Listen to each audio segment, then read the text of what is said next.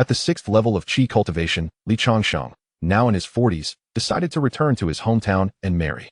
On the day of his grand wedding, he awakened the marriage and progeny system, which would enhance his cultivation, bestow the talents of his offspring, and unlock a myriad of skills. In Changsheng village, the Li family courtyard was festooned with decorations, with drums and gongs resounding since the previous day. A little girl held a large red lantern high in the air. The entire village gathered to celebrate, and the local fauna feasted on the remnants of the banquet. The courtyard was filled with guests indulging in the sumptuous feast while engaging in lively discussions. Pray tell, what significance does Lord Li hold that the village chief would so willingly marry off his daughter to him? One remarked. Indeed, he appears to be at least 40 years of age. Even if he possesses some wealth, it hardly justifies Miss Wang's marriage to him. Such a splendid flower wed to mere cow dung. What a pity. Another lamented. Indeed, Miss Anren is the village's most beautiful maiden, with those long legs and that slender waist. Hey, mind your manners. You should know that Lord Li is a celestial master. This revelation left the crowd in utter astonishment, silencing even the most boisterous among them. The atmosphere shifted dramatically. Miss Anren is truly fortunate to marry a celestial master. Her future is surely bright. The village chief truly has an eye for talent. He secured a true dragon. At that moment, a palanquin carrying 4 bearers approached along the village's only main road, halting at the entrance of the Li family courtyard. Behind it trailed a wedding procession of over 30 individuals, bearing 3 large boxes of dowry, one filled with wealth, and the other 2 with garments and jewelry. Inside the Li family hall, Changsheng was graciously engaging with the local gentry. Upon learning of his identity as a celestial master, they showered him with wedding congratulations, some offering money, others presenting various treasures, and a few even proposing to marry their daughters to him as concubines. All these offers were politely declined, as he had just wed his first wife. After 40 years in this world, he had finally returned to his village to take a bride. Li Ping, whose name signified longevity, was the hope of his parents for a safe and enduring life. Having traversed here as a mere 3-year-old, he was discovered to possess spiritual roots at the age of 6. Thus, he was taken to the Qiang sect to cultivate, becoming an outer disciple at the most marginal level. His 4 spiritual roots, fire, earth, water, and wood, were deemed inferior, barely allowing him to brush against the threshold of cultivation. His fellow disciples often remarked that he would never succeed in establishing his foundation. Yet, he remained undeterred, and over 30 years later, he managed to reach the 6th level of Qi cultivation. Attempts to break through to the 7th level repeatedly ended in failure. Eventually, he sought the advice of an elder, who revealed that despite having 4 spiritual roots, his innate quality was exceptionally poor, absorbing spiritual energy slower than even those with 5 roots. He was a rare case of hybrid roots, and his lack of metal among the 5 elements hindered his inner balance. This revelation shattered the perseverance he had maintained for decades. While others who traversed into this realm often possessed extraordinary abilities or divine gifts, Changsheng found himself with nothing but the most inferior 4 spiritual roots.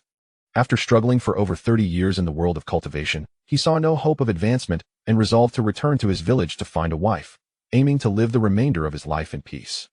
However, upon returning home, he discovered that his parents had long since passed. Despite his setbacks in cultivation, he remained a figure of esteem among mortals. His parents had lived comfortably in the village, even acquiring a grand estate. Tragically, his elder brother had recently fallen victim to bandits, resulting in his untimely death.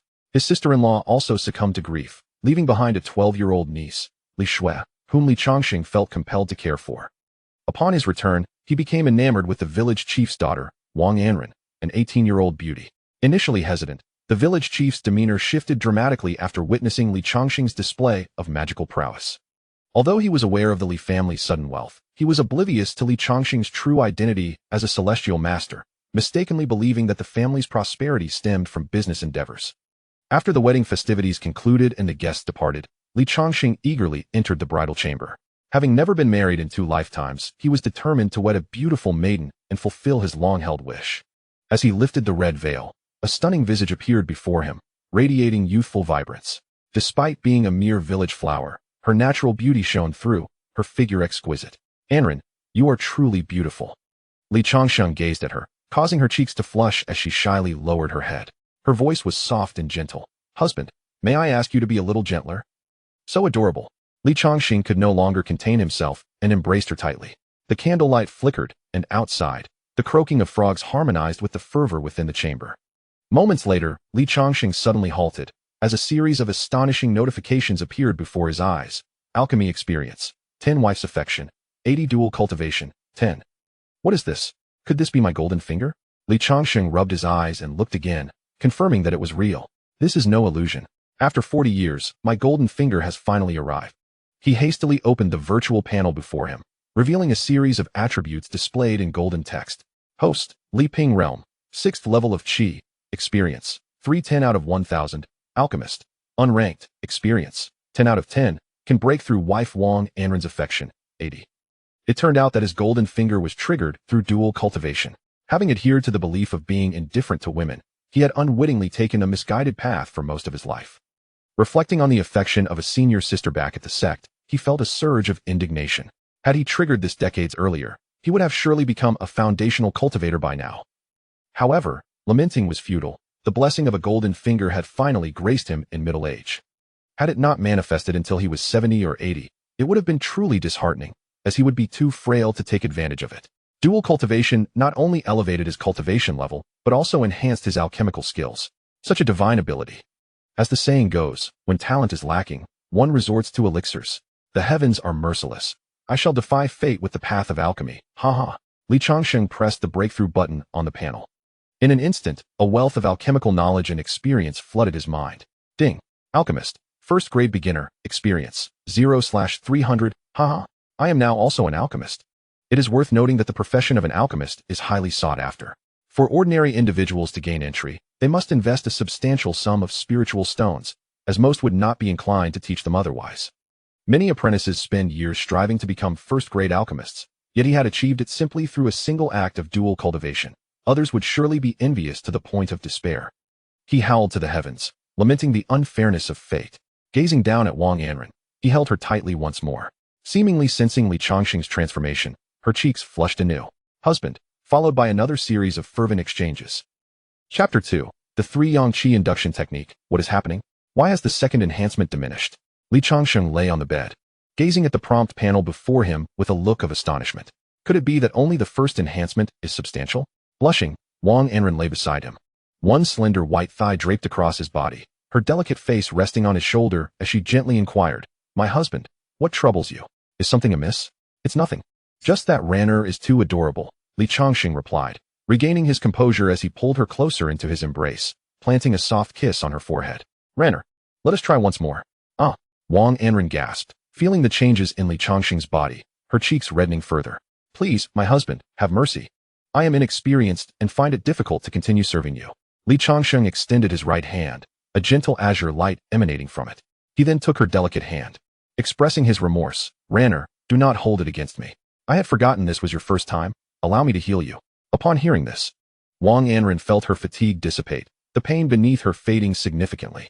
With a bashful expression, she exclaimed, "My husband, what a marvelous spell this is." Li Changsheng cupped her small face in his hands and bestowed a tender kiss upon her cherry-red lips, saying, "This is a basic healing technique. Do you feel better now, Rano?" "Yes, my husband, you are truly wonderful." Wang Anren turned over, now sitting atop Li Changsheng, her voice soft as she declared, "Let me take care of you this time." After a tumultuous exchange, Li Changsheng leaned against the bed's edge, contemplating the virtual golden pop-up before him. Indeed, it seemed the first was a double enhancement, while subsequent increments stabilized. He then opened his attribute panel. Host, Li Ping, Realm, Qi Refinement Level 6, Experience, 3, 201. 000. Alchemist, First Grade Beginner, Experience, 10, 300. Wife Wang Anren Affection Level, 90. He found himself quite satisfied with such enhancements. At this rate, within a month, he could reach the pinnacle of Qi Refinement Level 6, and his alchemical skills might advance to a mid-level first grade. By then, his success rate in concocting first-grade elixirs would soar to 60, paving a path for his future. In his previous life as an outer disciple of the Qingyang sect, he had faced life-threatening tasks set by the sect, only to earn a meager handful of spirit stones. He had once aspired to learn alchemy, but the exorbitant apprentice fees deterred him. Alchemy was a skill that required substantial resources, and without spirit stones, no one would teach him. Fortunately, he now possessed a golden finger. Merely engaging in dual cultivation would augment both his alchemical experience and cultivation level. Gazing at the exhausted Wang Anren beside him, a surge of warmth filled Li Changsheng's heart, and he leaped toward her once more. "My husband." The moonlight poured into the courtyard, and the marriage bed creaked softly. As the first rays of dawn illuminated the head of the bed, Li Changsheng opened his eyes to behold the warm, fair body nestled in his arms. Reflecting on the fervor of the previous night, he felt a twinge of reluctance, but ultimately rose to dress. The habit of rising early, cultivated over decades, had led the elders to commend him for possessing qualifications inferior to that of a 5 spiritual roots cultivator, yet he had achieved the 6th layer of qi refinement. Being merely a step away from the later stages of this realm, his primary cultivation technique, the Sanyang Qi induction method, served as the mainstream practice of the outer sect of Qingyang sect, capable of absorbing 3 distinct types of solar spiritual energy: morning purple qi, midday yang energy, and the warm twilight afterglow, during the early morning, noon, and dusk respectively. He focused his cultivation on the morning purple qi, which yielded the best results during the dawn hours. Consequently, he devoted himself to early morning practice with unwavering consistency for nearly 30 years, which accounted for his present level of cultivation. In the courtyard, a massive stone stood a meter high, upon which Li Changsheng sat cross-legged, performing his incantations. Rays of morning sunlight began to converge upon him, imbuing his entire being with an ethereal aura. An hour passed, and suddenly, a golden pop-up appeared before his eyes. Cultivation 1. The results of this hour of practice were merely a fifth of what he could achieve with dual cultivation. It was known that the experience required to break through to the 7th layer of qi refinement was 1,000 points. And with only 2 hours of morning practice yielding a mere 2 points, it would take over a year to reach the critical threshold. Having previously attempted to break through to the 7th layer, only to meet with failure each time, he now possessed a system panel, which he believed would make the breakthrough less arduous. He continued his practice. Another hour passed, and in her slumber, Wang Anren awoke, noticing her husband still engaged in his cultivation. Choosing not to disturb him, she made her way to the kitchen. Upon completing his practice, Li Changsheng entered the hall, ready to partake in a light breakfast.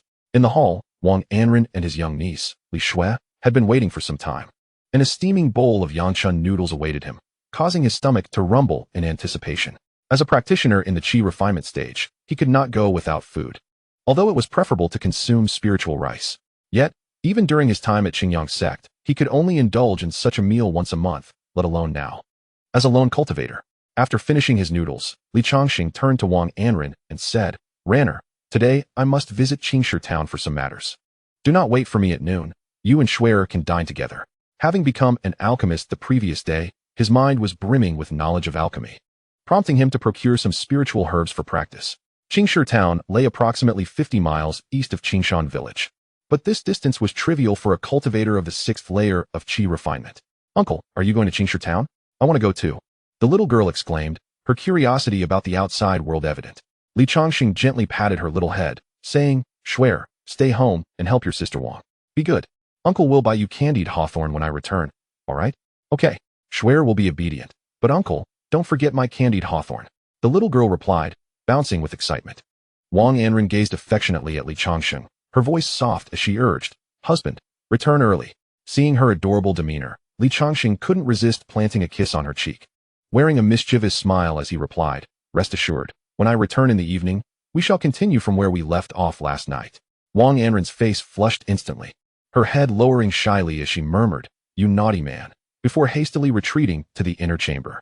The little girl scratched her head in confusion and asked, "What happened last night, uncle?" The elder admonished, children should not pry into adult matters.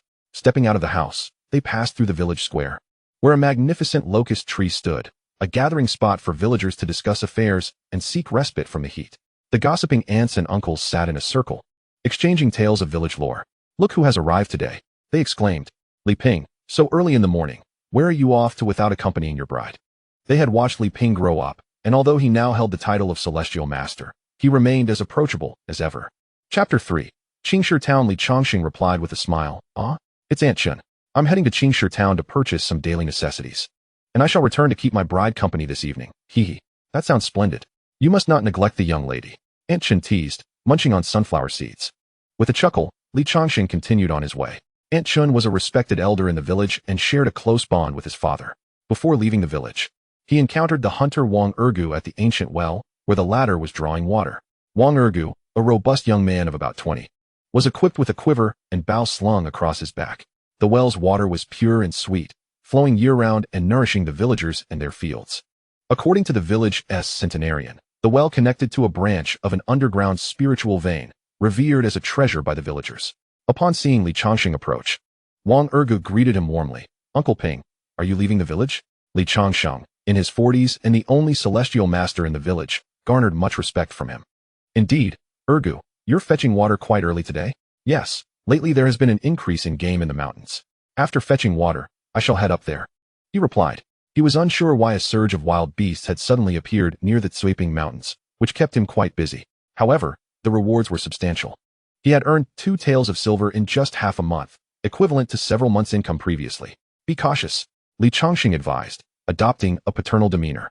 An unexpected increase in wild beasts is not a good sign. Make sure to flee if anything seems amiss. He had returned to Changsheng village for a month or 2, intending to spend his later years there peacefully. However, the arrival of the system panel reignited his hope for cultivation. His journey to Changsheng town was also meant to acquire alchemical materials and cultivation resources. After more than 30 years in the outer sect of Qingyang sect, he had reached the 6th level of qi refinement with a pseudo-spiritual root, merely a step away from entering the 7th level, which would grant him entry into the inner sect. His progress was attributed to diligence. He could accomplish 2 tasks in the time others took for 1, hardly taking any rest. Although the push to reach the 7th level had drained a considerable amount of spirit stones, he still had a significant reserve, with no less than 50 spirit stones in his storage bag. After exchanging pleasantries, Wang Erge headed home with his water bucket, while Li Changsheng quickened his pace toward Changsheng town. He traversed mountains and valleys along the official road, arriving at the town gate just as noon approached. Changsheng town is situated approximately 800 miles from the periphery of the Qingyang mountain range, nestled against both mountains and waters, with a population of tens of thousands. It stands as the largest town within a 100-mile radius, strategically positioned along a vital thoroughfare leading to the realm of mortals and several minor resource points. While it remains a considerable distance from the true peril of the Black Wind Forest, it offers a relative safety interspersed with the wilderness. Within the town, there exists the Rock-Solid Society, composed of independent cultivators. Although it operates under the influence of the Qingyang sect, the society enjoys a degree of freedom with minimal regulations, attracting numerous nearby practitioners. During his previous visit, he received an invitation to join, a tempting offer for a peak-stage qi refinement cultivator like him, who is rare in Changsheng town, where only a handful of late-stage practitioners reside. However, having resigned himself to a life of retirement, he graciously declined and returned to his former small mountain village. Yet, the awakening of his extraordinary abilities brought Li Changsheng back to this quaint town once more. Under the scorching August sun, with the orb of day suspended high above, the town's entrance bustled with activity. Warriors bearing swords mingled with merchants preparing to enter. Wiping the beads of sweat from his brow, Li Changsheng stepped forward, revealing his identity as a cultivator to the guards, who immediately extended a warm invitation. This elicited envy from the surrounding crowd. Indeed, cultivators are always in demand, no matter the location. As he entered the town, the air was infused with a faint scent of dust and the acrid odor of inferior elixirs. The local architecture, primarily constructed from the native blue stone, displayed a rugged sturdiness with a blend of styles. There were humble stone cottages and wooden shanties alongside more imposing structures, such as the headquarters of the Rock-Solid Society, inns, and prominent shops. Li Changsheng's destination was the bustling Bina Street in the southern part of town, where shops lined the thoroughfare, offering a variety of low-tier talismans, elixirs, materials, second-hand magical artifacts, and intelligence. However, the mixed crowd often led to the prevalence of counterfeit goods and swindling. Having never visited this area during his last trip to Changsheng town, he found himself momentarily disoriented. "Li Ping, my friend," a robust voice called from behind. Turning to look, he saw a burly man clad in a brocade robe. This man, Zhao Mang, was one of the 3 elders of the Rock-Solid Society, boasting an 8th-layer qi refinement cultivation. It was he who had extended the invitation to Li Changsheng during their last encounter. "Good to see you again, Zhao Daoyu," Li Changsheng replied with a respectful gesture. "Where are you headed, Li Daoyu?" "Oh, I intend to explore Bina Street. Conveniently, I am headed there as well. Shall we go together?" Zhao Mang said, reaching out to grasp Li Changsheng's wrist and leading him down the street. "Thank you, Zhao Daoyu," Li Changsheng replied, unable to refuse, and thus followed his lead. Zhao Mang's straightforward and fiery temperament made him an amiable companion. As the primary organizer of the Cultivator's guard squad responsible for maintaining order in Changsheng town, Li Changsheng would inevitably engage with him in future endeavors. "My dear brother, we seem to have grown distant. Let us address one another as brothers, shall we?" Zhao Mang suggested, draping an arm over Li Changsheng's shoulder. Although Li Changsheng had previously been a sect cultivator and only had a fleeting acquaintance with Zhao Mang, he sensed a sincerity in his character that contrasted with the deceitful schemers he often encountered. Having a fondness for loyal individuals, Li Changsheng had already intended to invite Zhao Mang to the rock-solid society during their last meeting. Zhao Degu, Li Changsheng exclaimed, acknowledging the elder's apparent age of around 50 and impressive cultivation. The term of brotherhood was indeed fitting. Excellent. Since my dear younger brother has addressed me as elder brother, I cannot be stingy. Come, dear brother, let me take you to the pavilion of fate. Zhao Mang raised an eyebrow and chuckled. The pavilion of fate? Haha, dear brother, have you never been there? Zhao Mang's eyes widened in astonishment. In his memory, it was rare for a cultivator to resist the allure of such a place. Li Changsheng replied, in my earlier years, I spent almost all my time in the sect, and I am indeed unfamiliar with such matters. He had never visited, as he had devoted himself entirely to the path, even rejecting the confessions of female disciples. Now, looking back, he felt a pang of regret. Zhao Mang patted his shoulder and said softly, it's all right. Today, I shall take you to experience it. The two of them bantered and laughed as they traversed the bustling streets, finally arriving at the pavilion of fate. Here we are, dear brother. Li Changsheng focused his gaze and noticed two burly men standing at the entrance, wielding wooden clubs, exuding an air of martial prowess. Before they even stepped inside, the melodious voices of women wafted out. Despite being married and knowledgeable about matters of men and women, it was Li Changsheng's first visit to such a place in nearly 60 years of 2 lifetimes, and he found himself feeling somewhat timid.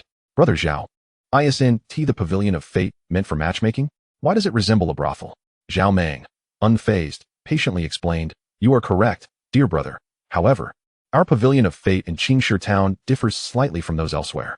It offers 2 main services. One is matchmaking, where cultivators seeking to establish families often choose from here. As long as you have the wealth, even female chi refiners can be included.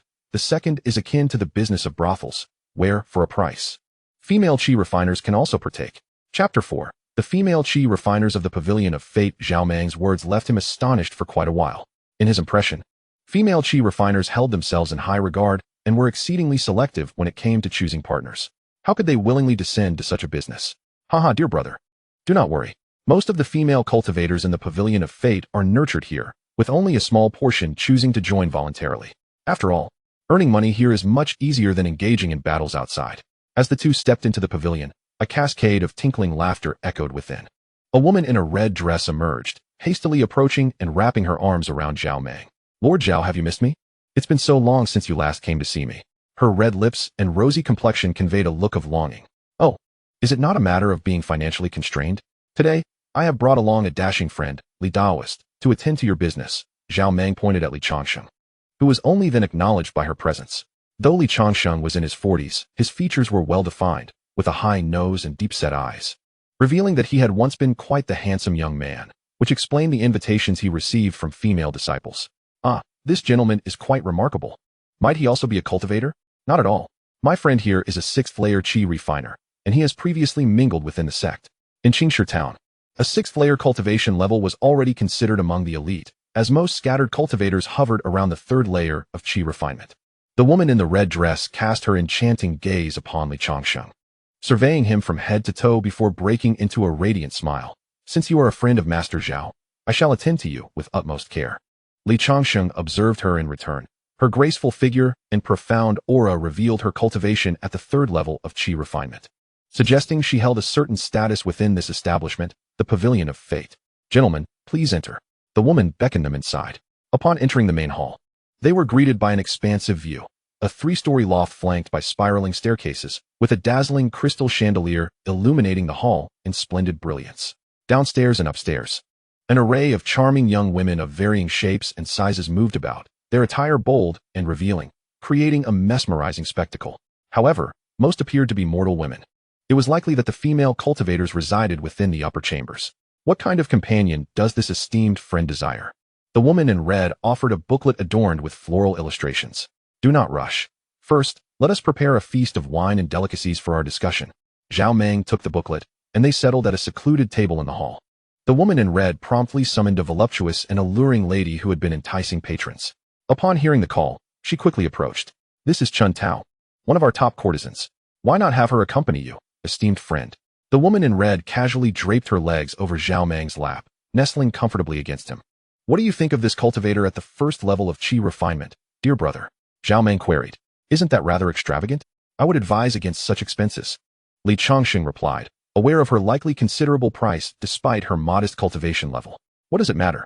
as long as my dear brother enjoys it. Spiritual stones are but trifles.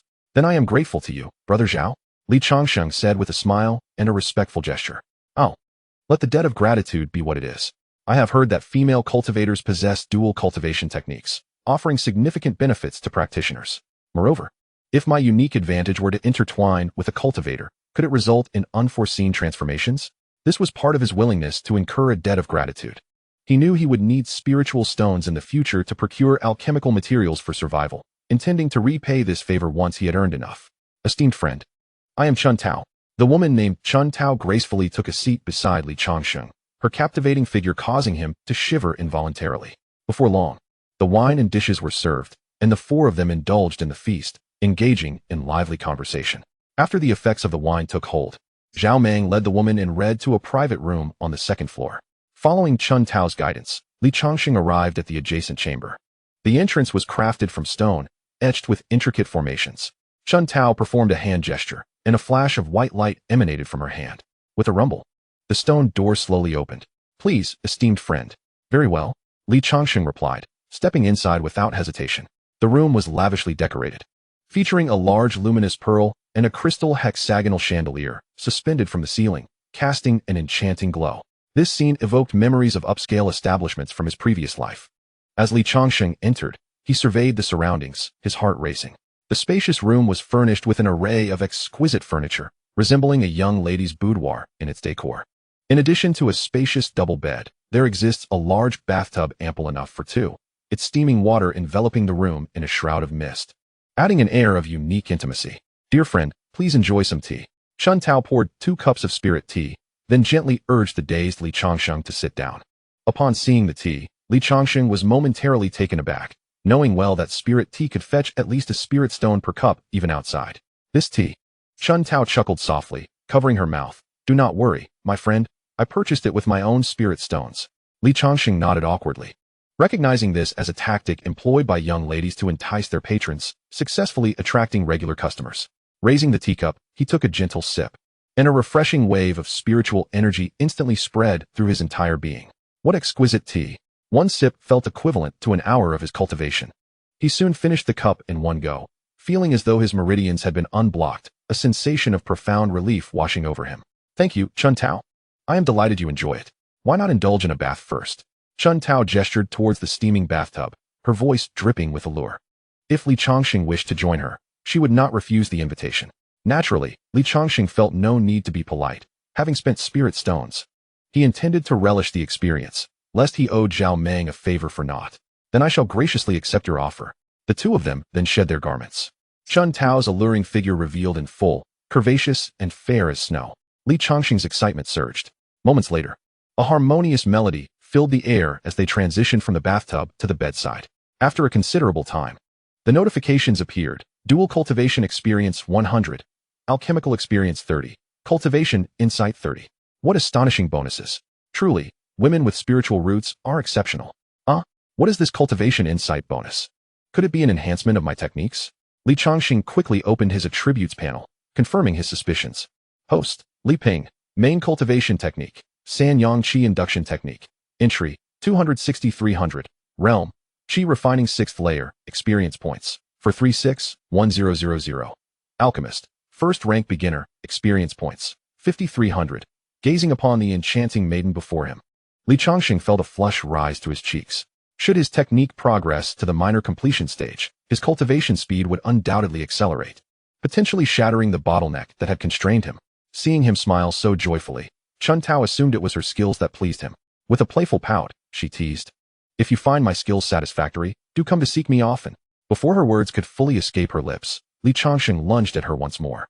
Chapter 5. The Identity of the Alchemist. Dual Cultivation Experience 50, Alchemical Experience 20, Cultivation Insight 20, Dual Cultivation Experience 30, Alchemical Experience 15, Cultivation Insight 15. Li, dear friend, I beg you, spare your sister. Chun Tao could barely complete her sentence. In a secluded room, two individuals indulged in their passionate entanglements multiple times, until the dusk settled in. It was only then, under the melancholic gaze of Chun Tao, that Li Changsheng, feeling a tinge of embarrassment, concluded their fervent encounter, adjusted his attire, and stepped outside. My friend, when you next visit the Fate Pavilion, be sure to choose my sister. Li Changsheng gazed at his attribute panel, a broad smile illuminating his face. Host, Li Ping, main cultivation technique, 3 Yang Qi drawing method, entry level, 315,300, breakthrough possible, realm, Qi refining 6th layer, experience points, 556,1000. Alchemist, first rank beginner, experience points, 105,300. Observing the breakthrough button before him, he did not hesitate to press it. After more than a decade of cultivation, he had only just reached the minor accomplishment stage of the 3 Yang Qi drawing method, a testament to his lackluster talent. Yet, today was different. He now possessed a system panel. The advantages of dual cultivation with a practitioner far outweighed those of mere mortals. It seemed prudent for him to contemplate finding a female Qi refining partner. At the moment he pressed the button, he felt the 3 Yang true Qi in his meridians flow more smoothly. The conflicts between the primary morning sun purple Qi and the other 2 types of true Qi had significantly diminished, and the Qi drawing efficiency had doubled. What a delightful sensation! Li Changsheng could not suppress his exclamation, drawing curious glances from the surrounding women. He hastened his steps. At the entrance of the Fate Pavilion, Zhao Meng had been waiting for quite some time. Noticing Li Changsheng's posture as he supported his waist, he jested, "Brother, is this your first time? No need to exert yourself so much. Haha. Apologies for keeping you waiting, Brother Zhao. The dual cultivation techniques with this Qi refining female practitioner are indeed impressive. I have greatly benefited." Li Changsheng gave Zhao Meng a thumbs up. Zhao Meng, with a hearty slap on his shoulder, replied, "By the way, aren't you headed to Baina Street to purchase some items? I'm quite familiar with this area and can certainly guide you." Zhao Meng's enthusiasm undoubtedly stemmed from his own intentions, likely wishing to recruit him into their ranks. Initially, Li Changsheng had no desire to join the so-called Loose Cultivator Alliance. However, considering his future cultivation, he would often require the resources of the rock-solid society, so joining posed no significant constraints. "Oh, actually, I wish to purchase some alchemical materials. Do you happen to know where I might find them, Brother Zhao?" Li Changsheng replied candidly. Although he had just embarked on his journey as an alchemist and lacked practical experience, a wealth of alchemical knowledge was deeply ingrained in his memory, and he did not need to study the formulas. Most first-rank elixirs were vividly detailed in his mind. "Alchemical materials? You are an alchemist?" Zhao Meng's eyes sparkled with excitement, as if he had stumbled upon an extraordinary treasure. It is well known that alchemists are exceedingly rare, and even a first-rank beginner is regarded as a precious asset.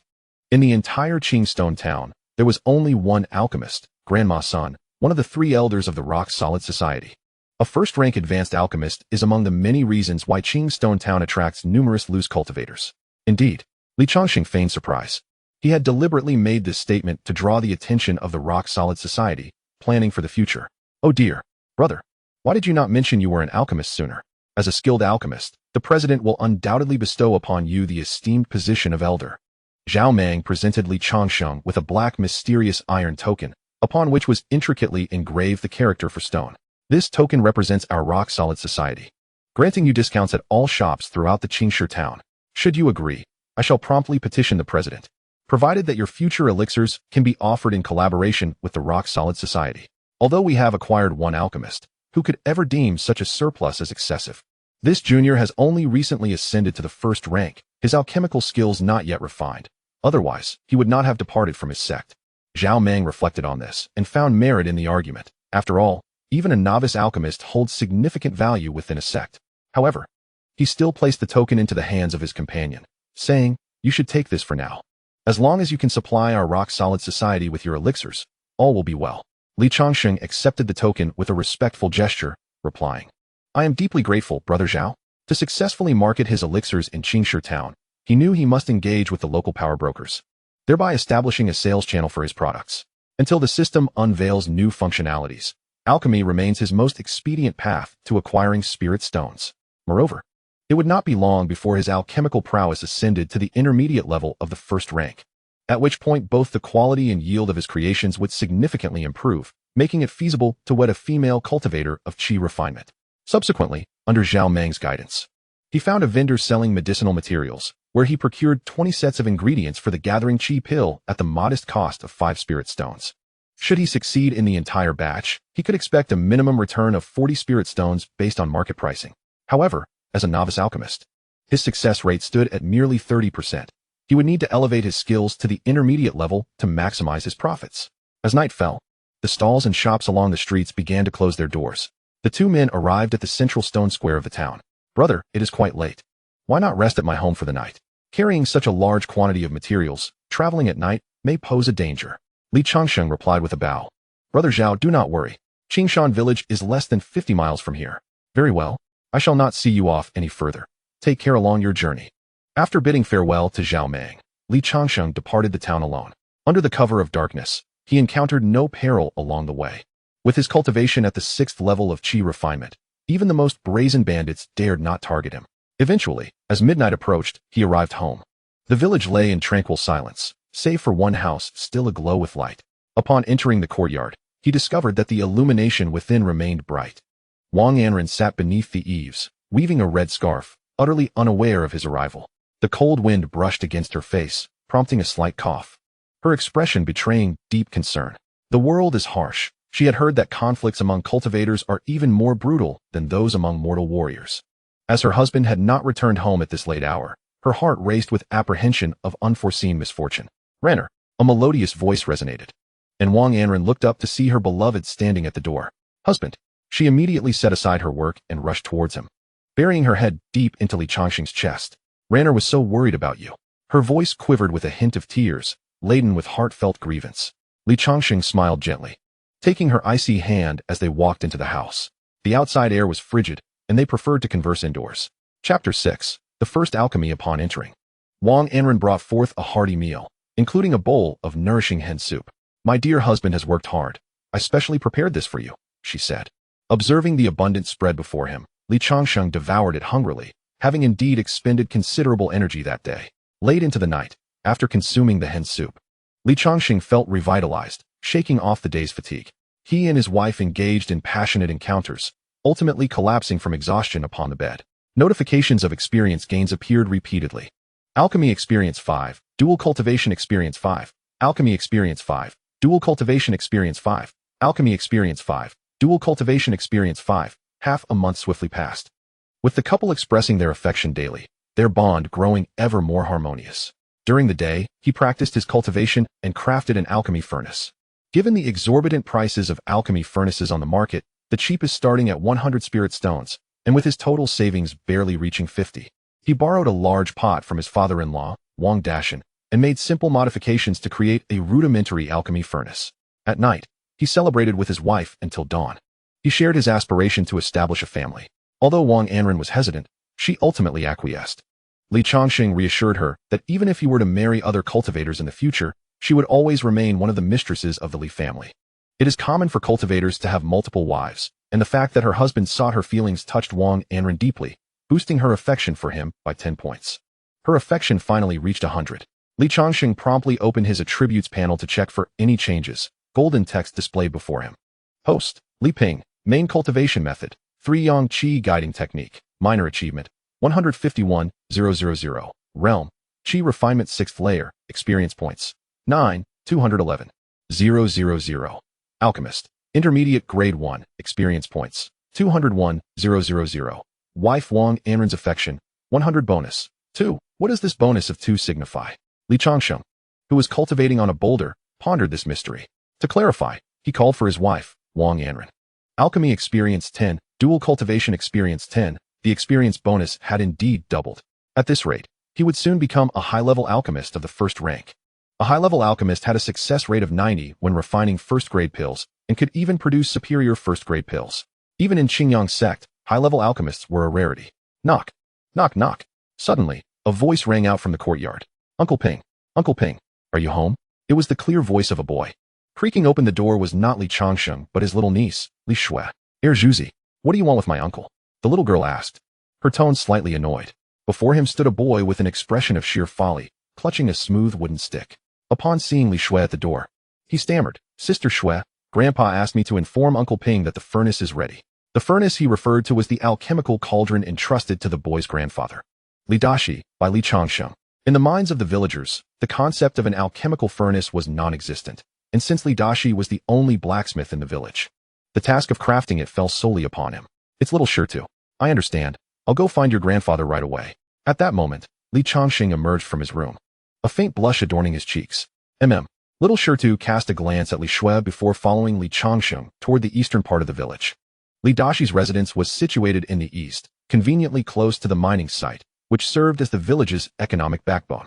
The majority of the blue stones extracted from this quarry were sold to Changsheng town for the construction of brick houses.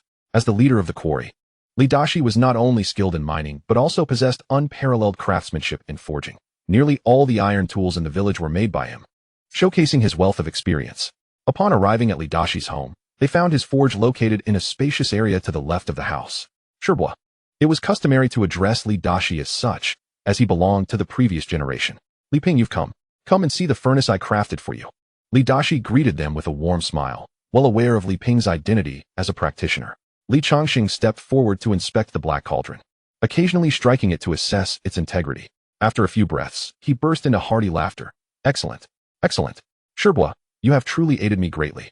He was immensely satisfied with the cauldron, which nearly met the minimum standards for alchemical furnaces. From his pouch, Li Changsheng produced 10 taels of silver and offered them to Li Dashi, who hesitated to accept, but was firmly pressed to take it. Shirbois, this is your due. How can one help in crafting without compensation? For families like theirs, 10 taels was not an insignificant sum, nearly equivalent to 2 months' wages. A single spirit stone could be exchanged for 1,000 taels of silver or 10 taels of gold. As Li Changsheng prepared to head down the mountain for his retirement, he had amassed 2,000 taels of silver. Coupled with the betrothal gifts received at his wedding, his assets had not diminished, but rather increased by several taels.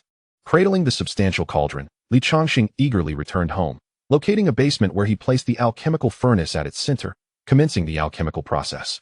According to the knowledge of alchemy he possessed, the process was divided into 3 steps. The first was the preparation of the ingredients, ensuring the correct proportions and sequence of the required spiritual herbs. The second involved igniting the fire and controlling the temperature, lacking true flames. He had to rely on his innate fire affinity to regulate the heat of the charcoal. The third step was the actual alchemical process, a critical phase where the alchemist must wield their spiritual strength with precision, as a single misstep could spell disaster for the entire endeavor. The elixir he sought to create was the first-grade gathering qi pill, a staple for novice practitioners, capable of aiding those in the qi gathering stage in their cultivation, enhancing their efficiency in absorbing spiritual energy, and significantly replenishing their expended spiritual force during combat, thereby aiding in their recovery. The refined products can be categorized into inferior, medium, superior, and exquisite grades, depending on the alchemist's skill level. A superior-grade qi gathering pill can even support the cultivation of late-stage qi refinement practitioners, with a single pill valued at 5 spirit stones. As time passed, Li Changsheng fervently controlled the alchemical flames with his crimson spiritual energy. During his inaugural attempt at pill refining, despite possessing intermediate-level experience, he was not immune to carelessness, resulting in 4 unsightly failed pills before him. However, undeterred, he pressed on. And drawing from his initial experience, he successfully produced 1 inferior-grade qi gathering pill and 3 failed pills on his second attempt, raising his success rate to an impressive 25%. It was only at dusk that he concluded his endeavors, having created a total of 12 inferior-grade qi gathering pills and 4 medium-grade ones. Selling them would yield 10 spirit stones. A remarkable profit considering that his 20 materials had cost him only 5 spirit stones, leading him to ponder the lucrative nature of the alchemist profession. Chapter 7.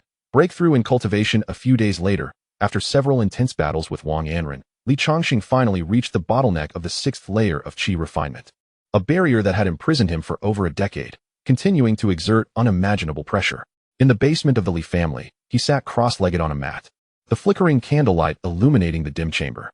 To reach the 7th layer of qi refinement, one must achieve a level where spiritual energy flows like a stream. He had remained at the 6th layer for 10 years, and despite attempting various methods, he could never quite cross that threshold. Upon consulting an elder of his sect, he discovered that his spiritual root was exceptionally poor and his comprehension dull, rendering his years of practice with the Sanyang qi gathering technique insufficient for even a minor breakthrough. At long last, the day had arrived. Li Changsheng settled himself, calming the excitement and anxiety within, embracing a state of unity and sinking his energy into his dantian. The 4 colors of spiritual energy began to circulate through his meridians, converging above his dantian. Boom! An invisible wave of energy radiated outward, shattering the barrier of his realm. Li Changsheng seemingly heard a celestial melody, causing him to involuntarily emit a sound of pleasure. He had ascended to the late stage of qi refinement, the 7th layer. At this realm, a practitioner's total amount of spiritual energy and its purity experienced a significant enhancement, along with a faster recovery rate. The potency, casting range, and duration of spells saw considerable improvement, enabling the use of stronger intermediate-level spells. Moreover, this stage served as a stepping stone to enter the inner sect of Qingyang sect. Exhilarated, Li Changsheng felt his body brimming with power. Even engaging in 300 rounds of sparring with his wife would pose no challenge. He rose to his feet, raising his arms in triumph as strands of spiritual energy entwined around his limbs, acutely aware that his strength had more than doubled. He opened his attribute panel, a golden-etched virtual display appearing before him. Host, Li Ping. Age, 40. Primary cultivation method, Sanyang Qi gathering technique.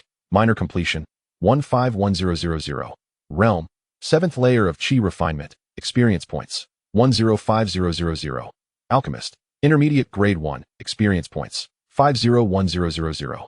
Wife Wang Anren's affection level, 100 bonus, 2, at the age of 40. A practitioner at the 7th layer of Qi refinement, although not extraordinary, still possessed a glimmer of hope for breaking into the Foundation establishment realm. It is exceedingly rare for practitioners to succeed in Foundation establishment after the age of 60. Emerging from the underground training chamber, Li Changsheng found Wang Anren resting against the door, sound asleep, her delicate features flushed by the chill of the autumn wind. The biting cold of fall was particularly harsh.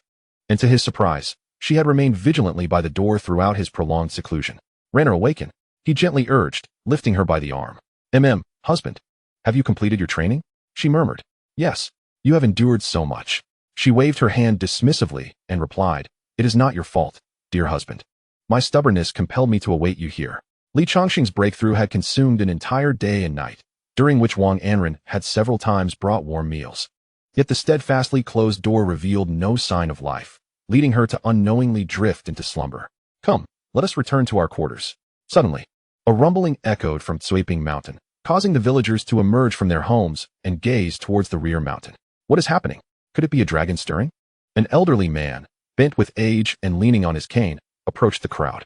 Li Changsheng escorted Wang Anren to their room, instructing her and Shuer to remain indoors before making his way to the village's central old locust tree.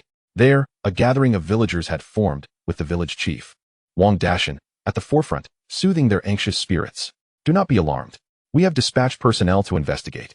If it is an earthquake, we shall ensure everyone's safety. Wang Dashan, a man in his 50s, stood tall with sun-kissed skin, his face etched with the lines of experience. In his youth, he had been a hunter and stonemason, revered for his integrity and fairness, earning the villagers' deep respect. His words served as a tonic, calming the previously restless crowd. Li Leoi has arrived. A shout rang out from the throng, and the villagers turned to see Li Changsheng. As a master of the celestial arts, they bowed before him in reverence. Li Leoi, please show us mercy. Save us. Li Changsheng quickly assisted them to their feet, frowning as he spoke. Dear villagers, do not exaggerate. Allow me to ascertain the cause. Village chief, are there still people on Cuiping Mountain? Li Changsheng inquired, stepping closer. Wang Dashan shook his head. Usually, the villagers do not venture up the mountain. Likely only Wang Ergu is hunting there. Recalling Wang Ergu's mention of an increase in wild beasts on the mountain over 20 days prior, Li Changsheng's expression turned grave. Could it be a beast tide? Village chief, swiftly organize the villagers to take refuge in the caves. I will ascend the mountain. Yes, take care. With that, the village chief began directing the villagers to evacuate, while Li Changsheng resolutely made his way along the mountain path. After the time it takes to burn a stick of incense, Li Changsheng finally arrived at the entrance of the Cuiping mountain range. The verdant forest surrounded him, the trees swaying, accompanied by the occasional chirping of birds, though a faint metallic scent lingered in the air. This is not good. Li Changsheng formed a protective gesture with his right hand, preparing for any eventuality. The stench of blood was thick here, and amidst the underbrush, he discerned the bodies of beasts, mangled beyond recognition, with some even eviscerated, their insides entirely hollowed out. Could it be some sort of demonic beast? Li Changsheng pondered. Only the monstrous beasts possess such brutality. The recent surge in wild beasts was likely due to being driven into this mountain range by those very creatures. Whoosh! As a blue long sword was grasped firmly in Li Changsheng's hand, his aura intensified with a menacing sharpness. This was the Qingfeng standard sword, a low-tier magical weapon from the Qingyang sect, measuring 3 feet in length, crafted from Qingyang iron. Its design was simple and unadorned, with the sect's emblem, a green leaf basking in the sun, etched upon the guard. When wielded in conjunction with the Sanyang Qi drawing technique, the blade emanated a faint white glow, serving as a potent deterrent against malevolent entities and sinister forces. Roar! From the depths of the forest came a chilling, beastly howl that even made Li Changsheng a late-stage Qi refinement practitioner, momentarily dazed. What was this? A sonic wave powerful enough to unsettle a 7th-layer Qi refinement master indicated that this beast was at least a late-stage first-tier monster. Defeating such a creature would require several late-stage Qi refinement practitioners working in unison. In the dimly lit woods, a towering beast emerged, its sharp fangs slightly ajar. Remnants of mangled flesh still clinging to them, and its blood-red eyes were particularly haunting. It was a peak first-tier bloodwolf beast. Its body was as tough as black iron, impervious to blades and spears. Ordinary magical weapons could hardly scratch its hide. Flee! Flee! Only one thought raced through Li Changsheng's mind. He did not allow his recent breakthrough in cultivation to inflate his pride. Had he done so, he would have perished countless times already. Chapter 8. Exorcising Thunder. A man and a beast faced each other at the entrance of the woods. Li Changsheng conjured a red orb in his right hand, channeling spiritual energy into it, causing 5 small fireballs to shoot forth before the orb shattered explosively. This was a fire-summoning orb, crafted from low-tier fire attribute, or red iron, containing a weak fireball formation capable of launching up to 5 fireballs at foes. Inexpensive and effective, it was a favored tool for rogue cultivators seeking to strike swiftly and catch enemies off guard. The fireballs illuminated the dark forest like 5 miniature suns, hurtling towards the bloodwolf beast. Boom! The fireballs exploded against the beast's hide, yet it suffered no harm whatsoever. Damn! Such incredible defensive prowess. Without hesitation, Li Changsheng turned on his heels and began to retreat, tearing off the jade pendant hanging from his neck. He murmured a spell, and the wind runes inscribed upon it flickered to life, enhancing his speed as he ran. This was the Qingfeng jade pendant, which granted its wearer a slight increase in mobility and agility. Over the past decades, it had saved him from perilous situations on numerous occasions. Awoo! The bloodwolf beast pursued swiftly, even outpacing Li Changsheng, bolstered by the Qingfeng jade pendant. As it closed in, a quick thought crossed Li Changsheng's mind. He unleashed a flurry of sword qi from the Qingfeng sword, slicing through the trees on either side. Whoosh! Whoosh! Whoosh! Trees toppled in the wake of the sword qi, and the bloodwolf beast crashed into the trunk of a tree, shattering it entirely. Though this delayed its pursuit, Li Changsheng was acutely aware that he could not lead such a bloodthirsty creature to the village of Changshan. Otherwise, it would spell disaster for the innocent lives there. Yet he was far from being a match for it. A direct confrontation was out of the question. Just as he was lost in thought, the bloodwolf beast caught up, opening its gaping maw to bite down on Li Changsheng's arm. How infuriating! In an instant, Li Changsheng swiftly turned, retracting his Qingfeng standard sword, and subsequently produced a hexagonal one-handed shield from his storage pouch. The shield was crafted from hard wood, inlaid with iron plates, and at its center, a white stone agate was engraved with a defensive formation. Upon channeling his spiritual energy, it emitted a faint, ethereal glow, forming a diminutive protective barrier. This was a small, ethereal shield, a low-tier defensive magical artifact that had cost him a dozen spirit stones at the market. The razor-sharp fangs of the bloodwolf beast clashed against the barrier, producing a crackling sound as fissures spread from the tips of its teeth, like a spider's web, ultimately shattering the entire shield, while a tremendous force surged forth. However, Li Changsheng leveraged this recoil, pushing off with his toes and darting in the opposite direction. The bloodwolf beast, enraged by its missed attack, became even more furious, its crimson eyes glowing with intensity. It came to a sudden halt before pivoting to pursue Li Changsheng once more. Come on, continue to chase me. Li Changsheng smirked enigmatically and quickened his pace towards the mountain summit, with the bloodwolf beast hot on his heels. As he neared the mountain peak, the rumbling of thunder began to echo ominously, dark clouds gathering above. All right, let us show this little wolf a thing or two. Li Changsheng laughed heartily. Despite his mediocre talent and understanding, he had managed to reach the 6th level of Qi refinement in the outer sect through cunning and schemes. Even practitioners in the later stages of Qi refinement who provoked him faced dire consequences. He was known as the Little Man, Li among the outer disciples. The summit featured a broad platform, where a chill breeze blew gently, and a few ancient evergreen trees swayed high above. Li Changsheng arrived first at the peak, a peachwood talisman dagger materializing in his right hand. He would use this as a conduit to summon the wrath of heavenly thunder to obliterate the bloodwolf beast. If it could withstand the attacks of Qi refinement practitioners, could it possibly endure the might of heavenly lightning? The peachwood dagger, primarily crafted from the heart of a century-old thunderstruck peach tree and embedded with a small amount of Qingyang iron to enhance its strength, bore delicate golden lightning patterns within its wooden grain. Although it was merely a low-tier artifact, it was more than sufficient to attract lightning. The tumultuous rumble of thunderclouds began to coalesce, with a Qilin seemingly manifesting within the clouds. Li Changsheng continued to infuse spiritual energy into the dagger, causing the clouds to churn even more violently. Having reached the later stages of qi refinement, his total amount of spiritual energy had significantly increased, allowing him to potentially utilize intermediate spells. However, he had yet to encounter such spells within the sect, and would have to venture to Changsheng town to seek suitable ones.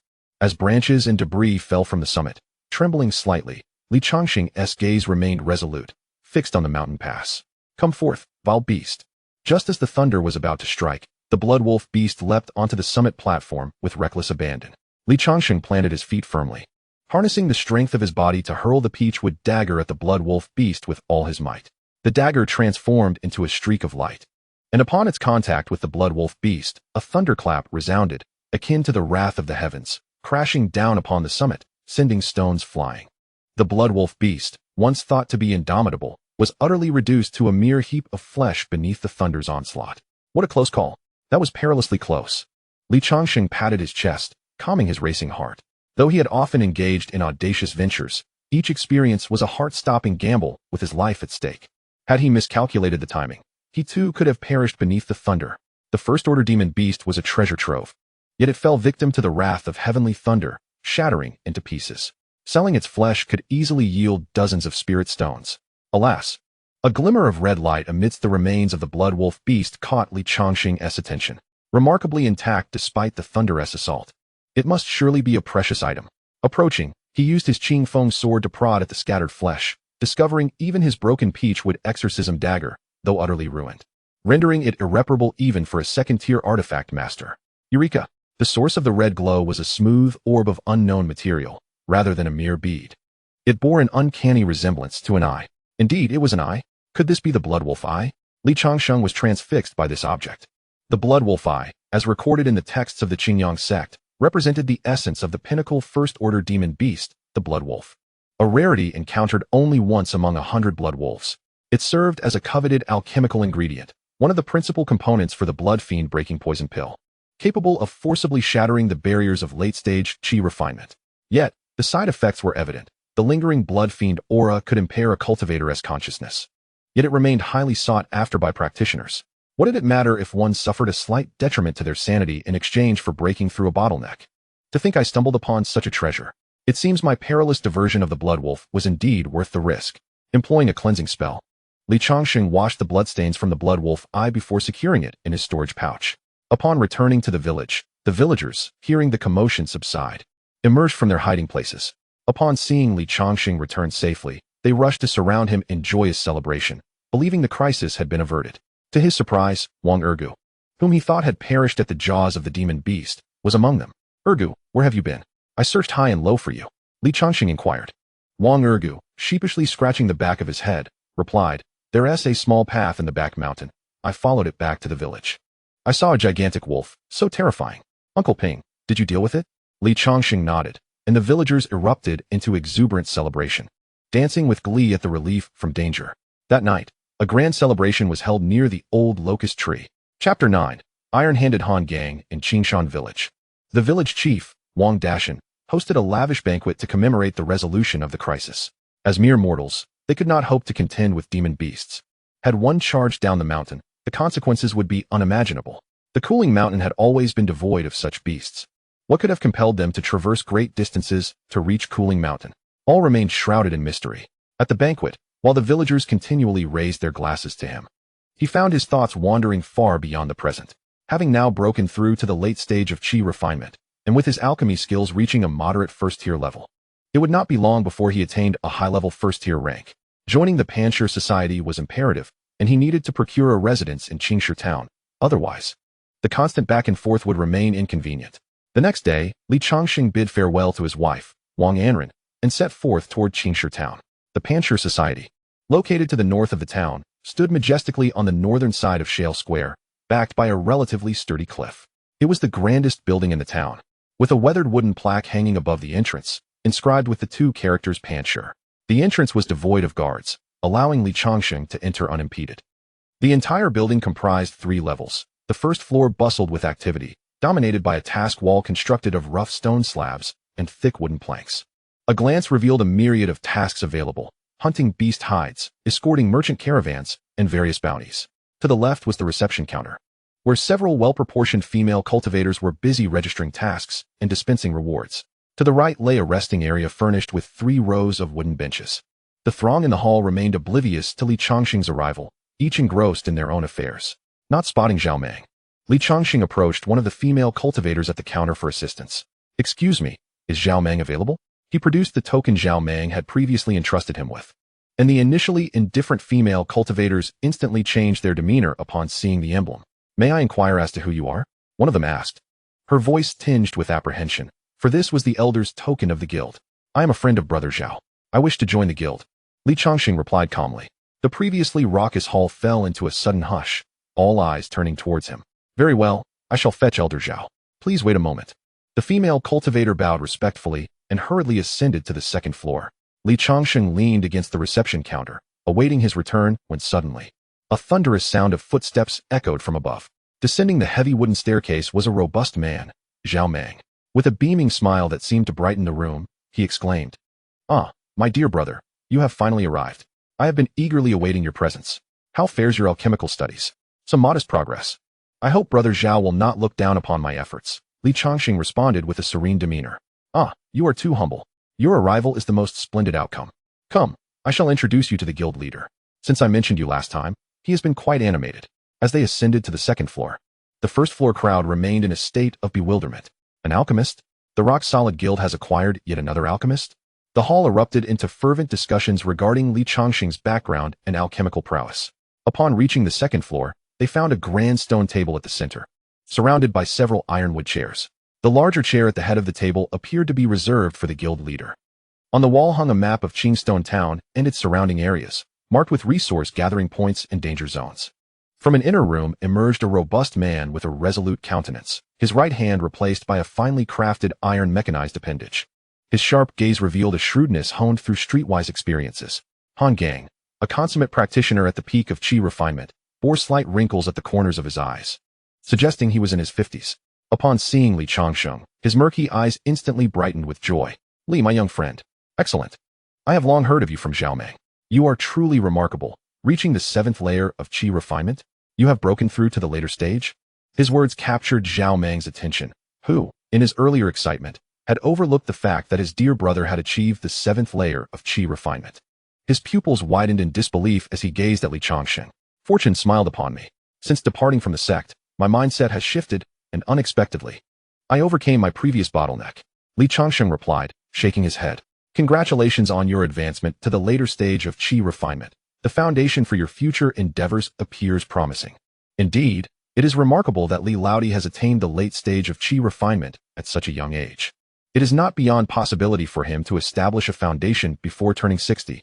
However, Li Changsheng waved his hand, stating, "You flatter me, my esteemed brothers. To have reached the 7th layer of chi refinement is already a stroke of fortune for me. My talents are rather limited, and the only skill I possess that is somewhat commendable is my alchemy." The two men, however, remained unconvinced. The 7th layer of chi refinement ranks among the top 5 in the entirety of Changsheng Town. I have heard from Zhao Meng that Li Laodi's alchemical prowess is exceptional. Once you join us, the position of 4th elder will surely be yours. Han Gang produced a golden token inscribed with the number 4. Before Li Changsheng could grasp the token, an unwelcome voice suddenly interjected. "Humph, shouldn't the authenticity of his alchemy be demonstrated to us first? How can we ascertain its validity?" Han Gang's expression shifted instantly, and he admonished, "Yao Popo, you must not be so unreasonable. Li Laodi was once a disciple of the Qiang sect. How could he possibly deceive us? Yao Popo, surnamed Sun, is a first-rate senior alchemist with a 9th layer of chi refinement, holding the position of the foremost elder among the 3 elders of the Panchur Association. Her mastery of low-grade pill concoction is unparalleled, and she serves as one of the economic pillars of the entire alliance.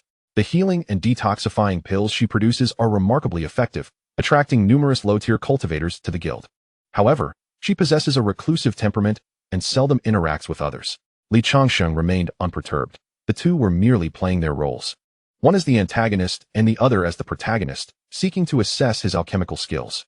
He knew that the more valuable he appeared, the stronger his foothold in Changsheng Town would be. He clasped his fists and surveyed the surroundings. "May I inquire where the alchemy room is located?" "Follow me." Yao Popo replied dismissively.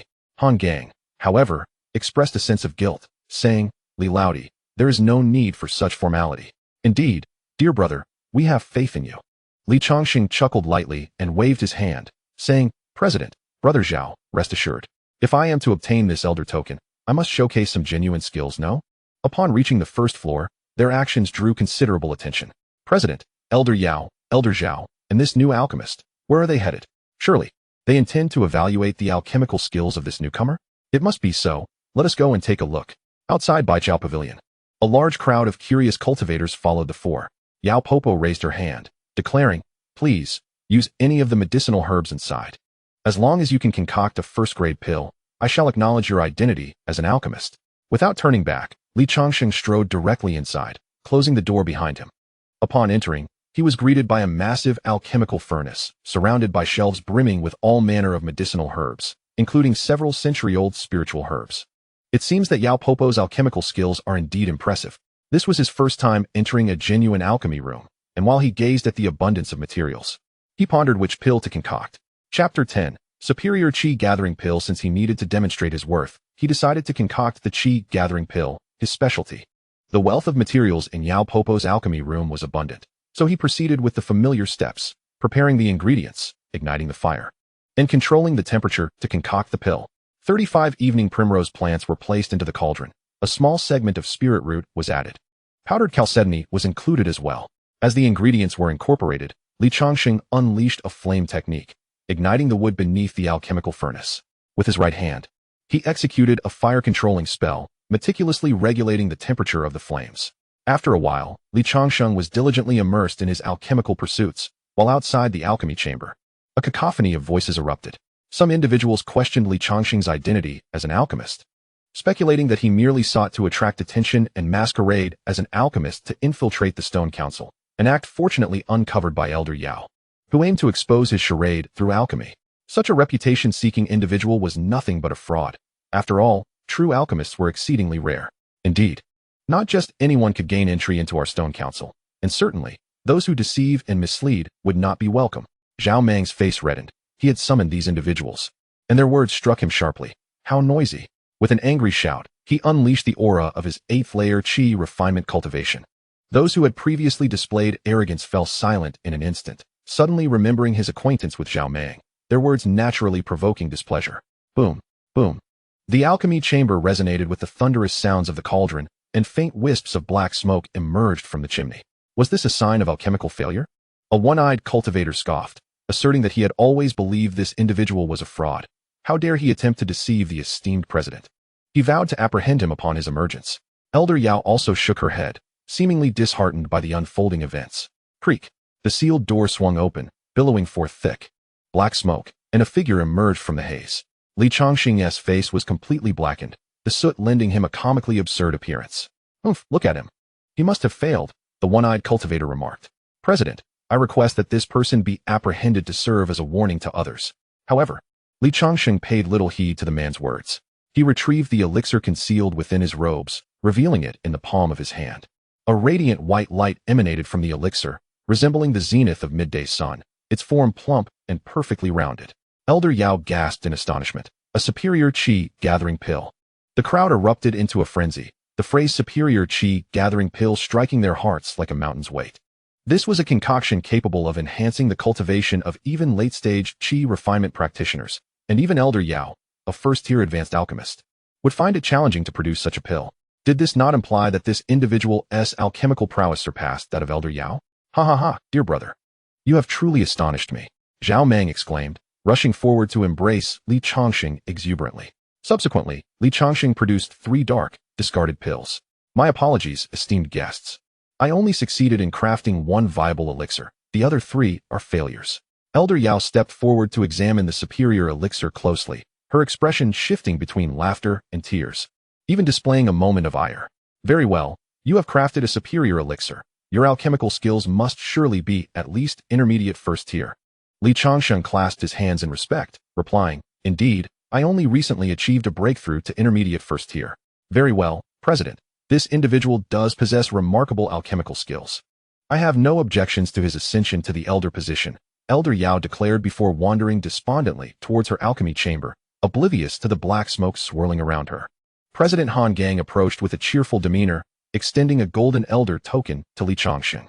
My dear brother, from this day forth, you shall hold the esteemed position of the fourth elder of the Panshur Association. You may freely sell elixirs in Changsheng town from now on. Thank you for your consideration. President. With the elixir sales issue resolved, he could now focus on refining his potions. To court a female cultivator of qi refinement, an ample supply of spirit stones was indispensable. After a round of pleasantries, Zhao Meng guided Changsheng through the various administrative areas of the Panshur Association. It was only by the afternoon that they emerged from the association. Brother Zhao, might there be any houses for sale in town? Changsheng inquired earnestly. My dear brother, are you contemplating settling in Changsheng town? The Panshur Association does not impose a rigid requirement for its members to reside in Changsheng town. However, over 80% of members opt to do so.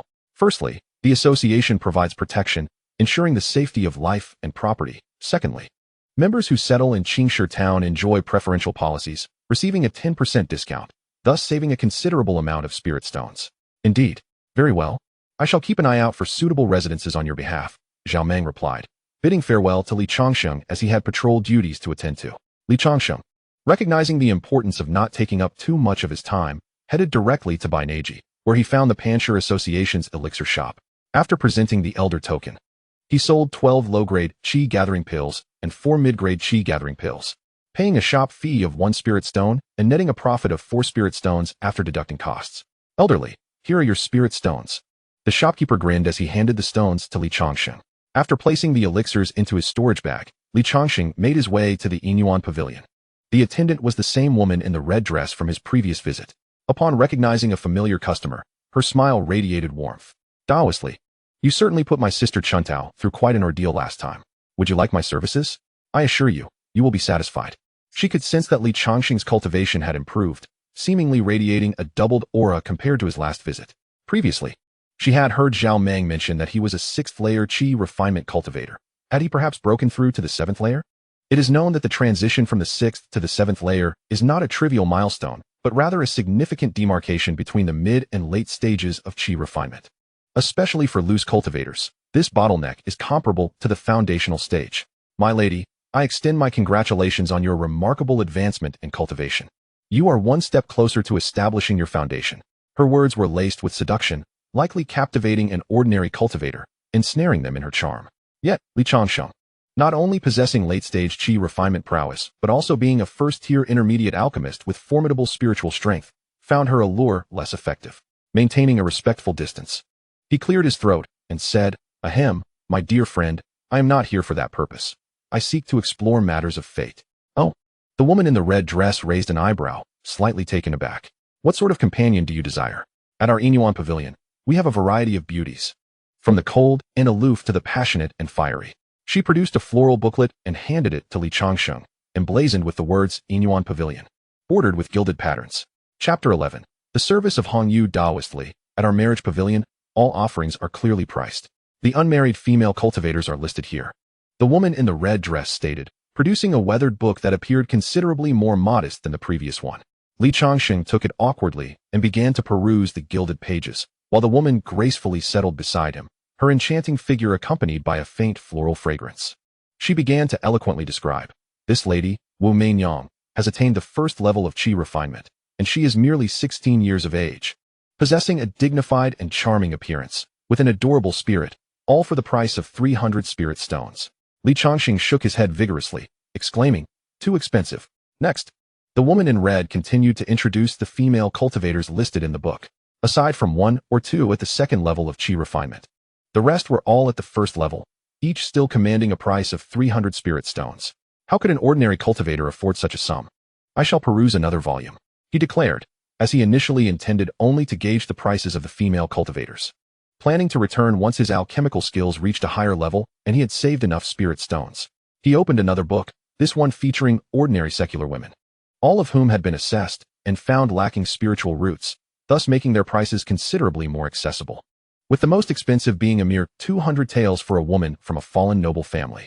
After much contemplation, he ultimately chose a young woman from a reputable martial family, who possessed a body-tempering cultivation level. Had it not been for the tragic fate of her family, she would not have fallen into such dire straits. Taoist friend, this woman is not simple. Her temperament can be quite fiery. That is of no concern. Am I not a cultivator capable of managing a mere mortal woman? Li Changsheng replied, producing a 100-tael silver note to hand to the woman in red. This serves as a deposit. I shall personally come to retrieve her in a few days. His residence in Changsheng town had yet to be arranged, making it inconvenient to bring her back to Changsheng village. Very well, I shall ensure everything is properly arranged. Might I inquire if Taoist friend wishes to? The woman in red, receiving the silver note, gazed at Li Changsheng with an alluring and eager expression, revealing a generous expanse of her fair skin. Ahem, Hongyu. I do not possess the spirit stones to indulge in your services. Perhaps another time, Li Changsheng said, turning to leave. What if Hongyu were to serve you for free? She said, slightly parting her crimson lips, her eyes sparkling with springtime allure, as her alluring figure caught the light. Why would that be? Li Changsheng questioned, bewildered, as he could not fathom what would inspire such affection. Why? It is simply due to your handsome and refined appearance, Taoist friend. As she spoke, her delicate face flushed a deeper shade of crimson, resembling a ripe apple, her red dress enhancing her natural allure. Hongyu, please do not jest. I am already 40 years old. Can I still be considered handsome? To me, you are in the late stages of qi refinement, and thus undeniably handsome and refined. Is it that you disdain my humble origins? Hongyu pouted, tears glistening in her eyes, evoking a sense of sympathy. Please, do not take it to heart. That is not my intention. Li Changsheng stammered, unable to defend himself, recalling the loud noises from the adjoining room during his previous encounter with Chun Tao, where both Zhao Meng and Hongyu had been present. Very well. Thank you for your kindness, Miss Hongyu. Regardless of the circumstances, the opportunity presented itself. And Hongyu appeared to be no more than 30 years of age, possessing a cultivation level of the third stage of qi refinement, surpassing Chun Tao by 2 levels. And her beauty was undeniably striking. She resembled a mature, voluptuous peach, exuding an alluring charm that stirred his heart. Taoistly, follow me, Hongyu beckoned, leading him to a private room on the 2nd floor, the very same place where Zhao Meng had previously engaged with her passionately. The room's decor bore a striking resemblance to that of Chun Tao's, complete with a large bathing tub and a spacious bed. The thought that Hongyu and Zhao Meng had once shared intimate moments on that very bed inexplicably ignited a thrill within him. What is happening to me? Have I inherited Zhao Meng's aspirations? Gazing at the grand bed, vivid images of the two of them entwined on it suddenly flashed through his mind. And the prospect of sharing such moments with this enchanting woman filled him with excitement. Taoistly, care to join me for a bath? Hongyu boldly disrobed before him, revealing her alabaster shoulders and proudly standing jade peaks, her waist as slender as a willow, complemented by her curvaceous form. Li Changsheng's eyes widened, his blood racing as the vision of her silken physique materialized before him. To his astonishment, this mature female cultivator's figure was even more exquisite than Chun Tao's, boasting a voluptuousness that was simply captivating. Indeed, Taoist Hongyu, your figure is truly remarkable. Her cheeks flushed slightly at his compliment, and she extended her delicate hand to assist him in shedding his garments. An hour later, as a golden window of notifications appeared, Li Changsheng expelled a breath of stagnant air, resting against Hongyu's pristine abdomen while perusing the information displayed before him. Comprehension of techniques, 20, dual cultivation experience, 120, alchemy experience, 30, impressive. Hongyu's dual cultivation technique was evidently more refined, yielding a greater enhancement than Chun Tao's. He mused about the pleasures of having her as his wife, for her cultivation was commendable, and her expertise in this domain offered him a unique experience. Wang Anren and Chun Tao, after all, were still youthful, lacking the myriad skills that Hongyu possessed. Ding, ding, ding. Comprehension of techniques, 10, dual cultivation experience, 30. Alchemy experience, 10. Comprehension of techniques, 10, dual cultivation experience, 30. Alchemy experience, 10. Comprehension of techniques, 10, dual cultivation experience, 30. Alchemy experience, 10 indeed. Sister Chun Tao was not mistaken. Taoistly, you are as robust as an ox. Even I find it somewhat overwhelming. Hongyu's lips parted in a sultry whisper. I may have developed a fondness for you. What shall I do? She traced circles on his powerful chest with her fingertip, nearly igniting a surge of passion within him once more. Li Changsheng's formidable vigor could be attributed to his cultivation of the 3-yang qi introduction technique, particularly the Chaoyang Ziki, which harnessed the abundant energy of the morning sun, invigorating his spirit. Taoist Hongyu, you are no less impressive. Any man fortunate enough to marry you would experience daily delight. Feigning surprise, Hongyu replied, Taoist, could it be that you have fallen for me? Do you wish to take me as your wife? Not quite, haha. However, this Hongyu, having navigated the connections of the Fate Pavilion for many years at the 3rd stage of qi refinement, would likely not entertain any offers, no matter the price. Teasing you. My friend, do not take offense. Hong Yu's expression briefly flickered with a hint of melancholy before she broke into a charming smile. Will you visit again? Her crimson lips parted slightly, and her gaze became even more enchanting, seemingly transformed from moments prior, though Li Changsheng could not quite discern how. Chapter 12. Acquiring a residence as dusk fell, Li Changsheng emerged from the doors of the Fate Pavilion, his gait unsteady as he supported his waist. Even he sensed his exhaustion, yet Hong Yu appeared invigorated, demanding 10 sessions, leaving him utterly spent. What an extraordinary woman. One must never underestimate the ladies of the Fate Pavilion. However, his own rewards were considerable. He adjusted his attribute panel. Host, Li Ping. Age, 40. Primary cultivation method, 3 Yang breathing technique. Minor achievement, 125-1000. Cultivation realm, Qi refining. 7th layer experience points, for 105000. Alchemist, intermediate 1st grade experience points, 180-1000. Wife Wang Anren's affection, 100 bonus, 2. Indeed, the bonuses were substantial. His yearning for female cultivators grew, as he relished the exhilarating sensation of rapid experience gain. Moreover, marrying a female cultivator for the first time surely meant his attribute panel would unveil new and unexpected features. Lost in these thoughts, Li Changsheng stepped out of the Fate Pavilion, only to unexpectedly collide with a broader chest. A familiar voice rang out, leaving him momentarily flustered, as though he had committed a faux pas. "Ah, my dear brother, I've finally awaited your presence," Zhao Meng exclaimed, raising an eyebrow with a grin that starkly contrasted his boisterous demeanor. "What do you think of Miss Hong Yu?" "Quite splendid, isn't she?" "Ah, brother Zhao. How did you know?" Li Changsheng stammered, feeling a twinge of trepidation. Although aware that Hong Yu was not Zhao's mistress, he couldn't shake the feeling of guilt akin to infidelity. Zhao Meng clapped him on the shoulder and laughed heartily. "I had a hunch you were here, so I waited on the 1st floor. You have no idea how loud you both were. Even the soundproofing formations were ineffective. I could hear everything clearly." His mischievous expression shifted to one of shock. "Who would have thought you engaged in such activities for an entire day? Impressive, my good brother. What supplements do you consume? Do share." Li Changsheng covered his flushed face, feeling the stares of those around him. No wonder the group of attendants and maidens had exchanged knowing smiles when he exited. Being discovered in such an intimate act was indeed quite embarrassing. "Brother Zhao, please refrain from jesting. Do you have something important to discuss?" "How can this be jesting? I am envious of you, my dear brother. Hong Yu's prowess is remarkable. Your stamina to endure an entire day with her is truly admirable." After a brief pause, he cleared his throat and continued, "However, I do have a matter to discuss. I have found the residence you asked me to look for. Would you care to accompany me to inspect it?" Li Changsheng was taken aback by the quick development. He clasped his hands in gratitude. "Thank you for your assistance. Brother Zhao, I shall certainly treat you to a feast on another day." "Haha, my dear brother, you are too kind," Zhao Meng replied, clearly pleased by the compliment. The two individuals arrived at the entrance of a rented courtyard, where the golden characters Guafu adorned the plaque, likely left by the previous tenant. After wandering inside and surveying the surroundings, they discovered a serene environment with numerous rooms and all necessary amenities.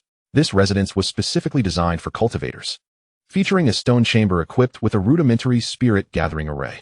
However, it scarcely met the threshold of a 1st-grade spirit gathering formation. Possessing only a minimal ability to attract spiritual energy, a mere fraction of a true gathering array's efficacy. What do you think, dear brother?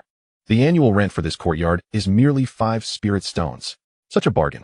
Li Changsheng was astounded. In his estimation, this residence should command at least 10 spirit stones. Yet he was able to secure it for half that amount, clearly due to Zhao Meng's connections. Grateful for his kindness, Li Changsheng resolved to return the favor whenever Zhao Meng required assistance. "How do you find this courtyard, dear brother? If it does not meet your satisfaction, we can certainly seek another." Li Changsheng nodded and glanced around. "It will suffice. Thank you, brother Zhao." Zhao Meng pointed to the opposite door with a smile. "I reside just across the way, so do visit often."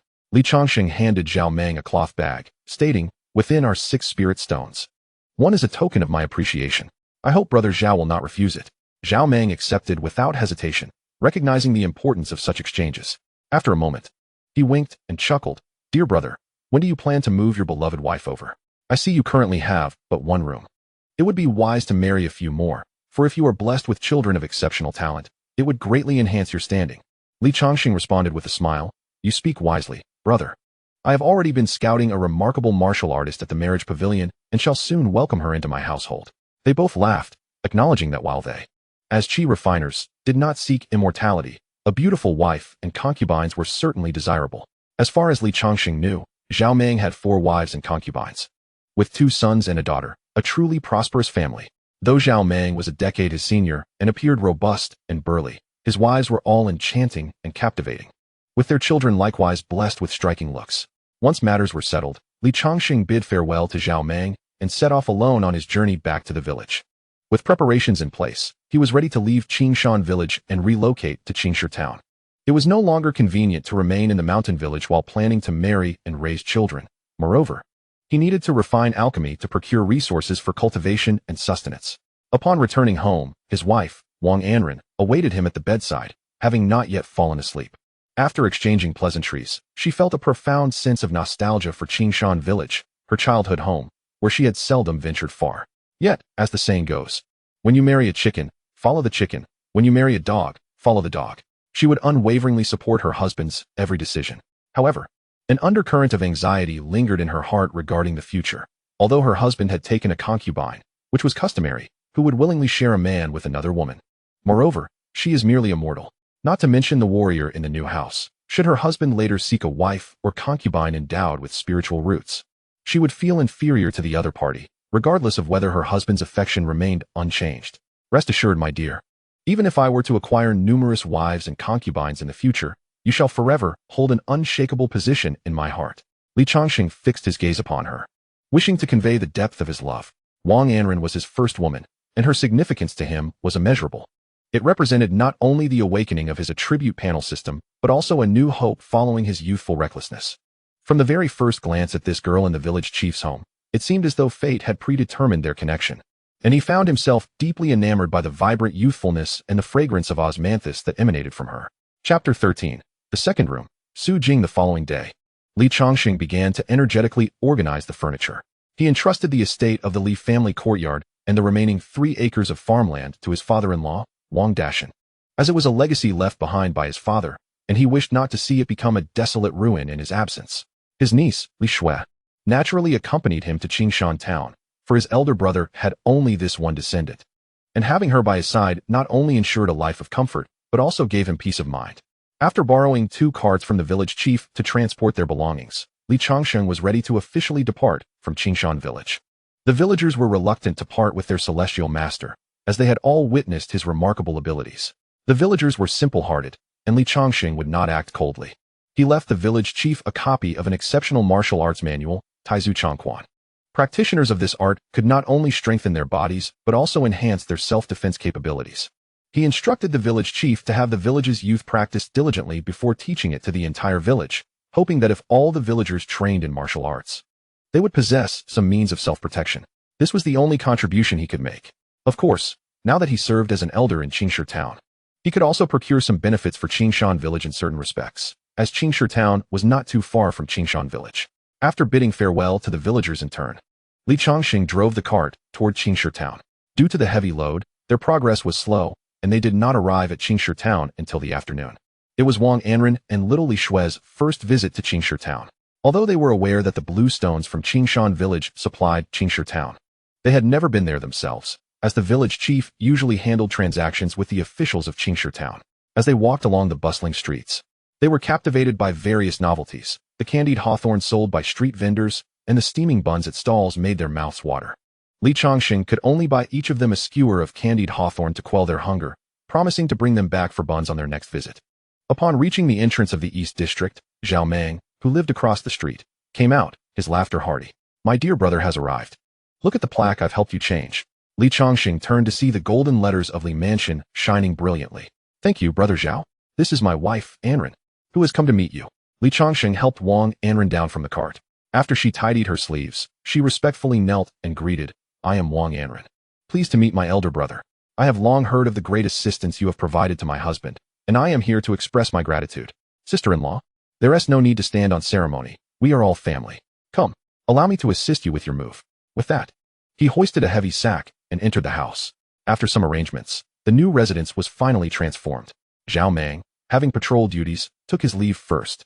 "Uncle, this place is enormous," exclaimed Xiao Li Shui, hopping joyfully in the courtyard. To her, the yard was unimaginably vast. Even her own room was larger and more exquisite than her previous one in Changsheng village. "Shui'er, I'm glad you like it. I was worried you might find it overwhelming." Li Changsheng chuckled lightly, then turned to Wang Anren, saying, "Our residence lacks a few maidservants. We shall procure some in due course. Indeed, I leave it to your discretion, my husband." Once everything was arranged, Li Changsheng arrived as scheduled at the Inyuan Pavilion on Bainaji, this time to settle the remaining deposit of 100 taels. He was greeted once more by the red-clad maiden, Hong Yu. Since their passionate encounter the previous day, he felt utterly exhausted for the first time. While her physique was not as voluptuous as that of Chun Tao, nor was her skin as firm as Wang Anren's, her swaying waist always ignited a fire within him. "Miss Hong Yu, here is the remaining 100 taels. Please receive it," he said, producing a note from his bosom and handing it to her, only to be playfully teased in return. "Haha, dear Taoist Li, is my hand pleasant to the touch?" Hong Yu giggled, covering her mouth, then composed herself, stating, "All right, no more jesting. Your lady will be delivered to your residence tomorrow." At that moment, a woman clad in a deep crimson outfit approached, a finely crafted steel sword hanging from her waist, sheathed in pear wood. She was strikingly beautiful, exuding an aura of valor. Similar in age to Wang Anren, she was notably taller and more voluptuous, particularly accentuated by the graceful curvature of her hips, which formed a breathtaking silhouette. Li Changsheng scrutinized her, and then looked back at Hong Yu, who smiled and introduced, "This lady is Su Jing, recently turned 18 and a late-stage body refinement practitioner from the Iron Palm sect in Qi. She is the daughter of the sect leader. However, her sect offended the young master of a cultivation family, leading to its annihilation overnight, leaving her as the sole survivor, severely wounded and wandering to Qingshi town." Offending the young master of a cultivation family? Li Changsheng raised an eyebrow, visibly displeased. "Friend Hong Yu, your previous roster did not mention this detail." Having ascended to the 6th level of Qi refinement through his 4 spiritual roots, he had always avoided unnecessary conflicts. If he were to entangle himself with an obscure family, especially one that might belong to a foundation-building clan, it could spell trouble. Yet, Hong Yu approached him, gently caressing his chest with her delicate hand. "Rest assured, dear Taoist, our Inyuan Pavilion would never place our customers in jeopardy. We have thoroughly investigated her background, and that young master's family has been eradicated by rival cultivation families. She is truly alone and without support. If you take her in, she will undoubtedly be grateful and serve you well. Although she lacks spiritual roots, her martial talent is quite commendable. If you provide her with resources, she will soon break through to the realm of acquired martial artists." Hong Yu's assurances dispelled Li Changsheng's concerns. Acquired martial artist? The martial artist of this caliber possesses combat prowess that rivals that of a practitioner at the 4th level of Qi refinement. After a moment of contemplation, Li Changsheng agreed. "Very well, have it delivered to my residence tomorrow." With that, he took his leave. Su Jing watched his departing figure, her mind swirling with curiosity about what kind of person her future husband might be. She had heard from her sisters in the pavilion that cultivators are often cold-hearted individuals, indifferent to the fates of mortal women like themselves. Aside from ensuring a life free of worries, they could face scorn or, in more dire circumstances, even death without anyone caring. Frowning, she recalled how he had reacted with evident disdain upon hearing about her background. At that moment, a delicate hand gently patted Su Jing's shoulder, and a soft voice reassured her, "Sister Su, there is no need for concern. This Li Dao Yu is actually quite amiable. With a cultivation level at the 7th stage of Qi refinement, he is a notable figure in the entire Qingshi town. Moreover, he is remarkably robust. Even I find it difficult to let go of him. Once you are married to him, you shall enjoy great fortune." Sister Hong Yu's words caused Su Jing's face to flush a deep shade of crimson. Chapter 14. Harmony among wives. After leaving the marriage pavilion, Li Changsheng strolled along Bainai Street, purchasing various medicinal herbs for alchemy from a herbal shop, mainly gathering ingredients for Qi gathering pills, vitality cultivation pills, and fasting pills. He also spent 8 spirit stones to acquire a low-tier, second-hand magical artifact, a small spirit light shield. The last time he faced the Bloodwolf beast, the shield had absorbed a fatal blow but was rendered utterly useless thereafter. Without a defensive artifact by his side, he felt a persistent sense of unease. His long-honed cautious nature reminded him that defense is the second life of a cultivator. Although it was second-hand, the price was still steep, and after much haggling, the vendor finally agreed to part with it for 8 spirit stones. Upon returning home, Li Changsheng plunged into his alchemical chamber, fervently beginning his work. The herbs had cost him nearly 30 spirit stones, and after purchasing a defensive artifact, he was left with only 12 spirit stones. He needed to hasten his alchemical endeavors to earn more. If he could refine all the materials into pills, he would surely net at least 20 spirit stones in profit. Everything was proceeding with fervor.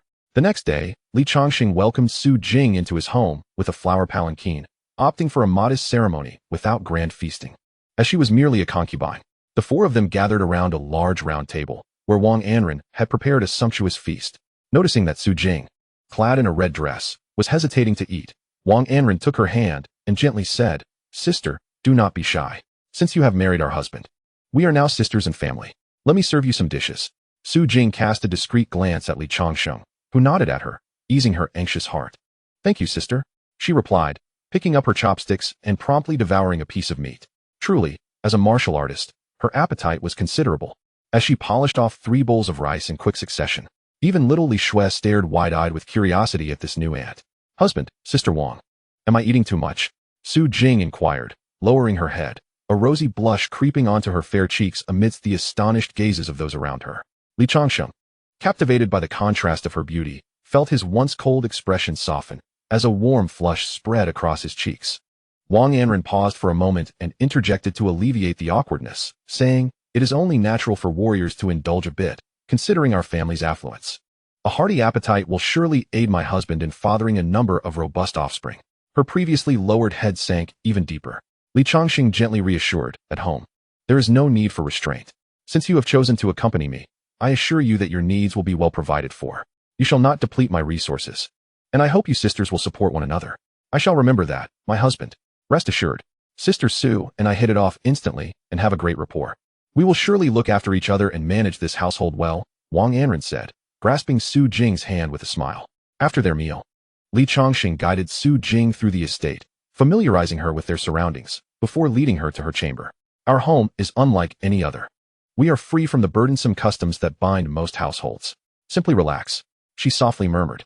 Later that night, after a refreshing wash, Su Jing donned a delicate silk garment. Moonlight streamed through the window, casting a picturesque glow upon her form, rendering her beauty simply enchanting. Her shoulders were smooth and fair, her collarbone exquisitely defined. Her figure finely sculpted, curvaceous and alluring. Li Changxing's gaze lingered upon her silhouette, captivated. "Do you find me beautiful, my husband?" Her voice, soft and melodic, broke the silence, causing her cheeks to flush as she caught sight of the bulge beneath his garments. Li Changxing struggled to suppress the stirring emotions within him, gently taking her slender hand and guiding her to the bed. With graceful steps, Su Jing moved, each sway of her form striking a chord within Li Changxing's heart. Alchemy experience, 10. Dual cultivation experience, 20. Su Jing favorability, 50. Why has the favorability only increased by 50? The other experiences seem to accumulate well, yet this favorability is rather meager. Could it be her pride as a warrior? It appears the time has come to unveil my true abilities. Li Changxing lunged once more. "My husband." Another enchanting sound reverberated through the air. Alchemy experience, 5. Dual cultivation experience, 10. Alchemy experience, 5. Dual cultivation experience, 10. Alchemy experience, 5. Dual cultivation experience, 10. Alchemy experience, 5. Dual cultivation experience, 10. Alchemy experience, 5. Dual cultivation experience, 10. Su Jing favorability, 50. Astounding. The favorability has maxed out. After a night of 6 encounters, victory was his. Yet, the anticipated new abilities had not manifested. It seemed marrying a female cultivator in the qi refinement stage was a prerequisite. Su Jing, who appeared so demure, was indeed quite the hidden vixen. "My husband, what has reached its limit?" She climbed atop Li Changxing once more, eager for another round, but he gently restrained her. Though he was a cultivator with abundant vitality, excessive indulgence would ultimately harm his health, unless he mastered the dual cultivation techniques. Moreover, the dawn was breaking. After a night of revelry, it was time to rest.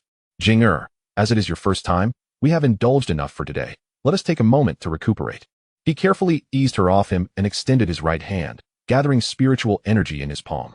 He softly caressed her abdomen, and her flushed cheeks swiftly regained their fair complexion.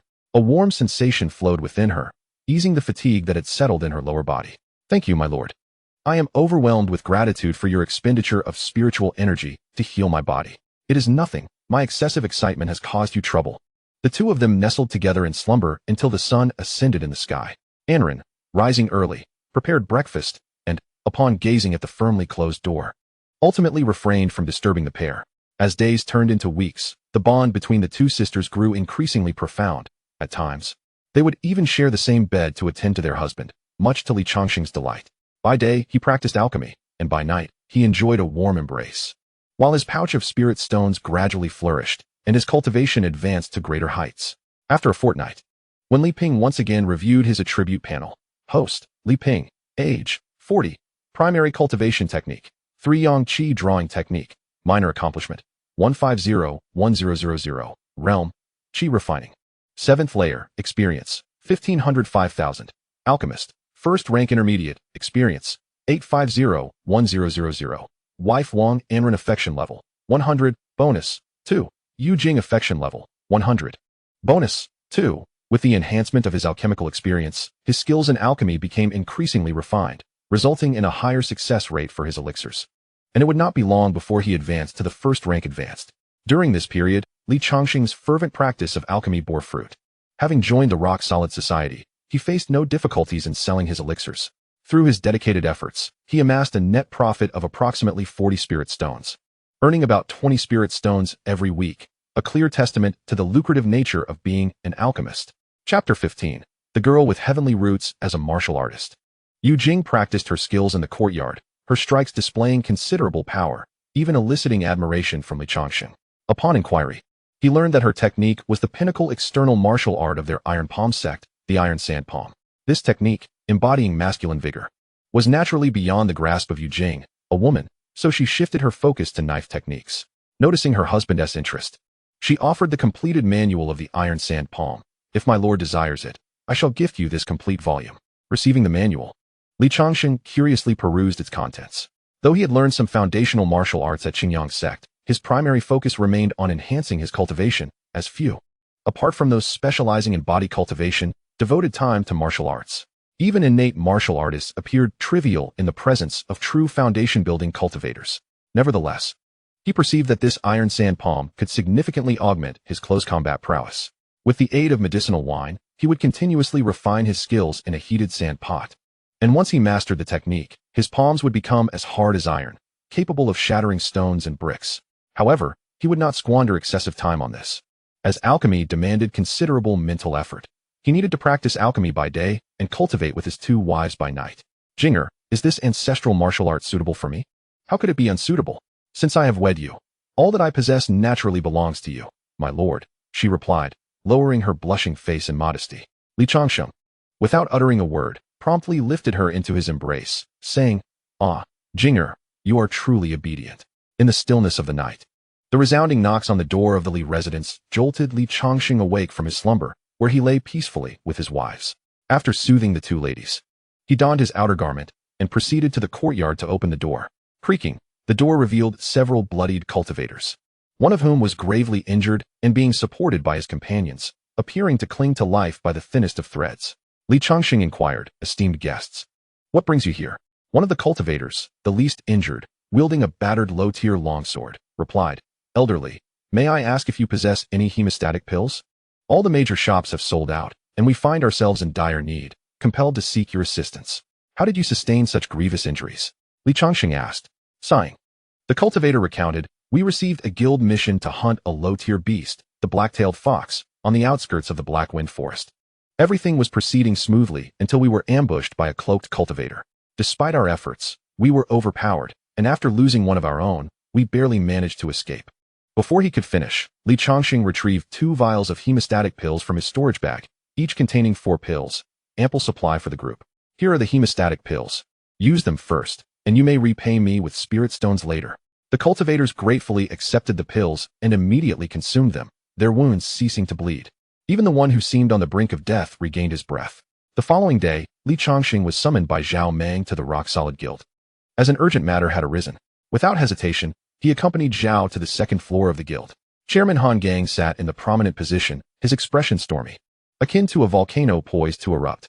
4 elders flanked him in silence, and among them was an unfamiliar elder named Mo San, a level 8 Qi refinement cultivator skilled in stealth, tracking, and intelligence gathering, overseeing the guild's information network. It was said he had connections with the Fragrant Tea House, owned by a charming middle-aged woman known for brewing excellent tea, which had become a hub for gathering information. She herself was a level 5 Qi refinement cultivator. Once Han Gang had calmed himself, he began to recount the events of the previous day. "Are you all aware of what transpired yesterday? Representatives from the Qingyang sect have arrived." He then elaborated extensively, and Li Changsheng grasped the reason for the gathering. It turned out that the Qingyang sect had discovered a heavenly spirit root seedling in a neighboring town, but while passing through Qingshi town, they were ambushed. An inner disciple responsible for recruitment, at the 9th level of Qi refinement, perished on the spot, and the girl with the spirit root vanished without a trace.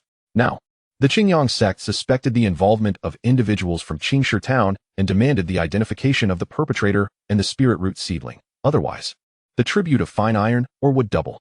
This undoubtedly placed an immense burden upon the cultivators of Changsheng town. Changsheng town possessed a fine iron mine, the output of which was the primary material for crafting low-tier magical instruments, required to pay tribute to the Qingyang sect annually, with a significant portion allocated for the production of low-tier artifacts for outer disciples. Li Changsheng's Qingfeng standard sword was likely also forged from the fine iron sourced from this mine. Starting the following day, all members of the Rock Solid Guild would be dispatched to venture outside the town towards the vicinity of the Blackwind Forest. After the meeting, Zhao Meng promptly returned home, while Li Changsheng prepared to venture to Bainaji to purchase some talismans. When one is outside, having additional equipment can provide an extra layer of security for one's life. Such is the nature of joining a faction. At times, one is compelled to act against their will. The following day, he set out early with a group of wandering cultivators in search of resources. Yet the entire day yielded no results. He encountered numerous demon beasts, expending several attack talismans in the process. This endeavor was also a performance for the Qingyang sect. Any sensible individual, upon acquiring a celestial root seed, would swiftly relocate and not linger. Perhaps the thief had already fled far away. With no findings to report, the group returned home, and ultimately, under the mediation of President Han Gang, the Qingyang sect rescinded its punishment against Changsheng town. A foundational elder from the sect stealthily searched for several days, but found no anomalies. The entire affair seemed like a ripple across a tranquil lake, gradually fading from public memory. Upon returning home, Li Changsheng received delightful news. Su Jing was pregnant. Merely a month after her arrival, Su Jing was already expecting, inciting a tinge of jealousy in Wang Anren, who exerted himself even more diligently during the night. A few days later, Li Changsheng successfully advanced to a first-tier high-level alchemist. Everything transpired so swiftly. It took him less than 2 months to evolve from a novice to a first-tier high-level alchemist. However, he resolved not to disclose his newfound status. For as the saying goes, a tall tree attracts the wind. Advancing too quickly could inevitably incite envy. A first-tier high-level alchemist boasts a success rate of 90 in crafting first-tier elixirs, with an increased probability for superior elixirs. Thus, Li Changsheng intended to retain all superior elixirs for personal use, while selling the medium and inferior ones. Even so, his earnings surpassed those of previous days due to the enhanced success rate. Superior gathering Qi pills could elevate the cultivation level of late-stage Qi refinement cultivators. Upon inspection, he discovered that a single superior gathering Qi pill could grant him a boost of 20 cultivation points. Now in his middle age, the quicker he attains perfection in Qi refinement, the higher his success rate in establishing his foundation would be. Chapter 16. Acquisition of medium-tier magical artifacts. Following the incident concerning the disappearance of the celestial root seed, the Qingyang sect intensified its oversight of the surrounding areas, leading to a gradual decline in the number of wandering cultivators in Changsheng town. The survival pressure for some became overwhelming, and the tasks from the Panshur society dwindled, yielding little profit in spirit stones. With foot traffic diminished, Changsheng town no longer thrived as it once did, and naturally, Li Changsheng's elixir business dimmed as well. Nevertheless, during this period, he managed to amass no less than 50 spirit stones, bringing his wealth to a total of 100 spirit stones. As a late-stage Qi refinement cultivator, he could wield medium-tier magical artifacts and perform intermediate spells, yet he possessed neither, significantly impacting his combat ability. The market in Qingxi town primarily catered to early and mid-stage Qi refinement cultivators, and after an extensive search, he managed to acquire only an intermediate spell manual for the Fire Serpent technique. This spell enables the conjuration of flames into a serpentine form for attack, winding and twisting in a manner that is difficult to defend against. 500 miles from Changsheng town lies a cultivation city known as Seven Star City. The region surrounding this city is rich in spiritual energy, attracting numerous cultivators to establish their families here, including many foundational stage practitioners. Consequently, the marketplace flourishes, even offering high-grade magical artifacts, though these are typically auctioned within the city, often monopolized by various foundational families. Li Changsheng intends to set off the following day to procure a middle-grade flying sword. The next day, after sharing tender moments with his wives, Li Changsheng seized the dawn to embark on his journey, aware that the distant road would require several days of travel. Take care, my husband. I shall await your return. Fear not, my dear. I possess great powers. I will return. After assuring his wives, Li Changsheng opened the courtyard door, only to find Zhao Meng stealthily departing ahead of him. It had been a while since Li Changsheng last saw Zhao Mei, and he was uncertain of the man's recent activities. He had once thought he had offended Zhao and had personally visited him, but each time he had found no one home. "Brother Zhao," Li Changsheng called out, his voice clear and resonant. Startled, Zhao Mei jumped, his expression flustered. "Ah, it's you. Dear brother, you startled me. Brother Zhao, venturing out so early, where do you intend to go?" "I plan to visit Feishing City to procure some cultivation resources." "And you, dear brother, up so early as well? Could it be the same?" "Indeed. Shall we travel together?" "Certainly." The two hastened on horseback, wary of traveling at night due to the abundance of spiritual stones they carried. They rested for the night in a humble village before continuing their journey. They finally arrived at Feishing City by midday the following day. Upon reaching the marketplace, Li Changsheng was filled with nostalgia at the sight of the bustling cultivators, reflecting on how long it had been since he had visited such a gathering of practitioners. "Brother Zhao, I require a middle-grade artifact. Let us meet at the marketplace entrance shortly." Agreed. The two parted ways, with Li Changsheng deciding to visit the Wanbao building, renowned for its extensive collection of magical artifacts. He had frequented this establishment during his time as a sect disciple and retained some recollections of it. Before long, he arrived at the entrance of Wanbao building. Just as he was about to enter, a commotion erupted behind him. "Make way! Make way!" A burly man, dressed as a servant, brandished a wooden staff, clearing the crowd, which included several mid-stage qi refinement practitioners who could only clench their fists in silent indignation, for the one causing the ruckus was a stunning woman. She was the favored concubine of a young master from a foundational family in the city, and that young master was exceptional in his own right, having achieved the pinnacle of qi refinement at merely 30 years of age. His dual elemental affinities of fire and earth, coupled with the resources provided by his family, had accelerated his cultivation. The beautiful woman, though showing slight signs of age around her eyes, was voluptuous and captivating, her form eliciting unwarranted desires from the surrounding male cultivators.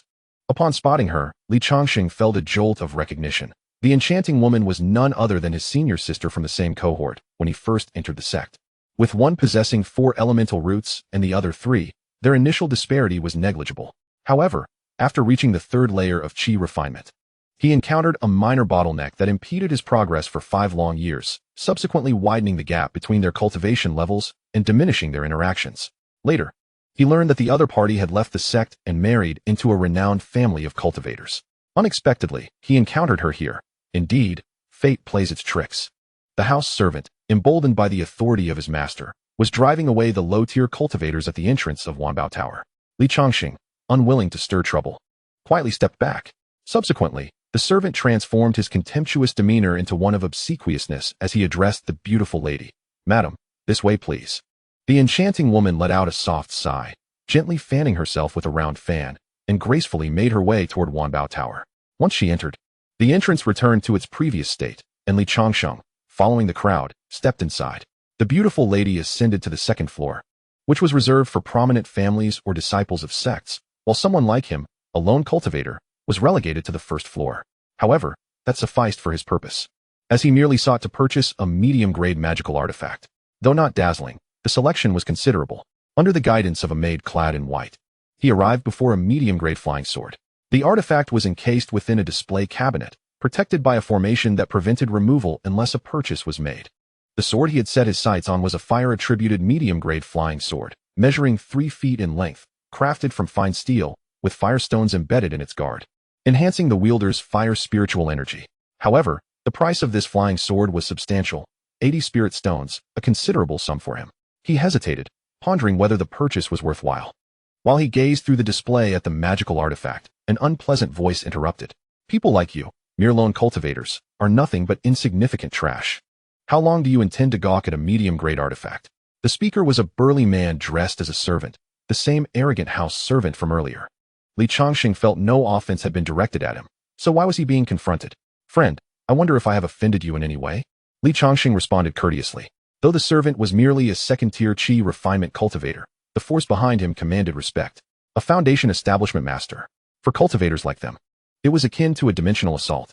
The servant's response only inflated his arrogance, believing Li Changsheng to be an easy target. "Humph, can I find you displeasing? You'd wish to lay hands on a medium-grade flying sword. How amusing." Li Changsheng was speechless. It seemed this man was deliberately seeking trouble. Choosing not to engage, he turned to the nearby maid and said, "Miss, I will take this flying sword. Can you even afford it? 80 spirit stones, you really want it?" The servant retorted sarcastically. Li Changsheng felt a flicker of anger. A second-tier qi refinement cultivator was truly unaware of his own limitations. However, he deemed it unnecessary to respond to him, as he was there to make a purchase, not to engage in a quarrel. Noticing Li Changsheng's disregard, the servant grew increasingly incensed, stepping forward to seize his collar. "Hey, I'm talking to you." Chapter 17. The enchanting noblewoman. The servant tugged at Li Changsheng's collar, attempting to lift him, only to find him as immovable as a mountain. "You, how dare you resist?" Despite exerting all his strength, he could not budge Li Changsheng, and his frustration grew. For the first time, accustomed to arrogance, he felt utterly humiliated. As if the crowd around him were mocking his predicament, Li Changsheng let out a cold snort, and a surge of formidable spiritual power erupted instantaneously, sending the household servant flying several meters away, where he tumbled helplessly on the ground. Li Changsheng cast a sidelong glance at him and spoke icily. "Is this all you are capable of? How dare you attempt to exert your authority?" An elderly man, dressed in simple attire, cautioned, "Young man, you should take your leave swiftly. This individual is affiliated with the Su family. Your impulsiveness could lead to dire consequences. It would be wise to depart now." Li Changsheng was well aware of this, yet being targeted by such a rogue made it impossible for him to escape.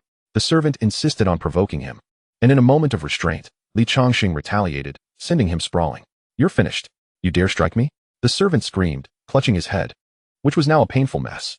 At that moment, the sound of hurried footsteps echoed from above, and a stern-looking middle-aged man descended from the second floor, sporting a distinctive mustache and moving with an imposing gait. "Who dares to create a ruckus in my Wanbao pavilion?" His voice resonated powerfully, exuding a fierce presence that silenced the commotion below. The steward of Wanbao Pavilion. This promised to be quite the spectacle. Some cultivators exchanged glances, seemingly delighted at the imminent drama. Upon seeing the steward, the servant immediately crawled to his feet, feigning vulnerability, and pleaded, "Steward, this man is brazen and arrogant, daring to commit violence here in broad daylight. You must apprehend him." His accusations bore a semblance of truth. However, many scattered cultivators scoffed at his claims, recognizing that he had been the aggressor all along, now attempting to shift blame onto another. Yet, none wished to provoke the Su family, fearing an unwarranted backlash.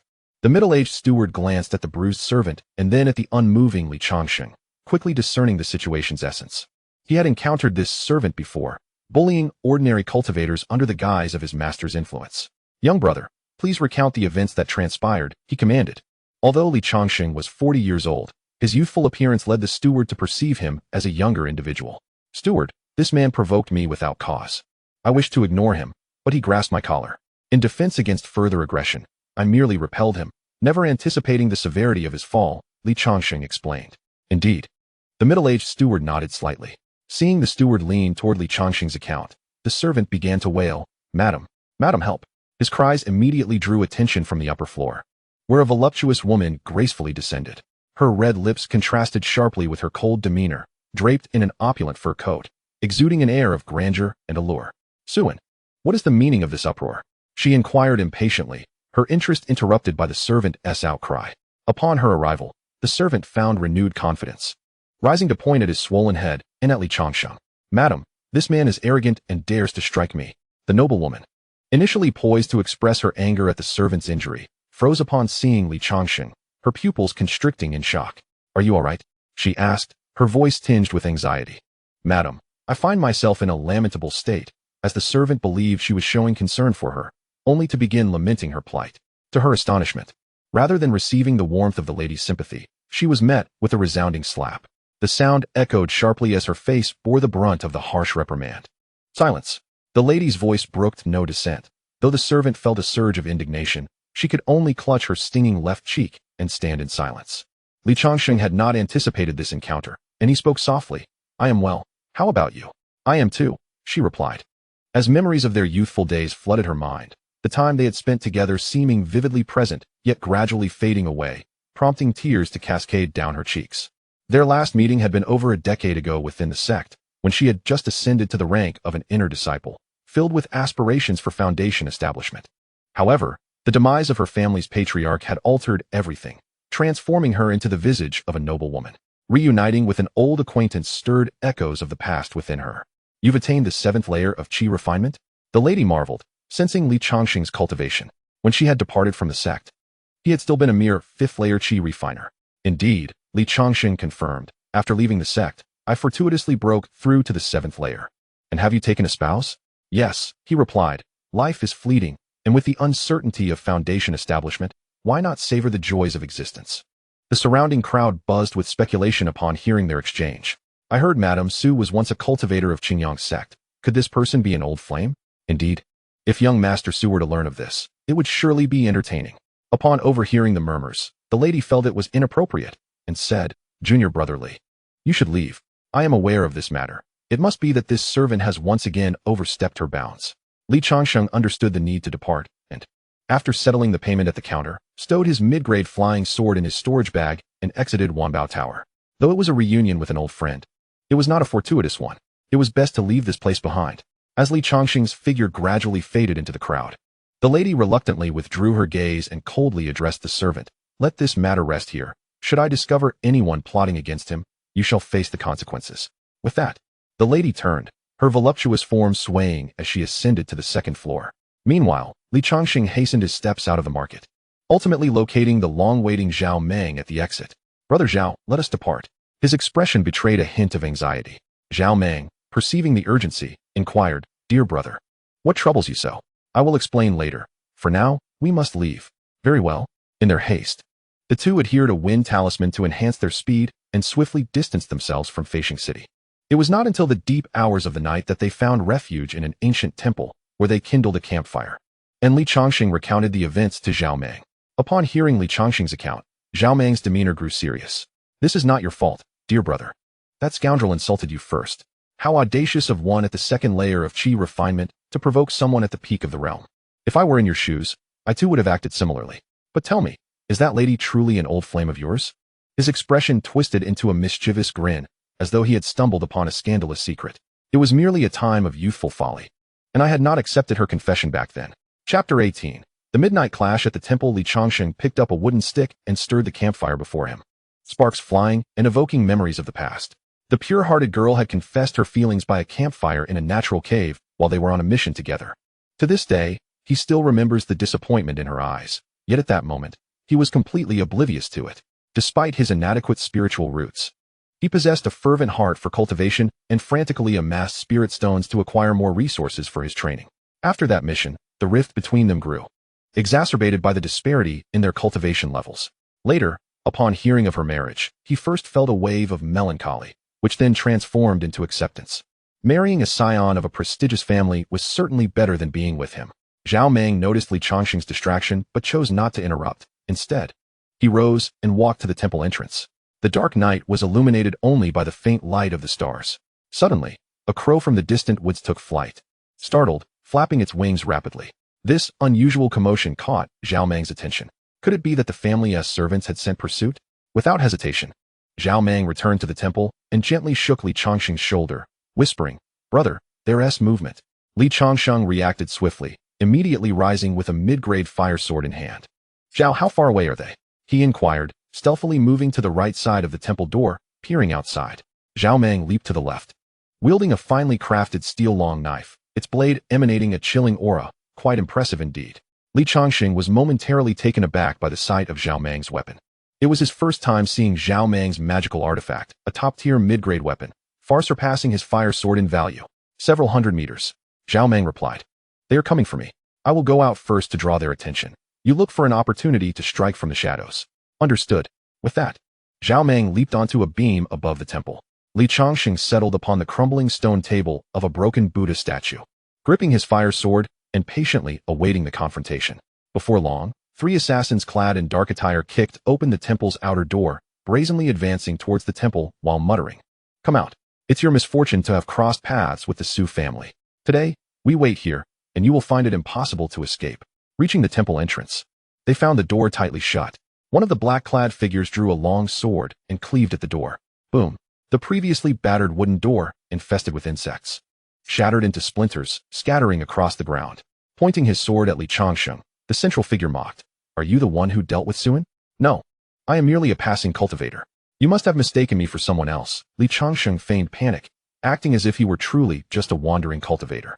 The look of anxiety appeared on his face when confronted by these 3 unidentified practitioners. Hearing Li Changsheng's words, the trio hesitated slightly. Had they truly made a mistake? Humph. It is better to mistakenly kill than to let this little brat go. You can only blame your own misfortune for crossing paths with us. The black-clad cultivator grinned wickedly. In the realm of cultivation, the act of killing and robbing is commonplace. This individual, at the 7th level of chi refinement, must possess some wealth. Even if it were a mistake, bringing back his head for a reward would be quite satisfactory. A little fire spell to toast his face, and everything would fall into place. The three of them drew their long swords, unleashing their spiritual energy, preparing to jointly eliminate Changsheng. With 3 cultivators at the 7th level of chi refinement, wielding mid-grade magical tools, Changsheng's fate seemed dire. Just as they were about to strike, a torrent of blade energy descended from above, cleaving towards one of the black-clad cultivators on the left. The man was instantly decapitated, his head severed in 2 halves. In an instant, a chi refinement 7th level cultivator had met his demise, the swiftness of the action leaving them unable to react. They had failed to notice another cultivator hiding within, and a formidable one at that, at the 8th level of chi refinement. Changsheng was not to be outdone. He formed a hand seal with his right hand and brought it to his mouth, unleashing a searing fire serpent that spiraled towards the opposition. Damn it! There's still one more. You dare to deceive me? The black-clad cultivator in the center reacted swiftly, conjuring a black iron hand shield from his wrist, biting his finger to let a drop of blood fall onto the shield.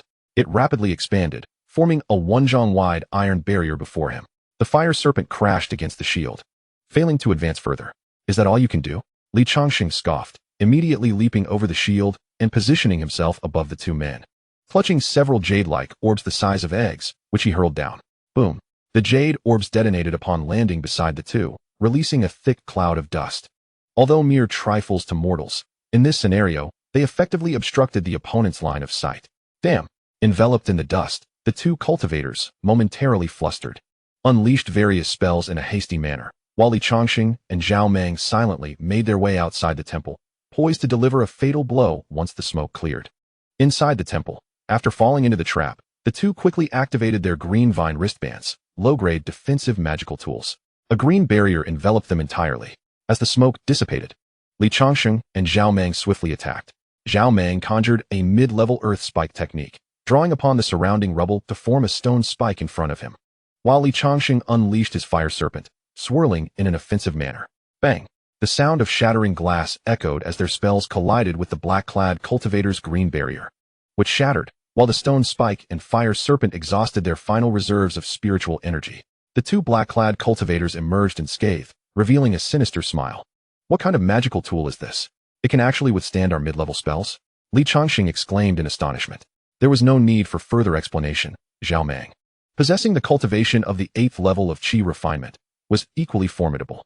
Without further ado, the black-clad cultivators charged forward again with their swords.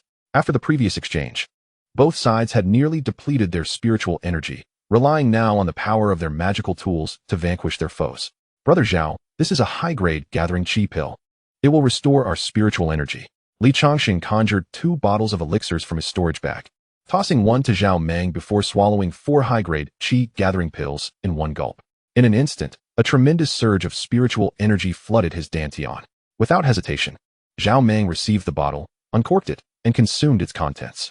However, he was taken aback to discover that Changsheng possessed 2 bottles of such high-quality pills, hinting at the possibility that his counterpart had indeed ascended to the rank of a first-tier advanced alchemist.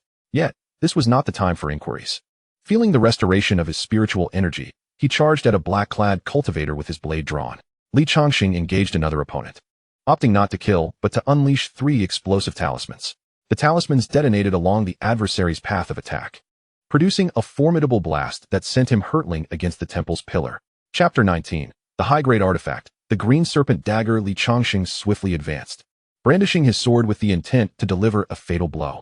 Before his blade could reach its target, he heard the adversary's voice pleading for mercy. Slow down, fellow cultivator.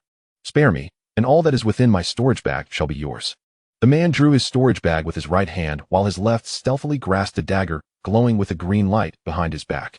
However, he did not wait for Changsheng to accept the storage bag. The sword light flashed, and the black-clad cultivator, in disbelief, clutched his neck, murmuring, "Why am I?" His words were cut short as he collapsed, lifeless. "A foolish death is also mine," Changsheng remarked, delivering several more strikes to ensure his opponent was truly deceased. He then bent down to retrieve the tightly held storage bag and the concealed dagger. stripping the low-tier artifacts from the fallen foe. It was the glimmer of the dagger that had caught Li Changsheng's eye, prompting his decisive action. Had he accepted the storage bag earlier, he might have faced a fierce counterattack from the dying man, who perhaps would never comprehend that the dagger's glow had betrayed him. After securing the storage bag at his waist, Li Changsheng regarded the dagger that emanated a green luminescence. Could this be a poison? He wondered, as he infused it with spiritual energy. His expression shifted to one of concern, and he promptly stowed the dagger away in his storage bag.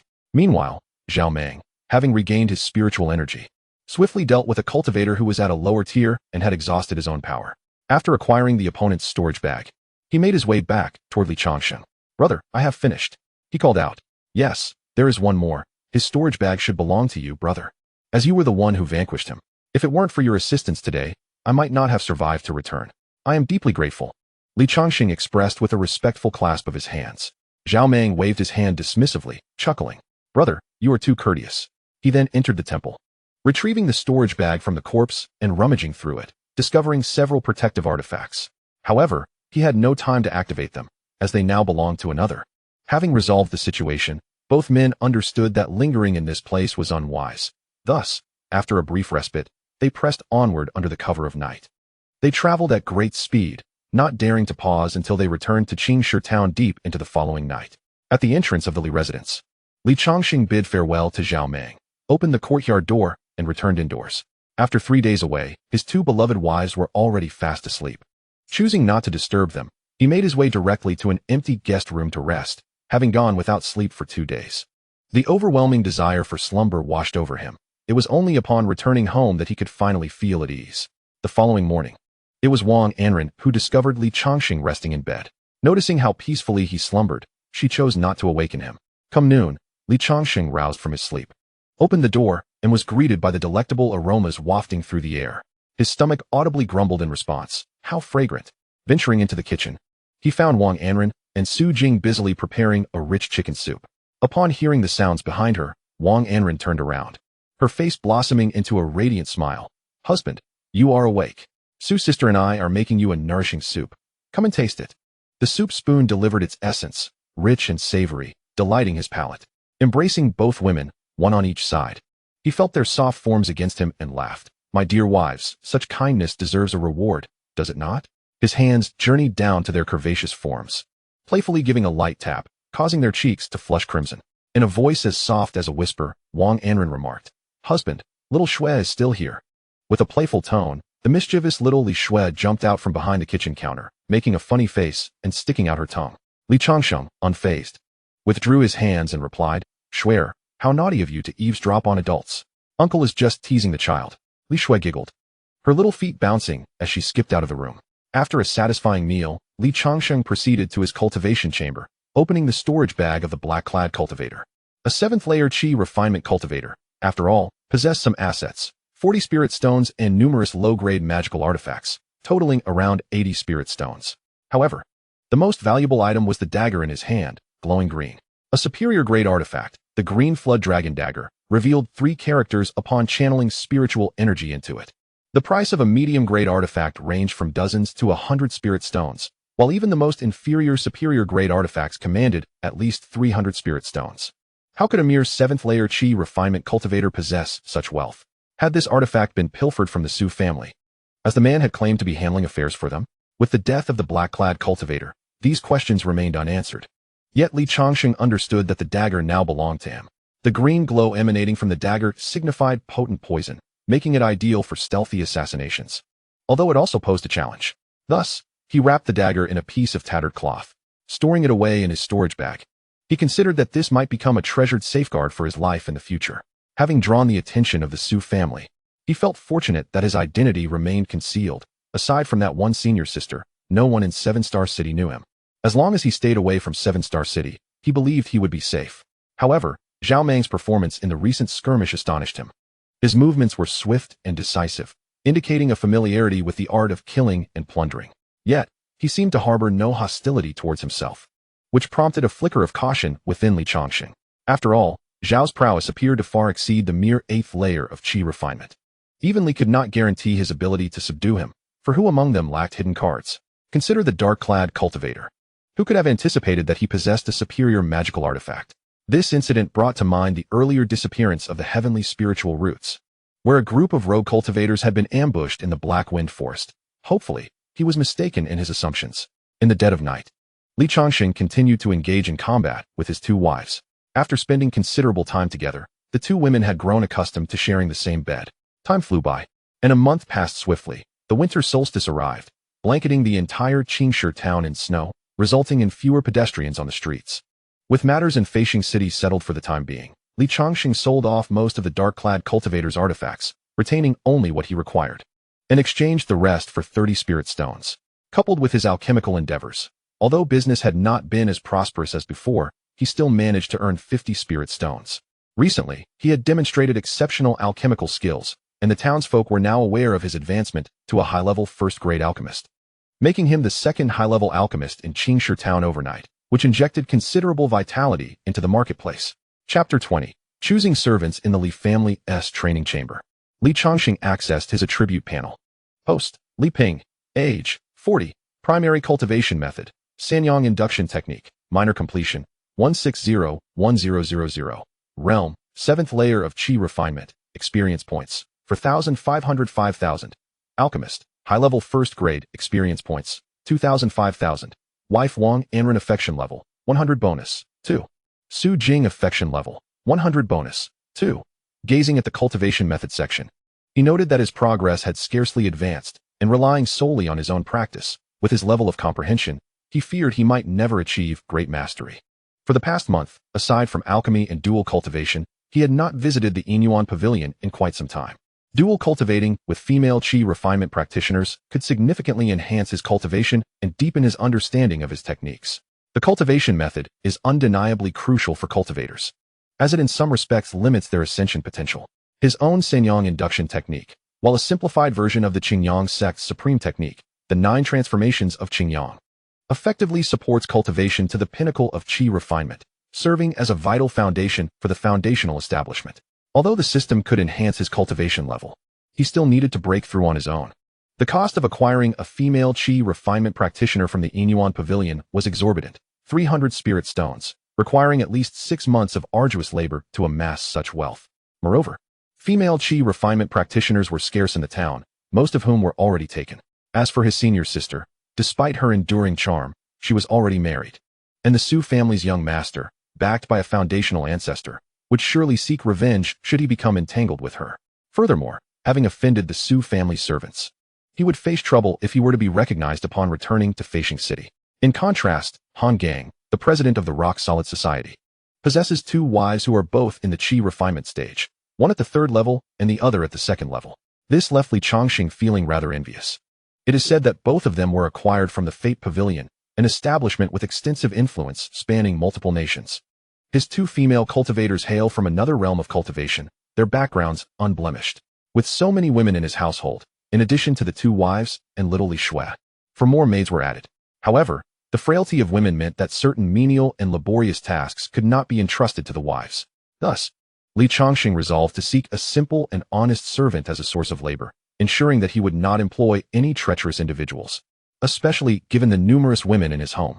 If he were absent and any ill intentions arose, it would be a cause for concern. Consequently, he planned to visit the slave market on Bainai Street, a place specifically catering to cultivators in need of household servants. The more spirit stones one spent, the higher the quality of the slaves acquired. Additionally, he needed to find a martial arts technique suitable for women, as the ladies of his household required some means of self-defense. As for little Li Shui, despite lacking spiritual roots, she had been diligently practicing the family's internal martial arts teachings, her martial prowess rapidly ascending. Within a month, she officially broke through to the 1st level of body refinement, which made Changsheng acutely aware of the importance of martial training for the women in his family. Given that he would eventually establish a foundation with a lifespan of 200 years, he certainly did not wish for his wives to depart this world prematurely. If they could break through to the innate realm, they too could enjoy a lifespan of no less than 200 years. Thus, the following day, Changsheng arrived early at Bainai Street, where the heavy snow blanketed the ground. Vendors donned thick cotton garments, tirelessly hawking their wares. Approaching one vendor, he found the ground covered with various martial arts techniques. Esteemed cultivator, are you here to seek martial arts techniques for your wives and concubines? Rest assured, mine are the most cost-effective on the market, the vendor exclaimed, lifting a blue book and presenting it to Li Changsheng. This is the Wind Thunder Sword technique, incredibly swift. When mastered, it unleashes strikes imbued with lightning that can incapacitate opponents, making it exceptionally suited for women. What do you think? Li Changsheng casually perused the pages and found the vendor's claims to be accurate. Once one reached the acquired realm and mastered the technique, the sword strikes would indeed harbor lightning, their potency rivaling that of intermediate spells wielded by cultivators. Very well, I shall take this one. How much? The vendor chuckled. Esteemed cultivator, merely 500 taels will suffice. What? Such an exorbitant price. Yet, upon reflecting on the technique's formidable nature, Li Changsheng handed over a 500 tael banknote, which equated to half a spirit stone. After placing the Wind Thunder Sword technique into his storage pouch, he continued on his way until he reached the slave market. The slave market was nestled in a dimly lit alleyway on Bainai Street, a damp and shadowy locale, ideal for such underground enterprises. Along the sides of the passage stood ragged individuals, predominantly women and children, available for selection by the cultivators and wealthy merchants of the town, either to be bought as concubines or as servants. Li Changsheng sought a servant deep within the inner sanctum. Upon entering, he encountered a shifty-eyed elder, who approached with a smirk, rubbing his hands together in a sycophantic manner. Greetings, Immortal Master Li. Welcome to our slave alley. Do I know you? Li Changsheng queried, unable to recall ever having met this man, especially as it was his first visit to this establishment. The man chuckled. While you may not recognize me, I am familiar with the prominent figures of Changsheng town, and you are none other than our town's esteemed second-grade alchemist. What do you have to offer? Li Changsheng inquired. We have an array of male slaves, each branded with a soul seal that binds their life and death to their master's will. They are utterly incapable of betrayal. Soul seal? Li Changsheng mused, intrigued as he had never encountered such a concept. It is a minor technique, Immortal Master, and it is understandable that you may not be aware of it.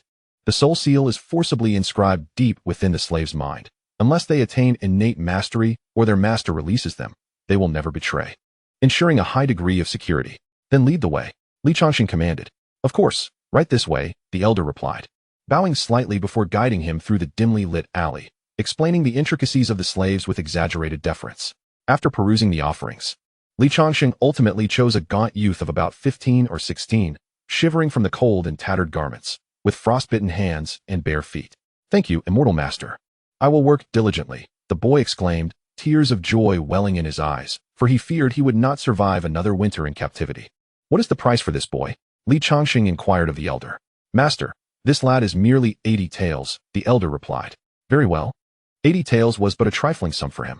The chains binding the boy's feet were unlocked, and the elder handed Li Changsheng a soul seal talisman.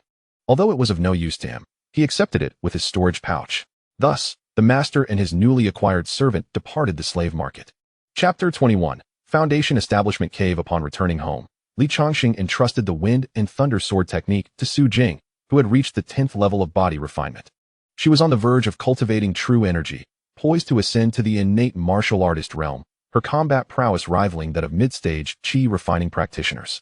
It was only fitting that she teach the women of the household. The moment she received the technique, Su Jing gasped in astonishment, her heart swelling with gratitude. As a martial artist, she recognized the immense power of the Wind and Thunder Sword technique. Though she was accustomed to wielding a saber, this sword technique was among the finest in the martial world, worth hundreds of taels of silver. Ordinary martial artists could scarcely afford it, let alone a destitute woman like her, who had lost everything. Thus, she resolved to abandon her saber for the sword. Thank you, my husband, she exclaimed, cradling the manual and beaming as she nestled into Li Changsheng's embrace. Make sure to impress me tonight, he teased with a mischievous grin. Then, he brought the thin boy forward, introducing him. From this day forth, this lad shall be known as Li Zhong, a new member of our household. The boy lowered his head, his toes nervously shuffling in place, clearly flustered.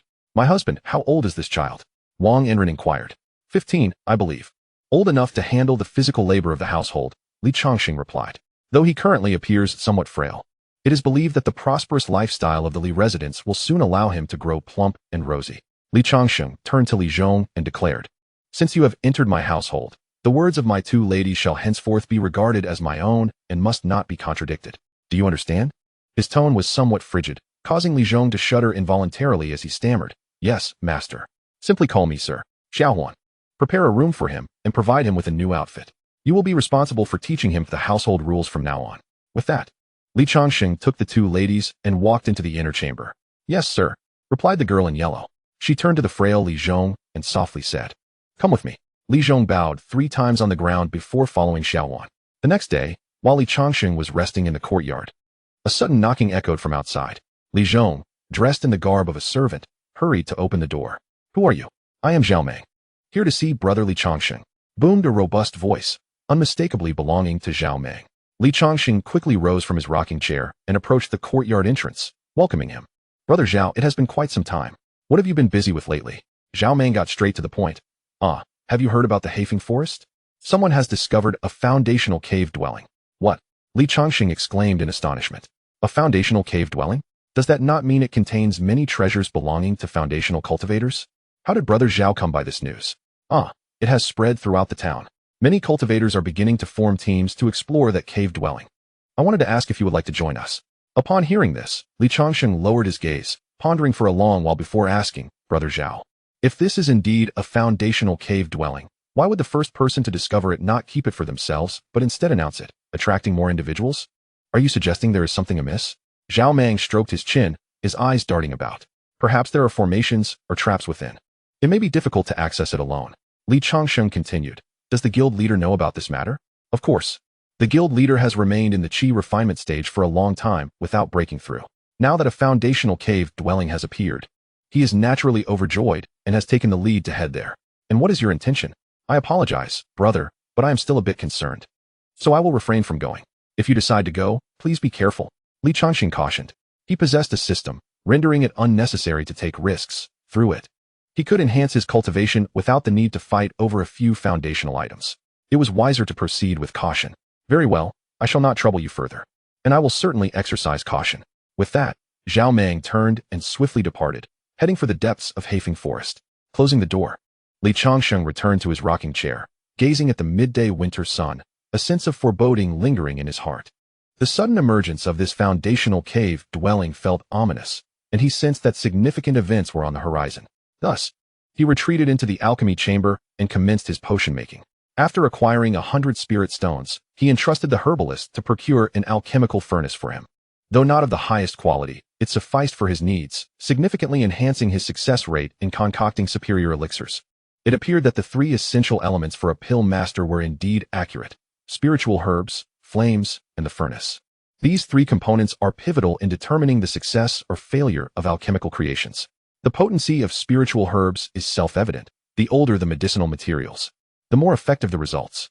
As for flames, aside from alchemical fire, there are also exotic flames and beast flames. Exotic flames, born from the essence of the world, possess immense power, yielding the highest quality elixirs, even legendary supreme pills. Beast flames, on the other hand, are derived from high-ranking fire attribute beasts, typically at least 6th tier.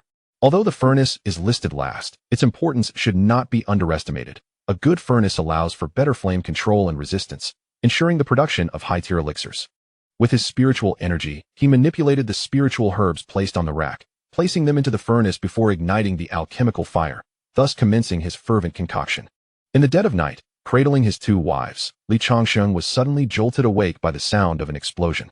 He immediately sprang to his feet, donning no outer garments, and ventured outside, gazing skyward to discover that the flames and explosions emanated from the vicinity of the Black Wind Forest. Could it be that something had transpired with Zhao Meng? Li Changsheng could not help but feel relieved that he had not accompanied Zhao Meng.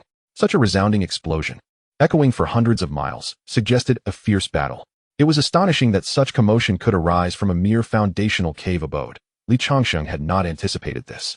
Even the elders of the Qingyang sect would likely struggle to produce such force. Puzzled, Li Changsheng decided to cease his contemplation, given the distance. It was unlikely that the incident would affect them. He resolved to inquire for news at the fragrant tea shop the following day, perhaps gaining some clarity. Upon returning indoors, his 2 wives had also been startled awake by the explosion, gazing at him with expressions of fear. Li Changsheng reassured them, saying, "It's nothing. That explosion occurred in the Black Wind Forest, far from us. Rest easy." Wang Anren murmured softly, retreating beneath the covers, while Su Jing, wearing a worried expression, looked at Li Changsheng and said, "Husband, fret not. Even if the sky should fall, I shall bear it for you. If you cannot sleep, how about I reward you once more?" Li Changsheng regarded Su Jing with a mischievous smile, noting that she was clad only in her nightwear, accentuating her delightful curves. With a sudden movement, he toppled her, and soon the room was filled with enchanting sounds. Wang Anren, hiding beneath the covers, felt her cheeks flush upon hearing the commotion. Chapter 22. The proprietress of the fragrant tea shop Ding. Alchemy experience 10. Dual cultivation experience 20. Su Jing, her face flushed, fell into a contented slumber. The next day, within the fragrant tea shop, the front hall was spacious and bright, with tables and chairs primarily crafted from smooth, polished wood. 16 tables adorned the tea area, equipped with simple ceramic or bamboo tea sets. The walls were adorned with several profound landscape paintings, while a few verdant plants in the corners added a touch of vitality. For well-trained, graceful maids, exuding an air of cleanliness and composure, brewed and served tea for the guests, all of which were spirit teas known for their calming and restorative properties. The price is steep. A cup of spiritual tea requires a single spirit stone. Naturally, they also provide the necessary information as a complement. Today, the fragrant tea house is bustling with patrons, teeming with life. Changsheng waited patiently for his turn before being led by a maid to a seat by the window. The maid respectfully brewed the spiritual tea for him, and as he surveyed the surroundings, he noticed the absence of the proprietress. He had heard that the owner of this tea house is also a cultivator of considerable prowess, boasting a mastery of the 5th layer of qi refinement. She possesses an extraordinary demeanor and charm, leaving every visitor to the tea house enamored, including Han Gang, the president of the Rock Solid Association, who has fervently expressed his affection for her, only to be met with stern rejection. It is rare for any female cultivator to refuse a proposal from a cultivator at the peak of qi refinement, especially from someone like Han Gang, a wealthy individual with assets exceeding 1,000 spirit stones. Yet, the proprietress remains unyielding, a testament to her high standards.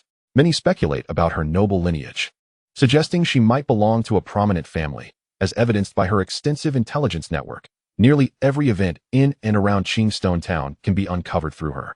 Hence, she shows little interest in the scattered cultivators of these small locales. Just as Changsheng's thoughts wandered, the curtain to the inner room was suddenly lifted, revealing a captivating woman of around 30, exuding an innate grace. While not a peerless beauty, her gentle eyes and warm smile evoke the refreshing embrace of spring.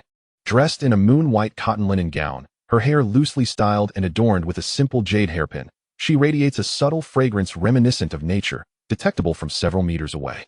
Upon her entrance, all eyes, both inside and outside the tea house, were drawn to her exquisite form. With a graceful figure and alluring presence, she approached the counter, opened a ledger, and picked up an abacus. At that moment, Changsheng's tea was ready.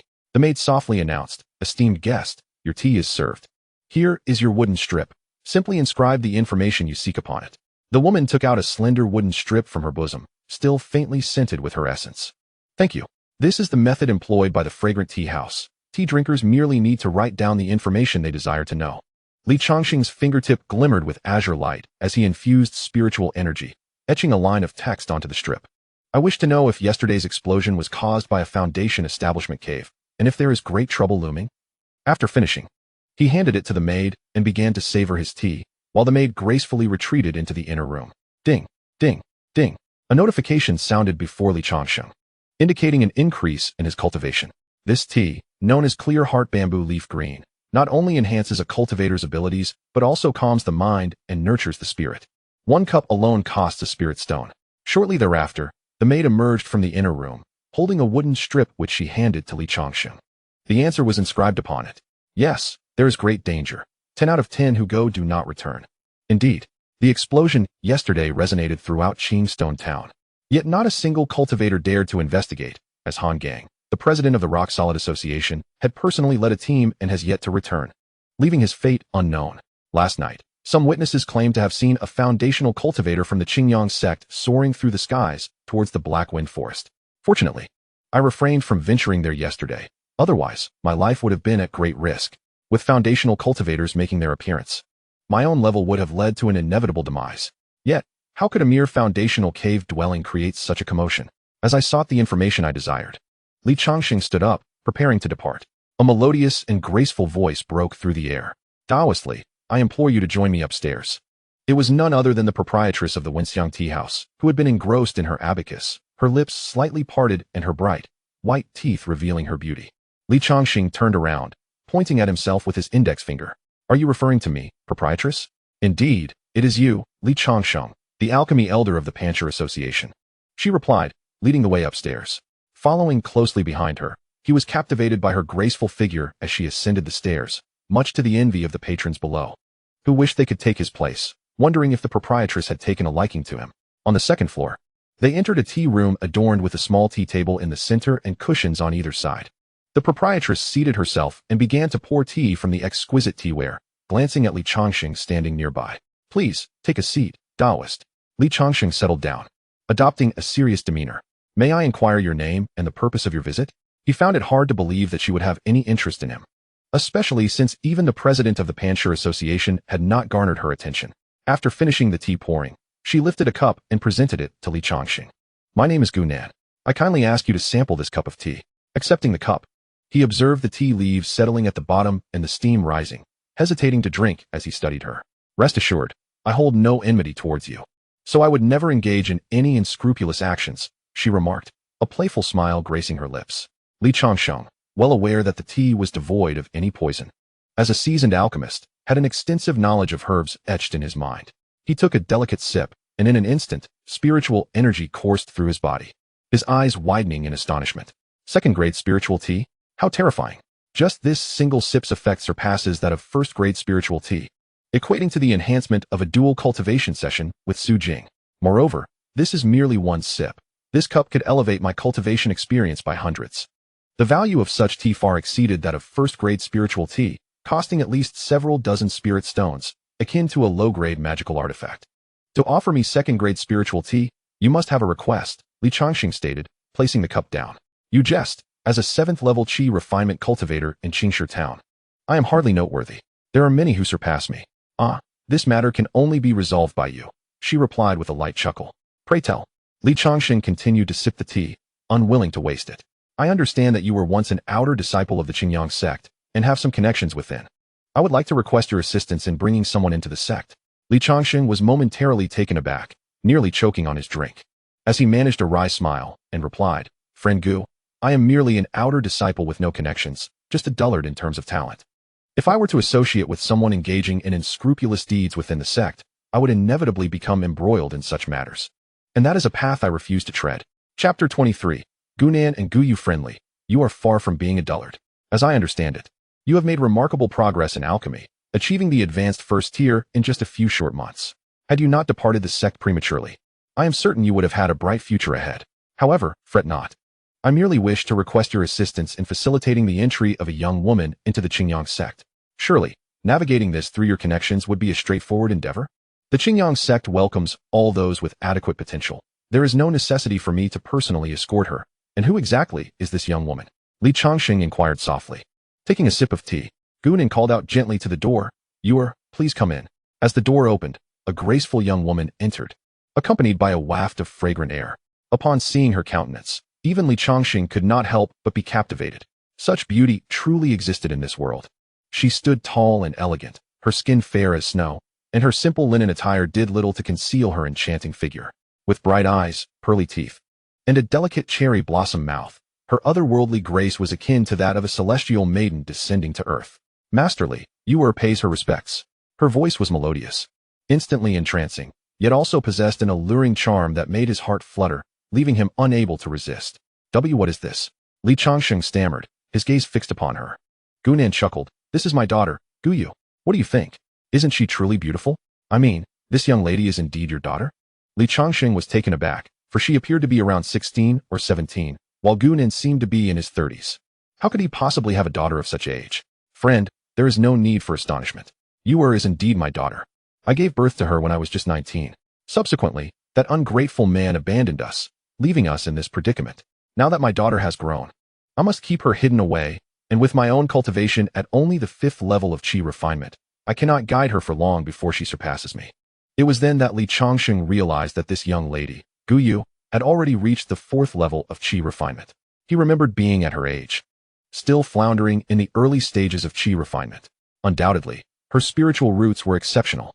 Gunan's words reminded him of the rumors circulating outside, suggesting that the owner of the fragrant tea shop hailed from a prominent family and looked down upon loose cultivators. It appeared that she had long had a daughter, which explained her reluctance to engage. He paused for a moment and said, "Friend Gu, I must express my concern with Miss Yu's unparalleled beauty. Entering the sect alone could be perilous. The Qingyang sect is not devoid of lecherous individuals. In my previous experiences with my senior sister during our cultivation, she too had faced harassment from such people. How would a beauty like her navigate the sect without any support? I am well aware of such dangers. Which is why I seek your assistance in finding her a foundation-building master, Gunan said, pulling his daughter closer, gazing tenderly at Li Changsheng. What? A foundation-building elder? Dear friend, you truly overestimate my capabilities. Are you aware that the foundation establishment elders select disciples based on their lineage and innate talents? May I inquire about Miss Yu's spiritual root? Gunan gestured for Li Changsheng to come closer, and as he leaned in, Gunan's gentle voice whispered in his ear, her warm breath almost igniting a flame within him. Noticing Li Changsheng's unusual reaction, Gunan's cheeks flushed crimson. It was the first time in many years that she found herself so close to a man, and for some inexplicable reason, he seemed to possess an extraordinary aura. The young lady possesses an ice elemental spiritual root. Li Changsheng's eyes widened in disbelief as he stepped back, casting a look of incredulity at Gu Nin before fixing his gaze upon Gu Yu. Though the elemental spiritual roots may not rival the heavenly spiritual roots, they are nonetheless remarkable. In terms of combat prowess, they often surpass ordinary practitioners with 5 elemental spiritual roots, and their breakthroughs in foundation establishment encounter little resistance, making their ascension to the core formation stage significantly smoother than that of typical cultivators. The youngest foundation establishment elder of the Qingyang sect, Yi Qing, boasts a wood elemental heavenly spiritual root and is even younger than Li Changsheng, yet he has already achieved mid-foundation establishment. The talent of the lady before him is nearly on par with his. Li Changsheng couldn't help but swallow hard. Momentarily, wicked thoughts surged in his mind, only to dissipate just as swiftly. Are you truly willing to send her to the Qingyang sect? Indeed, it is there that she can attain greater development. I would be immensely grateful for your assistance, Gunan replied with a sincere bow. After a lengthy pause, Li Changsheng responded, Friend, I can extend my help. But to expect me to act as a bridge simply over a cup of tea seems rather presumptuous, does it not? What do you imply? Gunan regarded him with a hint of wariness. Earlier, she had learned that he was not a base individual. Could she have misjudged him? Please do not misunderstand. What I mean is that the Qingyang sect is a full 800 miles from Changsheng town. The journey is too far to undertake with a young lady. We must travel by carriage, which incurs considerable expenses. Moreover, having been away from my sect for quite some time, I will require some spirit stones to manage the arrangements. Will I not? As Li Changsheng spoke, Gunan gradually relaxed her guard, a light laugh escaping her lips. That is only natural, since you are willing to assist. It would be remiss of me to let you incur expenses. How about 100 spirit stones? Goodness, what wealth! Li Changsheng marveled at the financial prowess of this beautiful woman. It seemed that information truly was lucrative. Dear friend, you are too generous. In that case, I shall gladly comply and ensure Miss Gu Yu finds a worthy master. However, we will need to wait a little while. The recent circumstances in the surrounding area are quite unsettled. Let us reconvene in a month. The two women rose, bowing respectfully to Li Changsheng as they expressed their gratitude. Thank you, dear friend. After their conversation concluded, Li Changsheng exited the tea house under the envious gazes of the onlookers. Rather than returning directly home, he turned towards the Fate Pavilion. He must hasten to break through to the 8th layer of Qi refinement, for only then could he secure his own safety in the face of impending dangers. The myriad of cultivation opportunities offered by the Immortal Pavilion is indeed remarkable. Currently, I find myself just over 300 experience points away from reaching the 8th level of Qi refinement. Upon arriving at the Immortal Pavilion, Li Changsheng intended to seek out Han Yu, for her spiritual roots are commendable, and her cultivation level is quite impressive. Engaging in dual cultivation with her would yield the greatest enhancement in experience. Hence, Li Changsheng's return was predicated on this very purpose. Moreover, during his previous visit, her skills had afforded him an unparalleled comfort. Han Yu was undoubtedly the most adept among the women he had encountered in dual cultivation, her serpentine waist igniting an insatiable desire within him. May I inquire if Miss Han Yu is present? Li Changsheng asked as he strolled through the main hall of the Inyuan Pavilion, grasping the arm of a heavily made-up woman nearby.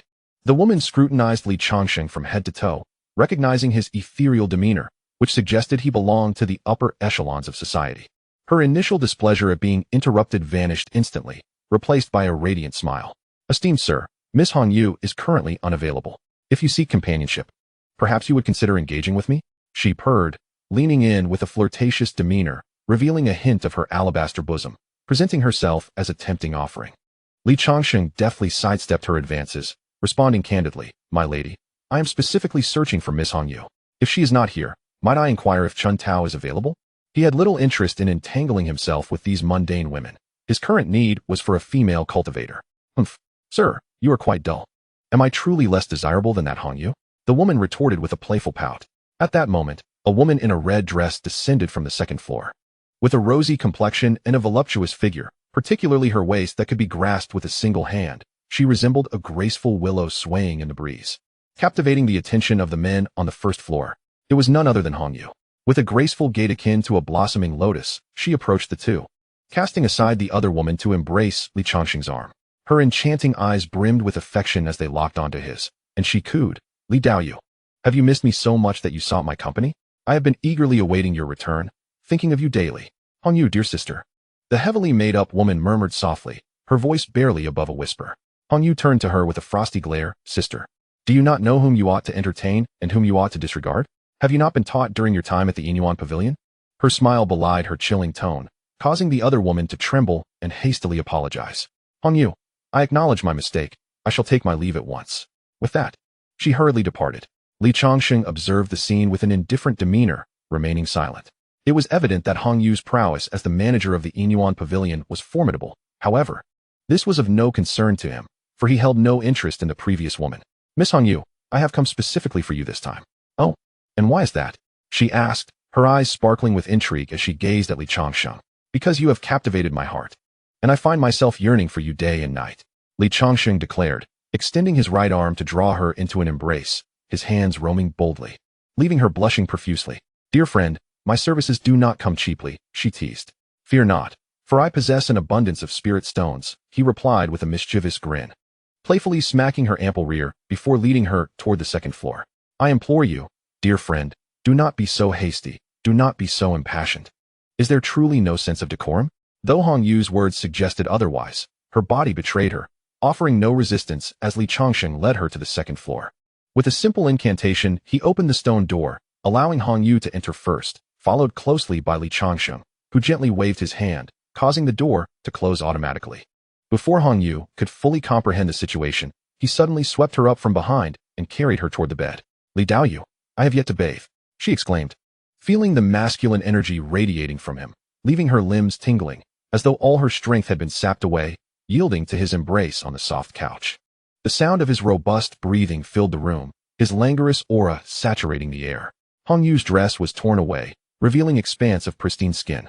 As the sounds of their intimacy echoed throughout the chamber, resonating even to the first floor below. Could it be that the alchemical elder from the Rock Society has returned? The scene unfolding before them was indeed a testament to our aspirations. Indeed, I witnessed it clearly. It was none other than Master Li and Miss Hongyu who ascended to the second floor, and if even she could be so captivated, his prowess must be formidable. Miss Hongyu is a renowned figure at the marriage pavilion, her services fetching no less than a dozen spirit stones per engagement, and she seldom entertains guests. Huh. What manner of man is Master Li? A mere trifle of a dozen spirit stones.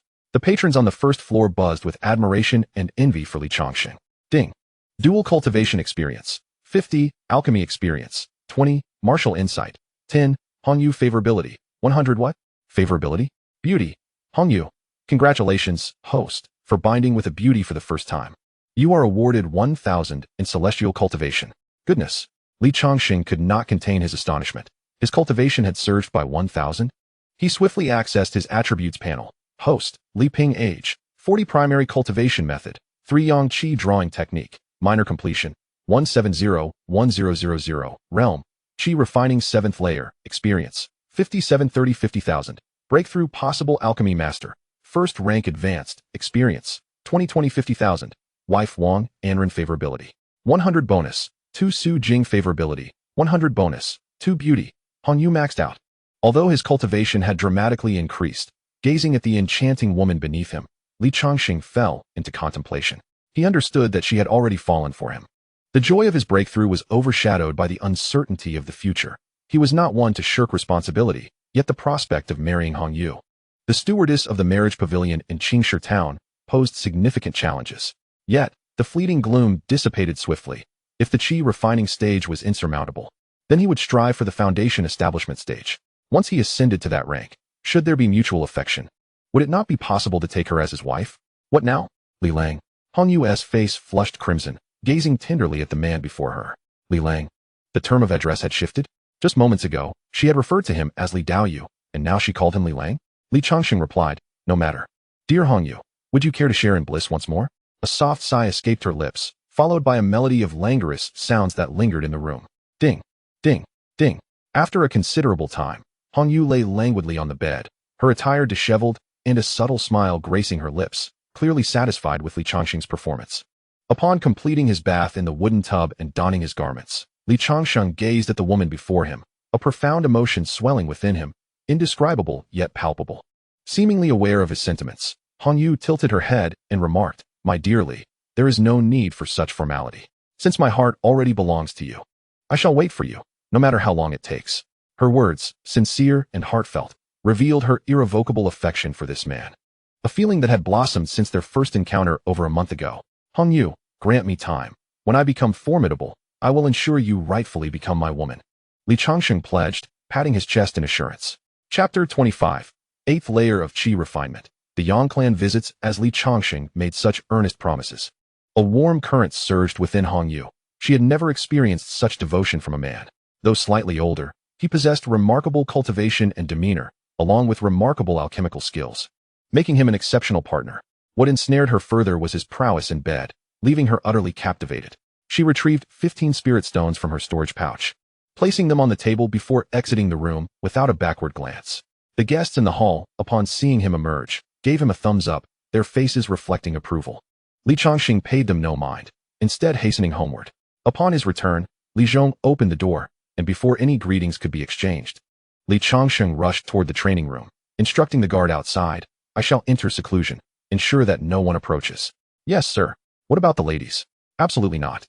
With that, the stone door to the training room was firmly shut. Li Changsheng sat cross-legged on the meditation mat, eyes closed, cultivating his inner energy and initiating the circulation of his spiritual power in a grand cycle.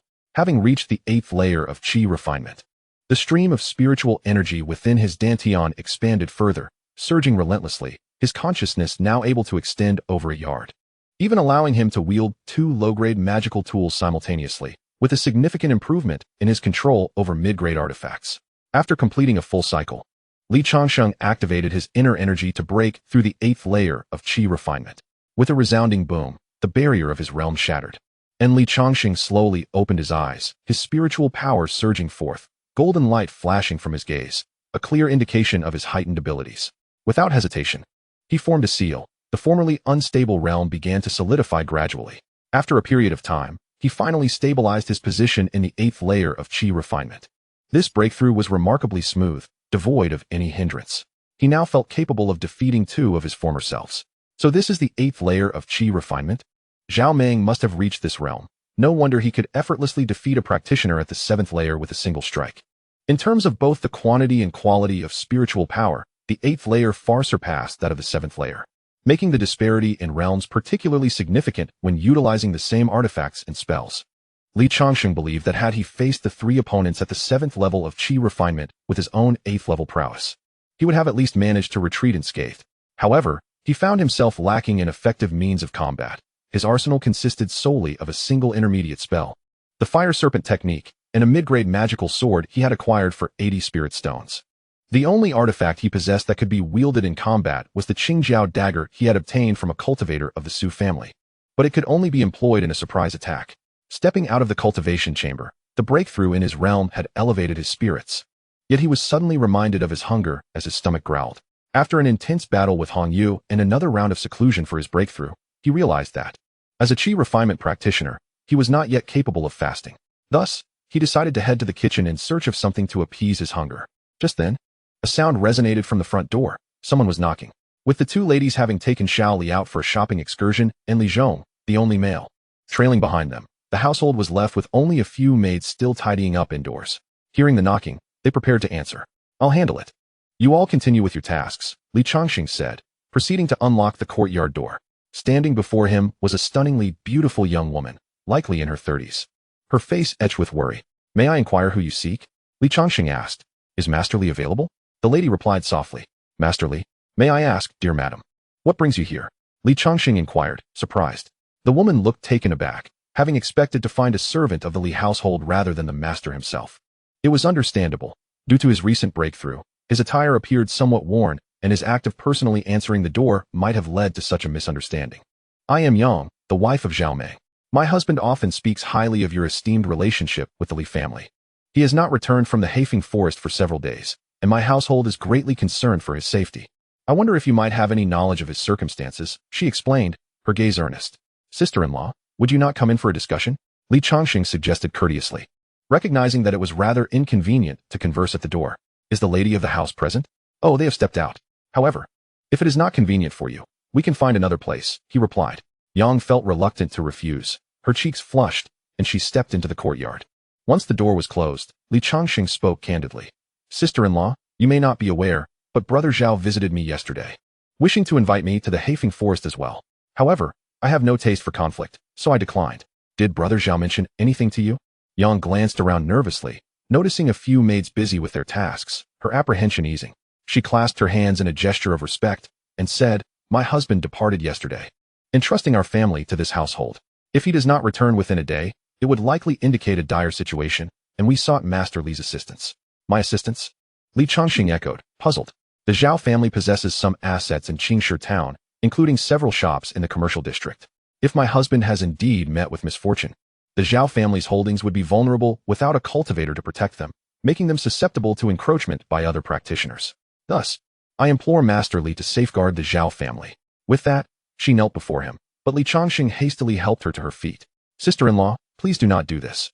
My brother has always treated me with great kindness, and should he request my aid, I shall certainly assist the Zhao family in navigating this perilous time. After Li Changsheng broke through to the 8th level of qi refinement, the vitality cultivated through the Sun Yang Qi technique became even more robust, and his masculine aura intensified. When Yang touched Li Changsheng's warm and substantial hand, she felt a tremor course through her body. Thank you, Master Li. However, we shall not let you suffer any loss. We will present you with 50% of the shop's profits. With that, she withdrew her hand from Li Changsheng's grasp and, after bowing once more, hurried towards the courtyard gate, her face flushed with embarrassment. She could not help but ponder, what is happening to me? The master has only just left. Yet I find myself feeling shame towards this Master Li. Upon opening the courtyard door, she unexpectedly encountered Wang Anren and Su Jing returning from their shopping, accompanied by the candy-covered Li Shui and the burdened Li Zhong, presumably laden with their purchases. As they faced Yang, their vigilance heightened upon seeing a woman resembling a young matron suddenly appear in their home. Who is this elder sister? Yang, fearing a misunderstanding, hastily clarified. Please do not misinterpret, sisters. I am a lady of the Zhao estate, here to seek Master Li on business. If there is nothing else, I shall take my leave. With that, she departed in haste. Hearing her explanation diminished their hostility significantly, Wang Anren gently remarked, Ah, so you are the sister-in-law of the Zhao family. They had initially feared that their husband had brought an outsider into their home, a thought that sent shivers down their spines. It is well known that cultivators often have multiple wives and concubines, a necessity for strengthening their clans. However, it would be rather inappropriate for an unmarried woman to be brought into the household. My dear husband, look at what delicious treats we've brought back. The two women joyfully rushed into Li Changsheng's embrace, one on each side. What a delightful feast awaits. Li Changsheng, cradling 2 pieces of soft jade, retreated into the inner chamber. Chapter 26. Zhao Meng returns with foundation establishment pills. In the stillness of the night, Changsheng town lay enveloped in silence. The sky was thick with clouds, and soon a torrential downpour began. Li Changsheng frolicked in bed with his 2 wives, their laughter ringing with joy. Suddenly, a loud bang resonated from outside the Li residence. Li Zhong, his room adjacent to the courtyard gate, flung open his door, holding an oiled paper umbrella and shouting. Who was it at this late hour? The tremendous noise seemed as though it might shatter the door, prompting him to leap from his bed to investigate. Open the door. A hoarse, feeble voice called from outside, indiscernible in gender due to the rain's intensity. Li Zhong hesitated, calling to Li Changsheng's room. Master, someone is knocking at the door. My dear, someone is knocking. Wang Anren, nestled against Li Changsheng's right arm, gazed up at him with wide, innocent eyes. Ah, how disruptive. I must see which scoundrel dares disturb my peace at this hour. Li Changsheng donned his clothes, picked up an oiled paper umbrella, and made his way to the courtyard gate. Approaching Li Zhong, he commanded coldly, Open it. Li Zhong, not daring to delay, swiftly opened the courtyard door. At that very moment, a shadow rushed in from outside, crashing onto the rain-soaked stone floor with a thud. The night was pitch black, the clouds concealing the moon, rendering the figure's features indistinguishable. Li Zhong, fetch an oil lamp. Li Changsheng instructed. Before long, Li Zhong emerged from the room bearing an oil lamp. Li Changsheng took the lamp and, with his right hand, illuminated the figure before him. The dim light revealed that the individual was indeed a man, and he was drenched in blood. As Li Changsheng brushed aside the disheveled hair, the glow of the lamp finally illuminated the man's face, eliciting a gasp of astonishment. Brother Zhao? Li Changsheng's voice was steeped in shock and trepidation. Zhao Meng had ventured into the Haifeng forest the day before in search of a foundation-building cave. Yet here he was, returning grievously wounded. He was no ordinary practitioner of the 8th level of qi refinement. He possessed considerable prowess, and even a 9th-level cultivator would find it arduous to subdue him. How had he come to be in such a state? Brother Zhao, what has happened to you? How have you sustained such grievous injuries? Who could be so vicious? Li Changsheng inquired anxiously. Zhao Meng's lips moved slightly, but no sound escaped. With no other option, Li Changsheng enlisted Li Zhong's assistance to carry him into a guest room. Upon entering the room, Li Changsheng retrieved a glass-like orb, channeling his spiritual energy into it before placing it upon Zhao Meng's form. In an instant, the rain-soaked garments were rendered dry, the moisture evaporating completely. This was a water avoidance pearl, a low-grade magical artifact inscribed with life-sustaining formations, capable of expelling all water from its bearer. Priced affordably at under 3 spirit stones. It was a staple among cleanliness-conscious cultivators, and Li Changsheng was no exception. Once Zhao Meng's body was sufficiently dry, Li Changsheng laid him upon the bed, with Li Zhong attending nearby. Channeling his spiritual energy, a surge of azure power enveloped Zhao Meng. As the energy flowed abundantly, beads of sweat began to form on Li Changsheng's forehead. Suddenly, the unconscious Zhao Meng coughed up a mouthful of blood, splattering it across the bed. With a faint glimmer in his eyes, he weakly uttered, "Brother, do not waste your efforts. I am well aware of my condition. I am beyond saving." Li Changsheng withdrew his energy and consumed several qi-gathering pills, gradually restoring his complexion to normal. Brother Zhao, what transpired to inflict such severe internal injuries upon you? While treating Zhao Meng, Li Changsheng had discerned that all his meridians were severed, and his cultivation had plummeted to the 6th level of qi refinement. A drop of 2 minor realms. As he had stated, he was indeed beyond saving. Sighing, Zhao Meng lamented, "It is my greed that has led to this misfortune. I sought to seize an opportunity, only to find that I have the life to acquire it, yet not the means to enjoy it." He coughed up another 2 mouthfuls of blood, at which point Li Zhong presented a piece of tattered cloth to Zhao Meng, his complexion paling further. "Brother, do you know what that foundation-building cave truly is?" That night, there was a tremendous explosion, after which even the foundation-building cultivators of Qingyang's sect rushed over, Li Changsheng recounted.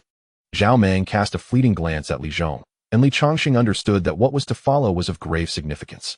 "Li Zhong, you may leave now and prepare some ginger water for Master Zhao," he instructed. "Yes, sir." Li Zhong, perceptive as ever, promptly exited the room and closed the door behind him. Once the sound of footsteps faded, Zhao Meng began to speak slowly. Indeed, the thunderous roar was the residual shockwave from the Battle of the Dan Formation cultivators, which may seem incredulous, for that cave was not merely a foundation establishment cavern, but rather a nascent soul sanctuary. Zhao Meng's words struck like a thunderclap, leaving Li Changsheng stunned in place. A nascent soul cavern. It is worth noting that the mightiest practitioners of the 5 major cultivation sects in the northwest, including the esteemed Elder Zuanyangzi of the Qingyang sect, are merely at the peak of the Dan Formation stage. The significance of a nascent soul cavern is self-evident, as it signifies the potential for a breakthrough to the nascent soul realm. Were you injured by that shockwave? Not at all. We loose cultivators were unable to enter the core area, being directly expelled to the periphery by the disciples of the various sections. Subsequently, an explosion caused numerous treasures within the nascent soul cavern to scatter forth. I was fortunate enough to acquire one item, aware of its peril, and thus fled post-haste. Alas, on my escape, I encountered disciples from the 100 Beasts Mountain. They were exceedingly domineering, treating us loose cultivators with utter disdain. Together with several brothers, they launched an attack on me. I fought valiantly against 4, but was overpowered and wounded by one of their battle beasts. I barely managed to escape by burning my spiritual energy, but I know my time is short. Therefore, I implore you, dear brother, to look after the Zhao family and my descendants once I am gone. Cough, cough. This is the treasure. I hope you will safeguard it well and ensure that no one else learns of it, lest a calamity befall you. Remember this well." He produced a pitch-black box from his storage bag. Li Changsheng received it and opened it, and in an instant, radiant light filled the entire room. He promptly closed it again, his eyes wide with trepidation. It turned out to be a foundation establishment pill. To think that what Zhao Meng desperately protected was indeed a foundation establishment pill. Its allure for cultivators cannot be overstated. For a single pill can elevate a cultivator's success rate in foundation establishment by at least 30%. Based on Li Changsheng's experience as an alchemist, This pill is likely a top-tier foundation establishment pill, flawless in color, imbued with abundant spiritual energy, capable of increasing the success rate by 50%. As a practitioner with a pseudo-spiritual root, Changsheng understood the difficulty of his own foundation establishment, but now, with the foundation establishment pill before him, he felt a surge of reassurance. Zhao Meng was indeed his fortunate star. Chapter 27. Zhao Meng returns to the manor to arrange affairs. Changsheng cautiously inquired, Brother Zhao, is this foundation establishment pill truly for me? He felt somewhat disoriented, as everything had unfolded so unexpectedly. Zhao Meng replied weakly, I am beyond saving. None of my descendants possess a spiritual root, rendering this pill useless to them. If, in the future, you manage to break through to foundation establishment, please do not forget my Zhao family's lineage. Changsheng nodded solemnly and declared, Rest assured, Brother Zhao. I shall uphold my promise and ensure the Zhao family does not perish. With your words, I am at ease. Please take me back to the Zhao family. I have final arrangements to make. Changsheng understood that he was clinging to his last breath. Otherwise, he would have long since departed this world. Very well. At that moment, a knock resonated from outside the door. Sir, the ginger water is ready. Changsheng responded, Come in. The door creaked open, and Li Zhong set down his umbrella, placing the ginger water on the wooden table by the window. Observing the silence between the two, he inquired, Master, what seems to be the matter? Li Zhong, you have arrived just in time. Come, let us escort Lord Zhao back to the Zhao residence. Changsheng hoisted Zhao Meng onto his back. Had it not been for his recent breakthrough in cultivation, which had enhanced his physical strength, he would have found it difficult to carry the hefty man weighing 300 pounds. Indeed, Changsheng bore Zhao Meng, while Li Zhong held the umbrella over them. Braving the torrential rain, they traversed the desolate streets until they reached the entrance of the Zhao residence. Fearing that their knocks might go unheard, Li Zhong rapped forcefully on the door, producing a resounding echo. Before long, a woman's voice echoed from within. Who is it at this late hour? What is the matter? I am Changsheng from the Li residence. He replied. Ah, it is Master Li. I shall open the door at once. With a creak, the door swung open, revealing a graceful young maid holding an oiled paper umbrella and a lantern. Her voice was gentle as she asked, Master Li, what brings you here? The ladies and young masters are asleep. If it is not urgent, might it be best to return tomorrow? Changsheng responded directly, Your master has returned. Go fetch your mistress. Li Zhong gestured towards the man on Changsheng's back, prompting the maid to realize the situation. She quickly said, Master Li, please wait in the hall while I call for the ladies. She indicated the direction of the hall before hurrying off towards the cluster of rooms on the right. Entering the main hall, Changsheng carefully placed Zhao Meng in the seat of honor and clasped his fists in respect, saying, Brother, you have family matters to attend to. I shall take my leave. Before he could take more than 2 steps, Zhao Meng halted him with a voice full of authority. Dear brother, please wait a moment. Given Zhao Meng's insistence, Changsheng complied and took a seat on the left side of the hall, while Li Zhong stood attentively nearby. Shortly thereafter, a group of elegantly dressed women entered under their oiled paper umbrellas.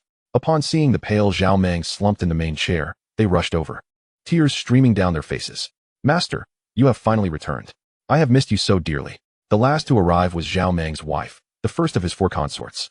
Unlike the others, she did not weep uncontrollably, seemingly prepared for this moment. As she passed by Changsheng, she caught his gaze and immediately turned her head away, moving to Zhao Meng's side. Following her were Zhao Meng's 2 sons and his daughter. The eldest, Zhao Wan, possessed the demeanor of a scholar, his steps unsteady, indicating a lack of martial prowess. His younger brother, Zhao Wu, was robust and dark-skinned, showcasing the strength of a 9th-tier martial artist. The youngest daughter trailed behind her brothers, appearing timid as she clutched Zhao Wu's sleeve, hiding behind him with a worried expression. With everyone gathered, Zhao Meng let out a cold laugh. Enough of this weeping. What a disgrace. My time is short, and it is time to discuss my final arrangements. At his words, the 3 concubines, except for the first wife, wailed even more sorrowfully. Master, enough. Have you not heard my words? He exclaimed, coughing up 2 mouthfuls of black blood. The ladies ceased their lamentations, their faces etched with concern as they gazed at him. Wooer, come here. The 2 children, uncertain of their father's intentions, cautiously approached and squatted before him. Zhao Meng gently tousled their hair and said softly, In the future, when I am no longer here, you 2 must take good care of this family. From now on, Lord Li will be your godfather. Hurry and pay him your respects. Ah, father, you must be fine. We will find a way to heal you, Zhao Wu exclaimed anxiously, unwilling to acknowledge a stranger as his godfather. You ungrateful child, do you wish to drive me to my grave? Zhao Meng coughed lightly, covering his mouth, revealing another spurt of dark blood. Seeing this, Changsheng spoke up, Brother Zhao, please take care of yourself. As for my 2 young nephews, if you are unwilling, then it is not necessary. Although he had accepted the foundation-building pill from Zhao Meng, this was the first time he had been asked to take on the role of godfather, especially when he had no children of his own, yet suddenly found himself with 2 grown godsons. Nevertheless, the kindness of the foundation-building pill was immense, and it was understandable that Zhao Meng would wish to bind the Zhao family to him, given the substantial favor he had received. Why are you 2 not quick to bow to your godfather?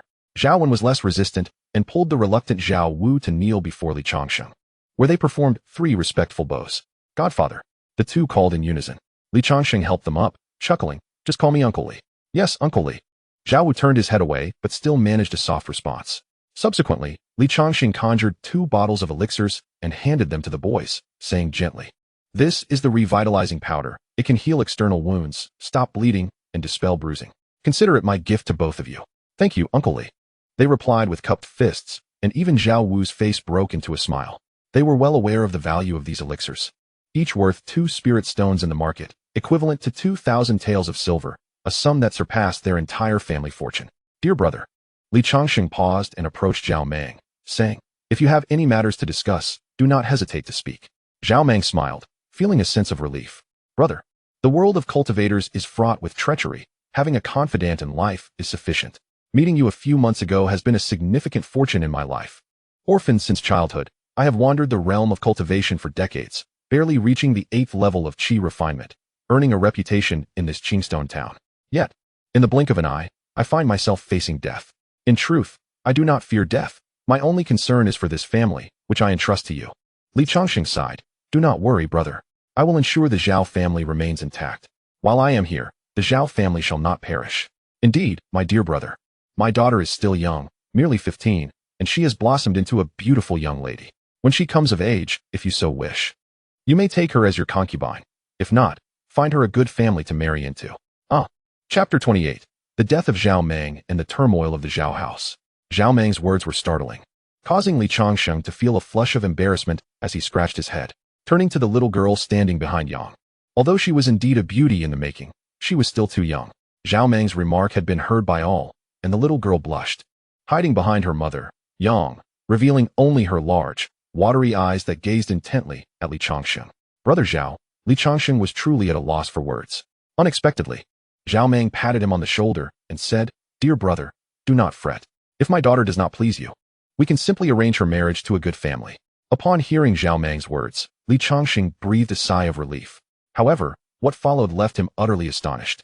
Zhao Meng exchanged a knowing glance, and Yang immediately understood, beckoning the concubines and children to leave. "Li Zhong, you should wait outside," Li Changsheng instructed. "Yes, my lord." Once everyone had departed, Zhao Meng gestured for him to come closer. "Brother, are you aware of the celestial root girl?" Indeed, his earlier suspicions were confirmed. Yet he feigned ignorance. "Is she the girl with the lost celestial root?" "Indeed, it was I who abducted her, resulting in the death of a disciple from the Qingyang sect. As fate would have it, I too was subsequently injured by sect cultivators. Today, I share this with you to inform you that the celestial root girl is hidden in a secluded location. Should you desire, I can reveal her whereabouts." His words were imbued with an almost hypnotic allure. The celestial root girl, whether cultivated into a foundational cultivator or engaged in dual cultivation to produce progeny with spiritual roots, presented an exceptional opportunity. With sufficient resources, it was nearly guaranteed that the celestial root would successfully break through to foundational cultivation. Furthermore, engaging in dual cultivation with the celestial root would almost certainly yield offspring with spiritual roots, even if the father possessed merely 4 spiritual roots. The offspring would likely possess 3 or more. The temptation was immense. Li Changsheng, who had long sought a female cultivator, swallowed hard and stammered, "Brother, do you know where the girl is now?" Zhao Meng responded, "I have arranged for her to be kept in a hidden abode, attended by a maidservant. I visit daily to provide her with cultivation resources. If I am absent for several days, she may attempt to escape. I had planned to retrieve her once the commotion died down, but alas, my days are numbered. I must entrust her to you, dear brother. You must be cautious. Do not allow anyone to discover her true identity. Remember this well." Zhao Meng's voice grew weaker, and he finally lay motionless in the chair. "Brother Zhao," Li Changsheng called. But Zhao Meng did not respond, remaining quietly reclined in his chair. Unable to hide his sorrow, Li Changsheng bowed deeply. The bond formed between them months ago, forged in the face of common enemies within the dilapidated temple, had blossomed into a profound friendship, now tragically severed by fate. Outside, the commotion drew the attention of others, who burst through the door in a flurry. "My lord! Father!" The hall was soon filled with cries of anguish, and Changsheng stepped aside, allowing the Zhao family to embrace this moment of sorrow. Unlike the others, Yang approached Changsheng and, bending slightly at the waist, stated, "Uncle, the previous agreement remains unchanged. The profits from the Zhao family shop will still be divided equally with you." Though unaware of the specifics of her lord's dealings with Changsheng, she understood that he would care for the Zhao family. However, she also recognized that it would not be sustainable to allow him to give endlessly without reciprocation. Hence her commitment to uphold the prior arrangement. "There is no need for you to be so formal, dear sister-in-law, since it is my elder brother's request. Even without this obligation, I would still look after the Zhao family. Moreover, Zhao Wen and Zhao Wu, my two nephews, are akin to my own godsons. Affection is affection. Yet the proper courtesies must not be neglected. There is no need for uncle to continue disputing this matter." Observing the resolute woman before him, Changsheng understood that he could not possibly contest her determination. Thus he acquiesced. "Sister-in-law, I shall take my leave for now.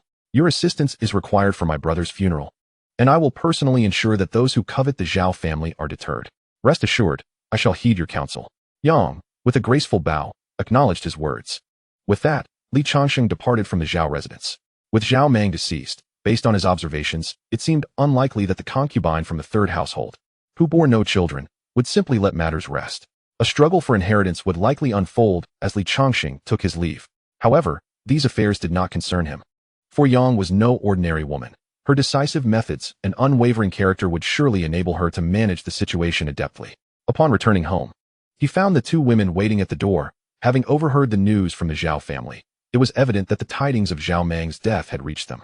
Noticing Changsheng's somber demeanor, Wang and Ran spoke up. "Is everything all right?" "It is nothing. You both should rest peacefully," he replied, though sleep eluded him that night. The following day, white cloth was draped over the Zhao residence, and the news of Zhao Mang's demise spread like wildfire throughout Qingstone town. The elder of the rock-solid sect, at the 8th level of qi refinement, had perished. What of the others who accompanied him? It was rumored that Han Gang, who had attained the pinnacle of qi refinement, had also yet to return, leaving his fate uncertain. In the morning hall, Zhao Mang lay within a coffin, surrounded by his children and concubines, all clad in white garments and donning white cloths upon their heads, weeping profusely. The courtyard was adorned with numerous banquet tables as former acquaintances from Qingstone town arrived to pay their respects. Meanwhile, townsfolk gathered around the Zhao residence, engaging in hushed discussions. "I fear the Zhao family is on the brink of collapse. None of the descendants possess spiritual roots. How can they maintain their legacy in Qingstone town? Isn't that Zhao Wu, the second son, skilled in martial arts? He has reached the 9th level of body refinement. Martial prowess? What good is that? Against the magical artifacts of cultivators, even a fireball could claim the lives of these warriors. Unless one achieves the postnatal martial artist realm, the Zhao family cannot sustain itself." Postnatal martial artists? There are hardly any in the entirety of Qingstone town. The path to transcending into the postnatal realm is as arduous as that of a cultivator breaking through to foundation establishment. At just 20 years of age, Zhao Wu, with his 9th level of body refinement, might eventually reach that stage, but with the current turmoil engulfing Qingstone town, the situation was dire. Some families, having lost the protective shield of cultivators, found their fortunes, properties, and even their women ravaged by others. Among the cultivators who came to pay homage to Zhao Mang were those who harbored covetous intentions toward the Zhao family's assets. With certain cultivators openly eyeing the women of the Zhao family, their gazes fixated upon their voluptuous figures. From the third household of the Zhao family, women with ample curves swayed before the cultivators, unabashedly showcasing their allure. Though married to Zhao Mang for many years without bearing any children, she remained youthful in appearance. Her skin as smooth as that of a maiden despite having reached her 30s. The sight of the cultivators and dignitaries at the banquet nearly caused them to drool in desire. In the grand estate of the Zhao family, Yang observed the unfolding events with keen eyes, refraining from uttering a word of protest as she continued to burn paper offerings before Zhao Mang's coffin. Chapter 29. Sun Tian Kuei's humiliation of the Zhao residents. Zhao Wen and Zhao Wu cast disdainful glances at the third wife, who was posturing nearby, feeling that she had brought shame upon the Zhao household. With a cold snort, Zhao Wu stormed out in anger. The third wife, unfazed by Zhao Wu's departure, considered her own future. At merely 30 years old, she sought a means to secure her livelihood. With Zhao Mang deceased, and despite the assistance of the Li family cultivator, being a concubine without children rendered her survival in the vast Zhao estate precarious. Today, with numerous guests, including affluent gentry and merchants, if she were fortunate enough to catch someone's eye, it could secure her comfort for the rest of her days. The other two wives shared similar sentiments, yet their modesty deterred them from such overt displays in public, leaving them feeling deeply humiliated. At that moment, a group of robust servants entered the Zhao estate, followed by a middle-aged man in splendid attire, around 40 years of age, playing with two glossy black walnuts in his hand. The cultivators and dignitaries in the courtyard rose to greet him. "Elder son, we are pleasantly surprised to see you here," they exclaimed with jovial flattery, yet he paid them no heed, striding directly to Zhao Meng's memorial hall. Yang, noticing his approach, quickly rose to welcome him, forcing a smile. "Esteemed immortal master, do you know my husband?" "Of course, who does not know Zhao Meng?" he replied with an icy tone laced with disdain, prompting Yang to realize that this individual was there to provoke trouble. At that moment, Zhao Wen cautiously leaned towards his mother and whispered, "Mother, this man is Sun Tian Kuei, a newly appointed elder of the Rock-Solid Society, possessing the cultivation of the 7th layer of Qi refinement. He is closely associated with Mo San and is said to have been instrumental in his induction into the society. Although he lacks a spiritual root, he assists in managing the family business and is well informed about the town's elite affairs." Yang's complexion paled upon hearing this. Her late husband had never seen eye to eye with Mo San, and now this sycophant of Mo San had come to the Zhao estate, undoubtedly to cause chaos. As she scanned the surroundings, her anxiety heightened at the absence of Li Changsheng. "Perhaps you should take a seat first," Sun Tian Kuei suggested, noticing Yang's averted gaze, which emboldened him further. He casually placed a hand on her shoulder, feigning sympathy. "I deeply lament brother Zhao's passing, but now that the Zhao household lacks leadership, who will inherit such a vast estate? Madam, you might consider." His hand began to slide down her shoulder, encroaching upon her curves. Startled, Yang recoiled hastily. And the onlookers beheld this scene with a mixture of envy towards Sun Tian Kuei's audacity, for he dared to flirt with a widow so soon after her husband's death. Yet they were more appalled by his character, deeming him lower than a beast. Witnessing the humiliation of his mother ignited a furious blaze within Zhao Wen. However, he was acutely aware of the disparities in their status and strength. This man had previously been at the 6th layer of Qi refinement, serving under Mo San, and had recently ascended to the 7th layer, wielding considerable influence in the town. With Mo San's assistance, I successfully ascended to the position of elder. Now that the president of the Rock-Solid Society has mysteriously vanished, Mo San harbors ambitions of dominance, while the alchemist Granny is engrossed in her concoctions. It seems the entire Qingstone town is on the verge of falling into their hands. Madame San, overhearing Zhao Wen's words, quickly realized the significance of this individual and hurriedly approached. She grasped his large hand, her ample bosom pressed against his iron-like arm. The fair skin of her chest was partially exposed as she gently spoke. "Immortal, please do not be angered. This madam is unaware of the proper decorum and dares to defy you. Might I serve you instead?" Her voice was as soft as flowing water, and her delicate hand, as tender as white jade, brought great comfort to Sun Tian Kuei. He encircled her slender waist, pondering which wife of Zhao as she might be. "I am Lu, the third wife," she replied, her face flushed as she leaned against Sun Tian Kuei's chest. Witnessing this scene, Zhao Wen's expression twisted with indignation, his brows furrowing as he muttered, "This wretched woman." At that moment, Zhao Wu returned to the morning hall, his fury ignited upon seeing the inappropriate display. Previously, he had merely observed, but now, witnessing the blatant act of affection before their father's spirit, he exclaimed, "Do you dare to treat the Zhao family with such contempt?" He struck out with a powerful palm, intending to hit Sun Tian Kuei's back. However, two wooden staffs suddenly emerged, striking his forearm and forcing him to retreat several paces.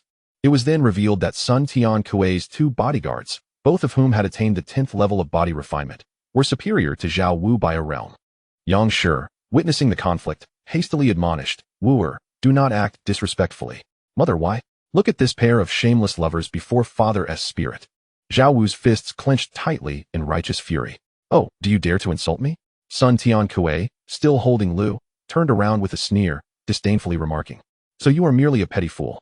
Your father is a practitioner of the 8th level of Qi refinement, yet you emerge as a rootless waste, not even achieving the realm of a postnatal warrior. Truly, a disgrace." His words dripped with scorn, causing Zhao Wu's face to flush with humiliation. Unable to endure the insult any longer and ready to strike again, he was restrained by his mother, who then turned to Sun Tian Kuei with an apology. "The child is ignorant. I hope you will forgive his impudence." "Humph." Sun Tian Kuei let out a cold snort, unleashing a wave of formidable spiritual energy that enveloped the gathering in an overwhelming aura of pressure. With a mocking smile, he fixed his gaze upon Yang Shi, suggesting, "If the lady is willing to bestow her hand upon me, I shall overlook this young man's transgression." He licked his lips, a hand reaching out with malicious intent towards Lu's form. The look in Sun Tiankuei's eyes made Yang Shi feel utterly repulsed. His wicked gaze was a clear indication of his desire to usurp the Zhao family's assets. A memory of a certain individual flashed in her mind. If he were present, he would certainly not allow her to endure such humiliation. She glanced toward the courtyard entrance, feeling a pang of desolation at his absence. The onlookers, filled with indignation, remained silent, unwilling to provoke a practitioner of the late stage of qi refinement for the sake of a Zhao family on the brink of extinction. Yang observed the audience's complete lack of response and couldn't help but smile wryly. Among those present were former subordinates of Zhao Meng's guard. And feeling the chill of societal indifference, she decided against further restraint and admonished, "Elder son, I urge you to maintain your dignity. Although my Zhao family no longer possesses cultivators, we are not to be subjected to arbitrary humiliation." "Oh, what capital do you possess?" Sun Tiankui sneered, a spear enveloped in flames materializing in his left hand, exuding an imposing aura that raised the surrounding temperature to an unbearable heat. "Is this the power of a mid-grade magical artifact?" A mid-stage qi refinement cultivator lamented. To wield a mid-grade magical artifact, one must at least reach the 7th level of qi refinement.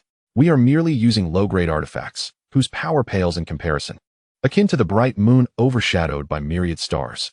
At that moment, a voice resonated throughout the Zhao family estate, drawing near and then fading away. "I am indeed their capital. What do you think?" Chapter 30. Repelling Sun Tiankui, Lu's demise. How bold.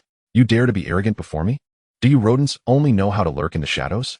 Sun Tiankui scanned the area, attempting to locate the source of the voice. With so many cultivators present, he suspected that the individual was hiding in the dark corners of the Zhao estate. Recently elevated to the position of elder in the Stone Council, he had endured many years of struggle in the mid-stage of qi refinement and had amassed numerous enemies. Seeing him ascend to the rank of elder naturally made them envious. Thus they sought to annoy him from the shadows. Yet, he could not find the figure of the speaker. Meanwhile, a smile crept across Yang's face.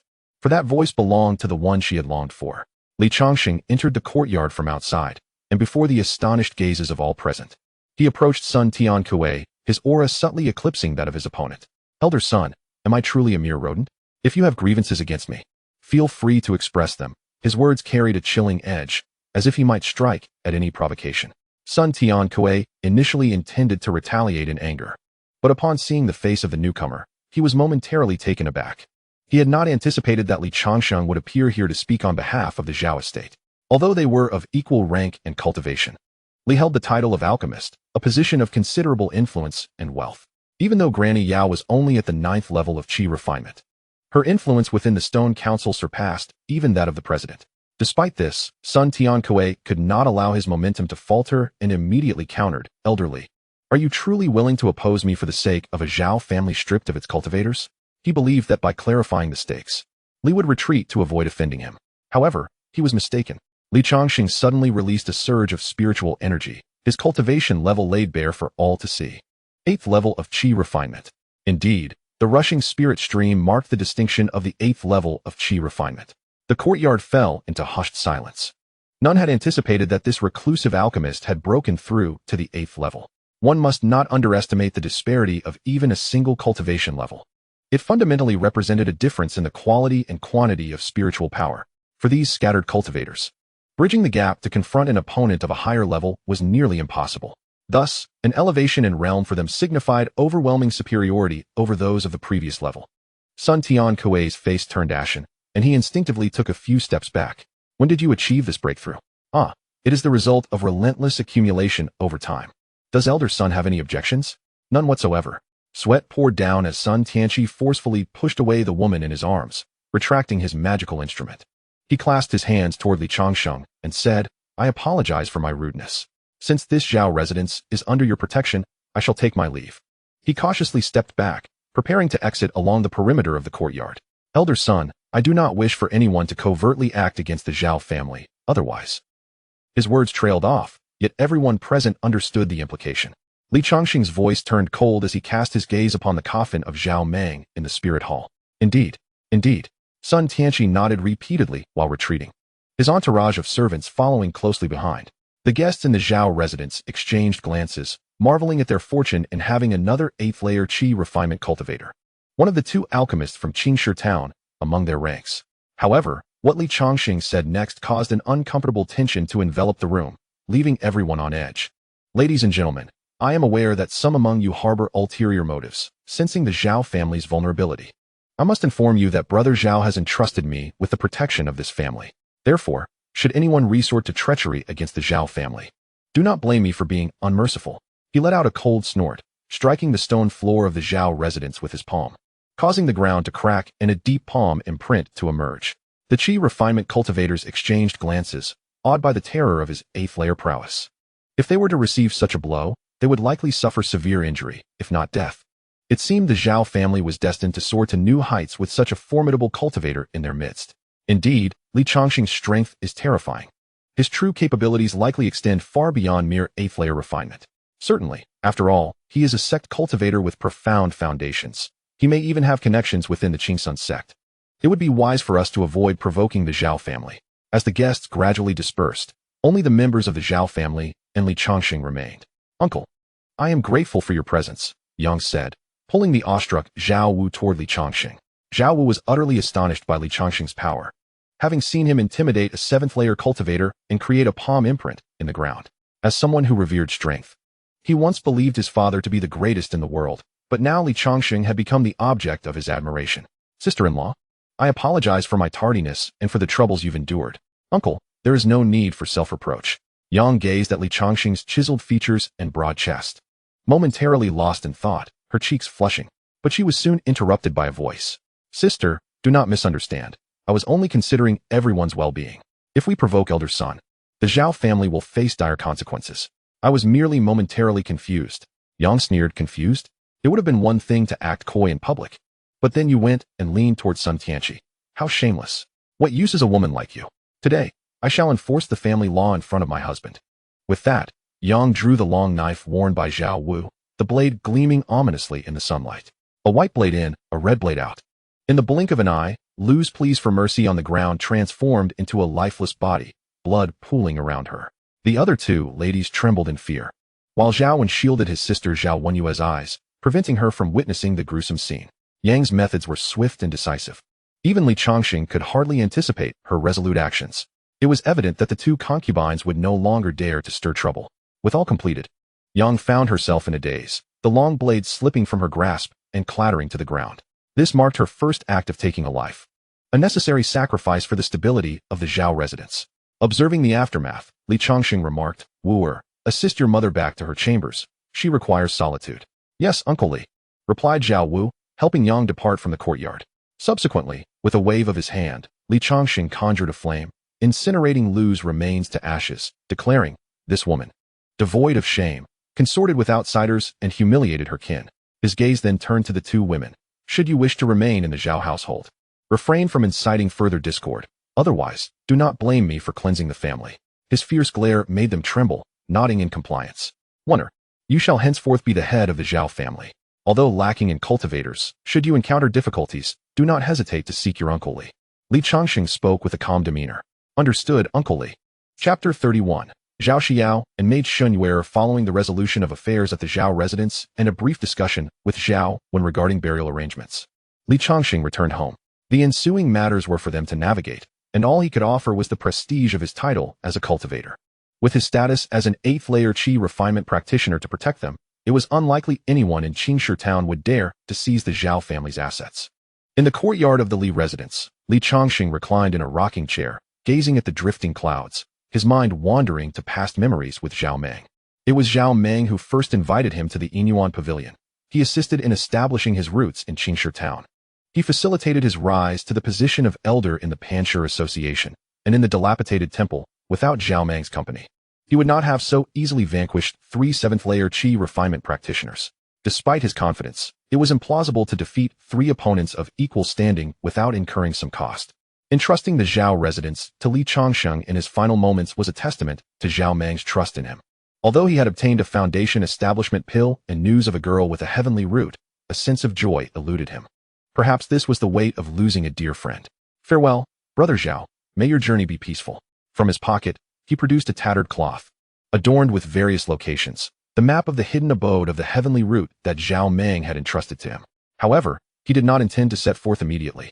With Zhao Meng just departed, leaving Changsheng town now would undoubtedly arouse suspicion. Li Zhong, master, what is it? Li Zhong, who had been sweeping nearby, hastily approached. Displaying a spark of cleverness, Li Changsheng inquired, "Are you free at the moment?" "Yes, master. Come closer. I have something to share." Li Zhong leaned in to listen as Li Changsheng whispered. In the dead of night, in the bamboo grove 3 miles outside Changsheng town, a slender silhouette darted through the bamboo grove, revealing itself to be Li Zhong. He wandered amidst the bamboo, lantern in hand, and was fortunate that the moonlight illuminated his surroundings quite well on this night. After a short while, Li Zhong arrived at a bamboo cottage, surrounded by a courtyard brimming with various vegetables, alongside a clucking hen. Pushing open the bamboo door, he entered and noticed the absence of light within, prompting him to softly call out, "Is Miss Zhao Xiao here?" Before long, a light flickered to life inside, and a graceful figure appeared at the window. Adjusting her attire before opening the door, she appeared to be around 17 or 18 years old. Holding the lantern, she quietly inquired, "Who is it?" Previously, Master Zhao would always arrive in the morning, so this stranger's ability to find this place suggested guidance from another.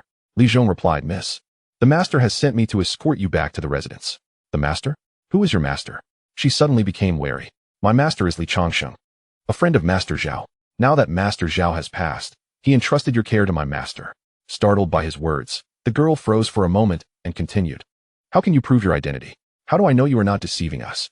Li Zhong quickly produced a map, anxiously stating, "Does this count? It was given to me by my master." Upon seeing the map, the girl's defenses eased, and she gently said, "It suffices, but Miss is still asleep. Please wait outside for a moment while I fetch her." Closing the door, she entered the room and exchanged a few words with a small figure before beginning to gather clothing and pack. The evening breeze wafted gently, and Li Zhong stood in the courtyard, unable to suppress a shiver. Touching his upper lip, he muttered, "This place is indeed quite cold. How peculiar." After a while, 2 figures, one tall and one short, emerged. "Ladies, I shall lead the way. Please stay close to me," Li Zhong instructed. Understood. The 3 navigated through the bamboo forest, not knowing how long they had walked until they finally spotted a town. Under Li Zhong's guidance, they reached the entrance of the Li residence. Waiting for the night watchman to pass, Li Zhong approached the gate, opened it, and stealthily led the 2 women inside. Upon learning of Li Zhong's return, Li Changsheng hurriedly got out of bed, opened the door, and stepped into the courtyard. At that moment, the 2 women and 1 man, stood together. The little girl, upon seeing Li Changsheng, appeared somewhat apprehensive, her large, watery eyes peering from behind her sister. The woman before him possessed a fair countenance, if well dressed. She could rival Su Jing in beauty. Li Changsheng spoke, "Brother Zhao has passed. Before he departed, he entrusted your care to me. Thus, you shall temporarily reside in the Li residence. For now, refrain from going out, and I will provide you with proper identities in due course." "Yes, Master Li," the woman replied. "By the way, what is your name?" he inquired. The little girl, Zhao Meng, revealed her name. "Zhao Xiao," sharing the same surname, she responded. The maid, however, was uncertain of her name. "I am but a servant, Shen Yuer," she said softly, concerned about offending the new master. Li Changsheng nodded and turned to Li Zhong, saying, "Have them stay in the side room." "Yes, master," Li Zhong affirmed, then gestured to the 2 women, "Ladies, please follow me this way." On the following day, Li Changsheng announced to the entire household the addition of 2 new members, Shen Yuer, who joined the ranks of the maids, and Zhao Xiao, who, due to her tender age, was spared from labor. Xiao Lixue was quite pleased to have a girl of similar age to play with, finally gaining a companion. The 2 quickly formed a bond, engaging in playful antics together. Wang Anren and Su Jing refrained from inquiring about the origins of the 2 girls. After all, the sudden appearance of a young girl alongside a 17 or 18-year-old maiden was somewhat peculiar, but since her husband remained silent, they felt there must be a reason for it. Li Changsheng summoned little Xiao to the training room, presenting her with a spirit-testing stone, placing it in her hands. Although he was aware that she possessed a heavenly spirit root, he remained ignorant of its specific attribute, as Zhao Meng had not divulged this information. Zhao Meng did not wish for her to cultivate, intending instead to utilize her as a vessel for reproduction. Thus, he provided her merely with a fundamental breathing technique. Even so, the young girl remarkably advanced to the first layer of qi refinement. However, he did not intend for her to be solely a tool for reproduction. Given her lofty talent, which, if nurtured, could elevate her to the status of a foundational cultivator, potentially becoming a significant ally in due time. Yet, she was only 10 years old. The matter of dual cultivation would have to wait 8 years.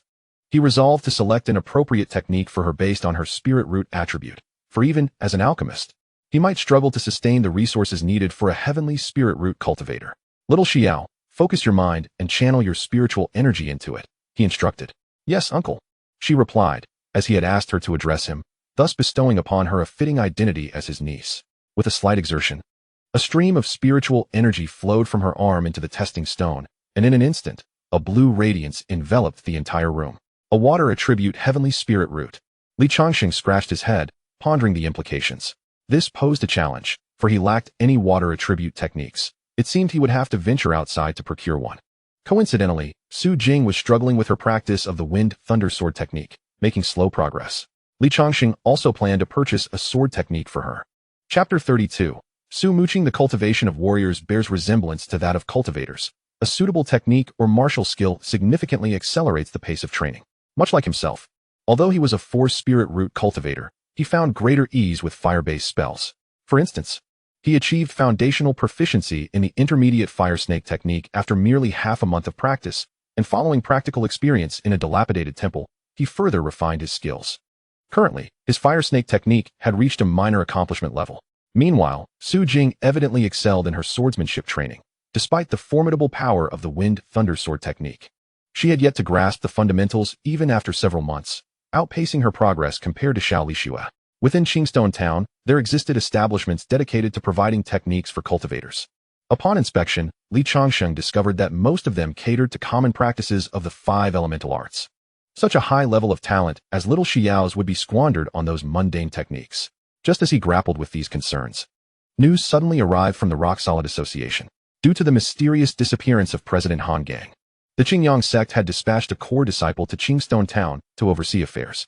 Now convening the remaining high-ranking members of the Rock Solid Association for a meeting on the 2nd floor of their headquarters. The Qingyang sect had sent representatives. This is indeed unfortunate news. Over the years, Qingshe Town has maintained a delicate equilibrium with the Qingyang sect. Qingshe Town supplies the sect with precious iron or resources. Yet the sect is also expected to refrain from interfering in the town's affairs. After all, they are an alliance composed of scattered cultivators, nearly all of whom exist beneath the shadows of the great sects, mutually supporting one another to carve out a space for survival and development, thus avoiding complete annexation and oppression by the major sections. Changsheng had no choice but to temporarily set aside his current tasks and hasten from Bainaji to the headquarters of the Panshur Association.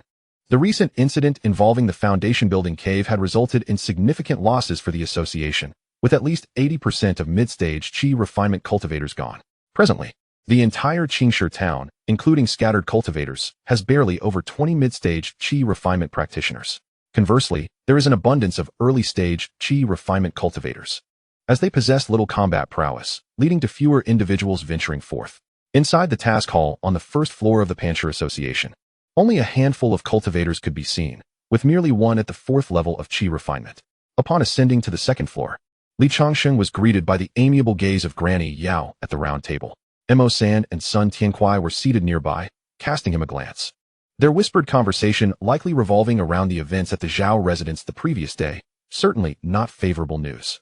Occupying the main seat was Su Muching, a core disciple from the Qingyang sect. Changsheng had seen her in the outer sect, having reached the 7th level of qi refinement at the tender age of 17. She must now be 23 and has astonishingly become a core disciple. Although her cultivation level remained inscrutable, the standard for a core disciple of the Qingyang sect is completion of the qi refinement stage. A person in their 20s achieving such mastery implies they could establish their foundation before turning 30, truly a source of envy. At 40 years of age, Changsheng mused that, were it not for the system's assistance, he would still be meandering at the 6th level of qi refinement. Dressed in elegant azure robes, Su Muching exuded an ethereal grace. Her complexion fair as snow, devoid of any superficial embellishments, her presence akin to orchids in a secluded valley. A long azure sword rested upon the table, and upon closer inspection, it revealed itself to be a superior magical artifact. Taoistly, we have been awaiting your arrival, Granny Yao softly remarked, beckoning him to take a seat. Ah, you have broken through to the 8th level of qi refinement? Changsheng replied, pulling out a round chair and settling down to Granny Yao's left. It was merely a stroke of luck. Upon hearing Granny Yao's words, Su Muching cast a sidelong glance, her expression remaining unchanged. With all present, Su Muching began to speak. As the senior members of the Panshur Alliance, I shall speak candidly. Daoist Su, please do not hesitate, replied Granny Yao, the current highest-ranking member of the Pancher Association, naturally taking the lead. Su Muqing paused briefly before continuing. The Qingyang sect cannot afford to lose Qingshi town, as a significant number of magical artifacts wielded by our outer disciples are sourced from the precious iron or mine. Given our current predicament with President Han Gang's mysterious disappearance, we need to reorganize the Pancher Association and rally the nearby scattered cultivators to continue mining the precious iron ore. Thus, I have summoned you all to discuss the position of the association's president. Daoist Su, as the Pancher Association represents a coalition of scattered cultivators. It may be challenging to gain consensus should your sect involve itself, Granny Yao retorted coldly. Imo-san was suddenly infuriated, slamming the table and shouting, absolutely not. The affairs of Qingshi town should be managed by our own loose cultivators. Even Qingyang sect cannot be so unreasonable. He had coveted this position for quite some time. And if Qingyang sect were to take direct control of the Pancher Association, all the influence he had built over the years would be utterly lost. Thus, even though he was aware that his opponent was a peak qi refinement practitioner, he could not restrain himself from voicing his objections. Su Muqing's expression shifted, her tone growing icier. Dao friend Imo, I never claimed that Qingyang sect intends to interfere in the matters of Qingshi town. What do you mean by that? Imo-san's voice calmed, seemingly realizing he had acted impulsively. Of course, the president of the Pancher Association shall be elected from among the people of Qingshi town. But the final decision rests with us at Qingyang sect. Naturally, this position will only be filled by one of your few candidates. Besides, very well.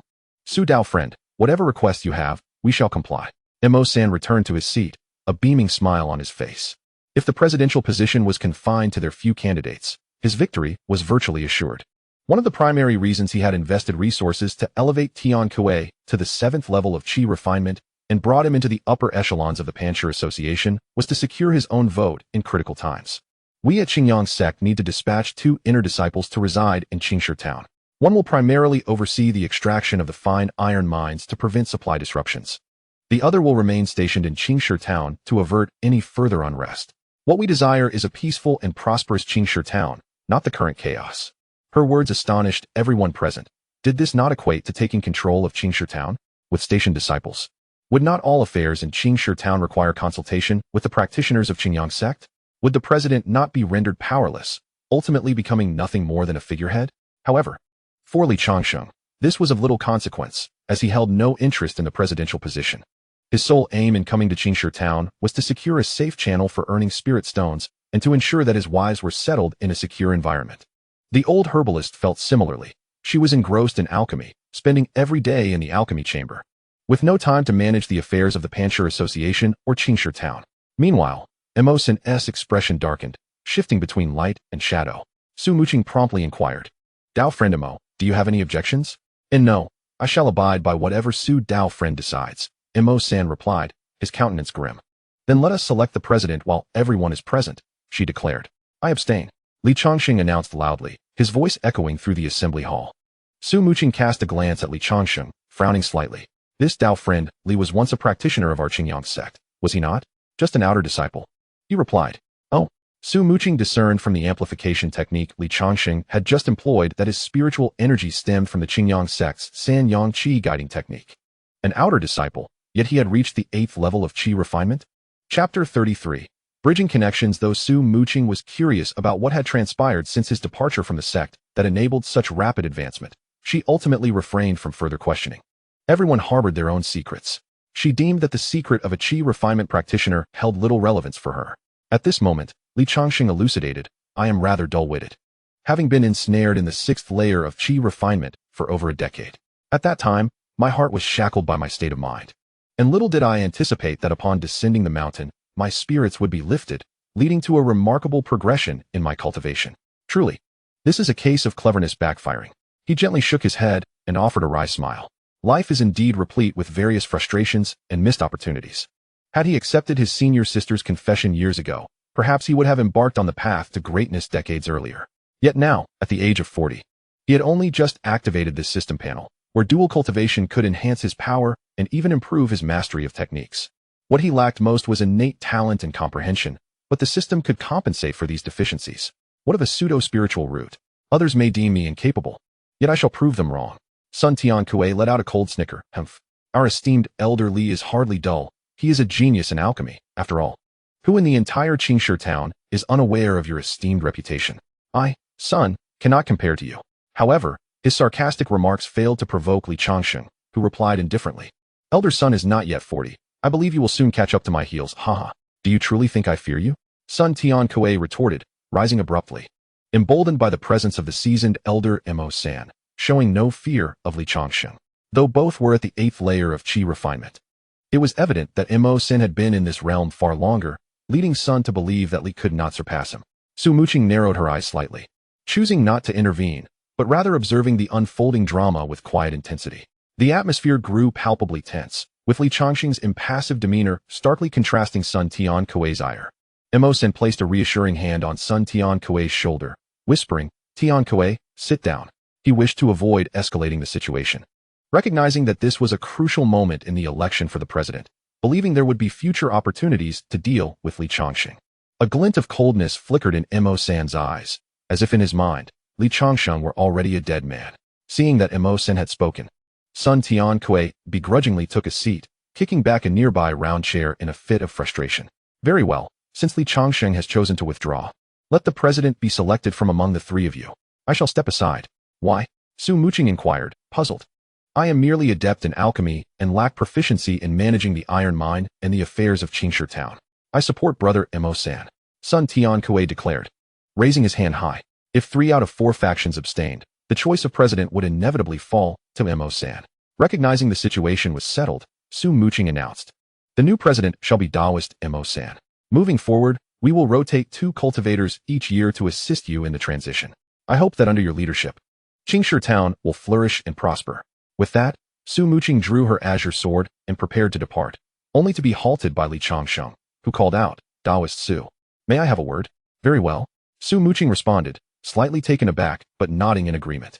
The two then ascended to a private chamber on the 2nd floor, casting a soundproofing spell to ensure their conversation remained confidential. Outside, Sun Tian Kuei seethed with frustration, thinking to himself that Li Changsheng was shamelessly ingratiating himself with the sect's cultivators. How audacious. Inside the chamber, Li Changsheng enacted a soundproofing technique to prevent their dialogue from being overheard. Su Muqing gracefully pulled out a chair and seated herself, her voice calm as she addressed Li Changsheng. If you have something to say, please be direct. Besides my duties in Changsheng town, I have other sect responsibilities to attend to. Li Changsheng cleared his throat and responded, I apologize for intruding upon your valuable time, Su Taoist. The matter is this. A dear friend's daughter wishes to join the Qingyang sect. I wonder if you might facilitate this? I would be immensely grateful if she could catch the attention of a foundation establishment elder. Su Muqing furrowed her brow and replied, Li Taoist. What do you take me for? Entrance to the sect follows a proper channel.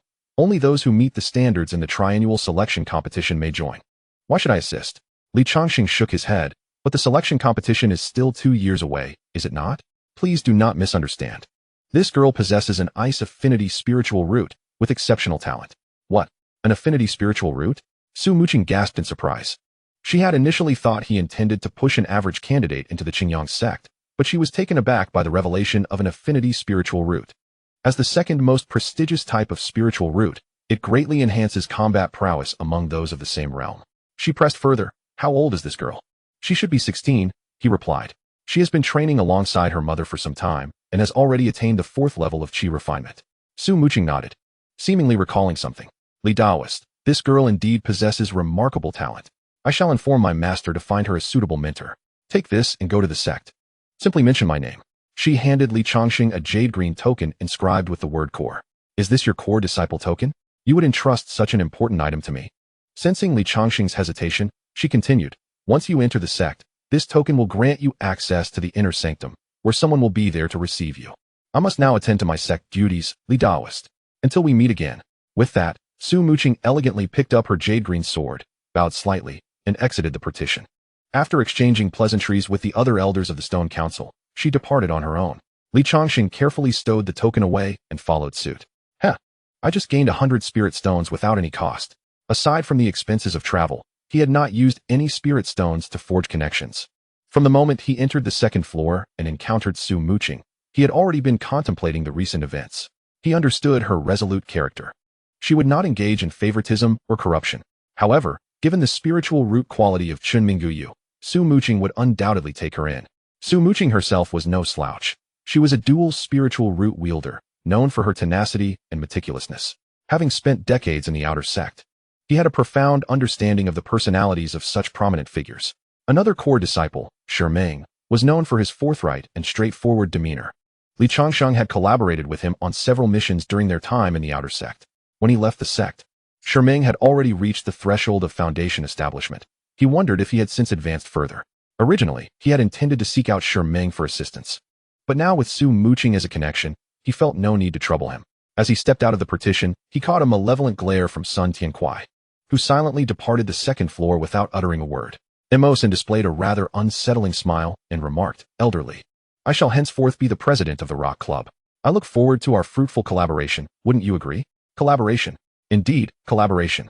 With that, Li Changsheng departed without a backward glance, leaving Imo-san with a face full of awkwardness. Chapter 34. Wang Anren's subtle thoughts. The matter of the cultivation technique had temporarily been set aside, as no suitable water attribute qi refining techniques could be found in the entire Changsheng town. The young girl Zhao Xiao possessed extraordinary talent, and it would be a disservice to subject her to any mediocre qi refining methods. Reluctantly, Li Changsheng resolved to venture to the neighboring market.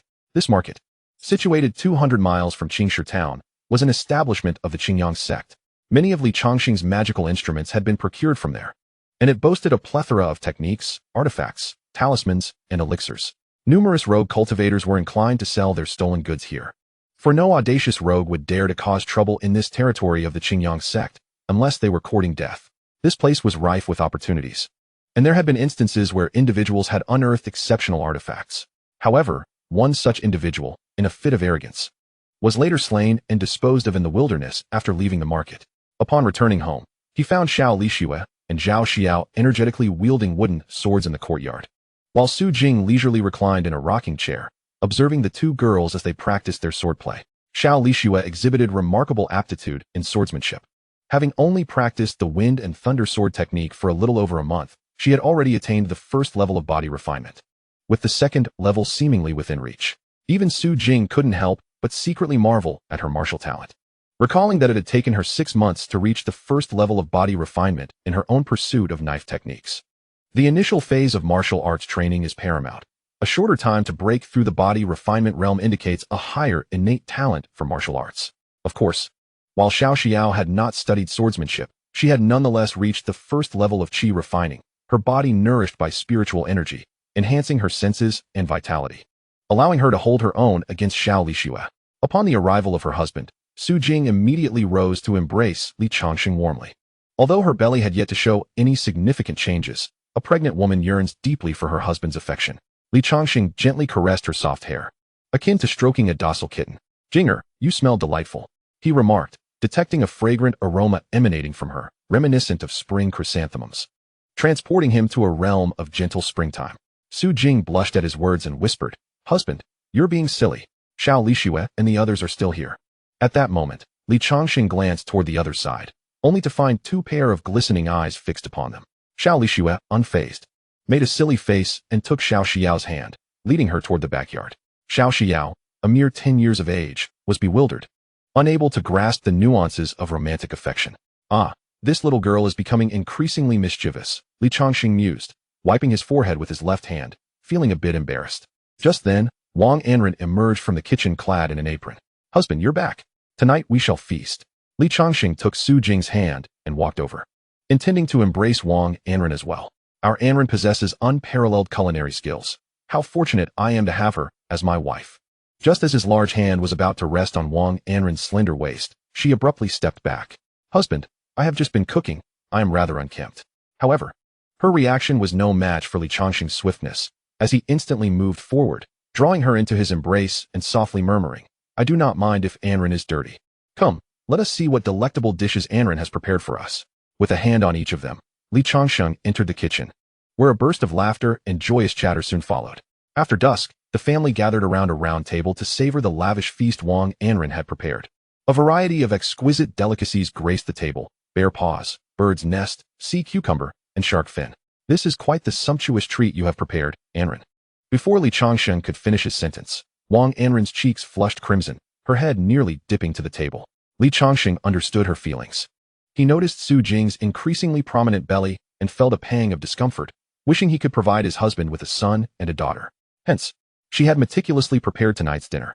Li Changsheng, appreciating her goodwill, indulged heartily in the feast. Should they be blessed with a child possessing spiritual roots, perhaps the system would undergo a new transformation. Nevertheless, he did not harbor overly grand expectations. After all, it was no simple feat to conceive a child with spiritual roots. Even if both parents possessed such traits, the likelihood of their offspring inheriting them was merely incrementally improved. Unless it was a heavenly spiritual root. Li Changsheng pinned his hopes on little Xiao, yet the girl was only 10 years old. He would have to wait at least another 8 years, wouldn't he? In the depths of the night, only Li Changsheng and Wang Anren remained in the room. Su Jing, understanding her sister's sentiments, wisely retreated to her own chamber. Leaving time for the two, moonlight spilled into the room, illuminating Wang Anren in her white garments.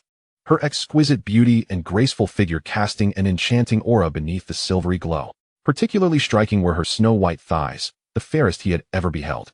Wang Anren's complexion was flushed, akin to a wildflower in the mountains adorned with morning dew, poised to bloom. Having consumed the nourishing delicacies, Li Changsheng felt a surge of desire, his body ablaze with heat. At that moment, Wang Anren suddenly approached him, gently loosening her garments. Her flawless form was unveiled before his eyes, prompting him to swallow hard, feeling a blaze igniting within his chest. Without warning, Wang Anren lunged into his embrace. Her serpentine grace sending shivers through him. Though this was not their first encounter, she always evoked a unique sensation within him. Wang Anren then whispered in his ear, "Husband, do you find me beautiful?" "Exceedingly beautiful," he replied. He gently wrapped one arm around her delicate waist while the other playfully pinched her pert nose. "Anren, do you wish for our first child to be a boy or a girl?" Her eyes sparkled with emotion, and with a soft caress against Li Changsheng's chest, she murmured, "I hope for a boy." The air was charged with passion. The entire room was enveloped in a captivating and enchanting melody, akin to a hauntingly beautiful symphony. The dark clouds obscured the moon, as if it too were shyly retreating from view. Ding, ding, ding. Alchemy Experience 10, Dual Cultivation Experience 10. Alchemy Experience 10. Dual Cultivation Experience 10. Alchemy Experience 10. Dual Cultivation Experience 10. On the following day, Li Changsheng meticulously gathered his belongings and imparted a few words of caution to his family, urging them not to venture out recklessly during his absence of 2 days, assuring them that he would resolve all matters upon his return. He harbored concerns that son Tiankuai might trouble his family while he was away. After all, apart from Su Jing, who possessed a modicum of combat prowess, the rest of his family were rather feeble. However, he found solace in the thought that once Xia Xiao and Xiao Lixue matured, they would be capable of safeguarding the Li family even in his absence. One with a water attribute spiritual root of extraordinary potential was destined to achieve foundation establishment. The other, a prodigy in swordsmanship, might glimpse the innate realm with time.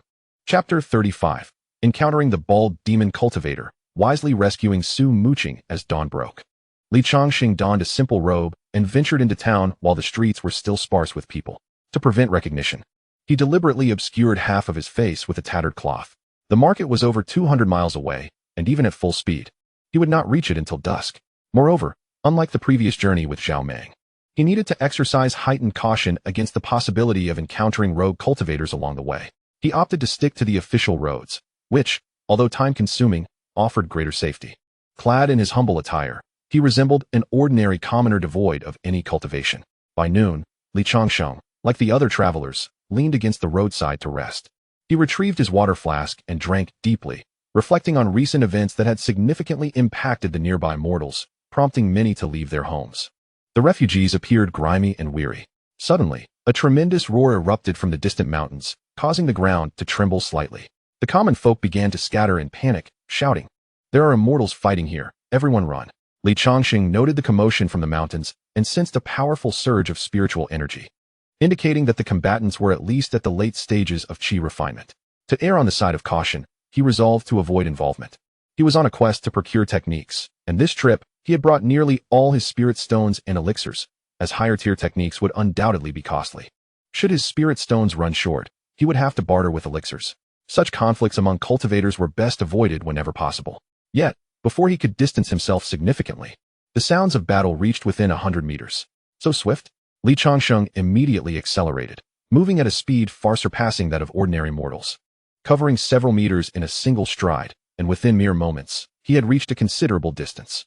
Just as he paused to catch his breath, A bald man adorned in blood-red patterned garments suddenly lunged from the left, wielding a blood-colored battle knife, radiating a menacing aura, accompanied by the faint sound of wailing spirits. With a slight tremor of the iron ring on his blood knife, a terrifying wave of sanguine malevolence surged forth. Moments ago, some unfortunate mortals, unable to flee in time, were mercilessly consumed by a sinister aura, leaving behind nothing but desiccated skin and bones. Help! A ghost! Someone save me! I do not wish to die. The pitiful cries of the commoners echoed, their terror intensifying upon witnessing the grim fate of those ahead. Although Changsheng had distanced himself by 100 meters, he remained profoundly shocked by such a malevolent display, recognizing it as the work of a demonic cultivator. He retrieved the Qingfeng jade pendant, the runes engraved upon it flickering gently, while his other hand tightened around a fire talisman bead, ready to counter any sudden assault. At that moment, a rustling erupted from the nearby thicket, and in a flash, a figure clad in green emerged from the underbrush, wielding a long green sword in one hand and a talisman in the other. With a swift motion, she hurled the talisman, unleashing a bolt of thunder that surged forth like a sinuous, venomous serpent, striking directly at the bald, demonic cultivator. Qingyang Exorcism Talisman, go! Sensing the terrifying energy of the thunder serpent, the cultivator halted his consumption of the mortal's essence. The iron ring of his long blade trembled once more, and a blood-red barrier formed before him. With a tearing sound, the thunder serpent broke through the sanguine shield, the electric power enveloping the bald demon, leaving him charred and grotesque. His body was transformed into a burnt husk. Yet, before the woman could make her next move, the blood knife in the cultivator's grasp surged with vitality, restoring the scorched flesh in an instant. What a formidable essence! Changsheng marveled. For this was his first encounter with the techniques of a demonic cultivator. During his time at Qingyang sect, he had often been stationed at the outer gate and had not received tasks pertaining to the eradication of such foes. It was said that these demonic cultivators possessed astonishing abilities that were difficult to defend against, with such missions typically handled by core disciples. Indeed, the woman in green was none other than Su Muqing, whom he had encountered the previous day. He had not anticipated that her mention of other tasks involved dealing with demonic cultivators. Now, she was visibly panting, evidently exhausted from the earlier battle and having utilized such a powerful talisman. What remarkable skill, young lady, Changsheng thought, impressed by her mastery, as she had already reached the pinnacle of qi refinement at such a tender age, displaying exceptional talent in talisman crafting. What was the name of that talisman she just used? The bald cultivator's blood knife incessantly replenished his essence, mockingly taunting the nearly exhausted Su Muqing. Humph! You are unworthy of knowing, you demonic scoundrel. With that, Su Muqing activated another azure talisman, but instead of casting it away, she affixed it to her chest. Instantly, a radiant green light emanated from the talisman, revitalizing her weary spirit. The rejuvenation talisman, Changsheng recalled from the sect's compendium of talismans, was a high-grade talisman. He was astonished that Su Muqing had managed to forge it, showcasing her exceptional aptitude for talisman crafting. How is this possible? The bald demon gasped. There is much more you cannot fathom. Taste my sword. With a graceful leap, Su Muqing charged at the bald cultivator, her green sword poised for attack. The cultivator could only respond hastily, and after several exchanges, he suffered yet another wound from her sword's energy. Ah, cursed wench, you have forced my hand. Upon concluding his words, the bald figure's aura shifted once more, enveloped by a malevolent crimson energy that formed a hemispherical barrier around him. Surprisingly, Su Muqing's sword qi proved utterly ineffective against him. Blood fiend technique. Su Muqing's brow furrowed, her expression growing increasingly grim. This was the signature technique of the blood fiend sect, enabling practitioners to harness blood energy to elevate their power by a minor realm. It was said that upon reaching mastery, one could even ascend 2 minor realms. The bald demonic cultivator had already attained the pinnacle of the qi refinement stage, and a further step would lead him to the threshold of foundation establishment. Changsheng, initially intent on fleeing, found himself captivated by the crimson hemisphere. Observing Su Muqing's struggle to subdue the opponent, he halted and called out using an amplification spell, Su Daoist, attack from below. His words illuminated her mind.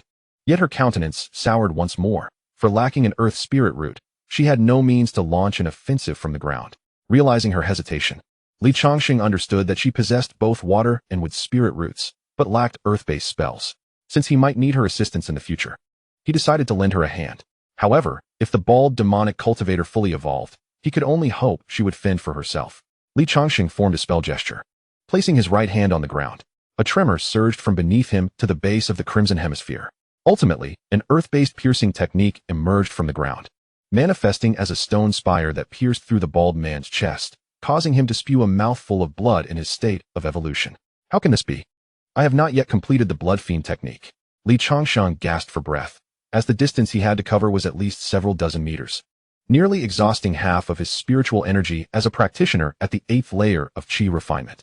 To ensure his safety, he quickly consumed several high-grade gathering Qi pills to replenish the energy he had just expended. However, before the dust settled, a new crisis arose.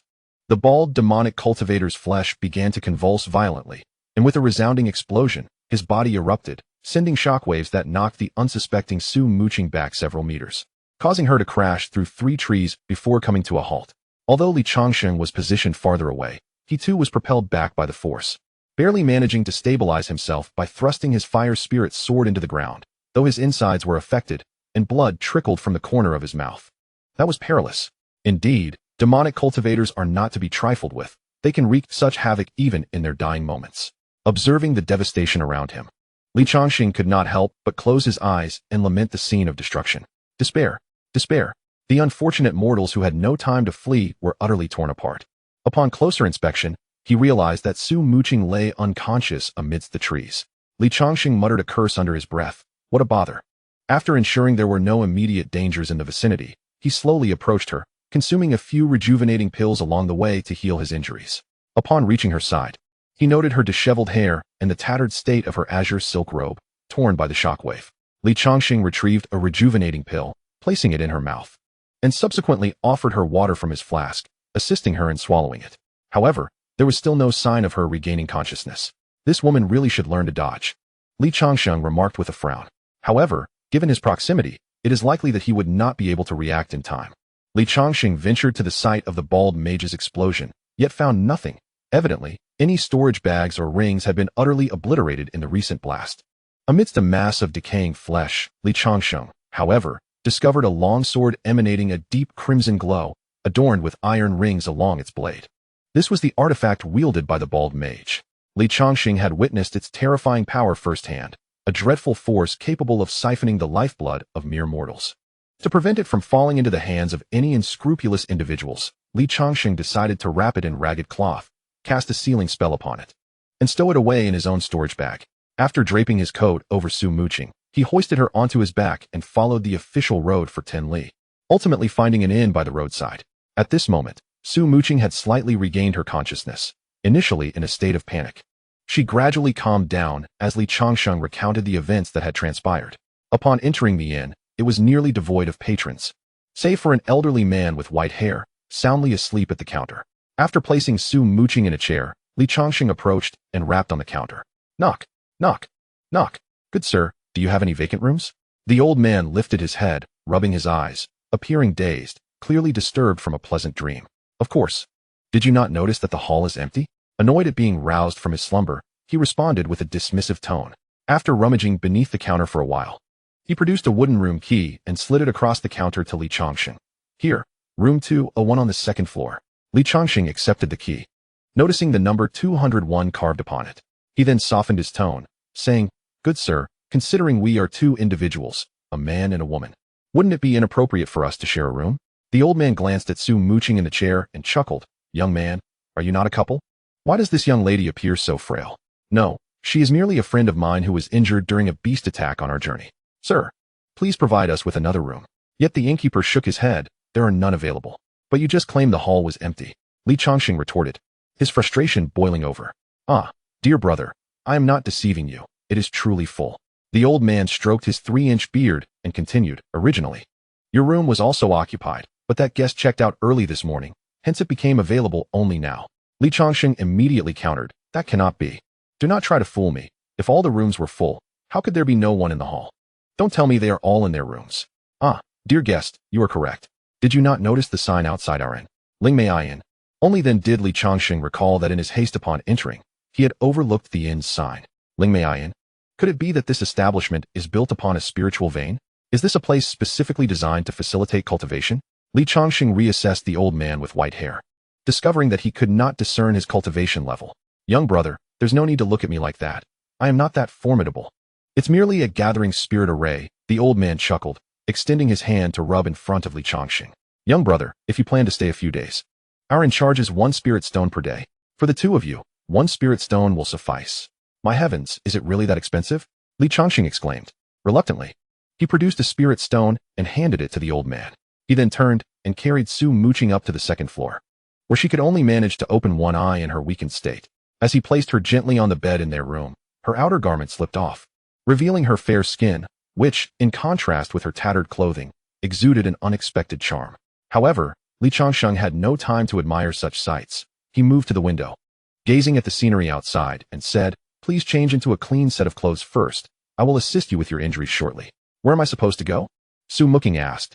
Her face pale, yet a hint of color appeared. "There's only this one room, and I've spent a spirit stone on it." Noticing that Li Changsheng had no intention of turning around, she cautiously retrieved a set of her own clothes from her storage ring, glancing back at him intermittently, and carefully began to remove her tattered garments. The allure of her figure was momentarily exposed to the air, yet Li Changsheng remained oblivious to it, though the soft sounds of her changing clothes reached his ears. "All right, you can turn around now." Su Muqing's delicate voice chimed, albeit lacking in strength. With a reluctant turn, Li Changsheng beheld a lithe figure reclining on the bed. This outfit differed markedly from the previous one, as the fabric was noticeably less, and a slit in the skirt revealed her graceful leg. Clearing his throat lightly to ease the awkward atmosphere, Li Changsheng said, "Su, please sit up with your back towards me. I shall treat your wounds." This inn possesses a gathering spirit array, ensuring ample spiritual energy. With a slight blush, Su Muqing turned to face inward, presenting her back to Li Changsheng. He settled into a chair, forming a gathering chi seal with his left hand while channeling azure spiritual energy into her body with his right. She emitted a soft moan, and under his assistance, her complexion gradually regained its vitality. After a quarter of an hour, Li Changsheng withdrew his energy and inquired gently, "Su, do you feel any better?" Su Muqing nodded softly, turning to face him. Due to the healing effects of the spiritual energy, her front was now damp, presenting her alluring figure prominently before Li Changsheng. "Thank you, Li, for your assistance, and I must also express my gratitude for your help in dealing with the demonic scoundrel." She paused, "By the way, have you seen that blood knife of the demonic faction?" Li Changsheng replied, "What do you need that item for?" "Surely, the blood blade has already been retrieved by a fellow cultivator. Fear not, I shall naturally surrender it to the sect for proper handling. For such a weapon is an abomination, and I am certain that you, my friend Li, would not wish to attract trouble upon yourself." Su Muqing offered a faint smile, yet her tone carried an unmistakable air of authority.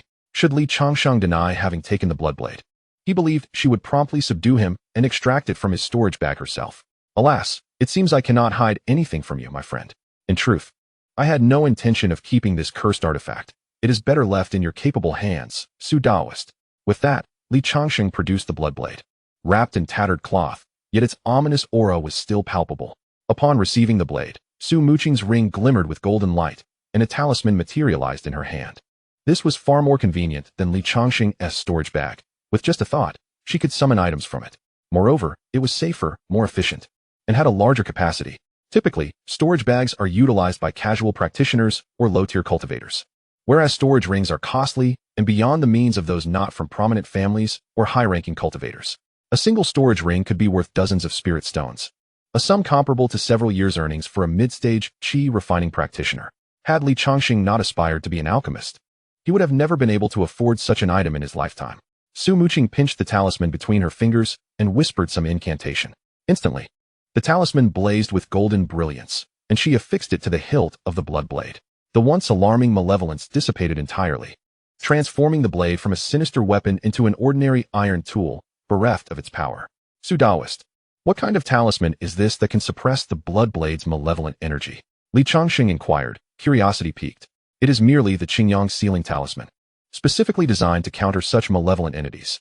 "Did you craft this talisman yourself?" "Of course," Su Muqing replied nonchalantly. This revelation stunned Li Changsheng. She had achieved the status of a first-grade high-rank talisman master. Su Muqing, seated upon her bed, asked, "Li Daoist, why have you ventured beyond Qingshi town?" "I plan to visit the marketplace to acquire some martial arts manuals. My household consists of mere mortals, and it would be prudent for them to learn some self-defense techniques." Li Changsheng mentioned his wise martial needs without divulging his true purpose of seeking water attribute, chi, refining methods. After all, they had only just met, and he would not let his guard down simply because she was beautiful. Su Muqing responded, "Ah, I see. Thankfully, you were here, or else I might have encountered considerable difficulty exterminating the remnants of the Blood Slaughter sect." "Blood Slaughter sect?" "Indeed. That bald man was a remnant of the Blood Slaughter sect, which was once a notorious demonic faction with 3 golden core cultivators. Ultimately, they were eradicated by righteous cultivators. Yet remnants of their dark arts linger in the world. This bloodblade was forged by that bald man using secret methods. The more blood it absorbs, the more it nurtures its wielder's demonic powers. Well, thanks to your assistance, I present you with these 20 spirit stones as a token of my gratitude. With that, Su Muqing conjured 20 spirit stones and placed them upon the bed. How delightful. My friend, you are too modest, he chuckled. Although he feigned politeness, his actions betrayed him. With a wave of his hand, Li Changsheng gathered all the spirit stones into his possession. Su Muqing, witnessing his antics, couldn't help but laugh. Li Changsheng was indeed amusing.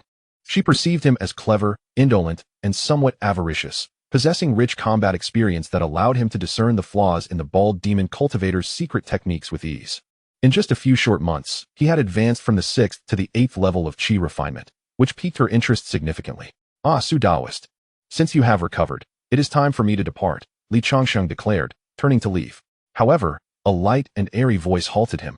The night is late, and it is not safe for one to be outside alone. Perhaps you should rest here for the night. As she spoke, Su Muqing's face flushed slightly. The notion of sharing a room with a man, an unfamiliar situation for her, made the youthful maiden appear bashful. Li Changsheng, scratching his head, jested, but, dear Daoist, there is only one bed here. Are we to share it? At his words, Su Muqing blushed even more, covering her head with the bedding and retorting. Who said anything about sharing a bed? Can't you just sleep on the floor? Indeed, that is a valid point. However, worry not, Su Daoist. The spiritual energy here is abundant. I shall meditate and cultivate, while you can rest assured and recuperate, he replied before finding a small corner to sit down, forming hand seals to begin his practice. Soon, spiritual energy began to gather around him. Su Muqing observed him for quite a while. Realizing that he was practicing an outer sect technique, the 3-yang Qi induction method, which he had evidently already mastered to a minor extent. However, this was not particularly remarkable among the disciples of Qingyang's sect. With such a rate of energy accumulation, how had he managed to ascend to the 8th level of Qi refinement in just a few months? The following day, having cultivated through the night, Li Changsheng was clearly eager for more. The energy-gathering array was indeed extraordinary, granting him 20 points of cultivation overnight. While this was not as substantial as the gains from dual cultivation with a partner, it was still far superior to his own training speed, where 2 hours of effort yielded merely 4 experience points. Upon opening his eyes, he found himself alone in the room, surmising that Su Muqing had left early. Just as he prepared to depart, he noticed a letter and a book left on the table. Upon picking them up, he found it was indeed a note from Su Muqing. The letter expressed her gratitude for his assistance, but the final line read, Li Daoist, I know you seek martial arts techniques. Fortuitously, I have a volume that I wish to gift to you. Martial arts techniques. To his astonishment, his offhand remarks from the previous day had captured her attention. As he opened the book, he discovered it was a manual on swordsmanship, perfectly suited for Su Jing's cultivation, an advanced sword technique known as the ocean-covering blade technique. Chapter 38. Qingyang Market. Seeking Martial Arts, the Ocean Overturning Blade Technique. A martial art perfected by the most formidable warrior of the 5 northern kingdoms 3 centuries ago, the blade saint of ocean overturning. Once unleashed, its blade force surges like a tumultuous wave, immersing one in an oceanic expanse. A single strike can cleave mountains and rivers asunder. Such a formidable technique. Li Changsheng had indeed heard of the blade saint, a master whose martial prowess transcended the innate realm, capable of besting even cultivators with ease. How could Su Muqing be so generous as to bestow this technique upon him? Moreover, where did she acquire it? Rumors suggested that the blade saint left no disciples, and his skills had been lost to time. Not wishing to ponder further, Li Changsheng accepted the gift with gratitude. After all, why refuse a boon freely given? He carefully tucked the manual into his storage bag, incinerated the accompanying letter with a flicker of flame, and promptly departed the inn, making his way toward the market. Having lost a day, he did not pause for rest along the journey, instead utilizing the Qingfeng jade pendant to hasten his pace. By the time the sun had risen high in the sky, Li Changsheng finally arrived at the market. Contrary to its name, the market resembled a quaint village. Unlike the bustling town of Changsheng with its tens of thousands of inhabitants, the market comprised a single street stretching several hundred meters, built against the backdrop of the mountains. At the entrance stood 2 cultivators, one wielding a staff and the other a spear, both adorned in the standard garb of the inner disciples of the Qingyang sect. Featuring a golden-edged sun motif, predominantly azure, encircled by 9 verdant spiritual leaves, an emblem of their sect. Both were at the 9th level of Qi refinement. ranking among the elite within the inner sect, and their willingness to stand guard stemmed from the lucrative nature of the task, a privilege typically reserved for the descendants of the Foundation establishment elders. One of these sentinels was known to Changsheng. The burly man brandishing the iron staff appeared to be in his early 30s, named Deng Long, the grandson of an elder from the outer sect. Possessing average talent with 3 spiritual roots, he had nonetheless attained the 9th level of qi refinement due to familial support. Changsheng approached with a friendly greeting, Taoist friend Deng. Upon hearing his name, Deng Long nodded slightly and turned to regard Changsheng. Who are you? Changsheng smiled as he stepped closer, discreetly placing 2 spirit stones into Deng Long's pocket, and then offered 2 more to the adjacent cultivator. A flicker of surprise crossed their faces. It was customary for others to offer just 1 spirit stone, yet this fellow generously bestowed 2 upon each of them. As they squeezed the stones, their regard for Changsheng grew increasingly favorable. I've met senior brother Deng before. I've settled in Changsheng town and have come to the market to procure some items. I hope to count on your kindness in the future. Please accept this token of my gratitude, and I hope you won't find it lacking. In the realm of cultivation, strength commanded respect. Although the 2 were younger, their prowess surpassed his by a level, making the address of senior brother entirely appropriate. Previously, when visiting the market as a member of the Qingyang sect, such social niceties were unnecessary. However, as a solitary cultivator now, devoid of connections or backing, forging these relationships might prove crucial for his survival, especially if he were to attract the attention of other wandering cultivators. You certainly possess a remarkable talent for navigating social situations. Were you once a disciple of the Qingyang sect? I have been wandering outside for decades. Now, having left the sect, I have settled in the neighboring Changsheng town. My apologies for intruding upon you, esteemed brothers, Changsheng said with due respect. Indeed, understanding one's position is vital, since the path of cultivation offers no clear advancement. Indulging in life's pleasures can be a wise choice. Go now, but remember not to engage in brawls at the market. Otherwise, I cannot guarantee your safety. However, should anyone attempt to bully you, simply invoke my name. This Deng Long appears to be quite reliable, though it is merely a verbal promise.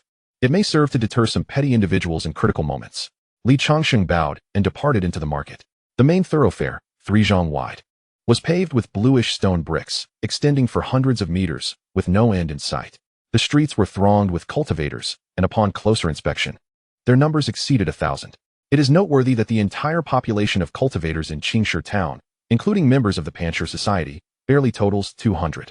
The market was a dazzling array of stalls and shops, offering a plethora of alchemical elixirs, magical artifacts, talismans, and spirit pets. Changsheng strolled through the stall area. Despite having acquired the overturning sea blade technique, his family members also required martial training.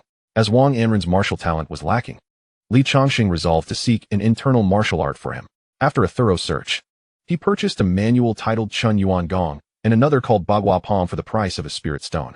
Changsheng could not help but lament the exorbitant prices in the market. Though costly, the items were far from ordinary. Chun Yuan Gong, a balanced practice of both internal and external cultivation, harmonizing movement and stillness. It refines the 5 internal organs and strengthens the bones and skin, making it suitable for men. When perfected, the practitioner gains an essence of pure yang energy, immune to all toxins, and with an inexhaustible inner strength, suitable for Li Zhong's training. This could be beneficial for the family's future expansion and for the servant's cultivation as well. Bagua Palm, a superior palm technique characterized by fluid transitions, combining hardness and softness, perfectly suited for Wang Anren. Having gathered his purchases, Changsheng turned towards a shop specializing in martial arts manuals. He soon arrived at a store named Gongfa Hall. Just as he prepared to ascend the steps to the entrance, an incongruous voice called out from behind him. Well, if it isn't our esteemed brother Li, what brings you to our Qingyang market? A cultivator donned in the inner sect's attire approached, accompanied by a graceful, fair-skinned beauty. Feigning surprise, he continued, Oh, I nearly forgot. Our illustrious brother Li has long departed the sect to revel in the mundane world. How many wives and concubines have you taken, brother Li? Would you like me to assist you in selecting them? Ha ha ha. His words drew the attention of onlookers, with some female cultivators displaying expressions of disgust towards him. However, Changsheng remained unfazed. The individual was named Dong Lianshan, who had a sister among the core disciples. During their time in the outer sect, they had clashed frequently, primarily because Changsheng refused to flatter him, resulting in Dong's incessant mockery. Yet, his cultivation was nothing remarkable. When Changsheng departed the sect, he was merely at the 6th level of qi refinement. To his astonishment, after just a few months, Dong Lianshan had managed to break through to the 7th level of qi refinement and entered the inner sect. Li Changsheng understood that, given his own qualifications, it was implausible for him to advance so swiftly. It must have been his sister, Dong Xianer, who had procured some miraculous elixir to enhance his cultivation. Li Changsheng clasped his hands in a gesture of respect and said, "What you say, junior brother Dong, is indeed true. As individuals of limited talent, we ought to indulge in immediate pleasures. The path of immortal cultivation is not one we can traverse." However, Dong Lianshan took great pleasure in the flattery, relishing the adulation from someone who once fancied himself above such praise. Yet his joy was short-lived. "But junior brother Dong, you possess merely a tri-spiritual root.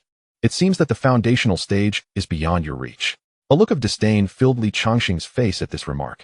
Dong Lianshan's anger flared instantly, and he bellowed, "Li Changsheng, repeat that." Chapter 39, Flowing Water Sword Technique. The words struck Dong Lianshan like a match to kindling. He was particularly sensitive about his aptitude, having been incessantly compared to his extraordinarily gifted sister from a young age. His sister, Dong Xianer, endowed with dual spiritual roots of fire and wood, was perfectly suited for the alchemical arts.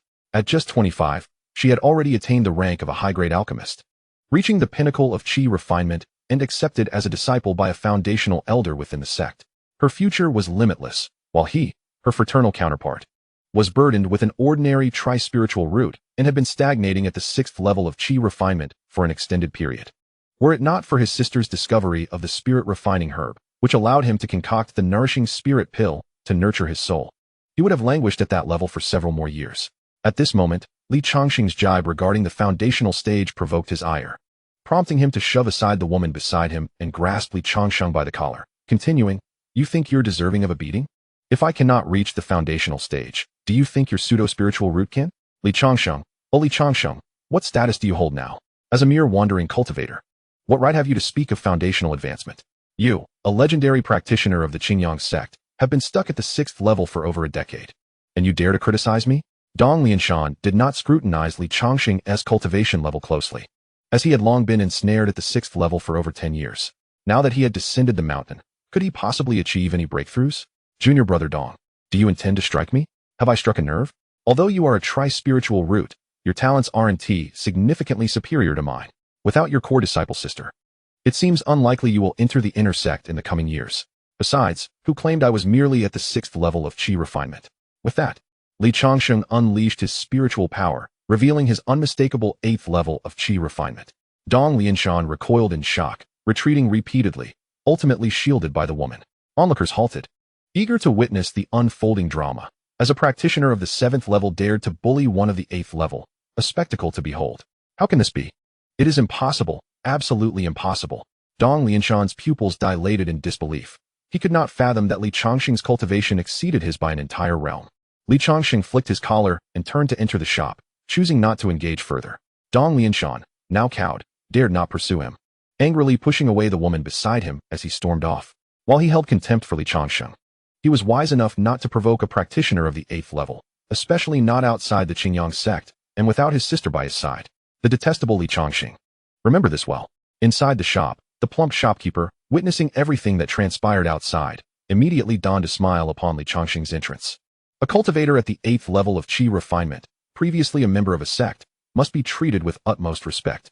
He waddled over to Li Changsheng, leaning in to whisper, "Esteemed sir, what techniques would you like to view? We have everything here. There is nothing you could possibly desire that our shop does not possess. Do you have foundational cultivation techniques? Oh, dear patron, do not jest with me. Our humble establishment lacks such high-level offerings." The shopkeeper wiped the sweat from his brow, visibly embarrassed. "Just a jest, my good shopkeeper. Do not take offense. I have come today to seek a water attribute technique for a younger member of my family. Do you have any fine selections?" Li Changsheng gently patted the shopkeeper's shoulder, his expression warm and amiable. "Oh, may I inquire if the younger member is male or female?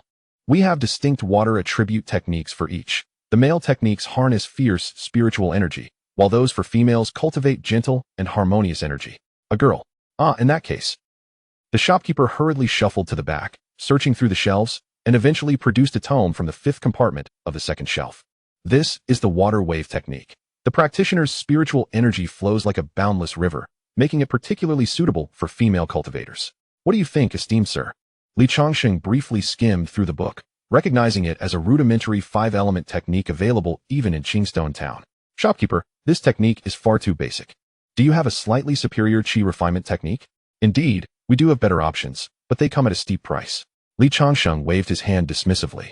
No matter the cost, as long as it is suitable, I shall purchase it. Very well, please wait a moment. The plump shopkeeper wobbled towards the back room. Li Changsheng could hear a flurry of activity within, and soon the shopkeeper emerged, beaming. Esteemed sir, please take a look. The shopkeeper presented a book with flowing sword technique inscribed upon it. Li Changsheng thumbed through it, discovering that it was a water attribute sword technique, even rivaling his own 3 yang qi induction technique, a splendid technique. How much does this cost, dear shopkeeper? The shopkeeper held out 5 fingers. 5 spirit stones. Surely you jest. It is 50 spirit stones. Such an exorbitant price? Li Changsheng was taken aback. It was known that 50 spirit stones could procure a mid-grade magical artifact. However, weighing the situation, the technique was indeed formidable. Reluctantly, he produced the 50 spirit stones and exited the shop, the shopkeeper's face adorned with a broad smile. Alas, his purse had significantly lightened. It appeared he would need to expedite his alchemy endeavors to replenish his funds, as they were woefully insufficient. Li Changsheng shook his head and placed the technique into his storage pouch. With his objective accomplished, it was time to return. Initially, he had planned to rest for the night, but after encountering Dong Lianshan, it was prudent to leave early to avoid potential retaliation. Although Dong Lianshan had a fiery temperament, his courage was likely lacking. He probably would not dare confront Li Changsheng. With a swift flight, after a night of travel, he finally returned to Qingstone Town the following morning. Upon returning to Qingshi Town, he finally laid down his guard. Li Changsheng presented the Chun Yuan Gong to Li Zhong, who immediately bowed in gratitude, expressing his heartfelt thanks.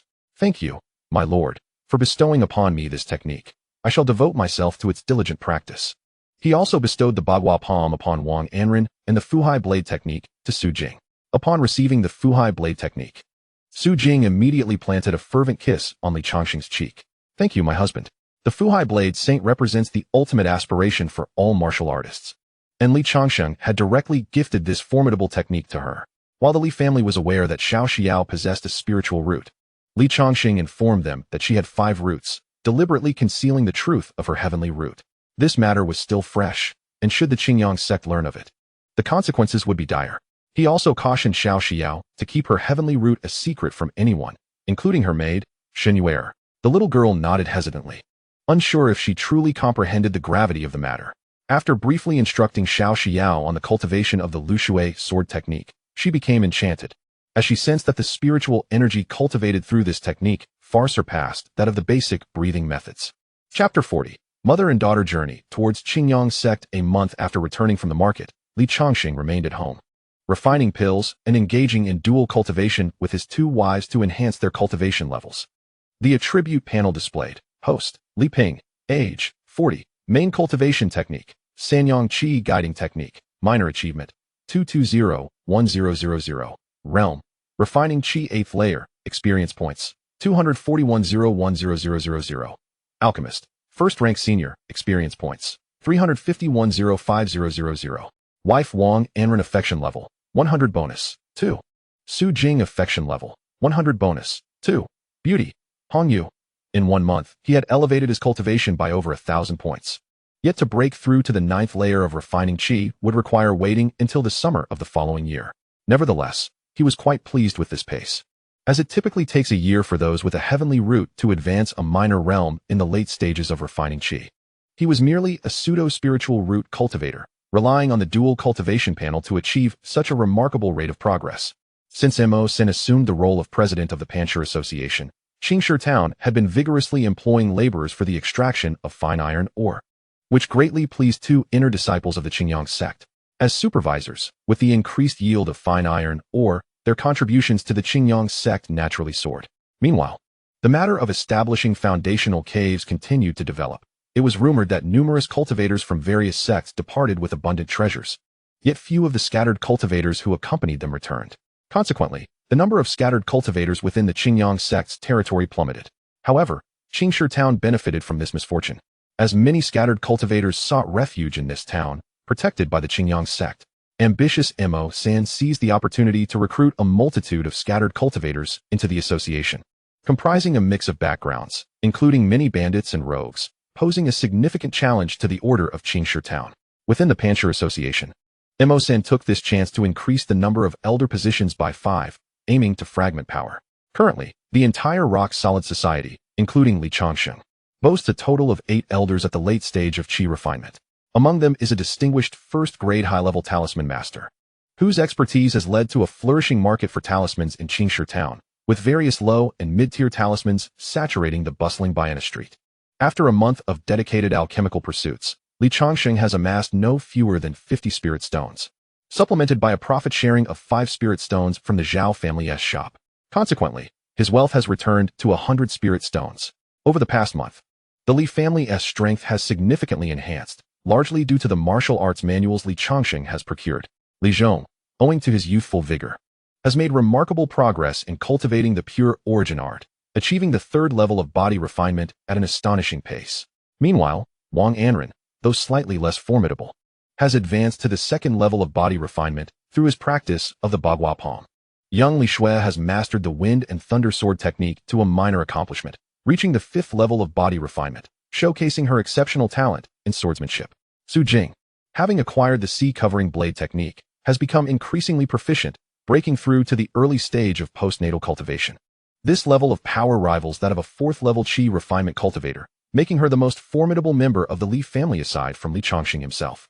Little Xiao has also shown rapid progress, achieving the entry level of the flowing water sword technique within just a month, elevating her cultivation to the 2nd level of qi refinement. Such swift advancement, even at this preliminary stage of her techniques, has allowed Li Changsheng to witness the terrifying cultivation speed of those with heavenly spiritual roots. Fortunately, given her youth and lower cultivation level, she does not require a significant expenditure of spirit stones from Li Changsheng. Throughout this month, the Zhao family's business has flourished, with Zhao Wu's martial arts school in the town attracting numerous new students, painting a picture of thriving prosperity. Yang Shi, the matriarch of the Zhao family, frequently visits the Li residence with her 2 companions, engaging in harmonious conversations that were rarely seen during Zhao Meng's lifetime. On a crisp winter morning, Li Changsheng rented a carriage, awaiting at the entrance of Changsheng town. Today marks Gu Yu's day of entering the sect, and the journey to Qingyang's sect is somewhat distant, making the carriage indispensable. Despite the chill of winter, the morning streets of Changsheng town remain lively, with a number of travelers, both mundane and cultivators, donning thick cotton garments as they tread through a foot of snow into the town. After a brief wait, Li Changsheng spotted 2 graceful figures approaching from the street, their elegant forms undeterred by the layers of thick clothing. He waved, and the 2 women immediately recognized him. One of the beautiful ladies smiled, saying, "Li Daoyu, thank you for your patience." "It was no trouble. I have only just arrived," he replied. "Ladies, please board the carriage."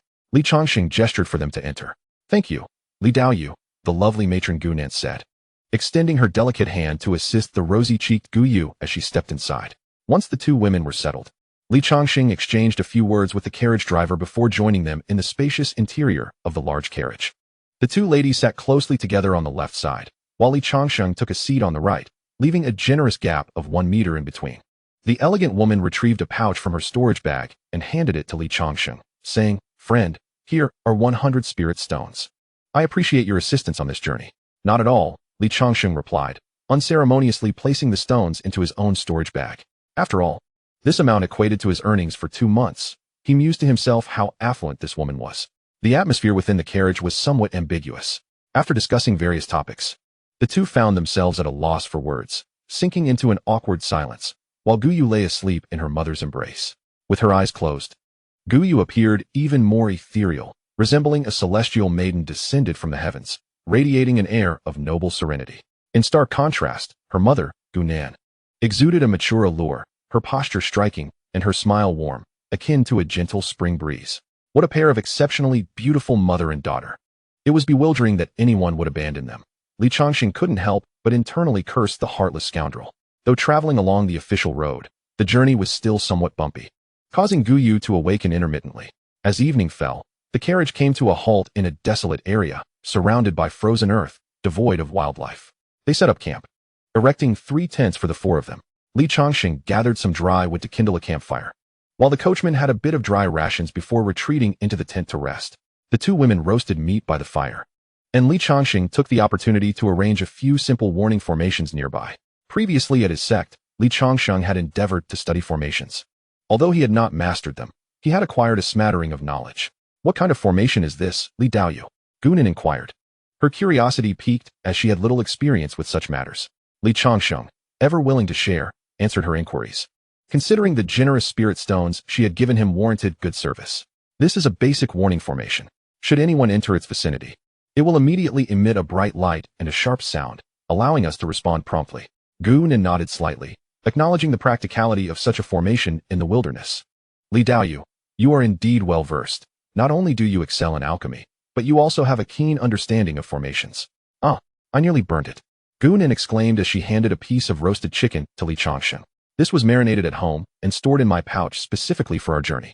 After arranging the formation, Li Changsheng settled down beside her, taking the roasted meat and inhaling its savory aroma. Delicious. Gu Daoyu. Your culinary skills could surely earn you a position as a chef at an inn. Gu Nin chuckled, covering her mouth. You flatter me, Daoyu. My skills hardly qualify for a chef.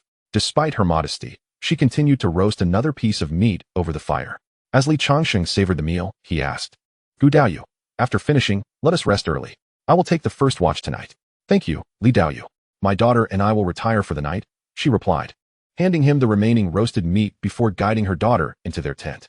As they entered the tent, the flickering glow of the campfire cast its light upon their shelter. Two graceful figures slowly shed their garments, their proud silhouettes outlined by the firelight, igniting Li Changsheng's imagination. With a silent exclamation of reverence, he feigned closing his eyes, reciting Buddhist mantras, yet his gaze wandered intermittently toward Gu Nan and her daughter. Only when the two reclined did he reluctantly shift his focus back. After indulging in the roasted meat, Li Changsheng ascended to the carriage, sitting cross-legged, and ingested a high-quality qi-gathering pill to commence his cultivation. Having spent many days in transit, he could not afford to neglect his practice in the absence of his wife. Upon swallowing the pill, a surge of spiritual energy coursed through him, and he formed hand seals to invoke the three-yang qi-gathering technique. Experience notifications appeared repeatedly. As the moon rose to its zenith, the midnight sky darkened, and the distant howls of wolves echoed through the depths of the forest, growing closer until pairs of gleaming red eyes encircled him. Li Changsheng opened his eyes and surveyed his surroundings, noting the presence of mere forest wolves, creatures not even at the level of demon beasts. Rising to his feet, the fire element sword materialized in his hand. Utilizing the art of object manipulation, he commanded the mid-grade magical weapon to swiftly launch at the encroaching wolf pack. Heart-wrenching cries filled the air as, in no time, a dozen wolf carcasses lay strewn about. Realizing the severity of their losses and recognizing him as a formidable foe, the remaining wolves retreated with mournful whimpers. Li Daoyu, did you just hear wolf howls? Gu Nan's voice floated from within the tent. Fear not, they were merely a few small wolves. I have already driven them away. You may rest easy, Gu Daoyu. Li Changsheng reassured her. Thank you, Li Daoyu. The night passed without further incident. The following morning, after a brief respite, the carriage resumed its journey towards Qingyang's sect. However, not long after, as they passed a small mountain village, they were met with harrowing cries. Peering through the carriage curtains, they beheld a scene of carnage. From the village entrance to its depths lay a gruesome array of bloodied corpses, including children, women, and the elderly. Furrowing her brow, Gu Nin inquired, what manner of fiends could commit such heinous acts? Gu Yu, still young, covered her face in horror at the bloody spectacle, trembling as she nestled into her mother's embrace. Mother, Gu Nin gently stroked her head, speaking softly, do not fear, my dear Yuer, for I am here, and so is Uncle Li. The coachman, visibly shaken, suggested, Milady, we should leave swiftly. It seems the slaughter continues within. Such dreadful screams. The ongoing cries from the village indicated that more lives were being extinguished. At that moment, Li Changsheng hesitated. Intervening was not in his nature, yet he could not bear to witness the villagers' demise. After all, he too hailed from a small mountain village. What would he do if the roles were reversed? Would he simply stand by as they were slaughtered? I shall take a look, Li Changsheng declared resolutely. If the assailants were merely ordinary mountain bandits, he would intervene, but if they included higher-tier cultivators exceeding his own strength, he would be forced to flee, unwilling to sacrifice his own life. In a flash, he dashed inside, concealing himself in a hidden corner to observe the village's plight. A sudden shock enveloped him as he beheld a practitioner of the dark arts, wielding a long knife imbued with a sinister, blood-red aura, voraciously siphoning the life essence from the villagers. This was indeed the blood blade of the Blood Fiend sect. It was the same blade that Li Changsheng had encountered previously. He was astounded to discover remnants of the Blood Fiend sect lurking here. Infuriating, this vile creature. Li Changsheng silently cursed before preparing to act. Unlike the previous fiend he had faced, this one was merely at the third level of qi refinement, not even reaching mid-stage. With a crushing advantage in cultivation, Li Changsheng felt no trepidation. Gripping his fire sword firmly, he unleashed a fire serpent technique with his left hand, launching it directly at the dark practitioner. Caught off guard, the fiend was hurled backward, his flesh seared and charred, screaming in agony. Just moments ago, he had been crazed with the slaughter of the villagers. Now, it was his turn to suffer.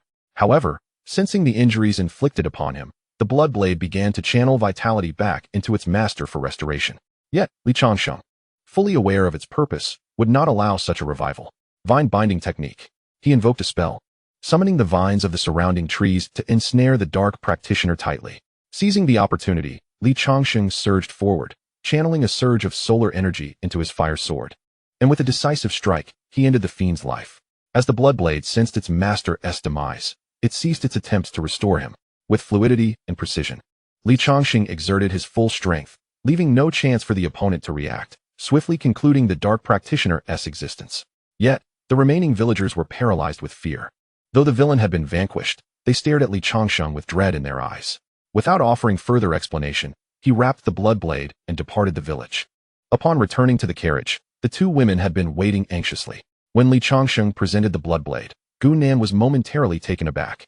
Her voice tinged with apprehension. Is this the Bloodblade? Have you encountered this item before, fellow Taoist Gu? No. But I have read in ancient texts that it is a method of cultivation from the Blood Fiend sect, transforming artifacts into vile instruments that devour human essence. Taoist, did you obtain this from the dark practitioner who just slaughtered the villagers? Indeed. However, this item is exceedingly malevolent. If it falls into the wrong hands, another dark practitioner may arise. What do you think we should do, fellow Taoist Gu? Given that we are heading to the Qingyang sect, possessing such an object could easily lead to misunderstandings. Even if stored in a spatial pouch, it might be discovered by the Qingyang sect, and explaining the situation could prove challenging. Yet, we cannot simply discard it either. For a moment, the group was engulfed in distress. At that moment, Guyu, who had remained silent until now, spoke up. Mother, since this vile object is so malevolent, why not simply destroy it? With that, she produced a high-quality steel longsword, leaving Changsheng astonished. A high-grade artifact sword. This could indeed sever the ties of this artifact cultivated by a practitioner at the initial stage of qi refinement. Without hesitation, Guyu struck the Bloodblade, and in an instant, it shattered into two, utterly devoid of life, reduced to mere scrap metal. Miss Guyu, you truly are formidable, Changsheng exclaimed, feeling a mix of admiration and surprise. He had not expected the usually gentle Guyu to possess such fiery vigor. The exquisite magical artifact requires at least several hundred spirit stones, which makes Guyu seem rather affluent, far from the demeanor of a mere fifth-layer qi refining cultivator. After much contemplation, Changsheng ultimately attributed this peculiarity to the lucrative nature of the fragrant tea shop. Chapter 42. Entering the Mountain Gate and meeting the Elder recently. The remnants of the blood slaughter sect have indeed been appearing with alarming frequency. Just last month, he encountered one, and now another has surfaced. However, these matters hold no relevance for him. As a humble qi refining rogue cultivator, what could he possibly do? With the system at his disposal, his focus should simply be on cultivating alongside his wives, while all else is of little concern. After dealing with the blood knife incident, the group set off once more. It was not until 3 days later that they finally arrived at the foot of the Qingyang sect's mountain gate. Gazing up at the towering peaks that pierced the clouds, they beheld the main summit of the Qingyang sect, the Rising Sun Peak, which is also the core of the sect. Reflecting on the months past, he recalled being merely an outer disciple of Qingyang sect. At the mountain gate, a massive stone tablet stood beside a staircase of over 1,000 steps, serving as the passageway to the outer gate of Qingyang sect. Taoist, is this indeed the mountain gate of Qingyang sect? Indeed, I never anticipated returning here after just a few months, Changsheng replied with a wry smile, shaking his head. Let us proceed, my fellow Taoists. This is the first threshold of Qingyang sect, the 1,000-step staircase. The true mountain gate lies above. With that, Changsheng took the lead, followed closely by the two ladies. The coachman had been instructed to wait in the small town at the foot of the mountain, as he would need to return by carriage once all arrangements had been made. As all were cultivators of the qi refining stage, the 1,000-step staircase posed little challenge for them. It merely served as a test for entrance during the selection process at Qingyang sect. Before long, they completed the ascent of the 1,000-step staircase and arrived at the mountain gate. The outer gate of Qingyang sect is situated atop the Rising Sun Peak, where sunlight is most abundant, making it the optimal place for absorbing yang energy. The Welcome Dawn platform, located on the summit, serves as a venue for cultivation and ceremonies, ensuring that each morning, the first rays of sunlight precisely illuminate the platform, allowing disciples practicing the 3 sun qi drawing technique to maximize their cultivation progress. At the entrance, two individuals dressed in the garb of outer disciples of Qingyang's sect approached them, appearing to be around 20 years of age. Please halt, esteemed guests. Ahead lies the Morning Glow Valley. Entry is prohibited without an invitation. The male disciple spoke first, positioning himself before the trio. Li Changsheng promptly produced the token given to him by Su Muqing, presenting it before them. Young brother, we have been invited by Taoist friend Su Muqing. Please do relay this.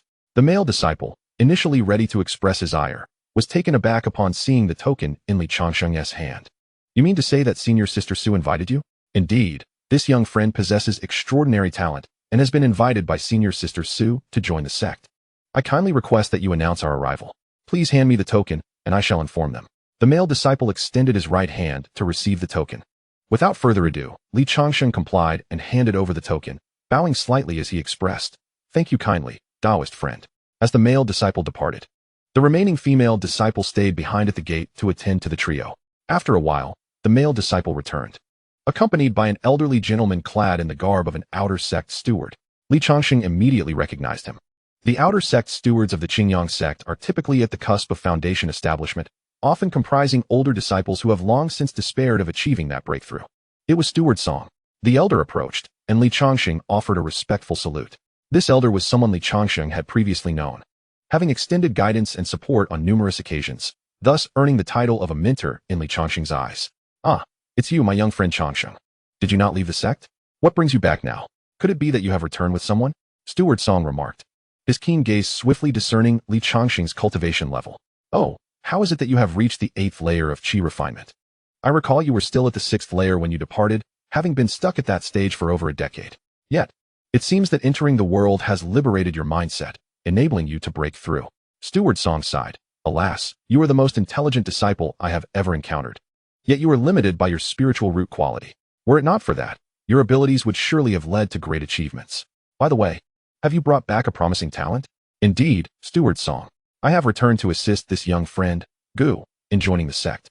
Her innate talent is extraordinary, and I assure you, she will not disappoint," Li Changsheng responded, discreetly conveying to Steward Song, "This Miss Guyu possesses an ice elemental extraordinary spiritual root and, at merely 16 years of age, has already attained the 4th layer of qi refinement."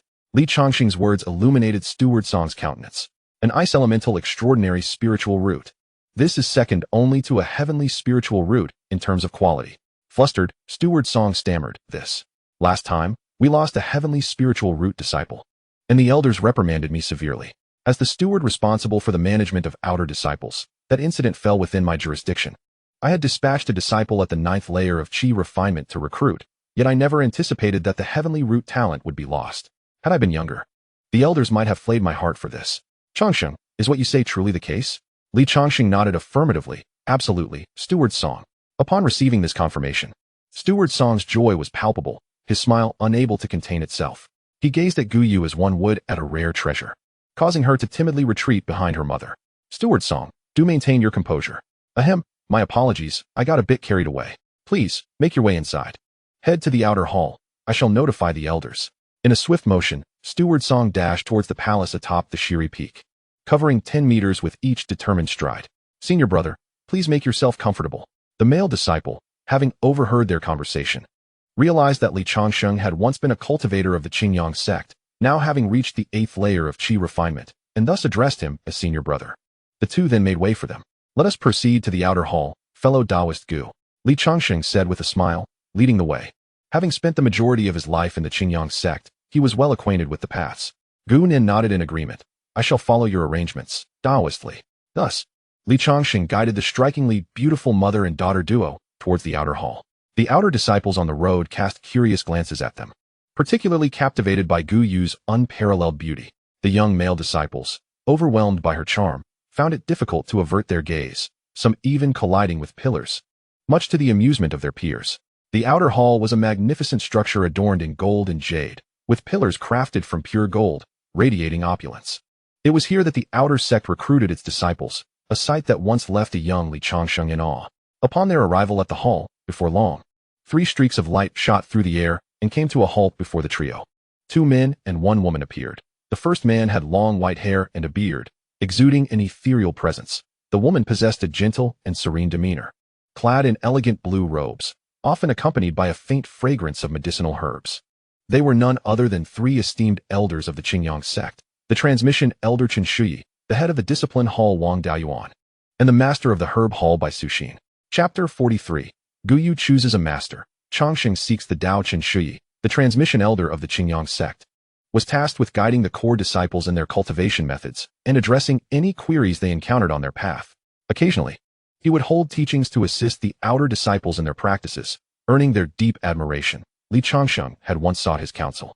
It was Chun who pointed out the issue concerning Li Changsheng's spiritual root aptitude. He was erudite, possessing profound understanding of various sect practices, and adept at tailoring his instruction to each disciple's needs, ensuring that all who learned from him reaped rewards. With his white hair and youthful visage, his eyes radiated warmth and wisdom, always adorned with a smile for everyone. In contrast, the other elder instilled a sense of trepidation in Li Changsheng, for he was known for his strictness and impartiality. Wang Daoyuan, the head of the discipline hall, bore a stern expression, rarely smiling. Towering above at the center, he loomed a head taller than Elder Chun, clad in dark robes edged with gold, his hawk-like eyes seemingly capable of penetrating one's soul. His cultivation had reached the profound stage of forming the core, excelling particularly in thunder techniques and prohibitory arts, with a formidable combat prowess. It was said he had fought against a late-stage demonic cultivator in the mid-stage of foundation establishment without defeat. The final elder, by Suxin, was affectionately referred to as the Fairy of Purity. With a gentle and serene aura, she wore simple blue robes, appearing youthful despite her age of over a century. Renowned as a master alchemist, she had reached the pinnacle of second-grade alchemy. Her medical expertise was divine. She had painstakingly concocted a beauty elixir that preserved her visage eternally at the age of 30. With a soft exterior yet an indomitable spirit, she presided over the entire sect's supply of elixirs and cultivation herbs as the head of the herb hall.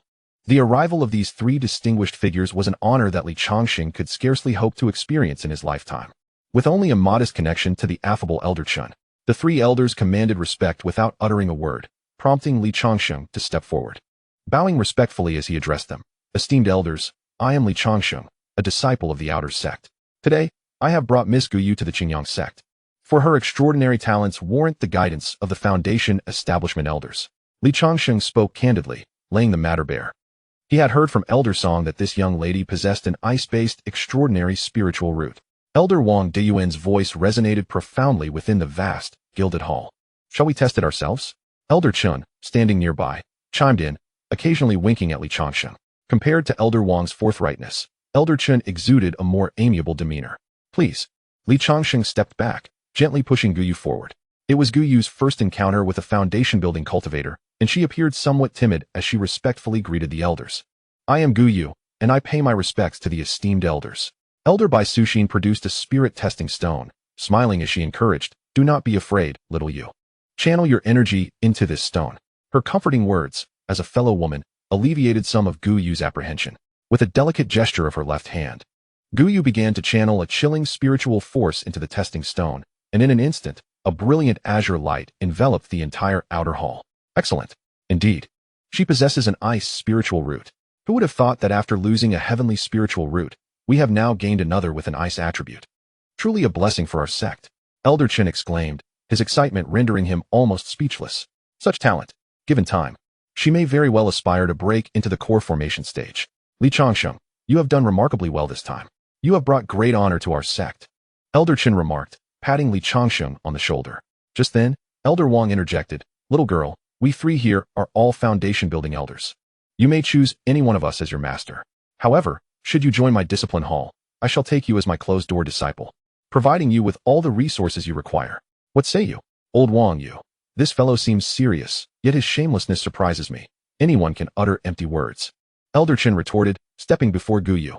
"Little you, should you choose me as your master, I will immediately promote you to a core disciple and gift you a high-grade magical artifact. How does that sound? Get lost, Chen Shui, you old fool." The two elders quarreled fiercely, neither yielding an inch, resembling two shrewish women bickering in the street. Li Changsheng watched in astonishment, realizing that true talent attracts attention. As these foundation-building elders vied for Guyu's favor, he remembered when he first entered the sect, merely a spiritual root, joining the outer hall alongside other disciples of average talent, struggling through countless challenges along the way. Lacking a good mentor, despite the Qingyang sect having dedicated instructors, They primarily imparted their own cultivation experiences, merely providing texts and basic guidance without sharing their personal insights, as they themselves had not achieved foundation building. The argument between the two elders continued until Elder Bai Suxin, observing the commotion, intervened decisively to end the farce. Enough of your bickering. Guyu shall be my direct disciple henceforth. What? Both elders Chun and Wang exclaimed in astonishment. Her ice spiritual root is most suited for the Yin attribute cultivation techniques. She will thrive in my Baichao hall. Without engaging in further debate, she dropped the bombshell. The two elders wore expressions of defeat.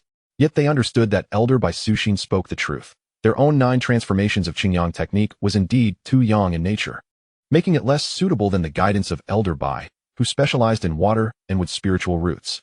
Disciple pays respects to master, Guyu declared, bowing deeply.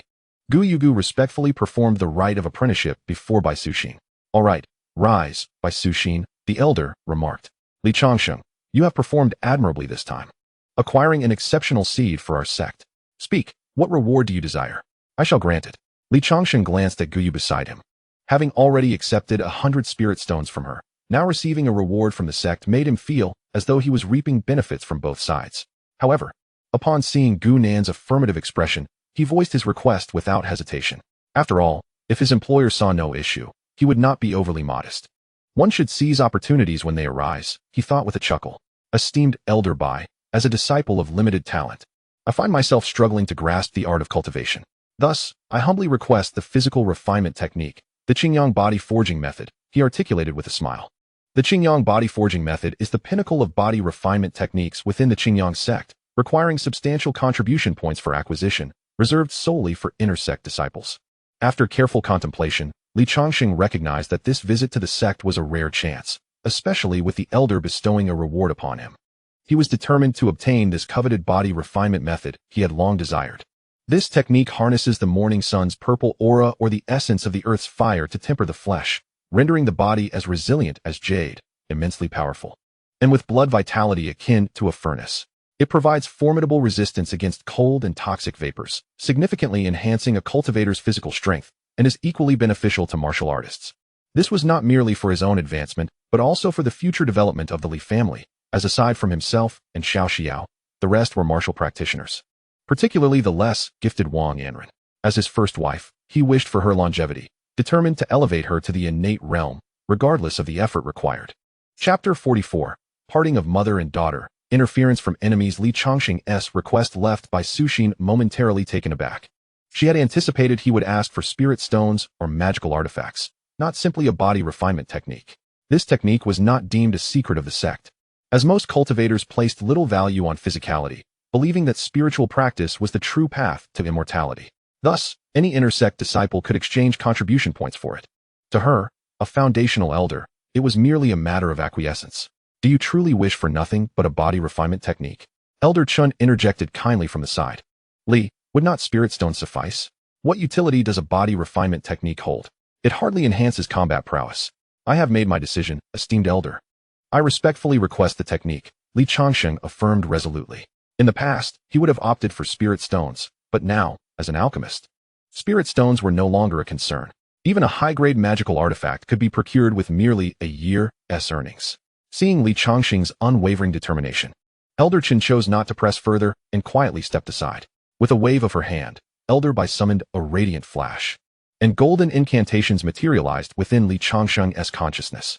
This is the incantation for the Qingyang body forging method. I have fully imparted it to your consciousness. Bai Suxin stated calmly. You err, bid farewell to your mother. Then, proceed to my herb hall to receive the attire and artifacts befitting a new disciple.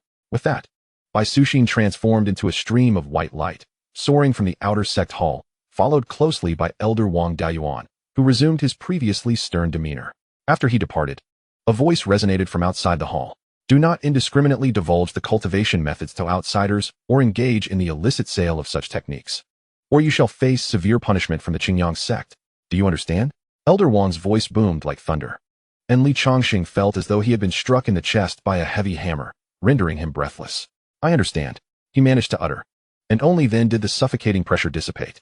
Indeed, foundational cultivators are formidable. Elder Wang practiced the true method of Qingyang thunder, exuding an air of righteousness and immense power. However, he only mentioned that one must not share the teachings with outsiders. but he did not specify that it could not be shared with family members. Heh.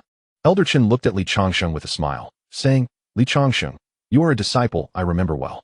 If it weren't for your poor aptitude, I would have considered taking you as my student. Alas, what a pity. After expressing a few sentiments, he took his leave. Mother, from now on, I will cultivate within the Qingyang sect and cannot stay by your side. Guyu wept, her tear-streaked face only enhancing her already breathtaking beauty, evoking sympathy. Gunan comforted her, saying, You err, do not be disheartened. You can always return to Qingshi town to visit. Though my cultivation is modest, you possess an extraordinary spiritual root. Do not let a moment of selfishness hinder your future. If you succeed in establishing your foundation, your mother will feel proud. Though her words were merely meant to console. As a mother facing impending separation, she could only suppress her own tears. The two women shared heartfelt sentiments. And it was only after a long while that Guyu reluctantly departed. Come, Taoist Gu, let us return, Li Changsheng declared, feeling that matters had concluded. Guyu had successfully become a disciple of the Foundation Establishment Elder, and with the support of the 100 Herb Hall's master. It was unlikely anyone would harbor ill intentions towards her. The two exited the main hall and retraced their steps. Yet a familiar figure reappeared before Li Changsheng. It was the grim visage of Dong Lianshan, his teeth clenched in anger, the very individual he had encountered previously at the Qingyang market. You audacious Li Changsheng. How dare you return to the Qingyang sect? Let me show you how I will deal with you. Last time at the market, lacking assistance. Li Changsheng had wisely refrained from provoking him, but now, within the confines of the sect, with the backing of his core disciple sister, he felt emboldened to confront Li Changsheng. Other outer disciples gathered around, eager to witness the spectacle. Dong Lianshan's notorious reputation was well known among them. His sister had doted on him, procuring a century-old spirit herb to concoct a spirit-nourishing pill, thereby enhancing his spiritual awareness and enabling him to break through to the 7th layer of qi refinement. Now, confronting a rogue cultivator at the 8th layer of qi refinement, the onlookers whispered among themselves, as if predicting that Li Changsheng was destined to be soundly beaten. This was compounded by the presence of two inner disciples, one at the 8th layer and the other at the 9th layer of qi refinement, both notorious for their ruthlessness. And they followed Dong Lianshan's lead due to his sister's influence. Li Changsheng chose not to respond, at which point Dong Lianshan's attention shifted to Gu Nin beside him. What a beautiful woman. His lecherous nature was evident, and he had a particular fondness for voluptuous mature women, making Gu Nin exceedingly to his liking. Uncomfortable under his gaze, Gu Nin instinctively stepped behind Li Changsheng for protection. How infuriating. You wretched fellow. How fortunate you are to have acquired such a stunning beauty. Li Changsheng, unfazed, replied. Junior brother Dong, I have matters to attend to, so I shall take my leave. Stop right there. What? Do you wish to reminisce, junior brother Dong? Li Changsheng retorted disdainfully, unperturbed by the two cultivators behind him.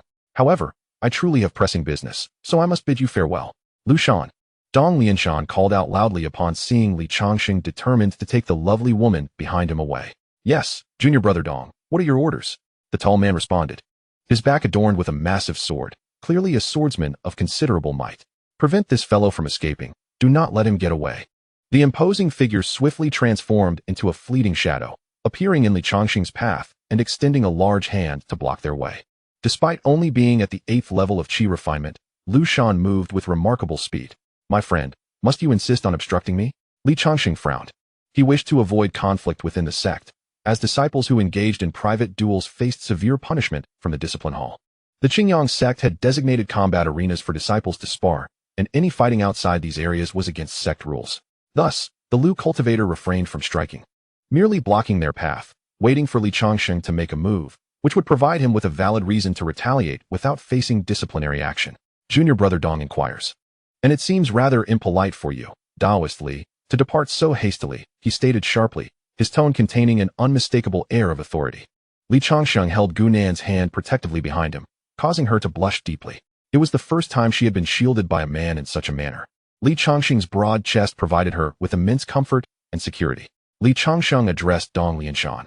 Are you truly intent on making things difficult for me today, junior brother Dong? Dong Lianshan feigned a dismissive gesture.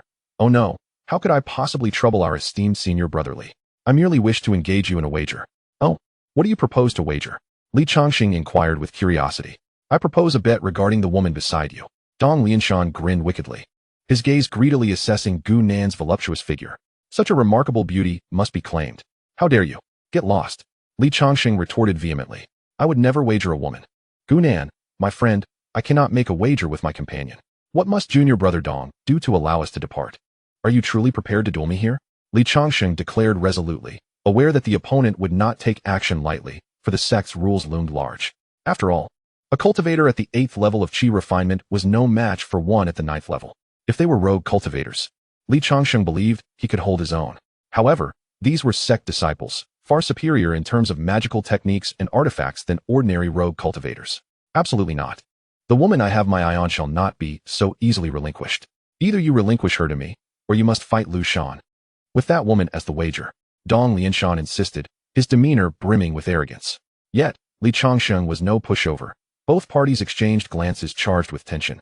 The atmosphere thick with impending conflict as their spiritual energy surged quietly in the shadows. Behind Li Changsheng stood Gunan, whose cultivation level was merely at the 5th stage of Qi refinement.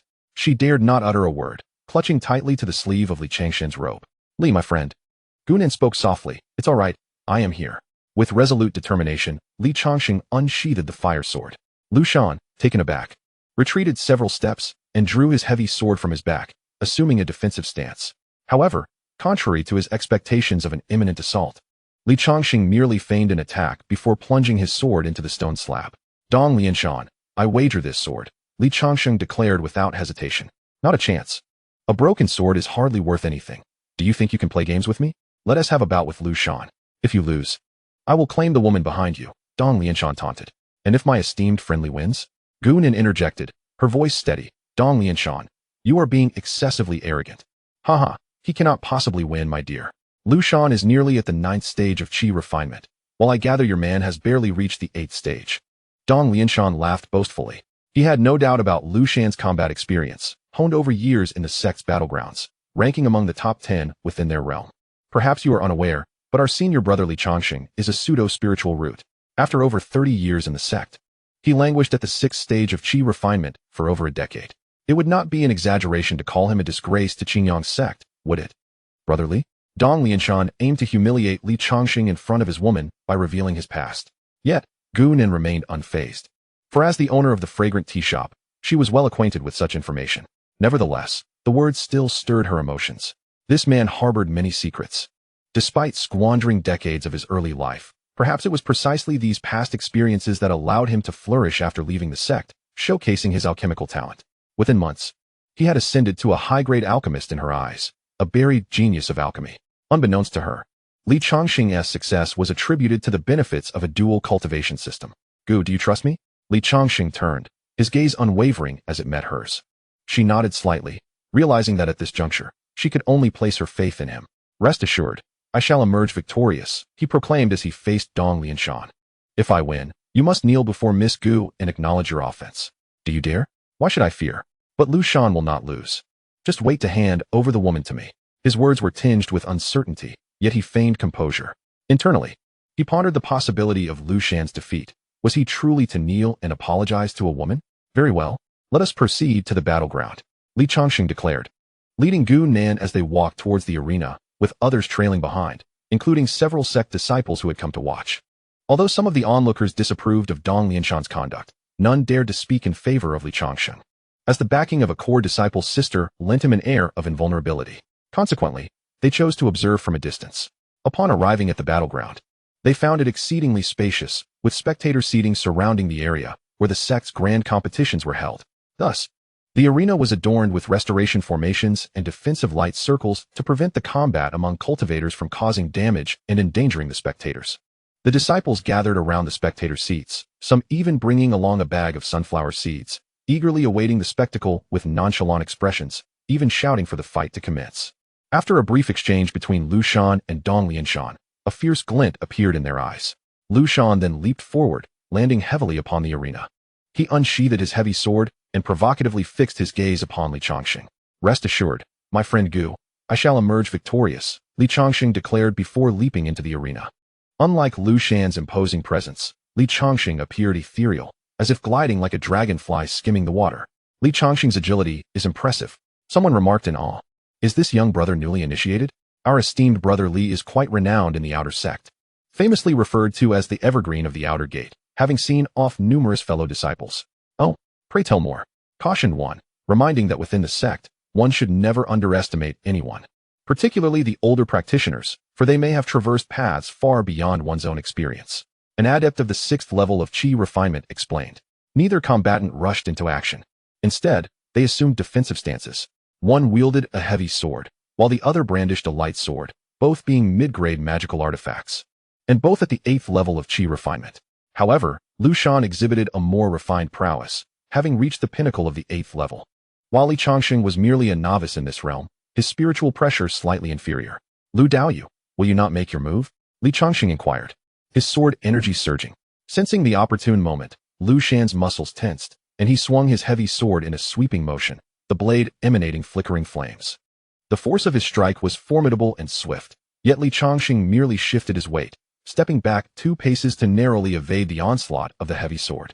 With a flourish of his fire attribute sword, he executed a crescent arc of flames, cleaving toward his opponent's crown. Golden light technique. Lu Shan swiftly formed a hand seal. A flash of golden light appearing, making Li Changsheng feel as though his strike had collided with an iron plate. Lu Shan's fingers glimmered with golden light, managing to withstand Li Changsheng's mid-grade sword strike. However, Li Changsheng was not to be trifled with. He retaliated with the mid-grade fire serpent technique. A sinuous fire serpent erupted from his mouth, searing with intense heat, targeting Lu Shan's face. This swift motion sent a shiver down Dong Lianshan's spine from the audience below. Fearing for Lu Shan's safety, Li Changsheng's mastery of the fire serpent technique was evident, as he could unleash it without the need for a hand seal. A feat made possible by his high-level alchemist's spiritual prowess. The fiery serpent struck Lu Shan, forcing him to retreat several dozen steps, eliciting gasps from the spectators.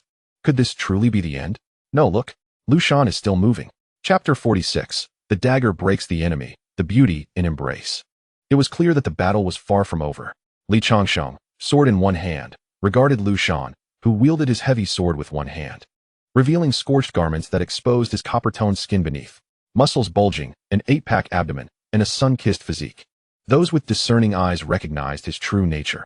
He was a practitioner of body refinement techniques. Lu Shan, with his formidable physique, once clashed head-on with a cultivator of higher rank, and prior to establishing his foundation, physical cultivators consistently dominated over those who practiced techniques. The methods available during the Qi refinement stage were limited. Thus, when confronted with a cultivator seemingly armored like a tank, his own spells proved ineffective. The copper body refinement technique? Li Changsheng furrowed his brow, realizing that his fire snake technique, which had depleted half of his spiritual energy, had failed to inflict any harm, underscoring the opponent's remarkable defensive capabilities. This individual represented a formidable adversary. At that moment, Li Changsheng's mind raced with strategies. No technique was flawless, and surely this copper body harbored vulnerabilities. Have you come to appreciate my prowess?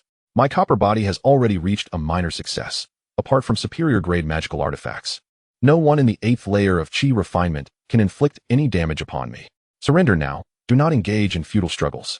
Lu Shan clasped his hands together, a golden radiance enveloping him, his copper physique shimmering brilliantly. With a fierce roar, his muscles solidified further. If one were to grasp them, it would feel akin to clutching solid steel. Onlookers could not help but marvel at Li Changsheng's situation. Lu Shan's strength was indeed terrifying. It seemed that within the entire sect, no one in the 8th layer of Qi refinement could rival him. Feel the force of my fist. Lu Shan launched his attack without any embellishment, delivering a straightforward yet powerful punch that surged forth like a torrent of iron, capable of cleaving mountains and parting rivers. Li Changsheng found himself cornered, with all avenues of escape blocked. He could not withstand such a blow. Should he attempt to absorb it, he would likely suffer severe injury in an instant. Unfortunately, the confines of the arena left him no opportunity to evade or employ guerrilla tactics. Did he mention superior grade magical artifacts? Indeed, did I not possess one? In the midst of crisis, Li Changsheng's mind sparked with realization. To overcome his adversary, he must leverage the sharpness of his superior grade artifact. The fist was now less than a yard away from Li Changsheng, poised to strike his forehead in mere moments. Within the copper sheen of Lu Shan's body, Li Changsheng discerned a dark mass emanating from his navel. Could that be his weak point? This recollection brought to mind an animated series he had watched in his previous life. Even the mightiest of forms had vulnerabilities. Lu Shan's copper body, being merely at the minor success stage, could not be devoid of flaws. That dark mass must surely be the Achilles heel of his copper physique, representing its softest point. With the discovery of his opponent's weakness, a glint of cunning appeared in Li Changsheng's eyes. He summoned his storage pouch, producing a dagger wrapped in tattered yellowed cloth. Advancing without a hint of retreat, In the blink of an eye, the jade pendant hanging from his chest glowed, a surge of refreshing spiritual energy coursing through his meridians. With a slight bend, Lu Shan's fist narrowly missed grazing his scalp. Meanwhile, Li Changsheng's dagger, akin to a spear aimed at the heavens, accurately struck the dark mass at Lu Shan's navel.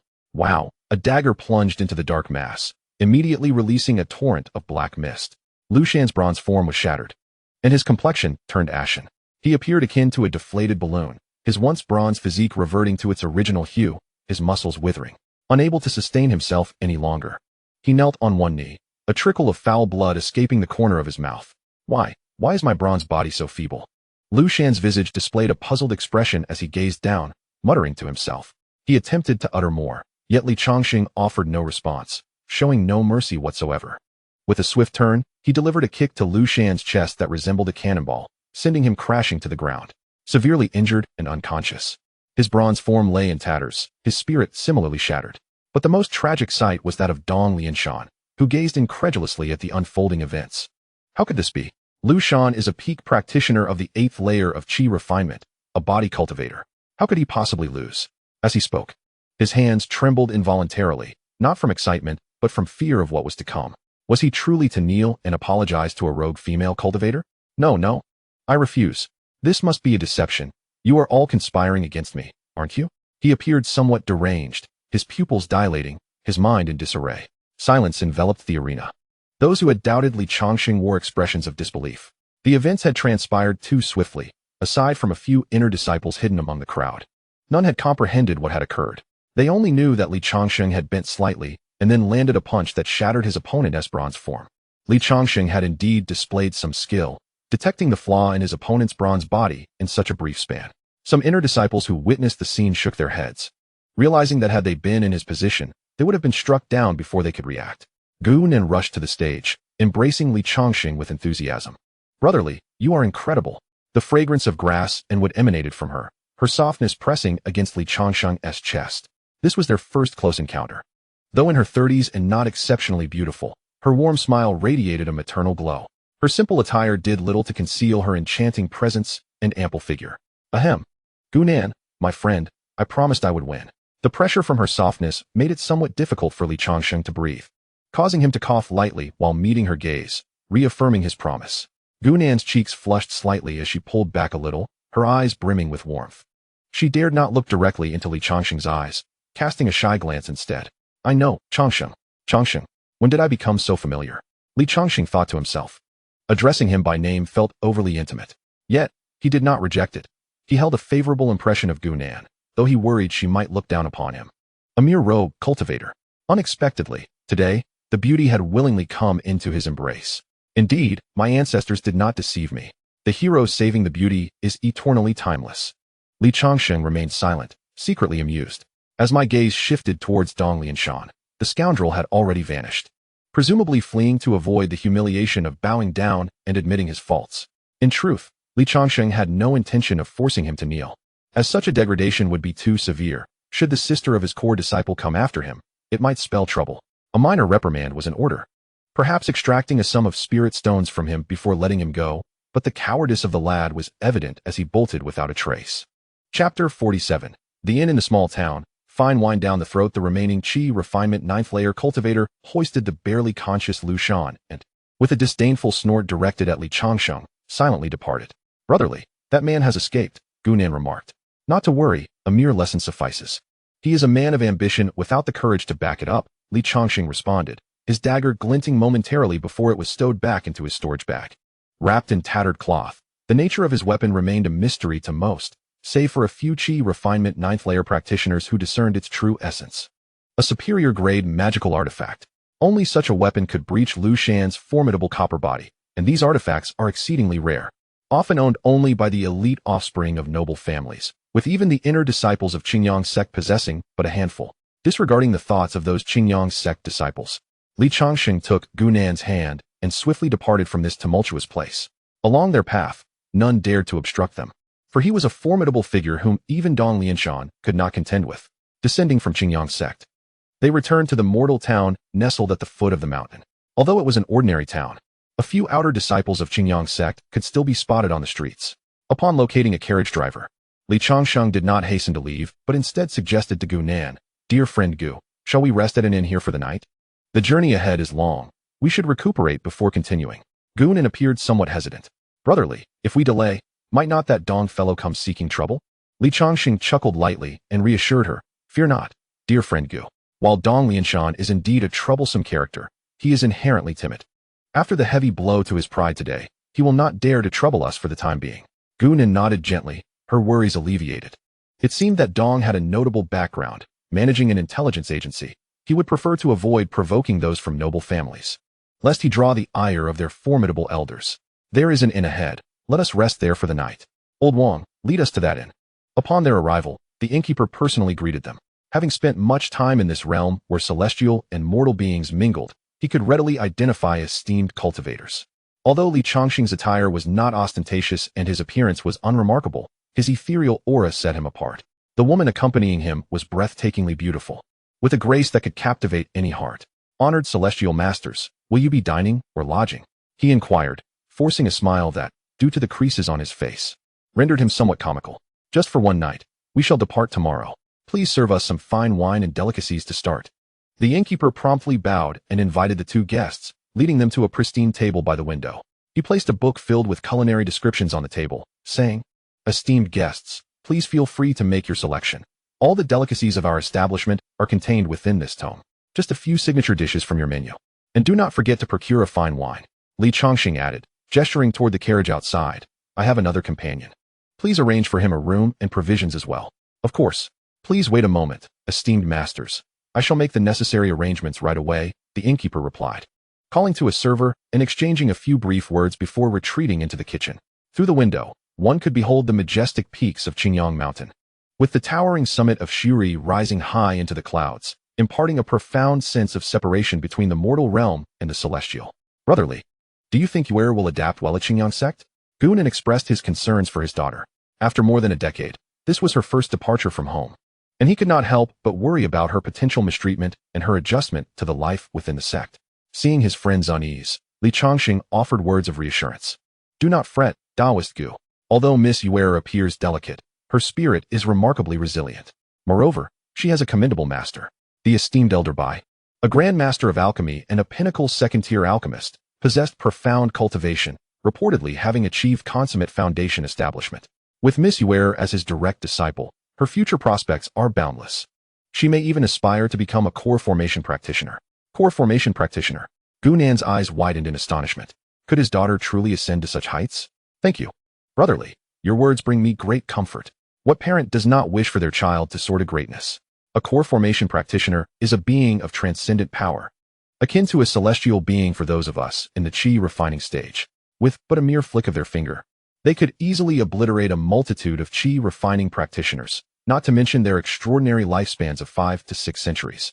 In stark contrast to the mere mortal lifespan of chi refining practitioners, which is comparable to that of ordinary humans.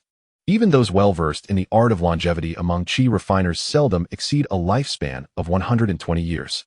The aromatic scents wafting from the kitchen heralded a delightful departure from their recent days of rustic fare. They were finally enjoying a civilized meal.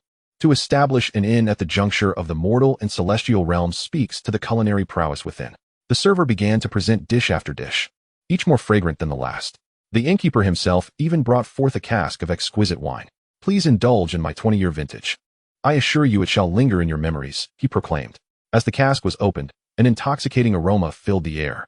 Li Changsheng took a gentle whiff, and the fragrance seemed to ascend through his nostrils, enveloping him in a cloud of bliss.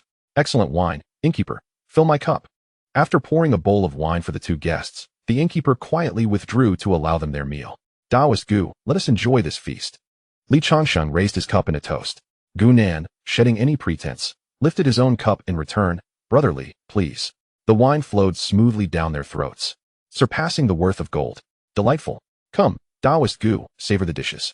Li Changsheng relished a piece of tender beef, followed by another sip of the fine wine, his face radiating sheer enjoyment.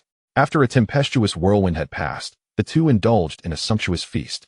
Though the wine was exquisite, it was insufficient to intoxicate cultivators.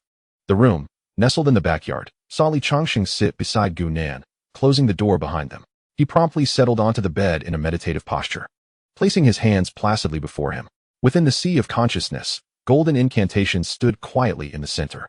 The Qingyang body refinement technique. One of the premier physical cultivation methods of the Qingyang sect, differed markedly from the copper body training of Lu Shan. It refined the entire physique to a steel-like hardness, utilizing the essence of morning sunlight and the energy of the earth to temper the flesh to a state akin to precious metals, particularly resistant to cold and toxins. Indeed, as an intersect body refinement method, it surpassed the majority of martial arts on the market. In comparison, Li Zhong's cultivation of the pure Yuan technique was like the moon overshadowed by a host of stars, a stark disparity. However, this body refinement technique necessitated the accompaniment of earth fire or the essence of morning sunlight. Beneath the 100 forging peak of the Qingyang sect lay the earth fire, primarily used for weapon forging, but a few earth fire chambers were also designated for disciple training. Li Changsheng, lacking access to such earth fire, had to rely solely on the morning sunlight for his cultivation. After affixing several golden talismans to the door and windows, Li Changsheng, enveloped in fatigue, peacefully reclined on the bed and succumbed to slumber. Chapter 48. Nocturnal Secrets, a beauty's heart in the serene backyard. As Li Changsheng lay in repose, a sudden melody of sultry whispers invaded his ears. Startled, he opened his eyes wide in disbelief, for the sound emanated from the adjacent room. And next door was none other than Gunan. Such sounds were all too familiar to Li Changsheng, reminiscent of the enchanting moans from the female cultivators he had once shared intimate moments with, lost in ecstasy. Instantly rising, he leaned against the wall, listening intently. It had been several days since he last engaged in dual cultivation with his wives, and his desires had reached a boiling point. After all, the preceding months were filled with nightly revelries. Moreover, with the alluring Gunan nearby, he felt an insatiable fire ignite within him, gradually enveloping his entire being. Could it be that Gunan too indulges in such acts? Li Changsheng found it hard to believe, as Gunan had always presented herself as gentle and nurturing. This sound completely shattered his previous impression of her. To think Gunan possessed such a side, for a woman who had long been deprived of intimate encounters. Perhaps this was her sole avenue for pleasure. Overcome by lust, a wicked thought crossed Li Changsheng's mind. He contemplated creating a small hole in the wall to spy on Gunan through a peephole. No, such an act would be no different from that of a lecher. Though I, Li Changsheng, am indeed a man of desire, I would not stoop to such depths. I must resist, I must resist. Seating himself in a meditative posture, he employed a calming technique, seeking to numb his senses. Brotherly, please, I need you. I feel so hot and uncomfortable. Gunan's voice reached him again, piercing through his fragile psyche. Why is she calling my name? Li Changsheng was stunned, contemplating, surely. With so little wine, Gunan could not be intoxicated? Even if she were, what did it mean for her to subconsciously call my name? Could it be that she harbors feelings for me? Li Changsheng suddenly stumbled upon a significant secret regarding Gunan. Her voice was bewitchingly captivating, resonating within the depths of his soul, rendering any incantation futile. He had already harbored feelings for Gunan, a female cultivator at the 5th level of qi refinement, who also happened to be affluent and possessed a notably gentle disposition. Her figure was truly exceptional among married women. Her appearance was average, yet her warmth and gentleness exuded a unique charm. Now that she seemed to reciprocate his feelings, could he dare to pursue her? If successful, he would acquire his first spouse among cultivators, undoubtedly altering the dynamics of his system. Li Changsheng endeavored to maintain his composure, resisting the allure of her enchanting voice and suppressing any improper thoughts. Acting impulsively could tarnish his image in her eyes. After all, courting a woman required a steady and gradual approach to thoroughly win her heart. After swallowing a high-grade qi-gathering pill, Li Changsheng entered a state of cultivation. With sleep eluding him, he resolved to utilize the time to enhance his abilities. As the winter full moon gradually descended, the morning sun began to illuminate the earth. In the courtyard of the inn, Li Changsheng had prepared himself early, resting quietly beneath the old locust tree. He had cultivated through the night. Even when the enticing sounds ceased, his practice continued unabated. It was only with the dawn's light streaming into the room that his spiritual energy finally settled. Creak. The door to Gunan's room swung open, revealing her still drowsy visage. Upon seeing Li Changsheng so early, she inquired, Li brother, why are you up so early? Are we about to depart? Yes, Taoist friend Gunan. Please come to the front door once you are ready, Li Changsheng replied. Feeling a wave of anxiety wash over him as he departed, he could no longer bear to meet her gaze, as it would conjure memories of the previous day's intoxicating sounds. How peculiar. What has happened to Li brother? Gunan noticed nothing amiss, merely sensing that Li Changsheng seemed unusually shy, avoiding her eyes entirely. Shaking her head, she recalled that she had indulged in a fine vintage from 20 years prior, entering a state of semi-intoxication. Her cultivation level paled in comparison to Li Changsheng's, thus her tolerance for alcohol was also inferior. During their mutual toasts, she had ultimately succumbed to the effects of the drink. Could it be that I got drunk yesterday and did something inappropriate? Images from the previous night flashed through her mind. In her inebriated state, she had indeed acted without restraint within the confines of her room. As a single mother, indulging in such behavior occasionally was not entirely unreasonable, but this was in an inn with Li Changsheng residing nearby. Recalling last night's events, she recalled calling out Li Changsheng's name, even referring to him as her husband. At this thought, her face instantly flushed crimson. Akin to an apple ripening in late summer, her delicate skin turning a rosy hue from neck to cheeks, transforming her into a blushing cherub. Oh dear, how could I have acted so foolishly, and let Li brother hear me? How shall I face him now? After a long pause, Gunan finally composed herself, using cool water to calm her flushed face. Dearest friend Gu, you have arrived. Please step into the carriage, Li Changsheng graciously invited. With the agility of a little rabbit, Gunan swiftly slipped into the carriage. Li Changsheng followed closely, and the two sat opposite each other, enveloped in silence, not even exchanging glances. The driver set the carriage in motion, occasionally jolting the passengers within. As they departed the small town and ventured onto the official road, surrounded by a tranquil forest, Li Changsheng, unable to contain himself any longer, broke the silence with a gentle inquiry. Have you slept well last night, Gu Daoyu? Indeed, Li brother had truly heard her. Gunan thought to herself, her gaze soft and affectionate as it lingered on Li Changsheng. The matter of last night, which she had left unspoken, momentarily halted her words. Did Gu Daoyu speak from the heart? Li Changsheng continued, his fingers anxiously gripping the edge of the carriage as images of her possible anger or rejection flitted through his mind. Gunan's heart raced, a sensation foreign to her, especially knowing that the man she cherished was aware of her secret. I like you, Li brother. She finally summoned the courage to confess. Uncertain of Li Changsheng's feelings in return, she too feared his rejection, believing herself to be of ordinary appearance, lacking in charm. So do I, Gunan.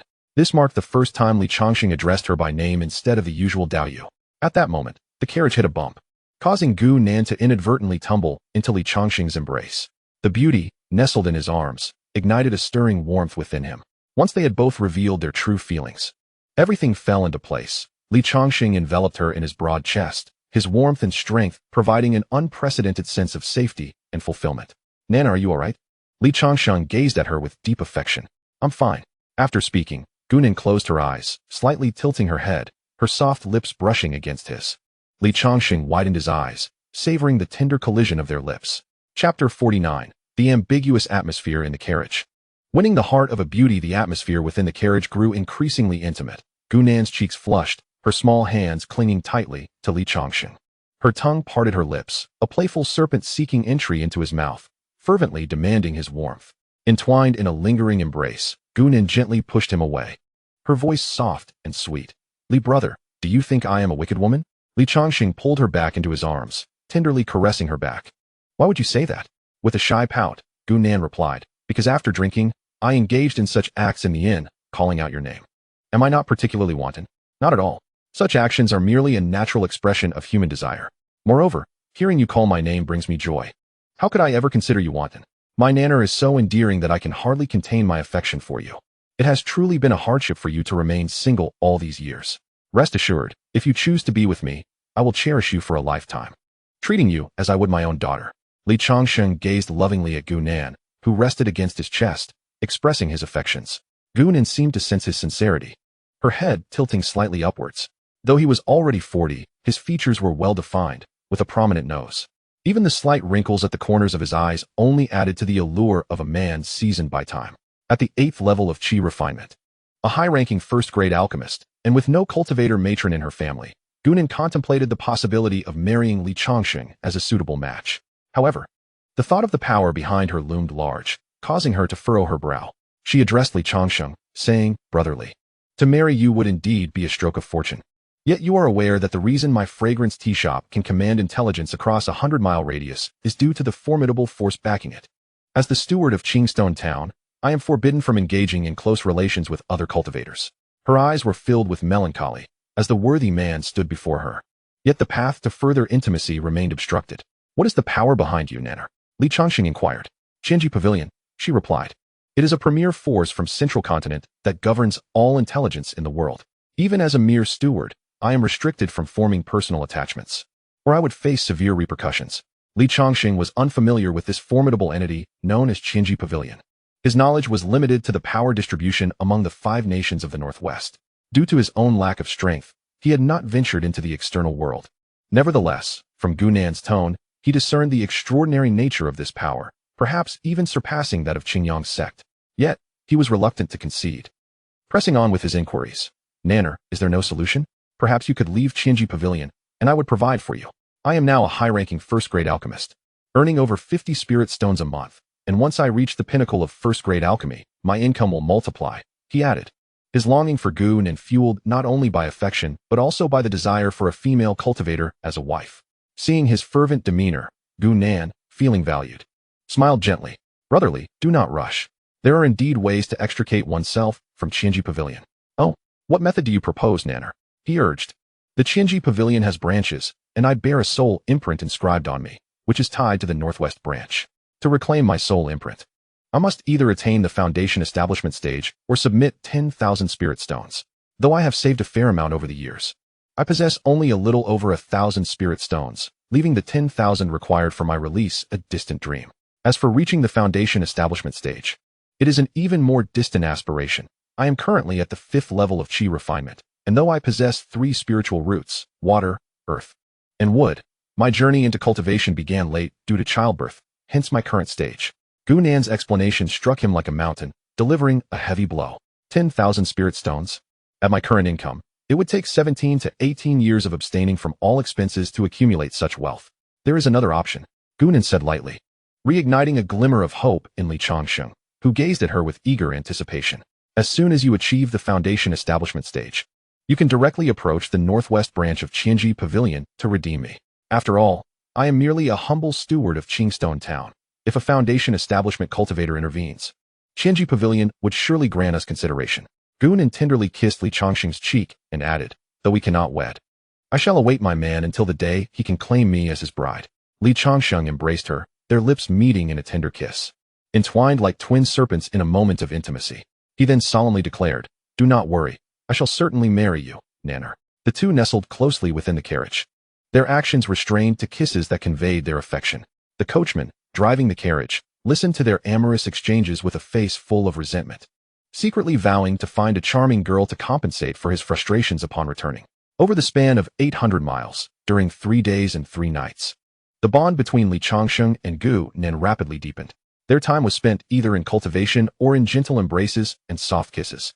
Due to the matter of Gu Nan's soul imprint, their relationship did not progress further. Although she was a mother, Gu Nan possessed little knowledge of romance. Thus, in those few days, they engaged in every act except for the final step.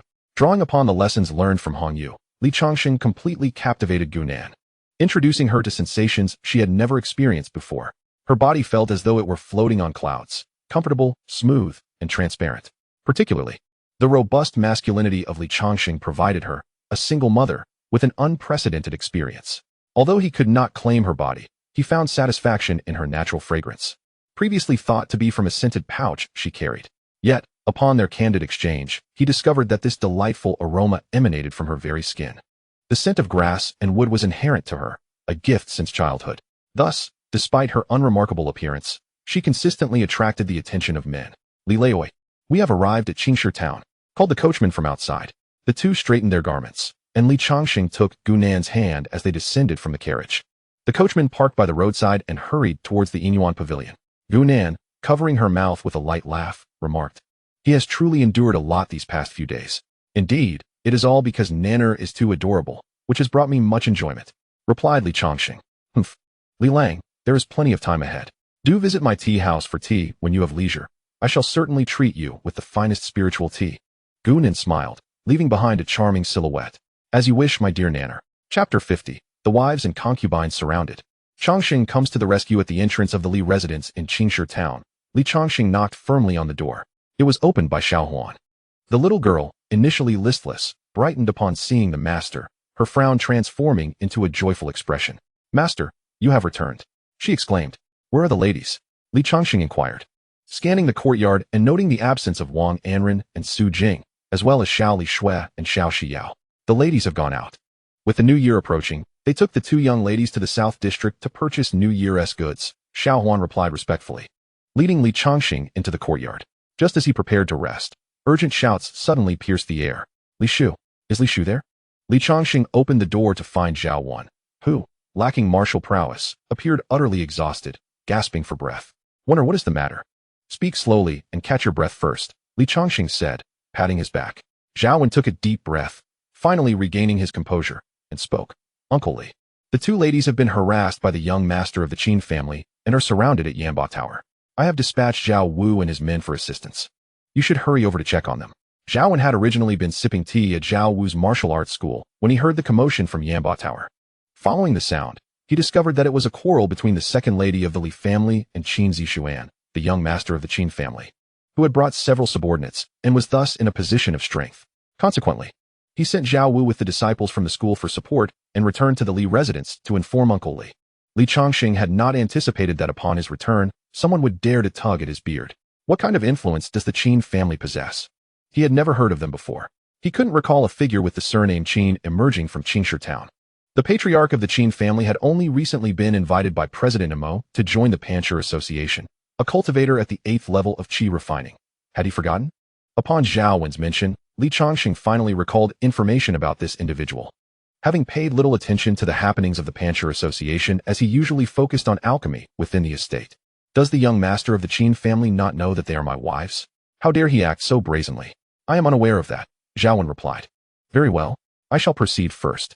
Wonder, you return home to take care of your mother and sister. I will handle matters here. With that, Li Changsheng grasped the Qing Feng jade pendant, his figure soaring swiftly through the crowd towards Yanba Tower. Upon arriving, he found the ground floor already teeming with onlookers, while sounds of a struggle echoed from the second floor. Without hesitation, he leaped 2 zhang high, landing on the balcony of the second floor. There, a young man with shifty eyes was leading several burly men as they cornered Wang Anren and 2 young girls, while Li Zhong stood bravely at the forefront against the onslaught of the attackers. Despite possessing martial skills at the 3rd level of body refinement, Li Zhong was no match for these hulking figures, each of whom was at the 8th level. Fortunately, Li Zhong practiced pure Yuan Gong, which greatly enhanced his physical capabilities. He stood his ground against their punches and kicks without flinching. With me here, do not harm my mistress. Li Zhong clung desperately to the leg of the tallest and strongest man, enduring violent blows even as blood spilled from his mouth, refusing to allow him to advance. You madman! The brute roared, pummeling Li Zhong's back as the floor beneath them was already stained crimson. Wang Anren and the little girls had closed their eyes, too terrified to watch. Just as the giant prepared to deliver a finishing blow to Li Zhong, Li Changsheng, having leaped onto the scene, executed a swift movement. Appearing right before him, his right fist, infused with fiery spiritual energy, struck the brute's arm with tremendous force. The sound of shattering bones echoed, and the once robust arm of the man dropped limply, the bones within reduced to fragments. Against such insignificant foes, Li Changsheng would not exert his full strength. Even a mere fraction of his power was sufficient to incapacitate them entirely. The remaining warriors of the Han dynasty, upon witnessing such a terrifying scene, were paralyzed with fear, afraid to move lest they become the next target. Meanwhile, the arrogant young Master Qin, accustomed to being domineering, felt a surge of anger upon seeing this individual incapacitate his subordinates. He bellowed in rage. Who are you to meddle in my affairs? You dare to injure my men? Do you wish for death? Do you know who my father is? My father is Qin Jinhai, an elder of the Pancher Society and a practitioner of the 8th level of qi refinement, second only to none in Changsheng town. He intended to intimidate this formidable opponent. Yet he had chosen the wrong target. Upon the arrival of Li Changsheng, Wang Anren and the young girls felt the previous gloom dissipate entirely. Husband, second uncle, Uncle Li, master, Li Zhong, with blood still trickling from his mouth, managed to muster the strength to call out. Do not speak. I am here to heal you, Li Changsheng replied, grasping his wrist as a stream of azure spiritual energy flowed into Li Zhong's body. Qin Zixuan was momentarily taken aback upon hearing the women's words. They were acquainted with this man, and he was her husband? Did you hear what I said? If you know what is good for you, leave at once. Your woman belongs to me. He barked. Begone. Li Changsheng roared, his voice infused with spiritual power, akin to a lion's mighty roar, causing several individuals across from him to cover their ears in agony, while some, slow to react, collapsed and died with blood seeping from their orifices. As the echo of his voice faded, more of Qin's henchmen fell victim to the shock. This incited Qin Zixuan's fury, having sustained injuries to several of his men. He could not afford to show weakness now, for to do so would mean eternal disgrace before his subordinates and ridicule from the townsfolk. Uncle Gang, come down and assist us. Someone is brazenly killing our men. A commanding voice, laden with age and strength, resonated from the third floor. With a single step, an elderly figure leaped down from the third floor. Upon seeing Changsheng, the elder stood frozen in shock. Following closely was a figure clad in flowing gauze, wielding a curved blade and dressed in fiery red martial attire. None other than Su Jing, who had reached the level of an innate warrior. Old scoundrel, where do you think you're running? She shouted, and upon witnessing the elders in action, she decisively swung her blade, severing his arm. Ah, my hand. The elder's severed limb thudded onto the ground, blood gushing forth as he fell, wailing in agony.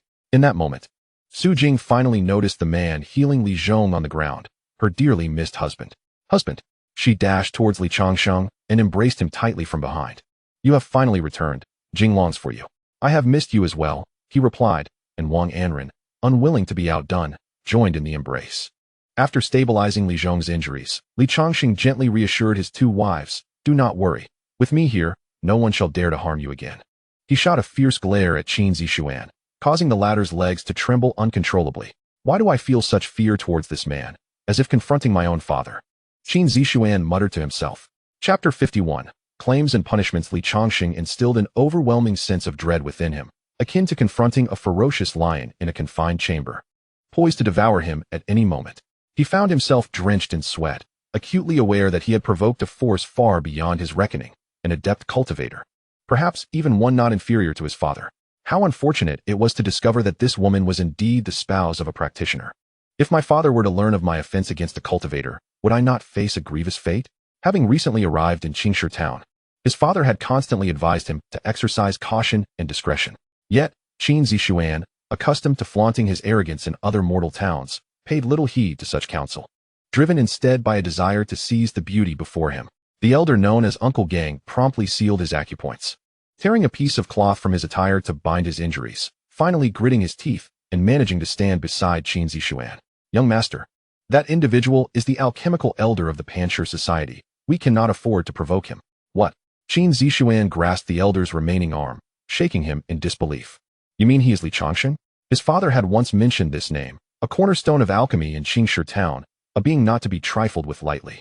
How could I be so unfortunate? Merely toying with a woman, and I find myself entangled with an alchemical elder? At this moment, regret consumed Qin Zishuan. A direct confrontation was utterly inadvisable. The opponent was an 8th-level Qi practitioner, and as the son of Qin Zhenhai, he understood that even his own 2nd-level Qi cultivation was no match for such formidable strength. Uncle Gang, a practitioner of mid-stage martial arts, would stand no chance either, likely unable to withstand even a single blow. The other martial enforcers were utterly inconsequential. Just moments ago, the opponent had shattered the arm of a 9th-level practitioner with a single punch. Changsheng, I am but a fool who failed to recognize the mountain before me, and I have inadvertently offended your esteemed wife. I am truly deserving of death. I beseech you to grant me another chance to make amends. My father, Qin Zhenhai, serves as an elder in the Panshur Society of Qingshi town and will assuredly provide you with satisfactory recompense. Changsheng raised an eyebrow, taken aback by how swiftly this scion of the Qin family yielded, having previously boasted of his intentions to confront him. Oh, so the one who struck me merely seeks compensation? Qin Zishuan lowered his head, anxiety evident in his demeanor.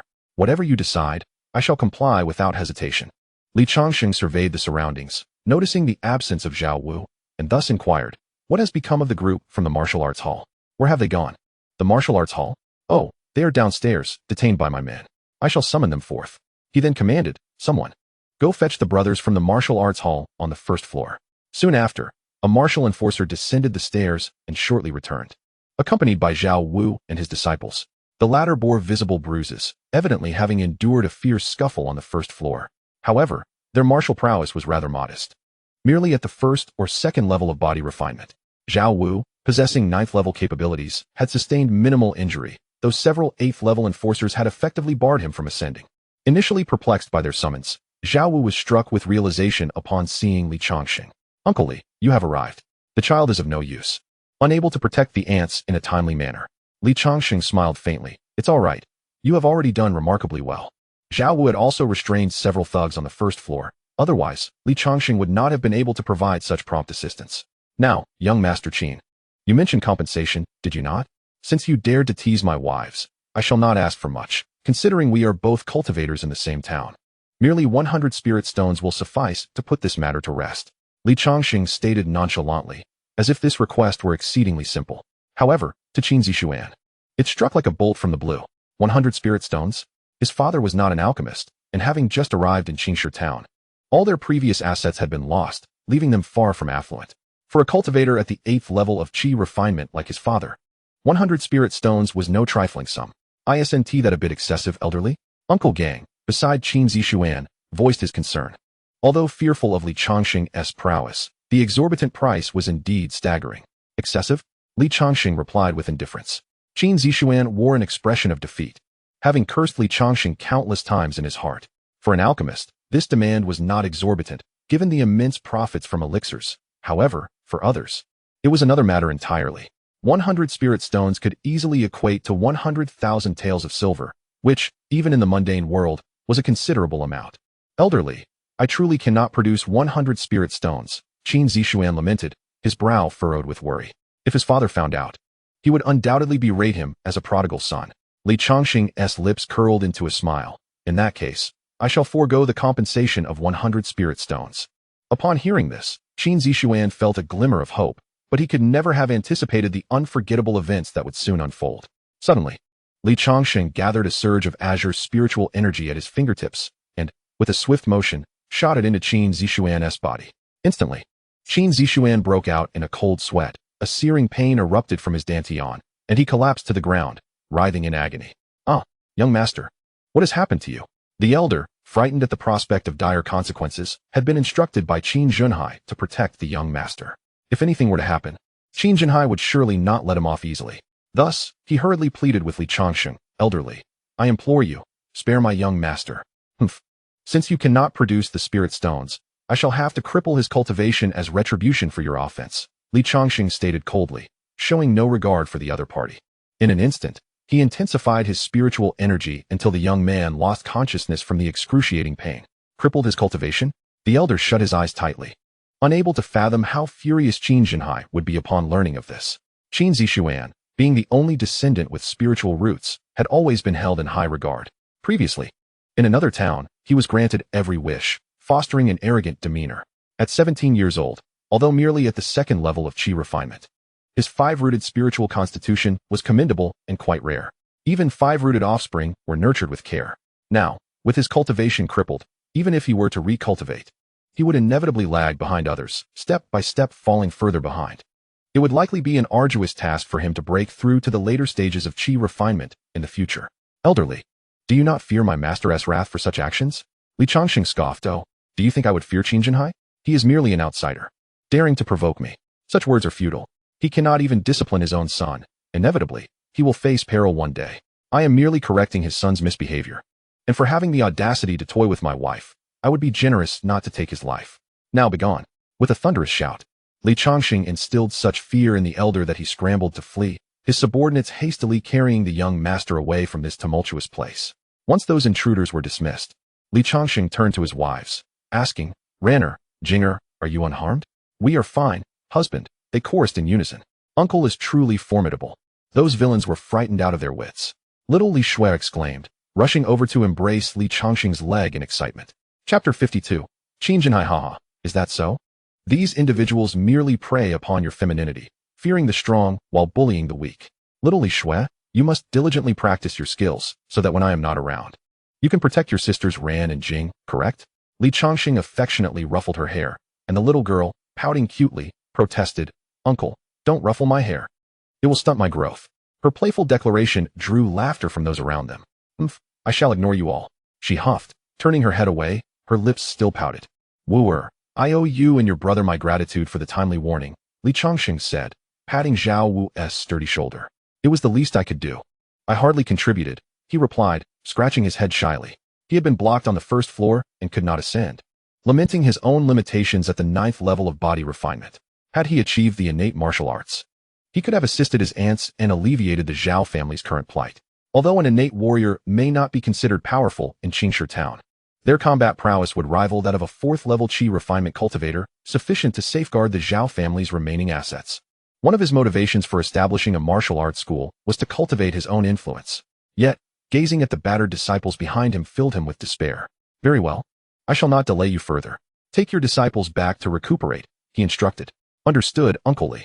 I shall return now, Zhao Wu replied, leading his 10 or so disciples out of the tavern and back to the martial arts school across the street. Li Changsheng, accompanied by his wives, also made his way home, having completed their preparations for the upcoming new year. Along the way, Wang Anren expressed her concern. Husband, why did you strip Qin Zishuan of his cultivation? His father is a formidable 8th-level qi refinement cultivator, renowned for his prowess. What? Are you worried that I cannot contend with him? He jested. Of course not. It's just that there are alternative ways to resolve matters. By doing this, have we not irrevocably forged a grudge? Wang Anren reasoned, her words holding merit, and Li Changsheng was not oblivious to their truth. However, with the increasing number of cultivators in Qingshi town and having amassed significant spirit stones as an alchemist, it was only natural for envy to arise. He had long contemplated making a statement, and Qin Zishuan had inadvertently crossed paths with his intentions. As a newly inducted cultivator, Qin Jinhai immediately revealed his true nature as a cunning individual, showing deference to Mo Sanwei, while simultaneously intimidating and enticing other cultivators. In a short span, he amassed a considerable amount of resources from his peers, likely setting his sights on him as a lucrative target. His prowess as an alchemist was hardly essential, as he could not match the prolific output of Granny Yao, who devoted herself to the craft and produced many vital healing elixirs sought after by the townsfolk, all while wielding the strength of a 9th-level qi refinement. Naturally, Qin Jinhai dared not provoke her, suspecting she had already set her sights on him. By crippling his son's cultivation, he sought to both demonstrate his power and establish dominance over all cultivators in Qingshi town. Although both he and Li Changsheng were at the 8th level of qi refinement, Qin Jinhai would not yield. To prevent being bullied, one must possess not only formidable strength, but also a ruthless heart to instill fear in the unscrupulous. In the grand hall of the Qin residence, a stern and imposing middle-aged man sat at the head of the table, while an elderly man with a severed arm knelt before him. Who dares to cripple my son's cultivation? He thundered, slamming his palm onto the table, which exploded into splinters. The one-armed elder trembled in fear, his sole remaining arm shaking uncontrollably as he stammered. It was Li Changsheng. When he demanded 100 spirit stones and was refused, he ruthlessly disabled the young master's cultivation. My subordinate was too weak to stop him, and I feel deeply ashamed for failing you, my lord. Please, punish me as you see fit. He dared not admit that a woman had caused his injury, instead attributing it to the failure to thwart Li Changsheng, a cultivator at the 8th level. Upon hearing this, Qin Jinhai's demeanor softened, recognizing that the elder had sacrificed his arm in defense of his son, thus fulfilling a measure of his duty. After a lengthy silence, Qin Jinhai finally spoke. Li Changsheng, the alchemist elder? I had not yet sought him out. Yet he has dared to strike my son with such ferocity. For the sake of a mere mortal woman, he has chosen to offend me? It seems he does not regard me with any respect. Very well, it appears we have forged a grudge, Li Changsheng. He then addressed the prostrate elder. You may leave. This matter does not fall upon your shoulders. Shall we retaliate, my lord?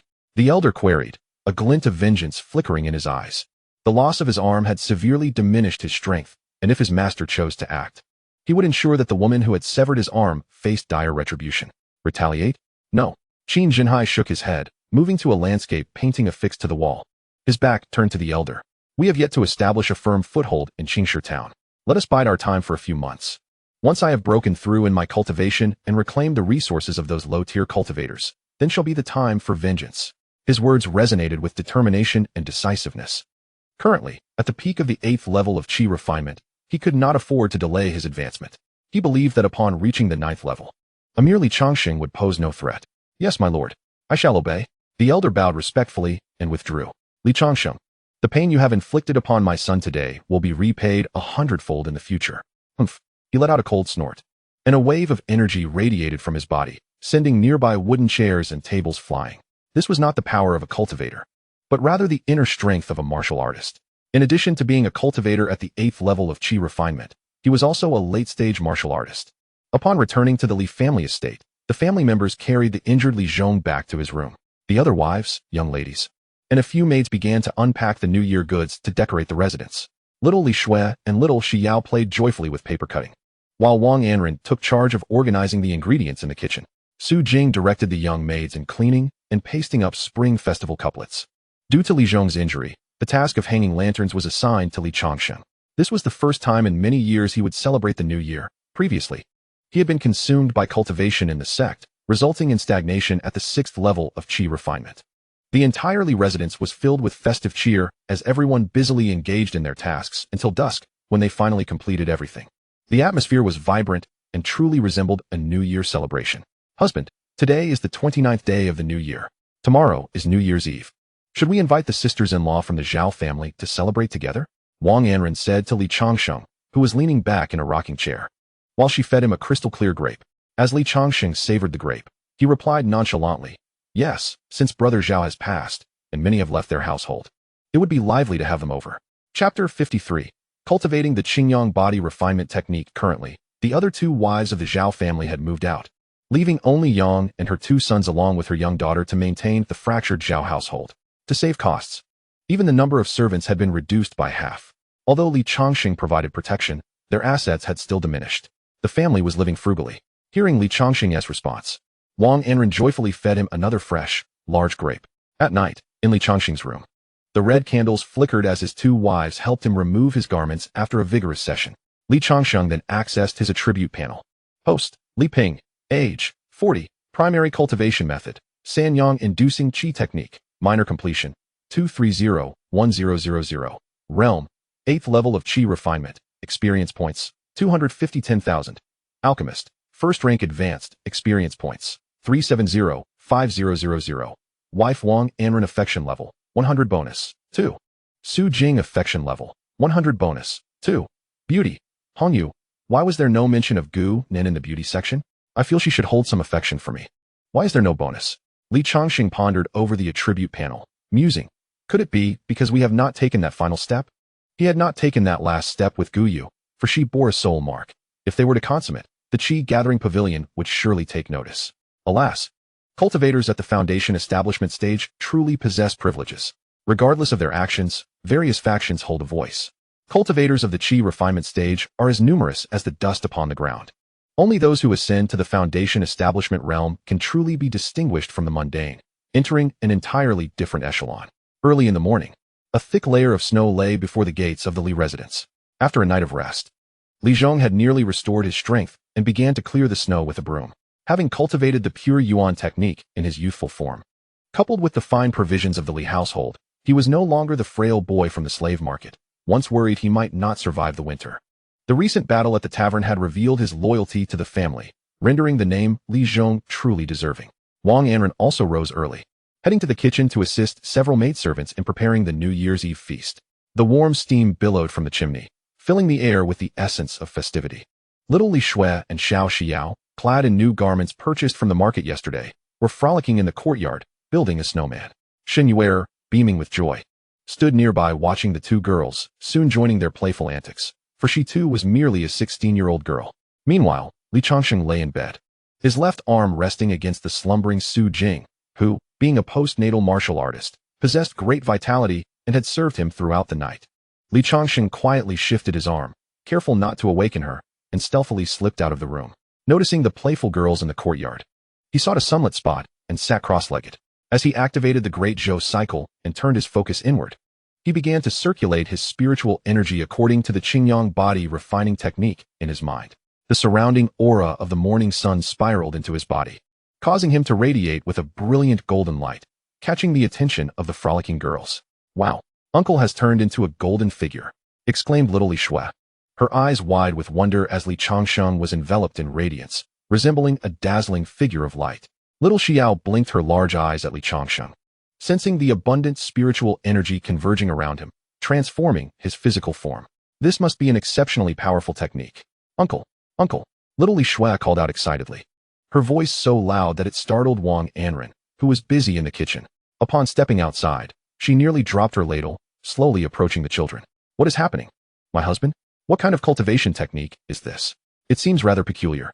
Previously, she had observed only a trickle of spiritual energy entering Li Changsheng's body, but now the speed of absorption was alarmingly rapid. After approximately 10 minutes, Li Changsheng ceased his practice, the golden light dissipating, and he found Wang Anren and the others staring at him in astonishment. "What is the matter? Is there something on my face?" he inquired, puzzled by their gazes.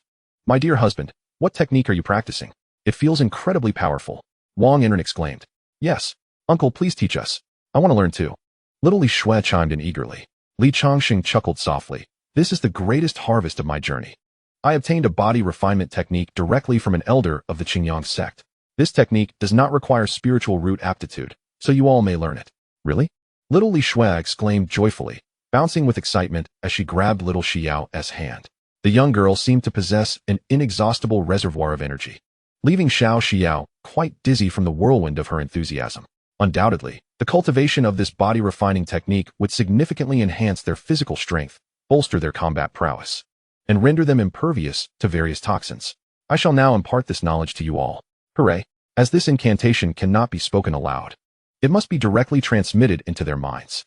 Li Changsheng proceeded to convey the incantation to each of them, even drawing in Li Zhong, who was sweeping outside, to share the secrets of the body refining technique. Under the morning sun, they practiced briefly, and under the nourishing aura, their physical strength saw considerable enhancement, with Li Zhong achieving a remarkable breakthrough to the 4th level of body refinement. Following the beating he endured yesterday, his martial skills had been on the verge of a breakthrough.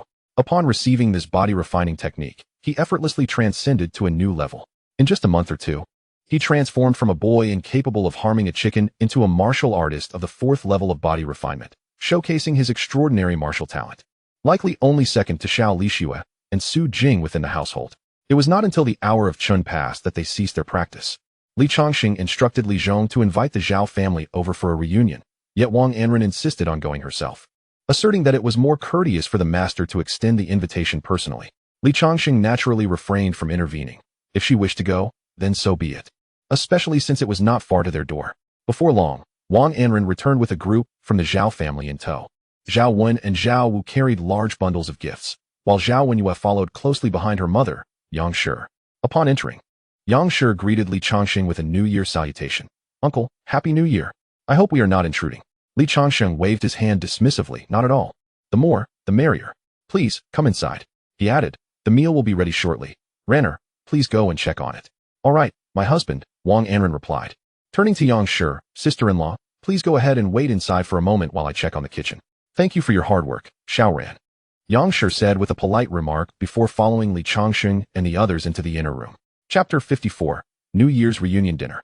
The bustling Li family in the grand hall of the Li residence. Li Changsheng and Yang Shi were seated prominently. Li Changsheng poured a cup of tea for Yang Shi, pushing it towards her side and saying, Sister-in-law, please enjoy this tea. It is a fine spirit tea that greatly benefits even the mortal body. Although Yang Shi was an ordinary person without spiritual roots and lacked martial skills, she understood the exorbitant price of spirit tea. Even when their master was alive, it was not something they could easily savor, let alone the wives and concubines. It was already a great fortune not to face arbitrary scolding. To her surprise, coming to the Zhao residence afforded her the opportunity to taste a delicacy she had never encountered before. Thank you for the tea, uncle. She lifted the cup, taking a gentle sip, and instantly felt her body become invigorated, as if she were floating effortlessly atop a stream. She even sensed her skin tightening slightly, marveling at why those cultivators often possessed such fair and beautiful appearances, with the men being handsome and the women alluring. Li Changsheng poured 3 more cups, using his technique to send the cups of tea floating towards Zhao Wan, Zhao Wu, and Zhao Wenyue. 3 esteemed nephews, come and enjoy some tea. Thank you, Uncle Li. Zhao Wen and Zhao Wu replied heartily. Zhao Wen whispered softly, like the buzzing of a fly, Thank you, Uncle Li.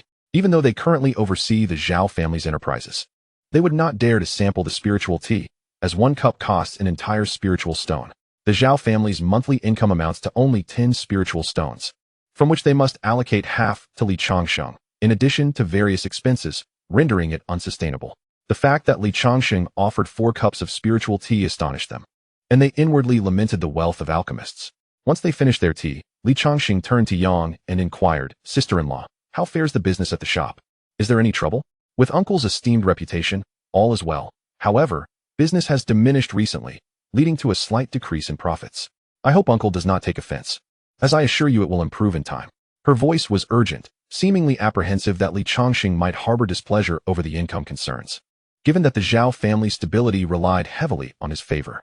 Especially now, with the influx of cultivators in Qingxi town intensifying competition, without Li Changsheng's backing, they would have no choice but to relinquish their shop and exit the town entirely.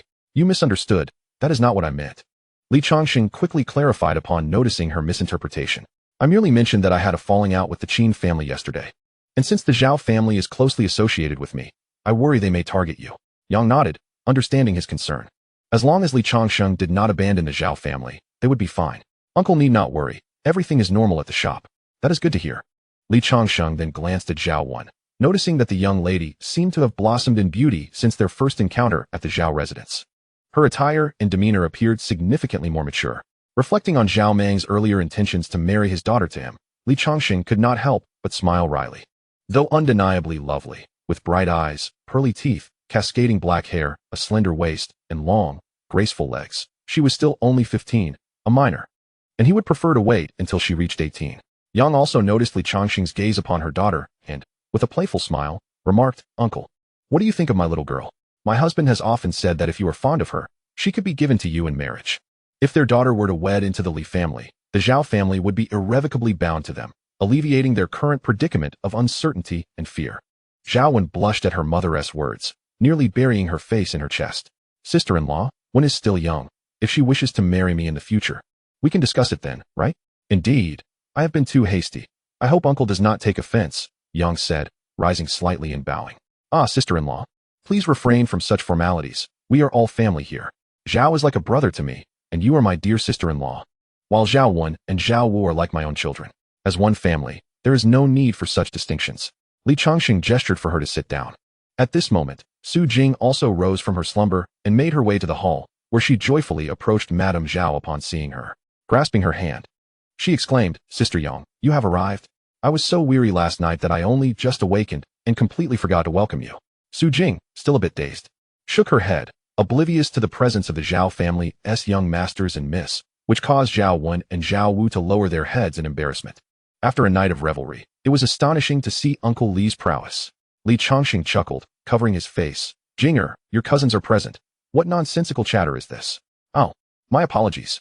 I was simply too delighted and didn't notice," Su Jing replied. Coming from a family of martial artists, she was not particularly averse to matters of romance. And even in the company of others, she felt no shyness. "Sir, dinner is served," announced Shen Yue respectfully as she entered the hall. Come.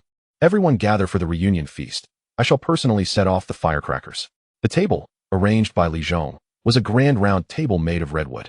Set in the inner courtyard, everyone took their seats, and the table was laden with an array of delectable dishes that made one's mouth water.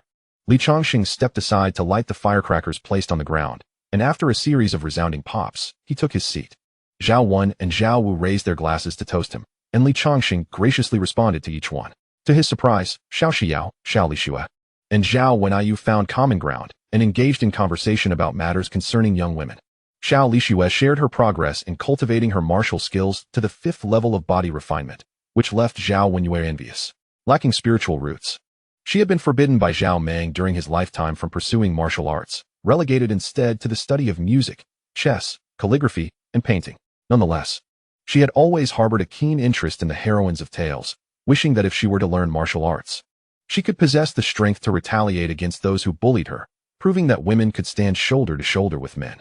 Meanwhile, Yang Shi, Wang Anren, and Su Jing were engaged in hushed conversations, occasionally glancing at Li Changsheng and stifling their laughter, leading him to suspect that their discourse revolved around him. However, he felt no apprehension. He was entirely confident in that regard, knowing that women often conversed about their own strength and endurance. As the revelry continued, Li Changsheng single-handedly outdrank both Zhao Wen and Zhao Wu, leaving them incapacitated in their chairs. "Burp," he exclaimed, as Li Zhong took the two young masters to their guest rooms for rest.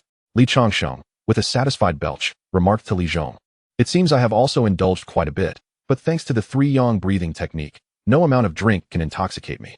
"Yes, sir," Li Zhong replied, having gained considerable strength after breaking through to the 4th level of body refinement, effortlessly carrying one of the young masters towards the guest room. "Are they going to be all right?" Yang Shi inquired with a hint of concern, fearing her sons had overindulged. "Do not worry, sister-in-law. They merely drank too much and will be fine after a good sleep. I shall have Li Zhong prepare some ginger soup to help them sober up," Li Changsheng said, picking up a peanut with his chopsticks and chewing as he spoke. Chapter 55. Enran sets the stage. Yang Shi makes sacrifices after the feast.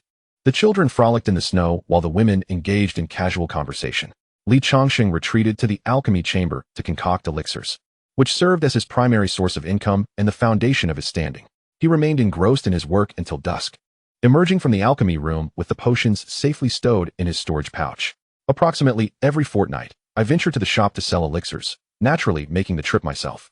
Given the substantial quantity of potions involved, it is best to handle the exchange personally for the sake of security. This is particularly important now, as Changstone Town has become populated with a myriad of individuals from various walks of life, making the situation significantly less secure than during Han Gang's tenure as president.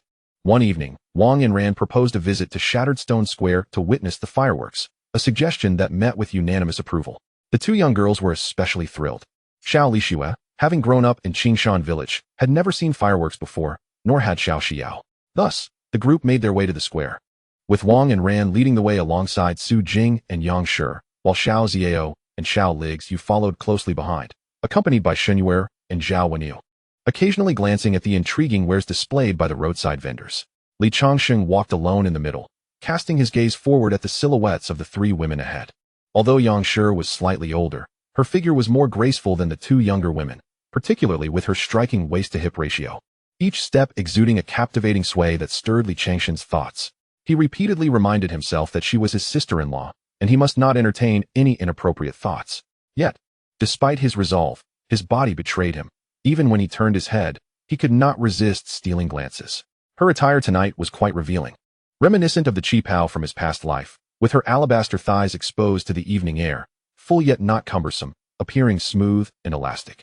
Her proud stature was accentuated by her hair elegantly pinned up with a wood hairpin adorned with fiery gemstones, exuding an extraordinary allure. Many men along the way cast lustful glances, growing increasingly restless. However, upon revealing his own cultivation level, they dared not act recklessly. For a practitioner at the 8th level of Qi refinement was a formidable presence. Should they attempt to take advantage of the chaos, provoking Li Changsheng's wrath would be a grave miscalculation. Upon reaching Shattered Stone Square, a considerable crowd had already gathered to witness the fireworks. "Uncle, lift me up. I want to see the fireworks," Xiao Lixue cried out anxiously, blocked by the throng. Li Changsheng glanced back at Xiao Xiao, who seemed a bit timid and shy. "All right, I shall lift you," he said, effortlessly hoisting the petite Xiao Ligsu onto his shoulders. "Is this high enough?" "Yes, uncle," she exclaimed joyfully. Xiao Xiao, eager to see as well, felt a pang of disappointment as Li Changsheng had already lifted Xiao Lixue. Almost on the verge of tears, she was comforted by Su Jing, who extended her hand and said, "I will lift you." Observing the situation, Su Jing, being a martial artist, had no trouble lifting a small girl. Xiao Xiao reached out her tiny hand, and with a gentle exertion, Su Jing raised her onto her shoulders too. "The fireworks are starting. Xiao, look." Xiao Lixue clapped her hands in excitement. The grand display of fireworks commenced, bursting into the sky one after another, painting the quiet night with vibrant colors. Both children were overjoyed. At that moment, Wang Anren glanced at Yang Shi, signaling her to move closer to Li Changsheng. Initially hesitant, Yang Shi found herself drawn closer to him under Wang Anren's gentle persuasion. With a playful skip, Li Changsheng inadvertently brushed against Yang Shi with his elbow and turned to glance sideways. To his surprise, he found Yang Shi blushing. And then he noticed Wang Anren feigning indifference nearby. It dawned on Li Changsheng why she was dressed so alluringly tonight. It was evidently a scheme they had orchestrated long ago. Unwilling to accept her daughter Zhao Wenyu, Li Changsheng decided to take matters into his own hands. After the fireworks display concluded, Yang Shi summoned Li Changsheng to a nearby inn, while Wang Anren and Su Jing escorted the little girls home. Zhao Wenyu seemed to understand the situation, choosing not to intervene and instead accompanied them back. In the room, faced with the bashful Yang Shi, Li Changsheng found himself momentarily tongue-tied, unsure of what to say. Noticing his silence, Yang Shi gathered her courage and spoke. "Uncle, you must be aware of everything." "Yes, I am fully informed. It was actually my request to Sister Anren. If you are unwilling, then penalize me, but please do not blame them." Li Changsheng waved his hand dismissively. "Sister-in-law, why do you say such things? I understand your intentions. Even without this, I would always protect the Zhao family." However, Yang Shi continued, "But uncle, your reluctance to marry my youngest daughter stems from her youth. Now that my husband is gone, I find myself alone. If you do not mind, I could be of service." With that, Yang Shi embraced Li Changsheng, resting her head against his chest. Seeing the enchanting woman before him yielding to his embrace, Li Changsheng could no longer contain himself. "Brother Zhao, forgive me. I shall take care of your wife, worry not." He lifted her chin gently, kissing her lightly. Yang Shi had adorned her lips with a vibrant shade of lipstick, delectable and lingering. This made Li Changsheng's grip on her tighten involuntarily. How remarkable, he mused. Yang Shi, a mother of several children, is so adept in this. Yang Shi's body was soft and supple, Her form as exquisite as jade, showing no trace of excess even in her 30s. Their connection lingered, and as they slowly parted, it was evident that Li Changsheng was still yearning for more. Under Yang Shi's tender ministrations, he reached his peak. As he removed her garments, he found her beauty to be a true masterpiece. Unlike the youthful allure of Su Jing and the others, Yang Shi exuded the charm of a mature woman, an unparalleled seductress. She embodied the essence of a voluptuous and tender-hearted matron. Despite the passage of time, her allure had only deepened, and the exaggerated curves of her figure held Li Changsheng's gaze captive. Yang Shi's cheeks flushed as she inquired, "Changsheng, what are you staring at? Am I truly that captivating?" Her voice trailed off into a whisper. Li Changsheng, entranced, replied, "Ruer, you are too beautiful. I cannot gaze upon you enough." They entered the bath, beginning to wash each other's bodies. Yang Shi's eyes shimmered with desire, and witnessing this, Li Changsheng found it increasingly difficult to maintain his composure. "Ruer, are you enticing me?" he asked. "And if I am?" she replied with a playful laugh, exuding irresistible charm. Within the inn, passion ignited, while the chill of winter lingered outside. The two individuals embraced tightly, the room transforming into a breathtaking tableau. The harmonious interplay of yin and yang, the sun and moon sharing the same sky. Upon realizing that the enchanting woman before him had once been Zhao Mang's partner, Li Changsheng was suddenly overtaken by a fervent desire for conquest, eager to demonstrate who truly held the upper hand. Chapter 56, Conquering Yang Ro, a sense of fulfillment.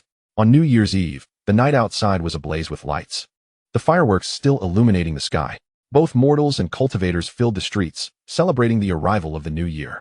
Within the Yueli Inn, winter's snow blanketed the ground, and the flickering candlelight cast a warm glow. Under the luminescence, a beautiful face blushed as if kissed by the hues of dawn. It is worth noting that Li Changsheng practiced the Chaoyang Ziki from the 3-Yang Qi cultivation technique, which greatly enhanced his vitality. With his understanding of this technique having reached a minor success, he could continuously convert spiritual energy into physical vigor. Yet, he ultimately found himself outmatched by the Yang family. Unyielding, Li Changsheng took a moment to gather his focus, placing his hands on Yang's shoulders and gently guiding her onto the soft bed. Ding, ding, ding, ding, ding. A quintet of unparalleled achievements. Dual Cultivation Experience 5, Alchemy Experience 5, Yang Ro Affection 10, repeated 5 times. This continued until dawn broke the following day. Li Changsheng lay languidly on the bed, utterly spent. It was evident that Yang had also succumbed to his allure. The euphoric sensation she experienced surpassed anything her husband Zhao Mang had ever provided. She had irrevocably fallen for the man beside her, and they nestled closely, surrendering to a peaceful slumber. Yang Ro Affection 30. As the sun climbed higher in the sky, its warm rays streamed through the window, gently rousing Li Changsheng from his slumber. Gazing upon the still alluring woman beside him and recalling the previous night's delights, a smile graced his lips as he rose from the bed, stretching languidly. Ah, how wonderfully comfortable it was to sleep. The exhaustion had rendered him blissfully drowsy, especially while lying next to such a beauty.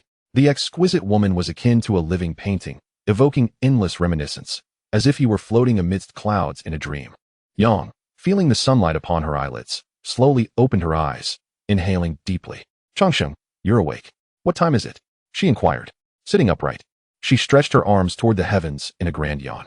This provocative display nearly caused Li Changsheng, who sat at the table sipping tea, to spit out his drink. But he managed to cover his mouth in time. Noticing Li Changsheng's reaction, Yang realized something was amiss and hastily grabbed the quilt to cover herself, beginning to search for her lost garments. Yet, her efforts proved futile, leaving her in an embarrassing predicament. Observing her flustered state, an unexpected innocence emerged, reminiscent of youth. On her face, with a mischievous grin, Li Changsheng teased, "Rower, what are you trying to hide?" Despite his words, he dared not look again, wary of igniting further flames of desire.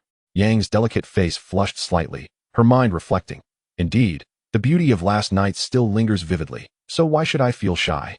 After some searching, she finally found her clothes on the bed and began to dress herself under the covers. Once properly attired, Li Changsheng approached her, gazing deeply as he proclaimed, "Rower, since what transpired last night has occurred, you shall henceforth be the woman of Li Changsheng. Do you consent?" "I do," she replied, her eyes fixed upon him. Perhaps there had been some ulterior motives previously, but after last night, she was utterly captivated by the man before her. Not only was he immensely powerful, but his gentle nature and robust physique exuded vitality. Moreover, as Wang Anren had mentioned, he had never raised a hand against them. She recalled her previous marriage to Zhao Mang, which was marred by beatings, only improving after she bore several children. However, Zhao Meng's violent tendencies merely shifted to his other wives, prompting her eagerness to escape with the family fortune upon his demise. However, I cannot grant you a formal title just yet. You still remain the matriarch of the Zhao family. Yet, you may bring your niece Wen Yu to reside in my Li manor, he continued. And what of Wen'er and Wu'er? She inquired. The Zhao estate shall naturally be theirs. From this point forth, you shall belong to the Li family. Do you fear I would abandon them? Li Changsheng chuckled, drawing Yang into his embrace. His words warmed her heart, revealing that she had indeed found a kindred spirit. Leaning against his shoulder, she gazed out at the blazing sun. Their eyes met, exchanging smiles. A quarter of an hour later, they exited the inn under the astonished gaze of the young attendant, and Li Changsheng escorted Yang back to the Li manor. Observing the closeness between the pair, Wang Anren and Su Jing understood that matters had been settled, having established a sisterly bond with Yang through frequent interactions. They initially hesitated when she expressed her thoughts. However, upon reflection, they realized that with her husband seeking to expand his family, he would inevitably marry more women. Rather than relinquish their husband to unfamiliar faces, it would be wiser to support the union of the Zhao matriarch with him. Yang, with her gentle demeanor and striking beauty, was unlikely to be scorned by their husband. Furthermore, with Su Jing already expecting, it would be impractical for her to serve him alone. Her frail constitution and lack of martial talent meant that if Yang, seasoned from many battles and filled with creative ideas, could assist, it would surely please their husband. Seeing the radiant glow upon their faces, Wang Anren knew that everything had been arranged satisfactorily. Sister Yang, how do you find serving our husband? Is he pleased? Wang Anren asked with a mischievous grin that contrasted with her innocent appearance. This expression was a first for Li Changsheng, who had always seen her as a pure and innocent girl. I am satisfied, Yang replied, appearing almost bashful, her small hands fidgeting in circles. When faced with Wang Anren's question, her cheeks flushed. What do you mean by satisfied? Uncle, what have you done to Aunt Zhao? Little Li Shuai pouted, her face a picture of confusion as she gazed at the four adults. Children should not inquire so much. These matters will become clear to you as you mature. Li Changsheng waved his hand dismissively at Xiao Li Shuai, who, feeling even more incensed, placed her hands on her hips. Oh, you wicked second uncle, always deceiving children. With a pout, she turned her little backside towards him and scampered away. Li Changsheng, observing this mischievous child, could only shake his head in exasperation. He then turned to the three women and proclaimed, Rower shall henceforth be my wife. This declaration signified the formal inclusion of the Yang family into the Li household, marking Yang as Li Changsheng's third concubine, which would eventually lead to the birth of a son and daughter, although for Li Changsheng, this was of little consequence. Upon hearing the acknowledgement of her status, Yang's heart warmed slightly. Wang Anren and Su Jing, filled with joy, each took hold of one of Yang's arms, drawing her into their midst. Li Changsheng's announcement represented Yang's acceptance into the Li family. However, he continued, due to the Zhao family's ongoing enterprises. Once Zhao Wen is truly prepared to manage them, Rower will officially obtain her title as a concubine of the Li household. Yes, I shall diligently instruct Wen'er in managing the affairs, striving to transfer the Zhao family's authority into his capable hands, Yang replied with a slight bow, a smile gracing her face. Very well, Rower, please return home and prepare. You shall move in tomorrow. As for Wen'er and Wu'er, you are comfortable with that? The prospect of a mother remarrying was undoubtedly shocking for her two sons. It was not ideal for Li Changsheng to address this matter, so it fell upon her, as their mother, to take the lead. After all, at the age of 38, remarrying was entirely reasonable. Rest assured, my husband, Rower, understands. Wen'er and Wu'er hold you in great esteem. My marrying you is indeed a stroke of fortune, and they shall not oppose it. That is good, Li Changsheng nodded slightly. Time flowed swiftly, and 3 months passed after the New Year's Eve. During this period, Changsheng town remained tranquil, with everything progressing in an orderly fashion. As the number of cultivators increased, the Panshur Society discovered a new spirit herb valley, which they took over to manage. The abundance of herbs attracted many cultivators to settle in Changsheng town, including several first-grade alchemists. However, compared to Li Changsheng, they were still lacking, mainly consisting of lower or mid-tier scattered alchemists. While Changsheng town flourished, unseen crises began to quietly take root. The number of elders in the Panshur Society grew to 24, indicating that over 20 cultivators were at the 7th layer of qi refinement, establishing themselves as a significant force within 100 miles. Meanwhile, Yang successfully transferred the Zhao family's enterprises to Zhao Wen while she and her daughter Zhao Wenyue moved into the Li household, becoming one of Li Changsheng's concubines. After joining the Li family, under the guidance of her daughter Zhao Wenyue, she began to learn martial arts from Su Jing.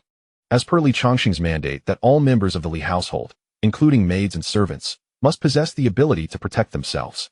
However, due to her late start in martial arts and limited innate talent, she had only progressed to the first level of body refinement after 3 months. In contrast, his youngest daughter, Zhao Wenyue, exhibited remarkable improvement, possessing a unique aptitude for boxing that allowed her to master it effortlessly within the same 3 months. Her martial prowess had reached the 4th level of body refinement. Transitioning from an ordinary individual with no foundation to achieving the 4th level of martial arts is indeed quite impressive. With the addition of 2 new family members, the original courtyard had become somewhat cramped, prompting Li Changsheng to generously purchase the adjacent courtyard, effectively doubling the size of the Li residence. He also recruited for young maidservants, all in their 20s, while the sole housekeeper, Li Zhong, remained the only male servant. Following his cultivation of the Qingyang body refinement technique, Li Zhong's martial skills had rapidly advanced from the 4th to the 7th level of body refinement, comparable to those of the house servants who had previously injured him. It is noteworthy that just half a year ago, he was a gaunt slave awaiting purchase at the market, and now he had transformed into a 7th-level martial artist. The past 3 months had been filled with joyous news. Aside from Su Jing's gradually growing belly, Wang Anren was also expecting, which had brought her immense joy for several days. The desire for Li Changsheng to father a child had long been an unshakable wish and nightmare for her. Now, with the clouds of uncertainty lifting, her martial skills had also surged rapidly alongside her pregnancy, as she transcended 4 realms to reach the 6th level of body refinement. Although the Qingyang body refinement technique aided her, it is important to note that her innate martial talent was not particularly high, making her swift progress a source of curiosity for Li Changsheng regarding the nature of her unborn child's potential. Consequently, he showered her with even greater affection. For if they were to have their first child endowed with spiritual roots, it was uncertain how the system panel might respond. As for Xiao Lishui, she had grown a year older, now standing at 1.4 meters tall. Li Changsheng gifted her a low-grade magical longsword, which brought her immense joy for a long time. Although she couldn't utilize spiritual power as a non-cultivator, the sword's sharpness and resilience were still commendable.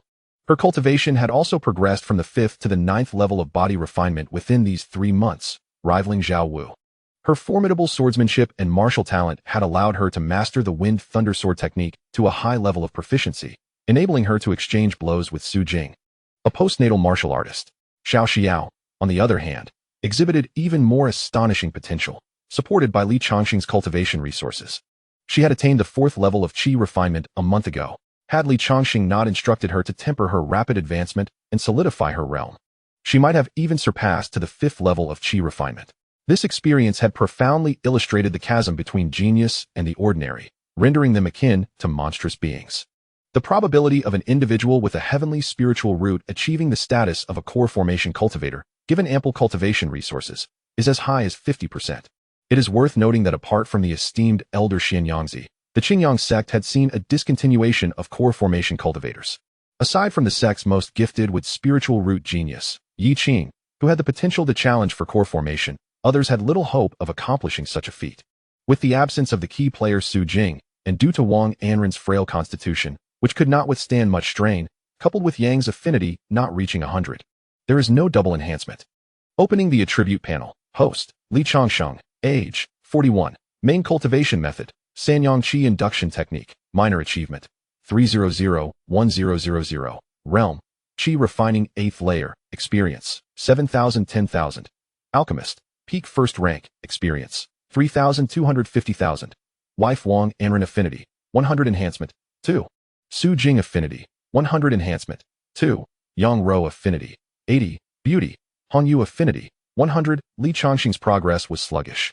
Although he frequently visited the fragrant tea house to reminisce with Gunan, he could not transcend his limitations. Thus, he occasionally went to the Fate Pavilion to catch up with Hong Yu, notwithstanding her exorbitant fees, which he shamelessly evaded. However, relying on such indulgences was not a sustainable solution, leading Li Changsheng to contemplate the notion of taking a 4th wife. Having reached the peak of a first-rank alchemist 2 months prior, his success rate for first-rank pills and the occurrence probability of superior-grade pills had increased, along with the growing number of cultivators in Qingshu town, granting him a monthly income of 80 spirit stones. As for the profit-sharing from the Zhao family, Li Changsheng declined, considering that their mother had married into the Li family, and even half of the yield amounted to only a few spirit stones. This, however, delighted Zhao Wen and Zhao Wu, who expressed their gratitude profusely, as Li Changsheng's refusal meant they would have more income, which was a cause for celebration. Chapter 58. The incident in Changsheng village. The Dragon's Roar spiritual spring Li Changsheng directed his attention toward the chi-refining female cultivators at the Fate Pavilion, as the prices were already within reach. As for Xiao Xiao, she was far too young, needing 7 more years to mature. The first time he married a chi-refining female cultivator, the system would undoubtedly introduce new features. And dual cultivation with a woman possessing spiritual roots could enhance his understanding of his cultivation method. To break through to the foundation establishment stage, he must refine the Sanyang Qi induction technique to perfection. His comprehension of cultivation methods was exceedingly low. Despite the passage of time, he remained stuck at a minor achievement.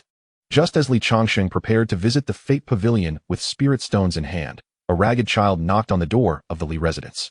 Observing the panting child, drenched in sweat, Li Changsheng immediately recognized him as Xiao Shitu, the grandson of the blacksmith Li Dashi from Changsheng village. Given his appearance, it was evident that he had walked all the way from Changsheng village, 50 miles, and this child had come here alone.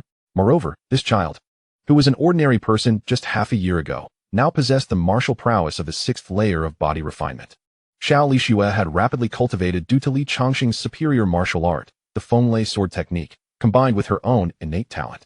However, for a village boy like Xiao Shitu, Li Changsheng had only left behind a common manual, the Taizu Changquan, and there was no reason for him to cultivate so swiftly.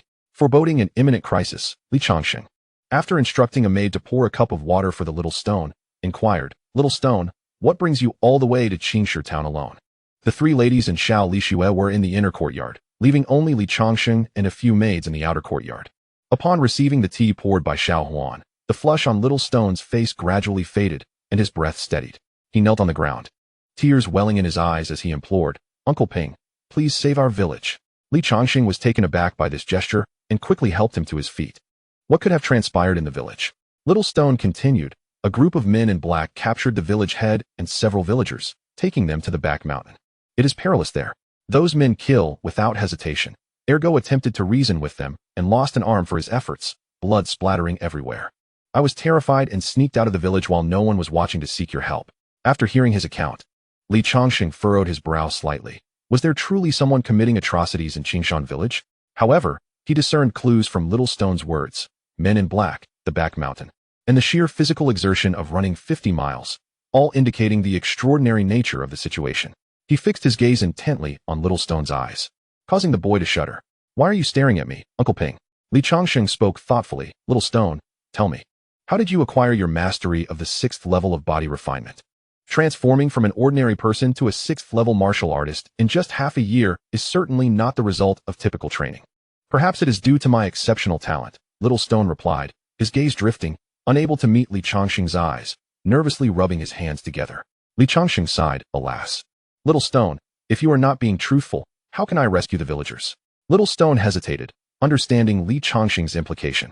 After a moment of contemplation, he finally resolved. "Uncle Ping, this matter was originally something the village head instructed me to keep secret from everyone, but you are not a stranger. And now you are needed to save the villagers. Therefore, I will share with you what has transpired over the past 6 months." He glanced around, noticing a few maids still present. Li Changsheng waved his hand, signaling them to leave. "Now, I can speak freely. 6 months ago, after you left the Taizu Longquan behind, the villagers diligently practiced. While their physiques improved slightly, their martial arts progressed slowly. Then, Ergo discovered a spiritual spring accompanied by the sound of dragon roars while hunting in the back mountain. After drinking from that spring, he broke through to the 1st level of body refinement in a single day.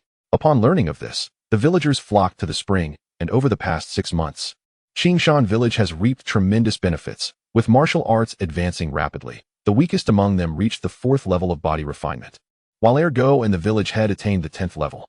Yet, just a few days ago, a group of men in black discovered our village and captured the villagers. Under threats and abuse, some revealed the location of the spring. These individuals possess remarkable strength, one of whom can even conjure a fireball the size of a bowl. Ergo Gu is no match for them, and was even severed of his left arm. How unfortunate. Upon hearing this, Li Changsheng experienced a moment of clarity. It is no wonder that Little Stone possesses such formidable martial skills. A mere child traversing 50 li of mountainous terrain, combined with the dragon's roar spring water, must indeed be a treasure. However, the news has spread, attracting the attention of thieves. Little Stone also mentioned that one of the individuals can wield a fireball, indicating that he is a cultivator, employing the intermediate spell of fireball technique. This denotes a cultivation level of at least the 7th stage of qi refinement. Could it be that Li Changsheng himself might face calamity? He found himself in a state of indecision. He could not afford to remain idle. Yet to intervene directly would be exceedingly perilous. In the entire Changsheng town, aside from Zhao Meng, a trusted friend, he had no other cultivators with whom he was well acquainted. As Li Changsheng wrestled with his predicament, he suddenly recalled the disciples of Qingyang sect stationed in the market of Changsheng town. They are cultivators of the 9th stage of qi refinement, undoubtedly possessing formidable combat prowess. Moreover, Li Changsheng had encountered this individual in the outer sect, establishing a modicum of familiarity. This was one of the benefits of spending decades in the outer sect. Aside from a few direct disciples, most cultivators at the lower levels were known to him. However, this man was somewhat avaricious, and persuading him would not be an easy task. He would likely need to tighten his purse strings. Turning to Little Stone, he said, "You should rest in your residence for now. Xiao Li Shui and your sister Wang are in the inner courtyard. I have instructed the maid to notify them, and they will come to fetch you shortly." "Uncle Ping, where are you going?" Li Changsheng chuckled. "I am, of course, seeking assistance. The one you mentioned, who can wield the fireball, is a cultivator of considerable strength. Therefore, after I secure some help, you shall lead us back to Qingshan village. The location of the spiritual spring on the back mountain requires your guidance." After summoning Xiao Huan, he instructed her to escort Little Stone to the back courtyard for rest. Li Changsheng then made his way to the market on Baina Street, where the cultivator of Qingyang sect could often be found loitering at the entrance or entering the market to patronize the Inyuan pavilion. Not finding him at the entrance, he proceeded to the Inyuan pavilion.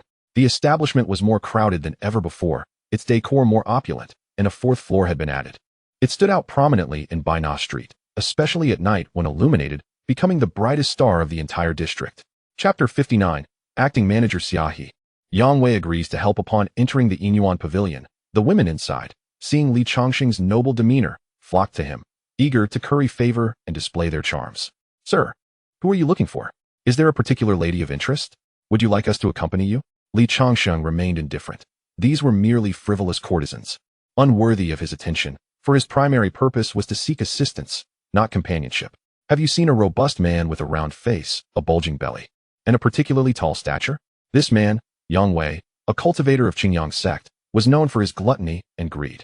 Although he possessed 3 spiritual roots, his lineage from a foundational family afforded him greater wealth in spirit stones than the average cultivator, and he had ascended to the 9th stage of qi refinement through the accumulation of elixirs.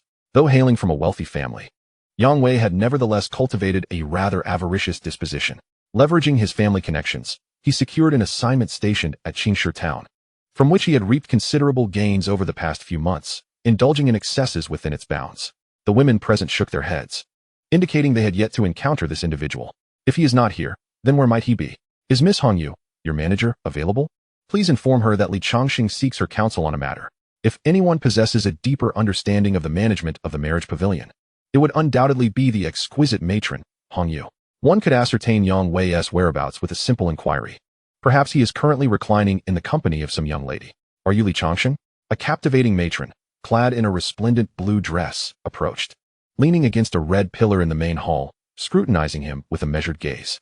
Though she was slightly older, her beauty remained striking.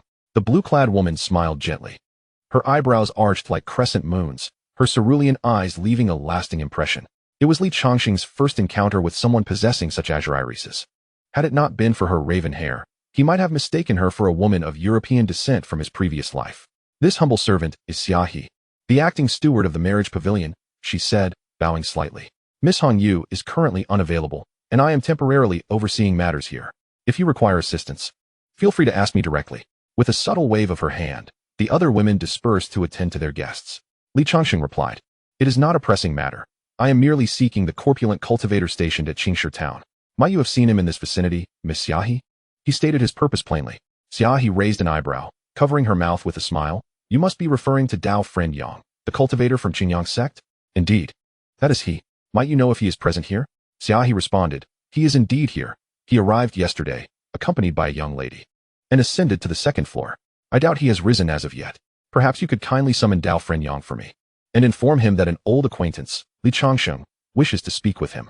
With a delicate fan in hand, Xiaohe playfully brushed her fingers against Li Changsheng's chest, her slender fingers lightly pointing, as she coyly replied, "The marriage pavilion has its regulations.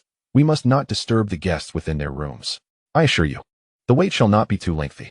With a graceful wave of her hand, she beckoned a lithe young woman, Yuner. Please keep this esteemed gentleman company and ensure he is well entertained. Dao friend, kindly remain in the hall for a moment. I shall notify you immediately should young Dao friend awaken. With that, Xiaohe ascended to the second floor. The young woman named Yuner linked her arm through Li Changsheng's, playfully stating, Esteemed sir, you appear quite robust. Your capacity for drink must be impressive. I, Yuner, shall ensure your enjoyment. Reluctantly, Li Changsheng acquiesced to her company, guiding him toward a table where they awaited Yang Wei's awakening. The marriage pavilion wielded considerable influence, its reach extending across the 5 great nations. Even within a modest town such as Changsheng, Li Changsheng certainly could not force his way in, for within the hall there were cultivators acting as guardians, all belonging to the affection pavilion. As a property owned by numerous women, it was only natural to enlist formidable experts for protection. Although he had never witnessed the guards of the affection pavilion in action, it was rumored that they were beings of consummate chi refinement, even verging on the foundation establishment stage. Yuner sat directly on Li Changsheng's lap, toasting with him. The liquor provided by the affection pavilion was potent and even possessed a slight invigorating effect, primarily aimed at igniting the fervor of the patrons, thereby enticing them to part with their silver and spirit stones. After a brief indulgence, a commotion arose from the second floor. Bang, bang, bang. The sound of heavy footsteps echoed down the staircase. Descending from the second floor was a rotund man with a bloated belly, resembling a balloon on the verge of bursting. His accumulated flesh could easily be wrung into a bucket of thick grease. Standing at 7 feet tall, he undoubtedly weighed over 300 pounds. He surveyed the hall and called out boisterously, Li Changsheng, where are you? What business do you have with me? Li Changsheng gently pushed aside the woman seated on his lap and approached Yang Wei with a smile. Dao friend Yang, you have kept me waiting. In truth, it had not been long. Li Changsheng lightly patted Yang Wei's arm, which felt sticky with an unknown substance, causing a wave of nausea within him, though he refrained from showing it. Were it not for an urgent matter, I would certainly not intrude upon your enjoyment. Yang Wei replied, Li Changsheng, feel free to speak. After all, we are somewhat acquainted. Li Changsheng sighed softly, saying, it is not a grave matter. Merely that the villagers from my small mountain village have been attacked by a group of bandits, one of whom is a cultivator at least at the 7th level of chi refinement. I intended to offer assistance, but as you know, I am not adept at killing. If they are formidable, my life may be at stake. He shifted the conversation. However, Dao friend Yang, not only are you valiant, but you are also proficient in the art of combat, a pillar of the Qingyang sect. With your assistance, those bandits would surely be no match. Li Changsheng refrained from mentioning the matter of the spiritual spring. Although it would eventually be difficult to conceal, he thought that after dealing with those bandits, he could use it as leverage. If he revealed the benefits too early, Yang Wei might demand a higher price. This rotund man was exceedingly greedy and adept at haggling. Thus, Li Changsheng decided to keep this information under wraps for the time being. Yang Wei was quite pleased with Li Changsheng's flattery, nodding repeatedly. He then placed a hefty hand on Li Changsheng's shoulder, a grin spreading across his face. Of course, I am a cultivator at the 9th level of chi refinement, an elite within the inner sect of Qingyang. How could a mere wandering cultivator, suspected to be at the 7th level, possibly be my match? However, while friendship is one thing, the cost of my assistance must not be overlooked, wouldn't you agree, Dao friendly? Li Changsheng chuckled lightly, indeed. How could a dignified 9th level cultivator like you easily lend a hand? Once the task is accomplished, I shall certainly present you with 50 spirit stones as promised. Internally, Li Changsheng felt a pang of regret. Had it not been for the immense value of the spiritual spring and the uncertain strength of the enemy, he would have preferred to avoid spending spirit stones to enlist this rotund man as help. Yang Wei extended his hand, saying, Li Changsheng, surely a deposit is in order? Li Chang was deeply troubled, yet he stealthily produced 25 spirit stones and handed them over to Yang Wei. This amount, of course, constituted half of the deposit. After counting the stones, Yang Wei's face creased slightly as he stored them in his storage ring. Well, my friendly indeed possesses a generous spirit. I shall take on this task without hesitation. Chapter 60. Approaching the spirit spring, the thief emerges with Yang Wei's involvement. Li Chang felt a sense of security. After all, no matter how formidable the adversary, one could not easily contend against two. According to Littlestone's account, the fireball wielded by that individual was merely the size of a bowl, indicating that his strength did not exceed that of a 9th layer chi refinement practitioner. Though Yang Wei appeared portly, his combat prowess was commendable. As a scion of a foundational family, he possessed a superior quality staff and was a 9th layer chi refinement cultivator. However, Li Chang remained vigilant regarding the possibility of Yang Wei eliminating him to monopolize the spirit spring. The tattered cloth-wrapped azure dagger served as his secret weapon. Its lingering venom was formidable enough to incapacitate even a perfected qi refinement cultivator. Li Chang had once conducted an experiment on a pig, finding that a single drop could lead to its demise, causing its body to rot and decay. He instructed Yang Wei to wait at the town gate and returned home to fetch Little Stone. Upon learning that Changsheng village was under threat from brigands, Wang Yanren, worried for her father, the village chief Wang Dashan, attempted to accompany him back. Li Chang reassured her, promising to rescue her father, which brought her some comfort. After some reflection, she recognized the validity of her husband's words. After all, she was only at the 6th layer of body refinement and carrying their child. She expressed her concerns, urging, "Husband, please return safely. We shall be waiting for you at home." The journey was perilous, and they all feared for Li Chang's safety. Given the brutality of battles among cultivators, Wang Jing, with her slightly enlarged belly, also embraced him. Only Yang Shi remained somewhat shy. Li Chang beckoned her over, softly calling, "Rower." Upon hearing his voice, Yang Shi hesitated no longer and stepped into his embrace. Holding the 3 women close, Li Chang felt a profound sense of contentment. Were it not for the villagers' safety, he would not have ventured such risks, even for the allure of the spirit spring. As long as he followed the proper path, he would eventually attain foundation establishment, not to mention the exquisite foundational elixir gifted to him by Zhao Meng. Under the worried gazes of the women, Li Chang, accompanied by Little Stone, proceeded toward the town gate. Yang Wei had been waiting for some time, and, upon seeing Li Chang with a child, jested, "Li Chang, it seems rather inconvenient for a cultivator to bring a child into battle, wouldn't you agree?" Li Chang pulled Little Stone forward and explained, "It was he who informed me about the danger to Changsheng village and knows the brigand's location. Thus, he is the most suitable guide." Little Stone stared up at the imposing figure before him, momentarily stunned, contemplating, there are indeed people in the world this large? He is almost as big as the pig we raise at home. If Yang Wei were to discern the thoughts harbored by Little Stone, he would undoubtedly berate him, exclaiming that he is a fool and that his entire family is foolish as well. Thus, let us embark on our journey. Can this child keep pace with us? Yang Wei observed that Little Stone was merely a child of around 10 years, standing no taller than approximately 1.40 meters. Should they really carry such a small child?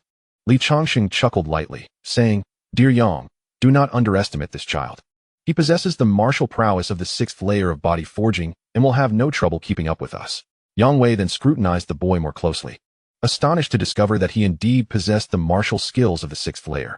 It was truly remarkable for a village child to exhibit such high-level abilities. However, he did not dwell on it, for geniuses could emerge from the most unremarkable places. After all, even a spiritual root might arise from an obscure locale. Thus, he regarded this child merely as a prodigy in martial arts. The 3 then sped along the rugged mountain path, covering 50 miles in merely an hour. Had it not been for Little Stone needing a respite, they could have traversed even more swiftly. Upon arriving at the entrance of Changsheng village, they found it utterly desolate, with no villagers to be seen tending to the fields, nor a single soul along the road. It seemed that the bandits had driven the villagers to the spiritual spring, leaving Li Changsheng puzzled as to why the search for the spring necessitated the presence of all the villagers. Upon reaching the center of the village, beneath the old locust tree, they stumbled upon a mangled arm, likely belonging to Wang Ergu.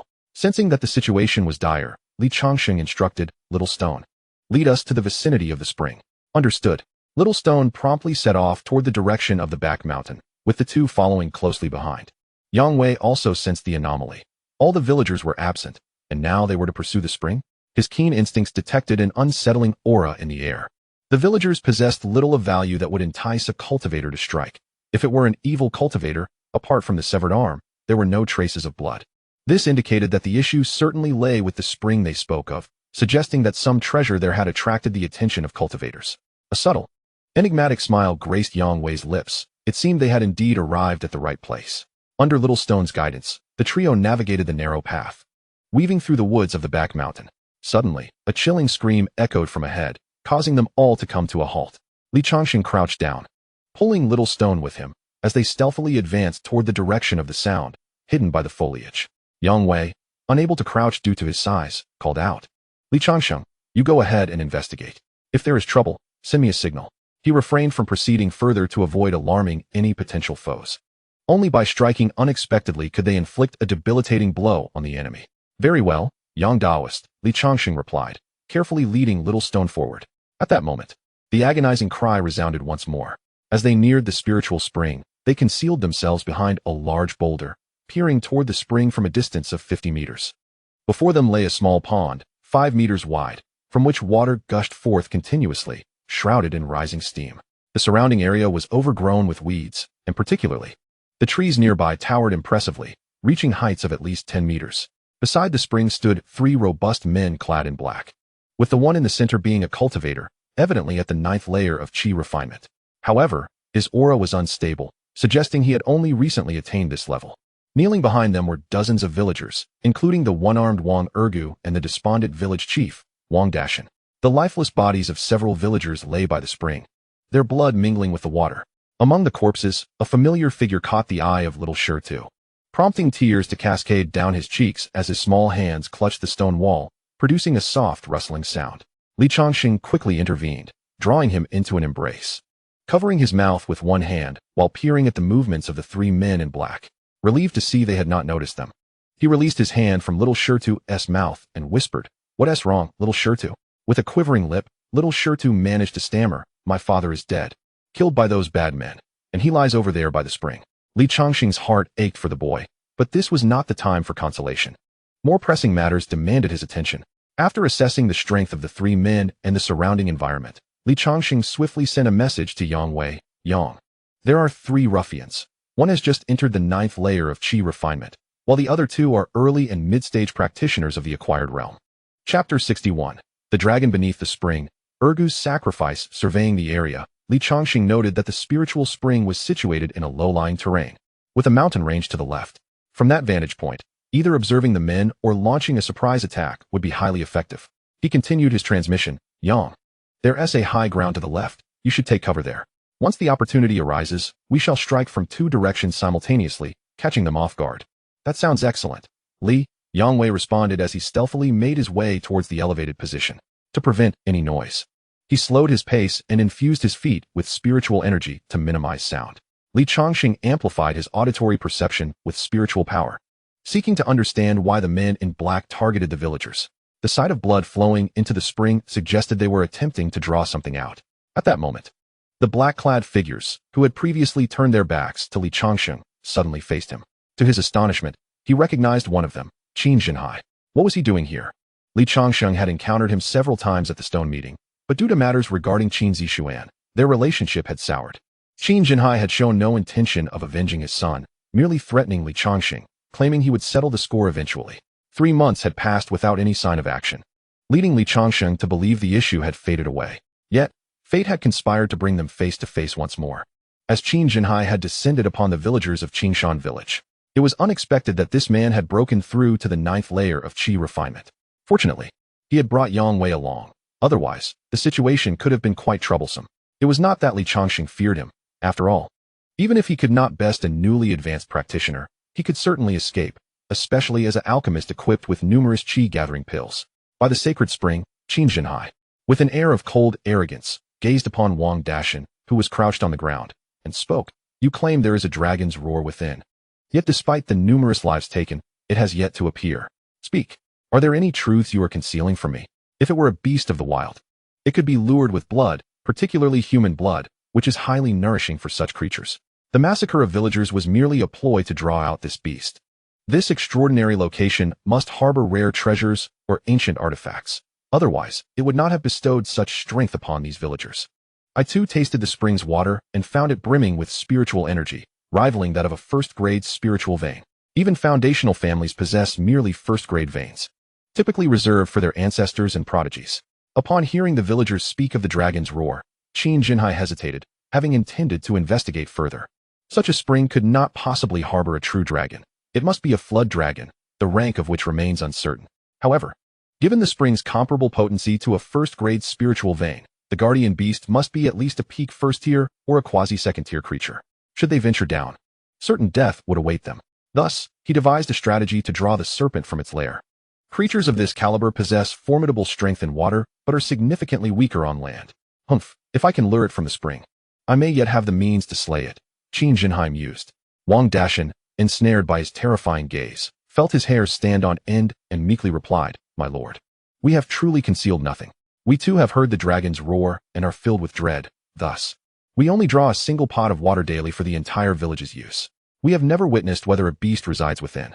Just as Wang Dashan finished speaking, That familiar dragon's roar echoed once more. A sound emanating from the depths of the human heart, steeped in fear and reverence, resonated with an unassailable authority. Some of the village's elderly women and children were so shaken that they nearly fainted. Indeed, there is one.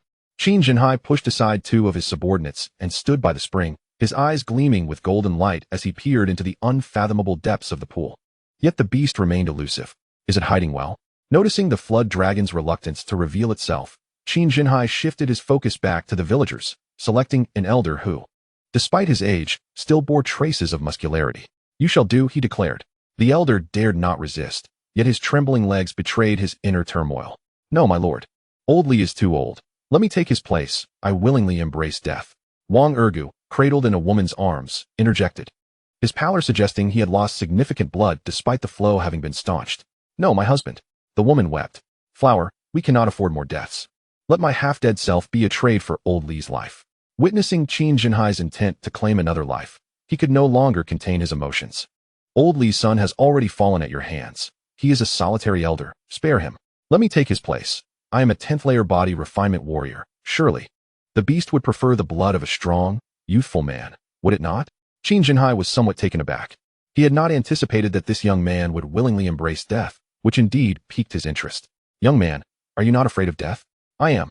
Yet I am already a man marked for death. Moreover, I have lost an arm. Exchanging my life for that of the villagers is worth it. With the last remnants of his strength, Wang Ergu struggled to his feet, pressing his right arm against the wound where his hand had been severed, and slowly approached. Li Dashi could not bear to look at Wang Ergu. The thought of the latter sacrificing himself for him filled him with sorrow and self-reproach.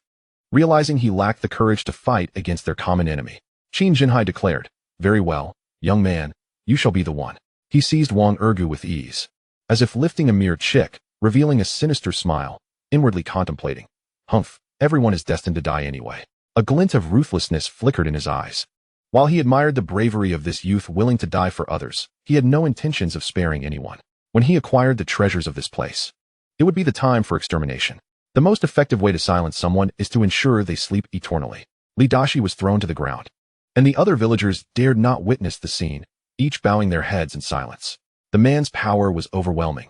They had contemplated resistance. But upon witnessing even the strongest among them, Wang Ergu, being subdued effortlessly and losing his arm, their spirits were utterly crushed. Just as Wang Ergu was lifted to the edge of the spiritual spring, and Changsheng raised his long knife to deliver the fatal blow. A flash of sword light zipped through the air, striking the descending blade with precision. The long knife was sent flying and embedded into the ground, causing Changsheng to stagger back several steps, while Wang Ergu fell to the earth. His two subordinates reacted swiftly, drawing their long knives and remaining alert to the surroundings. Prepared for another attack, Changsheng shook his trembling right hand and glared fiercely in the direction from which the flying sword had come. Who dares to ambush me? Show yourself. Chapter 62. The Successful Ambush. The water dragon emerges. Changsheng gathered red spiritual energy in both hands, forming two crimson fireballs within his palms. The assailant from earlier was undoubtedly a cultivator of considerable rank, at least a 7th-level Qi refinement practitioner, as only such a practitioner could wield a mid-grade magical artifact like the flying sword. The sword continued to hover in the air, and seeing that the hidden figure did not reveal themselves, Changsheng was unwilling to concede. He hurled the two fireballs towards the flying sword, executing an unusual arc to encircle it from both sides. Boom! The fireballs collided with the sword's blade, ultimately bringing it crashing down. However, at that very moment, a massive figure sprang forth from the left, wielding a long staff and delivering a powerful blow aimed at Changsheng's head. Yang Wei seized the opportunity to exploit Changsheng's moment of vulnerability, channeling his earthy spiritual energy into the golden demon-subduing staff, striking towards his adversary's cranium. The combination of height advantage and his full-force strike imbued the blow with tremendous power.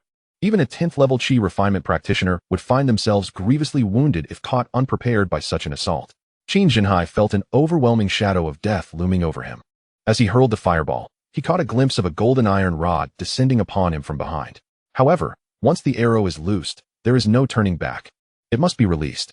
In that critical moment of life and death, he gritted his teeth, his muscles tensed, and an invisible surge of formidable inner strength erupted through his veins. With a decisive step, he rolled forward, narrowly evading the lethal strike. Yet the force strained his left leg, injuring his meridians. Half kneeling on the ground, Changsheng found himself beside the long knife that had been knocked away earlier. A mid-grade magical weapon. He hastily seized it, directing the blade towards Yang Wei, panting heavily. Yang Wei's iron rod landed with a thunderous impact, sending forth a terrifying wave of dust and debris. His two subordinates rushed to his side, ready to protect him. Yet, their intentions were thwarted. Li Changsheng, with audacity, charged forward, forming a spell with his right hand, and unleashed a spiraling fire serpent towards the duo. In that perilous moment, they abandoned their thoughts of aiding Qin Jinhai. The searing flames instilled a deep-seated terror within their hearts. Outmatched. Flee. This was the singular thought that consumed them. However, with their mere post-heavenly martial skills, escape was futile. Li Changsheng's fire serpent struck true, incinerating the two warriors. One, a novice in the early stages of post-heavenly cultivation, was instantly charred beyond recognition, resembling nothing more than a lump of coal. The other, a mid-level post-heavenly warrior, suffered the loss of his left hand, reduced to blackened ash. In a desperate act, he severed the remnants of his limb to prevent further injury to his vital organs, yet he was rendered incapable of continuing the fight. These two were but post-heavenly warriors, with combat prowess comparable to the 4th, 5th, or 6th layers of chi refinement. They were no match for the mid-level spells of an 8th layer practitioner. With a single fire serpent technique, the tide of battle shifted to a 2-on-1 scenario. Yang Wei emerged from the swirling dust, his imposing figure towering as he glared intently at Qin Jinhai. The sight of the two opponents sent a shiver through Qin Jinhai, causing his pupils to constrict. Li Changsheng? Yang Wei. He bellowed in a feigned bravado. Yang Wei, I treated you to a meal not long ago. And yet you dare to conspire with that scoundrel Li Changsheng to ambush me. He had not anticipated this alliance. The corpulent Yang Wei, at the 9th layer of chi refinement, wielded a superior grade magical staff, his combat strength formidable. The 2-on-1 situation was decidedly against him. Yang Wei remarked, I never expected that aside from being a cultivator, you also possess post-heavenly peak martial skills. Otherwise, you would have perished just now, old man. Yang Wei's disdain was palpable, for he regarded Qin Jinhai as a mere shadow of his former self, indulging in empty bravado. Li Changsheng observed Qin Jinhai with indifference, scrutinizing his every movement, as he shielded the villagers of Qingshan village behind him. Without turning, he quietly instructed, Village chief, hurry and lead the villagers to safety. I will handle this. The villagers, still ensnared by the recent turmoil, gazed in disbelief at the extraordinary scene before them. To their astonishment, someone truly came to their rescue. Changsheng, be cautious. This individual is formidable. Wang Dashan, recognizing his inability to assist at this moment, urged the villagers to hasten down the mountain. He then hoisted the unconscious Wang Ergu onto his back, trailing behind the villagers along with the sprightly Shirtu, who had emerged from behind a rock. Once the villagers had departed, Li Changsheng finally felt a sense of relief. The presence of the villagers could severely hinder his performance. It would be disastrous if a few were captured as hostages. Qin Jinhai, observing the villagers' retreat, smirked with derision. So you are acquainted with these villagers? Quite familiar indeed. Humph. Had I known, I would have eliminated them all earlier. Do not boast with mere words, Qin Jinhai. Your demise is imminent. The fire sword returned to his hand, emanating a searing spiritual energy as flames engulfed its blade. Yang Wei raised his staff, poised to deliver the final blow to Qin Jinhai. The two surrounded him, launching their assault from both sides. Qin Jinhai wore a grim smile, yet gripped his long knife tightly, ready to fight to the death. Just as the tension escalated and the three prepared to strike, a resounding dragon's roar reverberated through the forest, as a column of water shot up 5 meters high from the spring. A dragon-like beast, adorned in deep green with a pitch-black head, emerged atop the water column. Its sharp claws glimmered like steel blades under the sun, and its scales, covering its entire body, resembled those of a dragon, save for the absence of horns. The beast's entrance paralyzed the three men, while the one-armed warrior trembled in terror, screaming in frenzy. A dragon. A true dragon. We're doomed. He scrambled desperately to escape. But the creature denied him that chance. A water arrow erupted from the spring, piercing through his chest at an unfathomable speed. Blood exploded forth, shattering his torso, and with wide-open eyes, he collapsed lifelessly to the ground. Nevertheless, Li Changsheng and the others did not succumb to fear, although startled by the beast's might. They silently urged their magical artifacts to their maximum potential. A quasi-second-level beast, the Water Jiao. Yang Wei recognized the creature, murmuring its name. Li Changsheng and Qin Jinhai heard him as well, and all three faced the Water Jiao together. This beast possessed strength comparable to a human cultivator at the brink of foundation establishment. Rather than continuing their conflict, they resolved to unite against the Water Jiao, which evidently harbored intentions to devour them all. Without hesitation, they agreed to confront the beast together. A quasi-second level beast was far beyond the capability of any one of them to face alone. Li Changsheng, Yang Wei, let us first deal with this fiend. We shall settle our grievances afterwards. This beast cannot be defeated by a single individual. If we do not cooperate now, we shall perish here, Qin Jinhai declared. His gaze fixed intently on the water jiao's every movement, fearful of a sudden attack akin to the one it had unleashed upon his subordinate. Li Changsheng surveyed his surroundings, realizing that fleeing now would likely lead to a fate no better than that of the mid-stage martial artist from the day after tomorrow. The vertical pupils of the water dragon beast had already locked onto the entire area. Should anyone attempt to escape, they would undoubtedly be met with its devastating water gun attack. The force of that water gun rivaled that of advanced spells, rendering Li Changsheng's defensive artifacts utterly ineffective. A successful ambush would only lead to certain death. Yang Wei turned to Li Changsheng and inquired, "What do you think? We should deal with this beast first." Li Changsheng replied decisively, "In the face of such a formidable enemy, preserving our lives must take precedence." Just as the three reached a consensus, the water dragon beast launched a ferocious assault, opting not to use its water gun, but instead opened its gaping maw, unleashing a barrage of water bullets from its razor-sharp teeth towards the trio. "Be cautious. Those are the highly toxic water bullets from the water dragon beast. We must not let them touch us," Yang Wei warned. His warning stemmed not from goodwill, but from the dire reality that the loss of any one of them would jeopardize their very lives. The water dragon beast, astute in its own right, recognized that each of the three cultivators before it was formidable, particularly due to the golden-tipped iron rod wielded by the stout one, which filled it with trepidation. It sought to eliminate them one by one to diminish their numbers. The trio nimbly evaded the onslaught of water bullets. Li Changsheng activated the Qingfeng Jade Pendant, applying a speed-enhancing talisman to his leg. With this dual enhancement, he deftly avoided the water columns that threatened to descend upon him. Although Qin Jinhai had sustained an injury to his leg moments earlier, his survival instinct, coupled with the effects of the speed talisman, enabled him to narrowly escape. Yang Wei, being a disciple of the inner sect of Qingyang's sect and a direct descendant of a foundational family, although hindered by his physique and agility, conjured a towering 2-meter iron puppet from his storage ring to shield himself. "What treasure is this?" Li Changsheng marveled at Yang Wei's iron puppet, filled with curiosity. As the water bullets struck the iron puppet, they produced a series of metallic clangs, the toxic substances failing to have any effect on it whatsoever. The puppet swung its iron arms, effortlessly severing the water bullets in half and obliterating them with a single punch. The sheer force of the blow left everyone, including the water dragon beast, in awe. A direct hit from such power would surely result in severe injury or death. The water dragon beast was evidently taken aback by the sudden emergence of this iron entity, halting its barrage of water bullets. Thus, the three cultivators and the beast found themselves in a tense standoff, the beast's vertical pupils fixed intently on the iron puppet, as if trying to comprehend the nature of this peculiar entity, neither human nor beast. Its entire form exuded an impenetrable hardness. "Yang Daoyu, what is this?" Li Changsheng inquired, gazing at the automaton reminiscent of a mechanical being from a bygone era. Yang Wei, not one to withhold information, replied, "This is the puppet technique of my family. The Yang family has been crafting weapons for generations, and our current ancestor possesses unparalleled mastery in this art. This method of puppet creation is a cherished family secret. However, I have never quite mastered it. Thus, this puppet was personally crafted for me by my great-grandfather, the foundational ancestor, as a protective artifact. Its combat prowess can even rival that of a fully realized qi refinement cultivator. Indeed, as a scion of a prominent family, Li Changsheng could only harbor envy in his heart. The value of this puppet was comparable to that of a top-tier magical artifact. However, this was not the time for lamentation, as the water dragon beast before them remained watchfully intent on the three individuals. Qin Jinhai remarked, "This water dragon beast employs water as its means of attack. If we can lure it away from the spring, it will be much easier to deal with." He spoke with unwavering conviction, and both Li Changsheng and Yang Wei recognized the validity of his assertion. Yet, the water dragon beast continued to circle around the water column, showing no inclination to stray from it.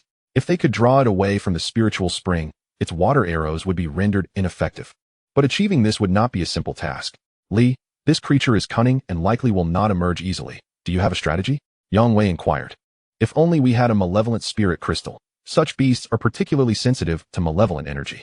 As a casual cultivator at the 8th level of qi refinement, Qin Jinhai had seen much during his travels. But circumstances surrounding the foundation establishment of his cave abode had forced him to seek refuge in this town of Qingstone after a battle involving golden core cultivators had affected his home. Beast crystals? Malevolent energy? Li Changsheng suddenly recalled the blood wolf beast he had previously slain on Suaping Mountain using thunderclouds. which had dropped one of the main ingredients for the second-tier pill, the purple heart-dispelling pill, specifically, the blood wolf eye. That eye was a concentrated manifestation of the beast's malevolent energy. Yang Wei's eyes sparkled with excitement as he asked, "Do you possess a malevolent energy crystal, Li?" Without hesitation. Knowing that their lives were at stake, Li Changsheng nodded. "I have a blood wolf eye, rich in malevolent energy. It is worth a try." Qin Jinhai directed, "Excellent. Li Changsheng, you will draw its attention. Once the water dragon departs from the spiritual spring, we will launch our attack." Agreed. Li Changsheng acquiesced. Although enticing the water dragon beast appeared perilous, he was reluctant to entrust the blood wolf eye to anyone else.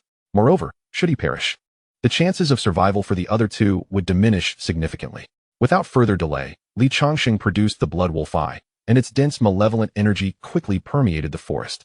The water dragon beast, upon catching sight of the blood wolf eye emanating from Li Changsheng's hand, was instantly enraptured. This item was undoubtedly a substantial boon. Consuming it would surely provide immense benefits. With a roar, the water dragon beast extended its claws, propelling itself through the water with sudden force. Resembling a startled rabbit as it lunged towards Li Changsheng, its maw agape in preparation to swallow him whole. Li Changsheng grasped his sword in one hand while the other held the blood wolf eye. The Azure Spirit wrist guard on his arm activated quietly, an artifact he had acquired after slaying those at the 7th level of Qi refinement alongside Zhao Meng. Although it was a low-grade artifact, it could withstand the might of intermediate spells. However, it had sustained damage during previous battles. And Li Changsheng had later sought the assistance of old He from the Qingstone town's blacksmith shop to restore it to its former glory. As the water dragon beast closed the distance to merely 10 meters, Li Changsheng wasted no time in conjuring a spirit light shield before him. In that critical moment, Yang Wei and Qin Jinhai recognized the opportune moment and activated their artifacts, striking at the water dragon beast's head from either side. Boom! Qin Jinhai's long blade pierced the creature's eye, while Yang Wei's demon-suppressing staff landed squarely upon its head.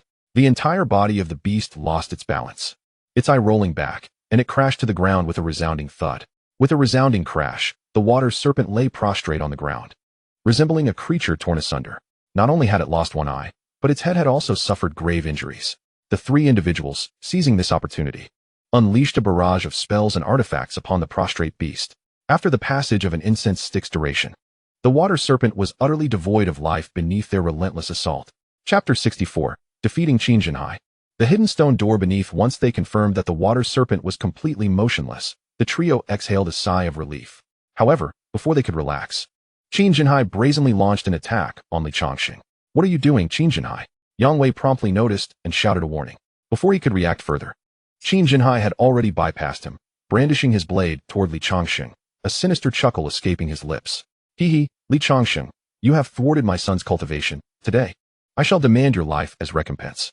Despite the tremendous depletion of his spiritual energy, he remained a peak postnatal warrior, with sufficient inner strength still residing in his dantian. Observing that both his opponents had lowered their guard, and both were similarly fatigued, he recognized his opportunity and struck fiercely. Yang Wei, possessing a higher cultivation level, resolved to eliminate the 8th layer Qi refinement Li Changsheng first for safety's sake.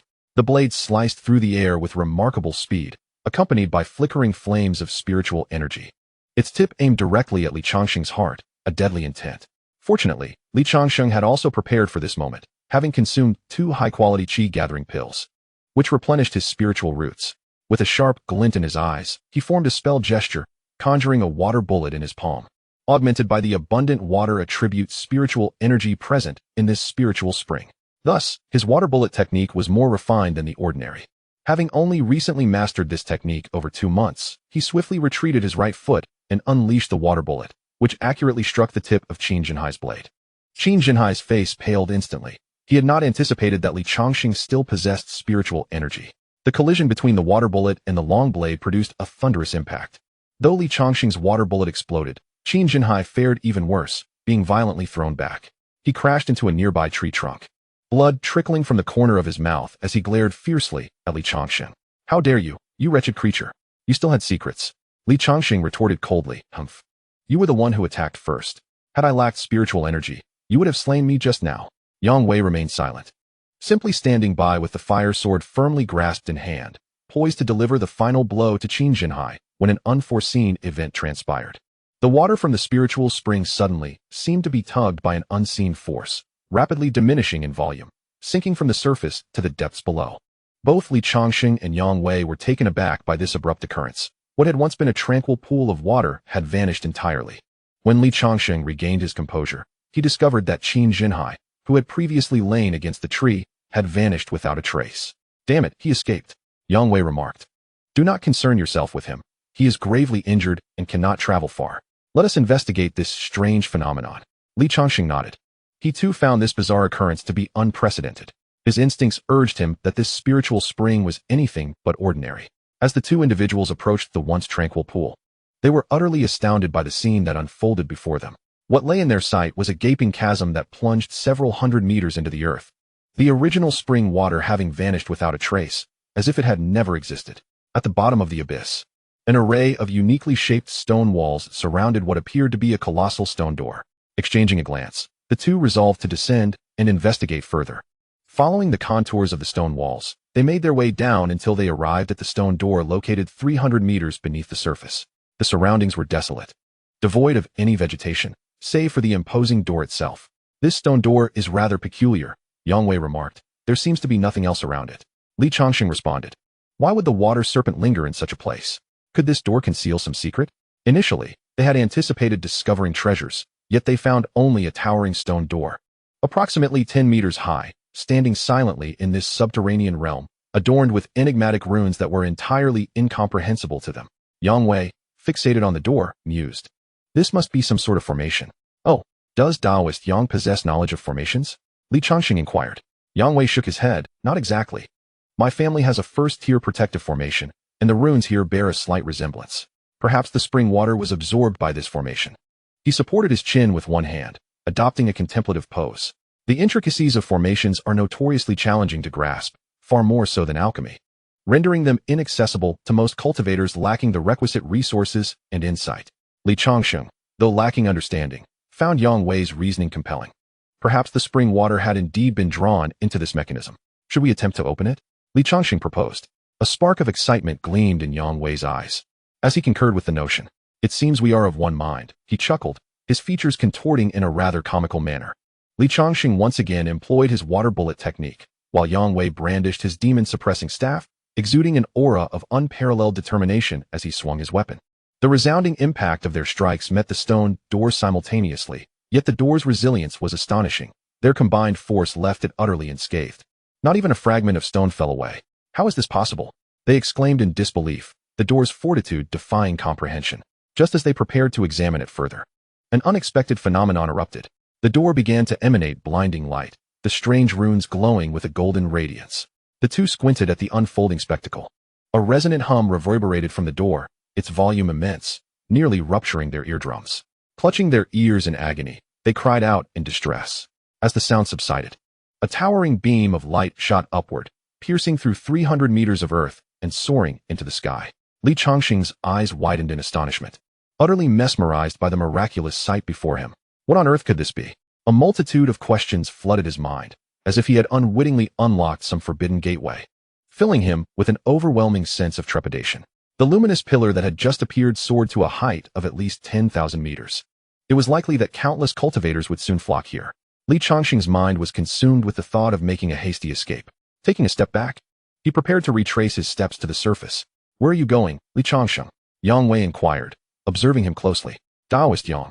I intend to ascend and take a look, Li replied, expressing his reluctance to linger any longer in this place.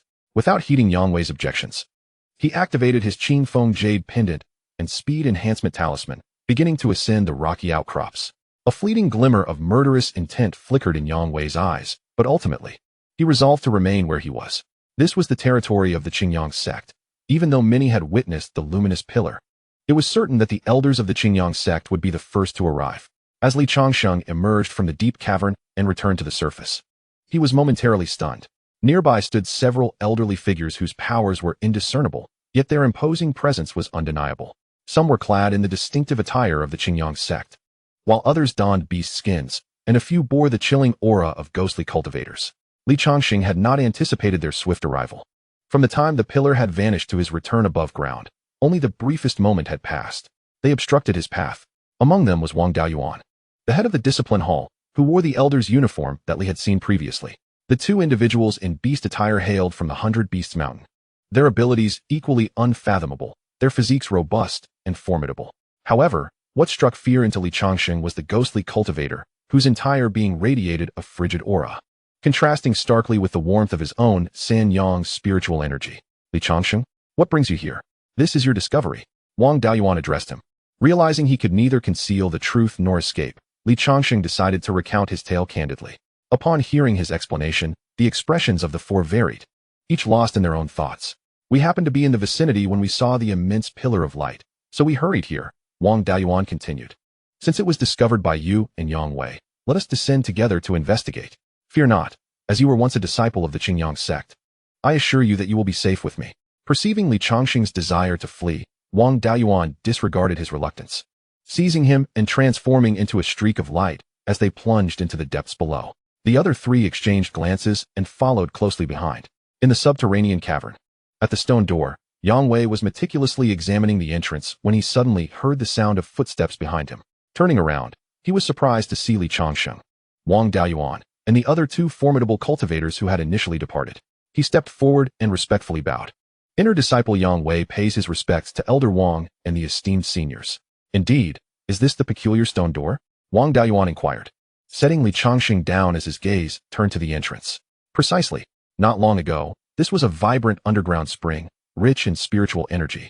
But after we vanquished the water dragon, it abruptly vanished, he indicated towards Li Changsheng.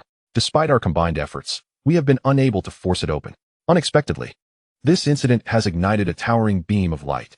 Everything shall be determined by the esteemed leader. Yang Wei retracted his previous nonchalance, his expression now solemn. He dared not act recklessly in the presence of Wang Daoyuan, who enforced the law with great severity and possessed profound cultivation. Even his own ancestor would not dare to be impertinent before him. The four formidable practitioners stepped forward, beginning to scrutinize the stone door, while Yang Wei and Li Changsheng retreated to the sidelines. Li Changsheng, why have you returned? He inquired with a mischievous grin. Li Changsheng, however, wore a look of dismay. Upon ascending, I encountered Elder Wang. I had no intention of getting involved in this affair. Why not? There might be treasures within. Do you not desire them? Yang Wei countered. Surely you recall the incident at the Foundation Establishment Cave? Li Changsheng replied. I remember well. That was indeed an ancient nascent soul cave, which ultimately attracted the 5 major sects core formation practitioners vying for opportunity, leading to the cave's destruction and a plethora of treasures scattered about. Although the 5 sects managed to reclaim some, this is the reason many rogue cultivators have recently seen a surge in power. Li Changsheng continued, opportunities often entail peril. I, being of modest courage, prefer not to participate. Yang Wei looked at him with disdain, astonished at his timidity. How can a cultivator hope to defy destiny without vying for opportunities? His regard for Li Changsheng diminished sharply. Yet he remained oblivious to the fact that Li Changsheng had already secured the greatest opportunity. The Foundation establishment was merely a matter of time. After a prolonged examination, the 4 powerful figures ultimately resolved to collaborate in breaching the door. They summoned their true essence, and 4 formidable forces collided against the stone door. An endeavor far grander than the earlier attempts by Yang Wei and Li Changsheng. After all, these 4 were all Foundation establishment cultivators, their techniques far surpassing those of the Qi refinement practitioners. Wang Daoyuan's lightning whip resembled a fearsome thunder serpent, incessantly striking the stone door. The practitioners from 100 Beast Mountain and the Ghost-Face sect wielded their magical artifacts against the door. Despite some stone fragments cascading down, the door remained unmoved. What? This stone door can withstand the full force of 4 Foundation establishment cultivators? Yang Wei exclaimed in disbelief, his eyes wide with astonishment. Li Changsheng took a step back, positioning himself behind Yang Wei. At that moment, a multitude of cultivators descended, including both rogue practitioners and sect disciples, hastening towards the light beam. Such phenomena surely heralded grand treasures. Gradually, at least several hundred cultivators and innate warriors gathered, creating a veritable throng underground, with Li Changsheng becoming enveloped in the crowd. Among them, he spotted several familiar figures. Su Muqing, having advanced to the threshold of Foundation establishment in just a few months, stood resplendent in her green attire amidst the Qingyang sect's ranks. Her features were serene, reminiscent of an ethereal fairy, poised gracefully. Beside her loomed a towering figure, a muscular man with dark skin and a shining bald head. Were it not for his garb as a disciple of the Qingyang sect, one might mistake him for a martial artist. This was Shi Meng, one of the few individuals Li Changsheng could consider a friend from his time at the Qingyang sect. The underground was abuzz with voices, as cultivators and warriors alike expressed their curiosity regarding the stone door. Wang Daoyuan stepped forward, soaring into the air and hovering 3 meters above the ground. His voice resonated like a thunderclap, commanding, "Everyone, be silent." Under the amplification of his nascent soul cultivation technique, his voice reverberated throughout the cavernous depths. This stone gate bore a fractured third-tier formation, which could not be breached by sheer individual strength. I understand that you all seek treasures, yet this stone gate lies within the jurisdiction of our Qingyang sect. Thus it is only fitting that we have a share in the allocation of access, is it not? The ghostly-faced cultivator interjected, "Friend Wang, your words seem rather inappropriate. Who knows what treasures might lie within this secret realm? Even though it is situated in the territory of your Qingyang sect, it is still an ancient relic. Naturally, it should belong to the capable." A sinister aura erupted around him, clashing with the suspended presence of Wang Daoyuan. The confrontation between the two foundational cultivators was magnificent, their spiritual power radiating, nearly causing the surrounding practitioners to falter. How formidable! Is this the prowess of foundational cultivators? Changsheng strained to stabilize himself with his 3-yang spiritual energy, along with several other practitioners below the 9th level of qi refinement who were compelled to channel their own energies to withstand the tempest of spiritual power. Only those at the 10th level of qi refinement maintained their composure, standing firm amidst the chaos. A robust figure clad in the skin of beasts from 100 Beasts Mountain stepped forward to mediate, saying, "Friends Wang and Ghost, let us all calm our tempers. It would be prudent to open this stone gate before we delve into further discussions. Arguing here serves no purpose." Both parties retracted their energies, and Wang Daoyuan gradually descended. The gate remained impenetrable. Would they truly need to summon an elder of the Golden Core stage? Chapter 66. The Formation Master breaks the formation, entering the stone gate labyrinth. The crowd erupted in astonishment. This stone gate was impervious even to several foundational cultivators. I happen to know a second-tier formation master, but he is currently in the Kingdom of Wei, and it may take some time for him to arrive, remarked a foundational cultivator from 100 Beasts Mountain. A second-tier formation master is a rare find, holding equivalent value to a golden core cultivator. The Kingdom of Wei? So distant. It would be better to summon my family's golden core elder, Wang Daoyuan scoffed, his sleeves flaring behind him, exuding an air of arrogance. That won't do. If your golden core elder arrives, would it not mean your Qingyang sect monopolizes the celestial opportunities? If you insist on that course, I shall have no choice but to contact the golden core elder of my bone erosion hall. Should that happen, it would surely incite a conflict among the golden core cultivators. How would you respond then? The ghostly-faced cultivator made a startling declaration, leaving Wang Daoyuan in silence.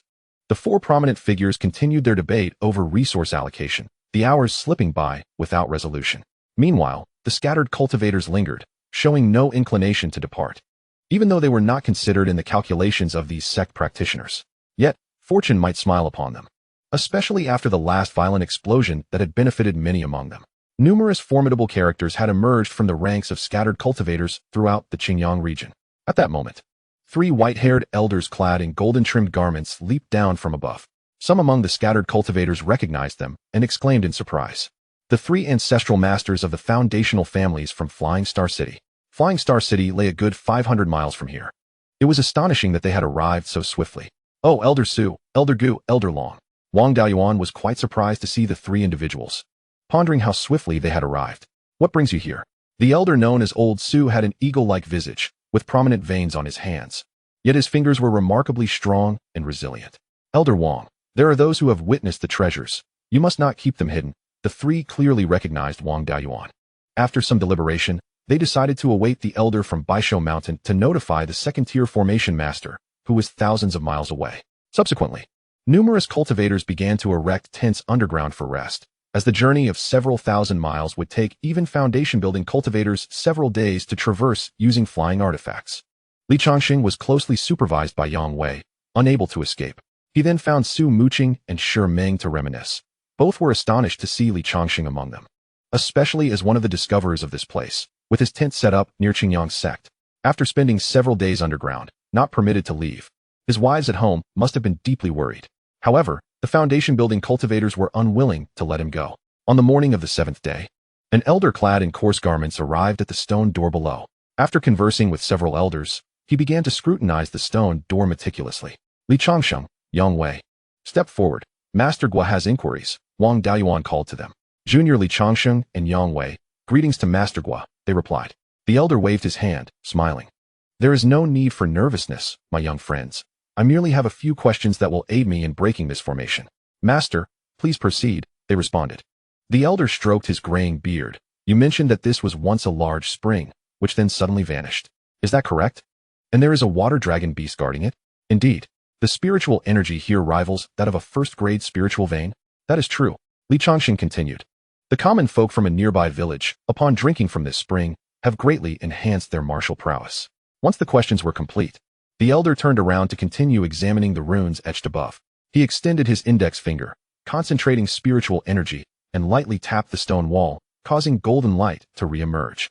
The elder then continued inscribing with spiritual energy on the stone door, and soon the brilliance intensified, ultimately enveloping the entire cavern. All but the foundation-building cultivators were rendered unable to open their eyes from the radiance. With a thunderous roar, the stone door, which had resisted all prior attempts to open, finally yielded to the elder's manipulation. The cultivators, eager to rush in and seize the treasures, were suddenly met with an unforeseen event. A terrifying suction emanated from within the stone door, akin to a gaping maw of the heavens, drawing all cultivators inside. Li Changsheng was no exception. Upon being sucked into the stone door, he felt as though he had plunged into an endless abyss, nearly suffocating. He eventually landed on a surface as smooth as marble, surrounded by 2 rows of towering walls, with only paths forward and backward available. What manner of place is this? Li Changsheng pondered, rising to survey his surroundings. He summoned his spiritual energy, preparing to leap onto the high walls for a better view.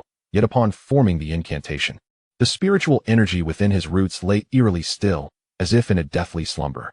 A chilling thought suddenly surged within Li Changsheng's mind. Why was he unable to harness his spiritual energy? What manner of place was this? It was a sensation unlike any he had ever experienced before. The overwhelming dread of being devoid of spiritual power engulfed him, as he plummeted from the exalted status of a cultivator to that of an ordinary person. Anyone would have lost their sanity in such a predicament. This place was eerily desolate, with a bone-chilling cold permeating the air. Now, he could not summon his spiritual energy for warmth and could only draw his garments closer around him. To make matters worse, even his storage pouch was inaccessible. Fortunately, when he was drawn into the stone door, he had clutched his fire element sword in hand. He also had 2 fire talismans nestled in his embrace, potent tools for survival. These could be utilized without the need to channel spiritual energy, which is why he carried them at all times, in case of emergencies. Gripping the sword tightly, Li Changsheng found himself torn between 2 paths. The towering wall rose at least 10 meters high, and without spiritual energy, he could not hope to leap over it, let alone scout for a route. Just as he hesitated, a muffled groan echoed from ahead. Li Changsheng felt a surge of alarm, every hair on his body standing on end. That deep, prolonged sound penetrated his very soul, especially in this moment when he was powerless. From the depths of the shadows, a bipedal wolf-like beast slowly emerged.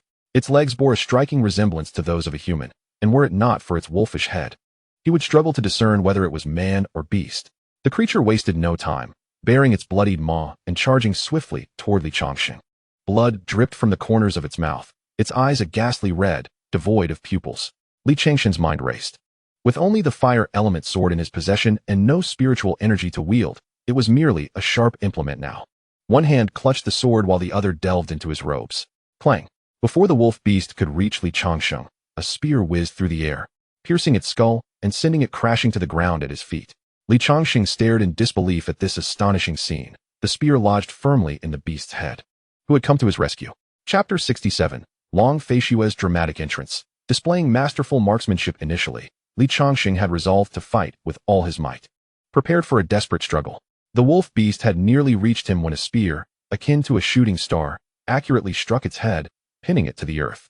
He did not lower his guard but remained vigilant, keenly observing his surroundings. The identity of his savior remained unclear, friend or foe, and even after slaying the wolf beast, he could not be assured he would not become the next target. In such an uncanny location, one must exercise even greater caution than before. In the shadows ahead, Li Changsheng spotted a figure moving, his gaze fixed intently upon it, not daring to relax for an instant. The sound of footsteps echoed against the ground as a lithe silhouette emerged from the darkness. With a countenance brimming with wildness, dark skin, and long legs, the figure approached with a rhythmic stride, withdrawing a spear stained with wolf blood. With a demeanor as cold as ice, the figure remarked, "Hey, what are you standing there for? Do you not realize how perilous this place is?" Upon hearing the familiar voice, Li Changsheng felt a slight easing of his wariness. "Who are you?" he inquired. The individual appeared somewhat unfamiliar with the multitude of cultivators previously encountered, it was impossible for Li Changsheng to recognize them all. I am Long Feixiu of the Long family from Feixing City. I arrived later. You must be Li Changsheng, whom I saw earlier at Sherman. Li Changsheng withdrew his hand, which had been reaching into his bosom for a fire talisman, and awkwardly remarked, "Ah, it is you, dearest Long. I am grateful for your timely assistance. What is this place? Why can we not utilize even a modicum of spiritual power?" Long Feixiu produced a piece of tattered cloth to wipe the blood from her spear, and, casting a glance at Li Changsheng, replied coldly, "I am uncertain. I too have only just arrived. Then why not travel together? It would be mutually beneficial to look out for one another, would it not?" This woman possessed extraordinary martial prowess. The strength behind her earlier shot was astonishing, indicating she was at least a body cultivator. "Very well, follow me," she said, leading the way. "We should proceed forward. I heard sounds of combat in that direction. There may be others there." Grasping her freshly cleaned spear, she walked alongside Li Changsheng. At a height of 175 meters, Li Changsheng appeared diminutive beside her, who was conservatively estimated to stand around 185 meters. Her muscular physique and sun-kissed skin exuded vitality, and her striking form and wild attire gave her the appearance of a hunter rather than a member of a prominent family of cultivators. As they advanced, they navigated numerous twists and turns, and Li Changsheng felt as though they were traversing a labyrinth, searching for an exit. Before long, a chilling scream echoed ahead. Following the sound, they discovered a dead end where two wolf beasts had cornered three individuals clad as cultivators. "Help! Taoist, please save us!" cried a pallid-faced man, directing a desperate plea toward Long Feixiu and Li Changsheng, who had appeared behind the wolf beasts. However, his cry drew the attention of the creatures. One of the beasts immediately turned in their direction. "Damn, that foolish man!" Li Changsheng cursed silently. Had the individual not called out, they could have launched a stealthy attack from behind, striking down the two beasts without injury. Now, confronting the wolves directly escalated the danger significantly. Li Changsheng took a step back, assessing the peril. If he were to put himself at risk, it would not bode well. "Taoist Long, we should," he began. But before he could finish, Long Feixiu abruptly stepped forward, raising her spear and lunging fiercely at the wolf beast. Infusing her weapon with invisible inner strength, she transformed into a shooting star as she struck. Although spiritual power could not be wielded here, her family had trained in martial arts extensively. Li Changsheng was taken aback. Beyond her identity as a cultivator, she was also a formidable warrior. As the wolf beast perceived her charge, its fury intensified. How dare a human initiate an attack against them? It extended its formidable claws, measuring around 20 centimeters, aimed directly at Long Feixiu. If she were to be caught, she would likely sustain grave injuries, if not fatal ones. To everyone's astonishment, as Long Feixiu neared the beast, she executed a deft slide, maneuvering beneath the wolf's body. The tip of her spear carved through the beast's undercarriage, leaving a massive gash as blood erupted forth, and it collapsed with a thunderous crash. Everything transpired with astonishing swiftness. The once unpredictable Long Feixiu effortlessly vanquished the wolf beast with a single strike. Such decisive judgment and strength suggest that her martial prowess is at least on par with a peak practitioner of the acquired realm. Upon witnessing the death of its companion, another wolf beast became enraged and lunged at Long Feixiu, brandishing its vicious claws. In response, she deftly rose onto her toes and swiftly retreated until her back met the stone wall beside her. Subsequently, she stepped back with her right foot, preparing her spear for a throw. With a light exclamation, the spear was launched once more, piercing the beast's skull before it could react, pinning it firmly against the left stone wall. Remarkable. This woman is truly formidable, having dispatched two wolf beasts in such a brief span. Li Changsheng mused that he could never have achieved this without employing the fire talisman. Thus, he briefly entertained thoughts of escape.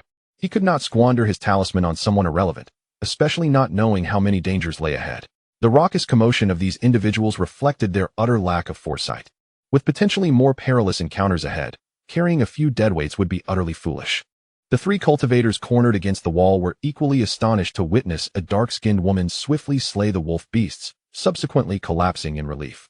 Moments ago, they had believed their demise was imminent, especially when they saw Li Changsheng take a step back, plunging them into despair. Long Feixiu approached the wolf beast impaled on the wall and retrieved her spear, while Li Changsheng walked towards the three individuals. As Long Feixiu cleaned her spear, she inquired of the three, "Are you all unharmed?" "We're fine, thank you, heroine," replied a young man among them, clasping his hands in gratitude.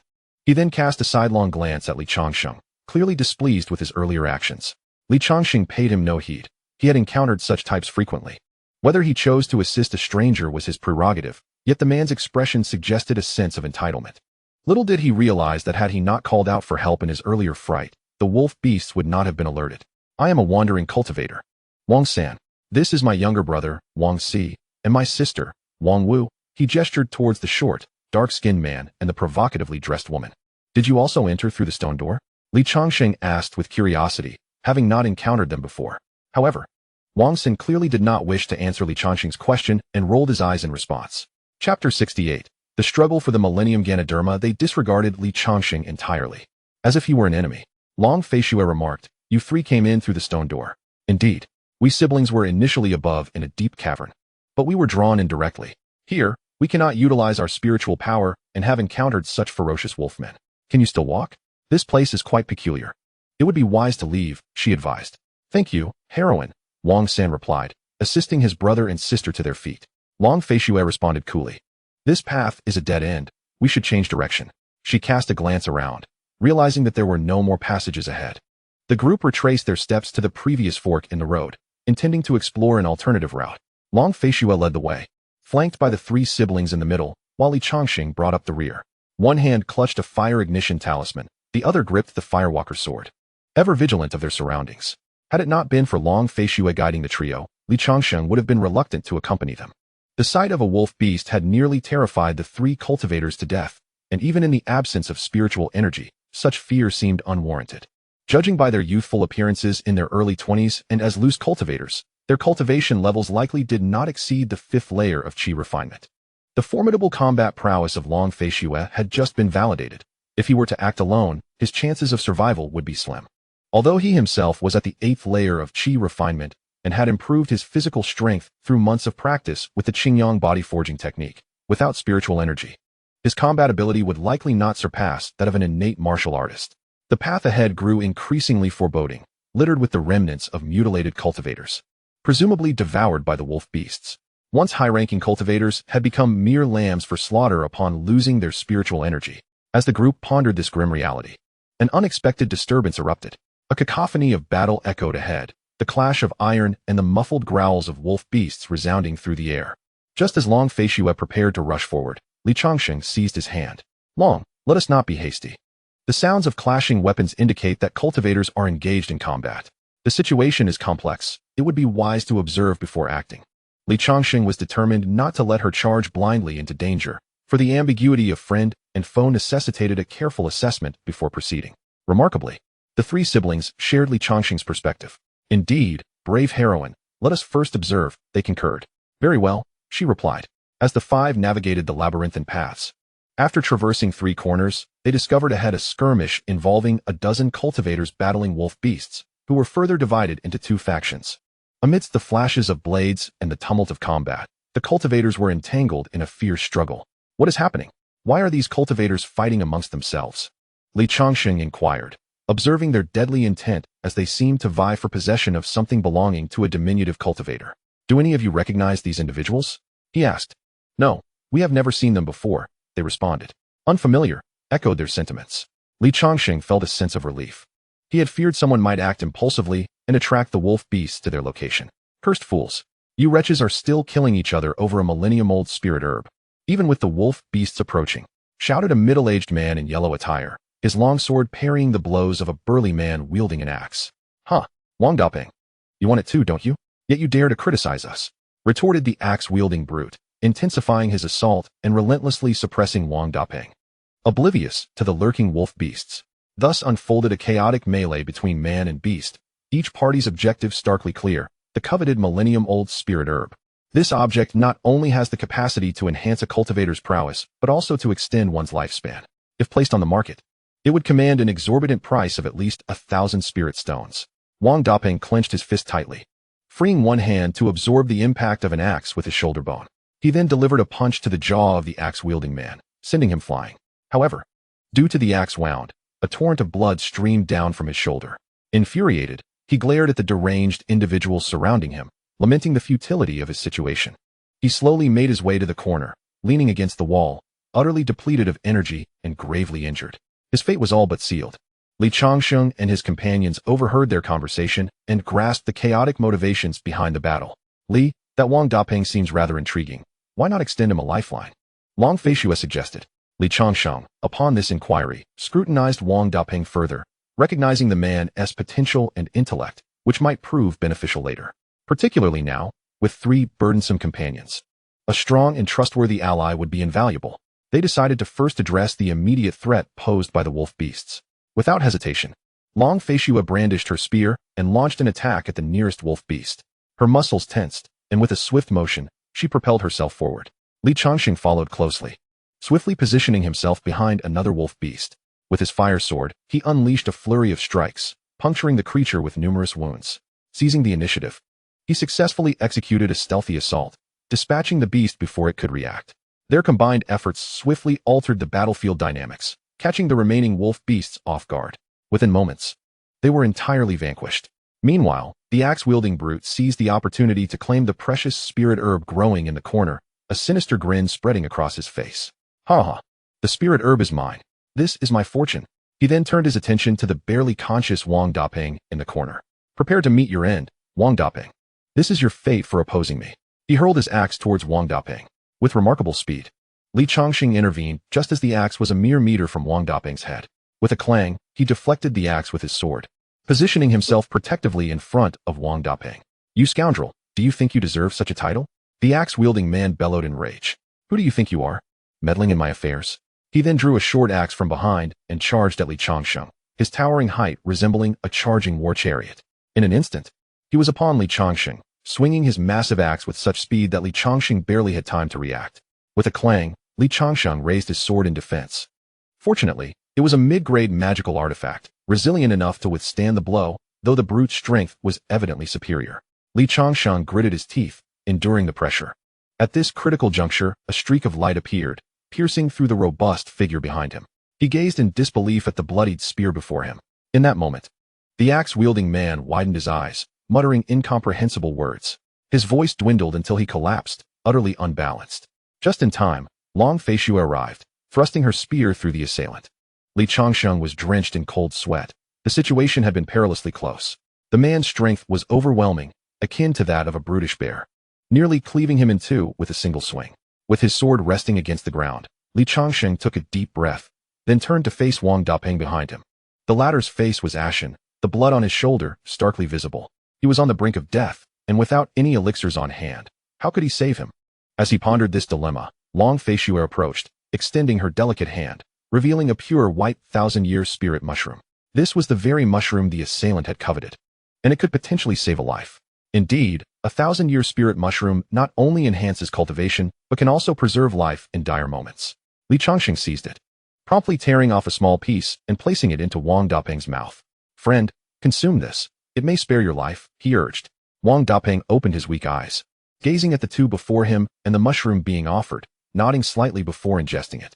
To his astonishment, the bleeding from his wound ceased instantly, and his pallor began to regain a hint of color. Thank you both for your life-saving grace, he said, raising his hand in gratitude. Li Changsheng inquired, what transpired here? How did such fierce combat erupt? Wang Daping sighed. Ever since we fell into this labyrinth, our group of wandering cultivators formed a temporary alliance to seek a way out. Little did we expect that a single thousand-year spirit mushroom would incite such enmity among us, leading those few higher-tier cultivators to act against us lower-tier practitioners. You are the one who was summoned outside by numerous Foundation establishment cultivators. Many of the wandering cultivators recognized Li Changsheng. Indeed, it seems you have recovered well. Why not join us on our journey for mutual support? Wang Daping proposed, glancing around at the fallen cultivators. Aside from you, Wang Daping, I am the only surviving cultivator here. The rest perished in the recent battle, he added. Wang Daping nodded in agreement. Li Changsheng helped him to his feet and turned to Long Feishua, asking, might I inquire about this esteemed friend? Long Feishua, a cultivator from Feishing City, she replied succinctly, her voice as graceful as flowing water. Wang Daping once again expressed his gratitude to her. Li Changsheng offered the thousand-year spirit mushroom to Long Feishua, but she shook her head, saying, you should keep it. Its healing properties are exceptional, and we may require it for survival in the battles ahead. Since she insisted, Li Changsheng felt no need to decline. Such a precious item should not be left untouched. Wang Daping, do you know how to exit this maze? We have wandered here for quite some time without finding a way out, Li Changsheng asked. My dear fellow, we had previously formed a human wall to ascend the stone wall and observe our surroundings. This labyrinth stretches for at least dozens of miles, making our escape exceedingly arduous. Goodness, What manner of place is this? Stepping out into such peril has filled Li Changsheng with profound regret. Wang, my friend, let us depart. No matter how vast this maze may be, we must press onward. Without hesitation, the 6 of them embarked once more. During their journey, they encountered numerous dangers. Yet with Wang Daping's presence, they adeptly transformed peril into opportunity. Although this labyrinth concealed threats, it also harbored bountiful prospects. Many dead ends yielded rare medicinal herbs and treasures seldom seen from the outside. By day's end, their spoils were plentiful. Time passed, and eventually, they beheld a glimmer of light at a crossroads ahead. Light. It was indeed light. Wang Sen exclaimed, pushing ahead of the others. They ventured towards the brilliance, with Li Changsheng and the others closely following. Uncertain of how long they had been within, they knew they were finally nearing an exit. Upon emerging from the light, they were greeted by a resplendent grand hall. Towering columns surrounded them, upon which stood several foundation-building cultivators, none other than Wang Daoyuan and his companions, whom they had encountered outside. Upon seeing Li Changsheng and his group emerge, they cast curious glances. Long Feishue, upon spotting the elder of the Long family, let out a sigh of relief. You actually emerged from the Earth Maze. The Earth Maze? 1,000 questions surged through Li Changsheng's mind. Subsequently, he harnessed his spiritual energy and discovered that he could indeed channel it now that he was here. He clasped his hands in salute towards Wang Daoyuan atop the column. Inquiring, esteemed Wang, might I ask where we are? Wang Daoyuan generously replied, this is the 5 elements secret realm within the stone gate. Only by traversing through these secret realms may one enter this grand hall. To exit, one must have 100 individuals standing upon these high pillars. Li Changsheng surveyed the towering pillar, approximately 10 meters tall, already occupied by dozens of individuals, leaving merely 20 to reach the required count. Among them, he recognized several familiar faces, including Shi Meng and Su Muqing, indicating they had emerged last. Without further delay, they leapt onto the elevated platform. The sensation of restored spiritual energy was invigorating. Once atop the platform, Li Changsheng opened his storage bag, consumed 2 elixirs, and placed the spirit mushrooms and broken artifacts he had found within the cave into it. This venture had yielded significant rewards, with their combined worth easily exceeding 1,000 spirit stones. Long Feishue, standing beside Li Changsheng on her own pillar, glanced at him before entering a meditative state to recuperate. Time slipped away, and soon, more individuals emerged from the secret realm. Once the tally reached 100, the grand hall erupted with a thunderous sound, as if it were on the verge of collapsing. A brilliant light then enveloped the 100 individuals atop the pillars. As the radiance faded, Li Changsheng opened his eyes to find himself in a vast wilderness. Had he truly emerged? A sense of disorientation washed over him. After spending so long in the labyrinth, he had finally returned to the embrace of nature. However, he could not ascertain whether this was yet another secret realm level, so he hurriedly searched for an escape route. After a brief period, Li Changsheng finally returned to the familiar little village, Changsheng village. It seemed he had truly emerged. As he entered the village, the villagers gathered around. Wang Dashan looked at Li Changsheng with concern and asked, Changsheng, where have you been? Why have all the cultivators gathered at the back mountain vanished? Li Changsheng gently patted the head of the little stone clinging to his leg and reassured him, I encountered some difficulties. Everyone should refrain from venturing to the back mountain in the future. And what of Ergo? Not seeing Ergo's figure, Li Changsheng began to worry. Wang Dashan replied, Ergo has been bedridden for half a month since he was injured. His condition has shown no signs of improvement. Take me to see him. Chapter 70. Changsheng returns home. Yang's injury upon arriving at Wang Ergu's home. Li Changsheng saw the one-armed Wang Ergu lying on the bed. He took a high-grade healing pill from his storage bag and placed it in Wang Ergu's mouth. Ergo, this is a healing elixir. Consume it, and your wounds will mend. With his wife's assistance, Wang Ergu sat up and expressed his gratitude. Thank you, Uncle Ping. After consuming the healing pill, Wang Ergu's condition improved immediately, his pallor fading. He then offered his heartfelt thanks to Li Changsheng. Li Changsheng waved his hand, offered them some words of advice, and departed on his own. Having been away for half a month, he was anxious about how his wives were faring. He worried deeply, especially after injuring Changsheng, who had managed to escape. Fearing retaliation against his family, Li Changsheng urged his horse forward with all his might, heading towards Changsheng town. With the aid of the Qingfeng Jade Pendant, speed-enhancing talismans, and high-grade elixirs, he arrived back at the longed-for Changsheng town in half an hour. Along the way, Li Changsheng headed straight for the Li residence. Before he left, he had specifically instructed his wives not to venture outside, to wait for his return. However, a half-month had passed. Changsheng might have returned by now. Given their enmity, it was unlikely that his family would be left unscathed. Li Changsheng did not enter through the main gate, but instead leaped over the outer wall. In the courtyard, A maid sweeping the ground was startled by this sudden turn of events as a figure appeared before her. When she recognized him, her face lit up with joy. Master, you're back. Where are the ladies? Li Changsheng noticed her unusual expression and grew increasingly anxious, his tone becoming more intense. Quickly tell me, what happened? The young maid immediately knelt down, sobbing. While you were away, the young master of the Qin family came to cause trouble, claiming in front of the ladies that you had died and demanding that they all marry him. Madame Su, unable to endure this, argued with the young master of the Qin family, and ultimately, it escalated. The young master brought a formidable warrior. Madame Su was no match for him and was nearly injured. In a critical moment, Madame Yang stepped in to shield her, sustaining severe injuries, and now lies unconscious. Li Changsheng's expression darkened, his fists clenched tightly. And what happened next? The young maid wiped away her tears. Later, the captain of the Stone Shield Society's guard arrived, bringing the farce to an end.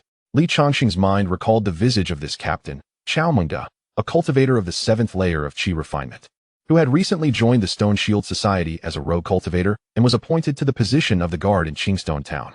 Unexpectedly, it was this individual who had saved his family in a moment of crisis. Li Changsheng silently vowed to repay this debt of gratitude when the opportunity arose. However, Qin Zixuan had already entered his death blacklist. Li Changsheng held his family in the highest regard, while he could endure personal grievances. Any transgression against his loved ones would provoke his wrath. Such an affront would invite retribution 100-fold. Rise, do not be afraid. I harbor no resentment towards you. With that, Li Changsheng strode towards the inner courtyard. In the courtyard, Xiao Lishui and Xiao Xiao were engaged in their respective practices, one meditating and the other honing her swordsmanship. Xin Yue also accompanied them. Upon seeing the familiar figure approach, they were all momentarily stunned. Clang! The long sword clattered to the ground. Second uncle. Xiao Lishui quickly abandoned her sword and rushed forward to embrace Li Changsheng. Uncle Li, Master. Xiao Xiao expressed her joy as well, though she refrained from rushing forward like Xiao Lishui, opting instead to stand aside. Second uncle, you have finally returned, Shuer thought. The young girl was on the verge of tears. Li Changsheng gently wiped the tears from her eyes, reassuring her, do not cry, Shuer, your second uncle has returned. Hasn't he? Hearing the commotion, Wang Anren and Su Jing emerged from the inner room. The moment they laid eyes on Li Changsheng, they hurried over. Beloved, beloved. The two women flanked him, linking their arms with his, with Su Jing noticeably pregnant. Rest assured, my beloved, I have returned safely. Those who have wronged you shall face their reckoning tenfold. A fierce glint sparkled in Li Changsheng's eyes. His two wives finally felt a sense of security. Having endured their grievances, they embraced Li Changsheng and began to weep. Beloved, witnessing the distress of his wives ignited an even greater fury within him. How dare that wretched Qin Zixuan lay hands upon his wife and children? Perhaps his father was orchestrating this from the shadows. After all, Qin Jinhai must be hiding away to recuperate from the injuries he sustained that day. He might have returned to Qingstone Town by now. Although he had defeated Qin Jinhai in a direct confrontation, there was an element of luck involved, and now he was not far from the 9th layer of Qi refinement. When he formally ascended to this level, it would be time to settle accounts with Qin Jinhai. Though the expedition through the Stone Gate maze was fraught with peril, it had also yielded considerable rewards. He had discovered 3,000-year-old spiritual mushrooms and no fewer than 10 mid-grade magical artifacts, all salvaged from the remains of fallen cultivators within the maze, which he had stored in his spatial pouch upon entering the Golden Hall. The 1,000-year-old spiritual mushrooms could significantly enhance the cultivation of Qi refinement practitioners, making them the finest elixir for his imminent breakthrough to the 9th layer. However, the most pressing matter at hand was to ascertain Yang Ro's condition. Renner, where's Roer? Is she injured? Li Changsheng inquired of Wang Anren. Upon hearing her husband's query, Wang Anren was momentarily taken aback before responding, you already know, my beloved. Indeed, Sister Yang, in a valiant act of protection for Sister Su Jing, endured a strike from the martial artist of the Qin residence just the day before. Though the blow landed on her shoulder, Sister Yang's martial prowess was already rather feeble, limited to merely the first tier of body refinement, resulting in significant injury. Wang Anren's voice grew increasingly laden with grievance as she lamented how these individuals took advantage of their men's absence to bully women like themselves. Li Changsheng gently wiped away her tears, speaking softly, enough now, Ranner, your husband has returned and shall not leave you again. He then added, come. I must first check on Roer. Wang Anren dabbed at her tear-streaked eyes and nodded in agreement. Together, they made their way to the inner chamber, where Yang Ro's room lay. Zhao Wenyu was by her mother's side, tenderly wiping her forehead. Upon entering the room, Li Changsheng beheld Yang Ro, lying pale and breathless upon the bed. A wave of anguish washed over him. His beloved had been wronged in his absence. He clenched his teeth, his fists alternating between tightening and relaxing, until he finally quelled the surge of anger within and slowly approached Yang Ro's bedside. Su Jing, grasping Wang Anren's hand, whispered, "Let us give them some time. Sister Yang surely has much to discuss with her husband." "All right," Wang Anren replied softly. The two women then quietly exited the room. Zhao Wenyu, hearing footsteps behind her, assumed it was the two ladies returning, and said, "Aunt Wang, I can take care of mother. You should go rest." However, when she turned, she was taken aback to find it was not Wang Anren, but Li Changsheng. Her eyes widened in surprise, and she exclaimed, "Uncle Li, you are back." Yang Shi, who had been resting with her eyes closed, seemed to hear her words and opened her eyes to see her husband approaching. "Husband." She attempted to sit up, but was met with a sharp pain in her shoulder, causing her to fall back again. "Do not move, rower." Li Changsheng swiftly moved to her side, using his arm to support her, allowing her to lean against him. Seeing this, Zhao Wenyu discreetly made space for them, quietly closing the door behind her. With a soft creak, the door shut, leaving the two of them in the room. Li Changsheng retrieved a vial of medicinal pills, pouring one into his palm as he gently stated, "This is a Huang Long Dan, known for its superb healing properties. You must take it, and I will use my spiritual energy to assist in its efficacy." The golden pill emitted a rich herbal fragrance. Yang Shi instinctively protested, waving her hand. But her frail state rendered her efforts futile, as her hand fell weakly back to her side. "Such a precious pill, my husband, would surely be a waste on me. Do not worry, I shall recover in a few days." "Rower, no pill could ever compare to your worth," he replied, his heart aching at the sight of her frailty. "Come, do not resist." Li Changsheng personally fed the pill to Yang Shi, then waved his hand, summoning a teacup from the sandalwood table into his grasp. Yang Shi took a delicate sip, swallowing the pill. A wave of warmth spread through her belly, soothing the bruised wound on her shoulder. "My husband, this pill is truly remarkable. The pain has eased significantly," Yang Shi remarked, her cheeks flushed, revealing her youthful demeanor. Seeing her joy, Li Changsheng's brow unfurled. "This is the exquisite Huanglong pill I have concocted. Even for cultivators, a single pill suffices to mend injuries. Come, Ruru. Allow me to assist you in absorbing the full potency of this Huanglong pill." As Yang's martial arts were at the first level of body forging, she lacked the internal energy required for those who had not reached the innate realm. Thus, only Li Changsheng could utilize his spiritual power to aid her digestion. He grasped her delicate hand, noting the hardships she had endured over the past few days. Her once smooth palm had grown somewhat parched. A surge of azure spiritual energy flowed into Yang's body, finally settling at the wound upon her shoulder. With Li Changsheng's enhancement, the medicinal essence of the Huanglong pill was swiftly absorbed by Yang, and the bruise on her shoulder returned to its natural flesh tone, revitalizing her spirit. "My lord, your kindness overwhelms me. Ruru is at a loss for how to repay you," Yang confided, leaning against Li Changsheng's shoulder, sharing her grievances from the past days. Upon hearing her recount, Li Changsheng gently reassured her, "Fear not, Ruru. I shall ensure that no one dares to bully you in the future. As for Qin Zishuan and his instigator, Qin Jinhai, I will settle our accounts with them meticulously. Now, rest well. You have just recovered from a serious illness." He gently set her down, tucked her in, and then departed the room. "Yes, my lord. Ruru will take good care of her injuries." Ding. Yang Ruru's affection level 20. Upon exiting, Zhao Wenyu, the young girl, lingered at the door. Li Changsheng smiled softly. "You err, your mother's condition has improved. She is now asleep. I can see the dark circles under your eyes. You should return and rest well."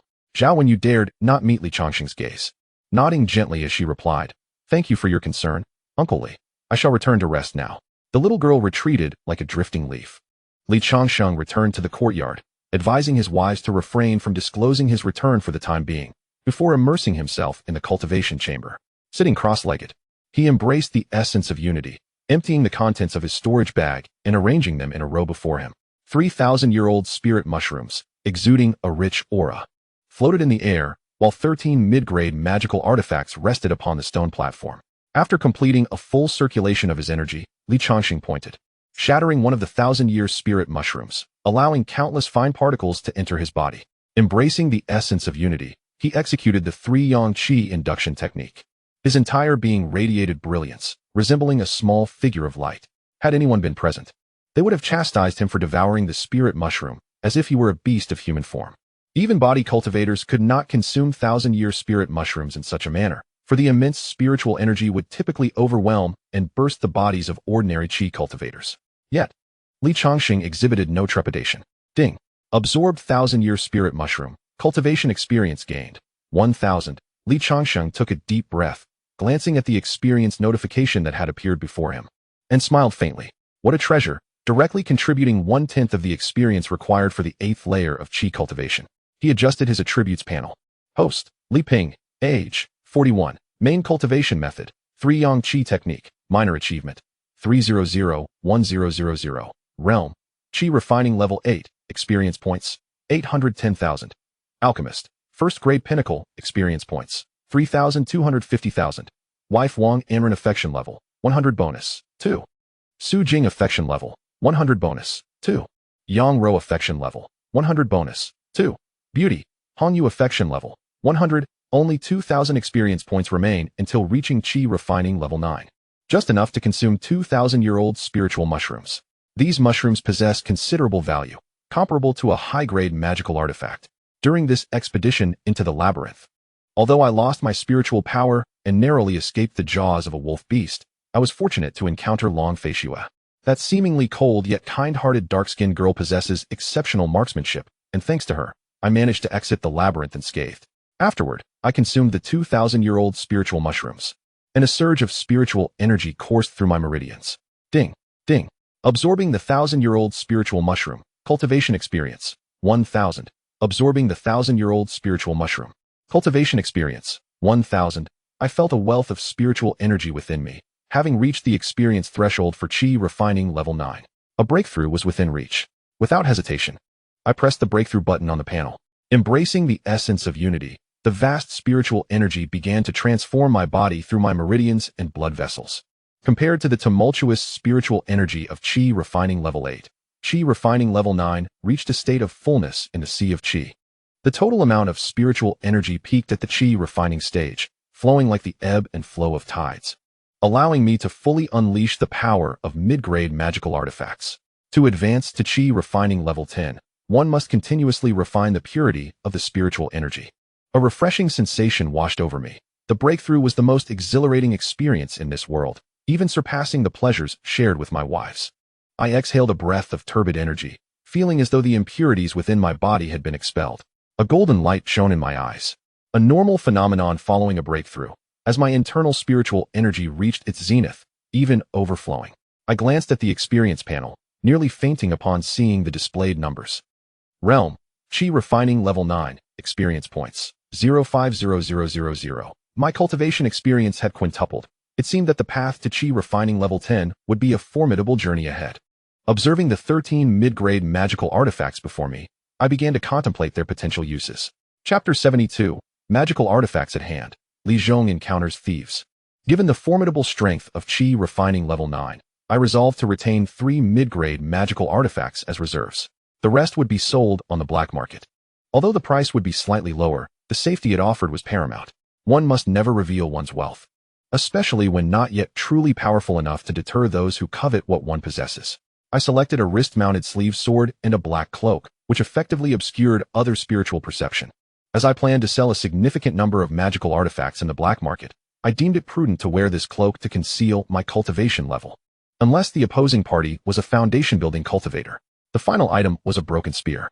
Li Changsheng sensed that this artifact was extraordinary, despite its incomplete state. It still emanated the subtle energy of a mid-grade magical tool.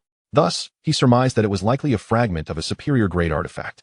He levitated the 3 artifacts in the air and gently tapped them thrice with his fingers, inscribing his spiritual imprint upon them while erasing the previous markings left by others. This was essential for achieving effortless control over the artifacts. As for the broken spear, it bore no such markings, appearing to be an unclaimed object. Adorning the wrist guard sword, it was nearly indistinguishable to the ordinary eye as a magical tool. A slight flick of his wrist propelled a 1-foot-long hidden blade forth, capable of dispatching foes silently when engaged in combat with other cultivators. Should he coat the blade with poison, the outcome would be devastating. Calm. Why did he feel as though he were grinning like a villain? Observing the Azure Spirit wrist guard on his left hand and the wrist sword on his right, one for offense and the other for defense, he recognized them as formidable weapons for close combat. As for the broken spear, he deemed it unnecessary for the moment, planning to seek an opportunity to restore it later. When that time came, he would wield a superior-grade artifact, rendering him nearly invincible. Upon exiting the cultivation chamber, it was already afternoon. The golden hues of the setting sun bathed the courtyard, casting shadows of the leaves from a yellow fruit tree at its center. His family awaited his emergence, including the recovered Yang family member, who, supported by his daughter Zhao Wenyue, gazed intently at him. "Second uncle, you have emerged," exclaimed Xiao Li Shui, waving her tiny hand, her cherry-like face radiating innocent joy. "Master, Uncle Li, husband, dinner is ready. We were just waiting for you." Seeing his family's eager anticipation warmed Li Changsheng's heart, and he vowed to protect them in the future. "All right, let us dine together and enjoy the lively atmosphere tonight." Later that night, as Li Changsheng lay in bed, his companion Wang Anren peacefully slept beside him. Due to Yang Rou's recent recovery from a severe illness and Su Jing's pregnancy, only Wang Anren could attend to him, although her burgeoning belly was not yet evident. Thus, he refrained from disturbing her. After a harmonious union of yin and yang, following the cycle of day and night, he nestled under the covers and drifted into slumber. Suddenly, a series of loud thuds echoed from the courtyard, jolting Li Changsheng awake. Without hesitation, he sprang from his bed. In a swift motion, he leaped onto the tiled roof of the courtyard, focusing intently on the figures engaged in combat below. One combatant was a towering figure in black, exhibiting the prowess of an early-stage postnatal warrior, his fists as large as sandbags swinging with formidable might. The other was Li Zhong, who had risen to keep watch. Upon seeing the intruder scale the wall into the courtyard, he rushed forward to confront him, engaging in fierce battle. Although Li Zhong possessed only the martial skill of the 7th layer of body refining, his cultivation of pure Yuan technique and his youthful physique allowed him to withstand several blows without faltering. He retaliated with a powerful fist, striking the black-clad man squarely in the chest. "Thief, taste my fist." With a resounding thud, the impact was akin to striking iron. Yet the burly man did not budge an inch. With a grin, he taunted, "Youngster, with such meager skills, best return to your mother for nourishment." Upon concluding his words, the burly man launched a powerful elbow strike, sending Li Zhong crashing against the load-bearing pillar of the house. Blood trickled from the corner of his mouth, yet his gaze remained fiercely fixed on the assailant. "How audacious! You scoundrel shall have to step over my corpse to proceed." Li Zhong executed a nimble roll, swiftly regaining his footing. With a deep bend, his muscles swelled, releasing a cloud of steaming vapor. This spectacle left the burly man momentarily dumbfounded. This was not merely internal energy. He was but a body-forging martial artist, incapable of possessing such power. The man's eyes widened in disbelief as he beheld the scene. "This is pure yang steam. You have astonishingly cultivated this rudimentary technique to such a profound level. This substance is akin to the internal energy of a postnatal martial artist, perhaps even more ferocious and violent. The practice of pure Yuan Gong is notoriously demanding, requiring practitioners to maintain their youthful purity to progress. Once they lose their innocence, their cultivation dissipates. Thus, despite its formidable potential, few dare to pursue it. After all, what value is such martial prowess if it precludes the pleasures of intimacy?" "Oh, it appears Li Zhong possesses a remarkable talent for martial arts." Li Changsheng did not rush to intervene. He wished to observe the extent to which this intruder could pressure Li Zhong. Moreover, with him watching over, Li Zhong would remain safe. Diligence, perseverance, and a passion for learning. "I seem to have found a promising martial arts prodigy." Under the influence of the steam, Li Zhong's veins swelled to twice their size, his muscles rivaling those of the burly man. With a steely glint in his eyes, Li Zhong stepped forward, delivering a powerful punch. The force was palpable and swift, reaching the burly man in the blink of an eye. The man, wary of underestimating his opponent, retaliated with a fist imbued with internal energy. The clash resonated like two tidal waves colliding, shattering the floor beneath them. Ultimately, Li Zhong was overpowered, sent reeling backward. The burly man scoffed. "An ant attempting to shake a tree, you overestimate your abilities. After all, a postnatal martial artist is still a postnatal martial artist, far beyond the reach of a mere body-forging practitioner." However, contrary to the man's expectations, Li Zhong did not crumple to the ground. A sturdy arm caught his falling form. The burly man felt a surge of dread wash over him, beads of cold sweat forming on his brow. The sudden appearance of another individual, unnoticed until now, indicated that this person's strength vastly surpassed his own. Clenching his fists, his feet firmly planted on the ground, his muscles coiled in readiness for flight. Everything the burly man did was meticulously observed by Li Changsheng, who would not permit him an escape. With one arm supporting Li Zhong, Li Changsheng raised his other hand, fingers forming a pinching shape. The burly man felt an immediate constriction around his neck, followed by an overwhelming force lifting him off the ground. Desperately, he clutched at his throat, his face reddening as he struggled to utter pleas for mercy. "Please, spare my life. I shall never dare again." His legs flailed helplessly, resembling a fish out of water. Li Changsheng glanced at Li Zhong, noting his erratic breathing but sufficient vitality, indicating only minor injuries. His gaze then shifted to the suspended burly man, his tone icy as he stated, "I shall ask you one question. Answer incorrectly, or to my dissatisfaction, and you shall die." Chapter 73. Qin Zixuan's provocation. Li Changsheng's gaze was icy, and with a slight exertion of his hand, the burly man's face immediately flushed scarlet. Gasping for breath, "Please, I beg you, spare my life." The man struggled incessantly, but no matter how hard he tried, he could not break free from his restraints. His eyes were filled with terror, the earlier bravado completely vanished. The azure spiritual energy constricting his throat made him acutely aware that his captor was a cultivator. Only Li Changsheng, the esteemed elder alchemist of the Li Manor, possessed the strength to so easily subdue a postnatal warrior like himself. Cursing inwardly, he wondered, didn't they say he was dead? How can he still be alive? Without further ado, Li Changsheng inquired, "Who sent you? Remember, you have but one chance." Sensing the palpable killing intent emanating from Li Changsheng, the man dared not utter a falsehood. "It was Qin Zixuan. He sent me, claiming that the Li Manor had offended him the other day, and ordered me to abduct someone tonight." The man dared not continue, shutting his eyes tightly, trembling in fear. Li Changsheng's expression turned frigid. Qin Zixuan had overstepped his bounds. Without hesitation, he applied a bit more force, causing the man to struggle violently before ultimately succumbing to death. The news of his return could not be revealed, thus this man must perish. Summoning a spell, he executed the fire technique. Flames erupted from Li Changsheng's right hand, incinerating the man's corpse completely. With a slight tremor of his fist, the charred remains were reduced to ash, scattered by the wind. After disposing of the intruder, Li Changsheng administered a rejuvenation elixir to Li Zhong. The latter coughed lightly and immediately regained consciousness. Upon realizing that his master had saved him, he knelt on one knee and said, "Li Zhong is useless. I could not drive away the intruders, forcing my master to intervene." Li Changsheng waved his hand gently. "You performed admirably. You matched a postnatal warrior for several rounds despite being at the body refinement stage. That is quite impressive. Li Zhong, I hadn't anticipated that you were such a promising martial talent, having cultivated the pure Yuan technique to great success." Feeling flattered by his master's praise, Li Zhong sheepishly scratched his head. Everything he possessed was a gift from his master, half a year ago. He was merely a slave on the verge of freezing to death in the market. Were it not for his master rescuing him, he would likely have perished that winter. My master has treated me exceptionally well, providing not only luxurious clothing and food, but also martial arts manuals. I shall never forget these kindnesses. With unwavering determination, Li Zhong clasped his fists. Li Changsheng assisted him to his feet and said, "Rise. Since you have cultivated the pure Yuan technique to such a degree, dedicate yourself to honing this skill. In a few days, I shall select an excellent boxing technique for you." Currently, aside from the pure Yuan technique, Li Zhong relied solely on a basic boxing style. Possessing a superior technique could enable him to contend with postnatal warriors.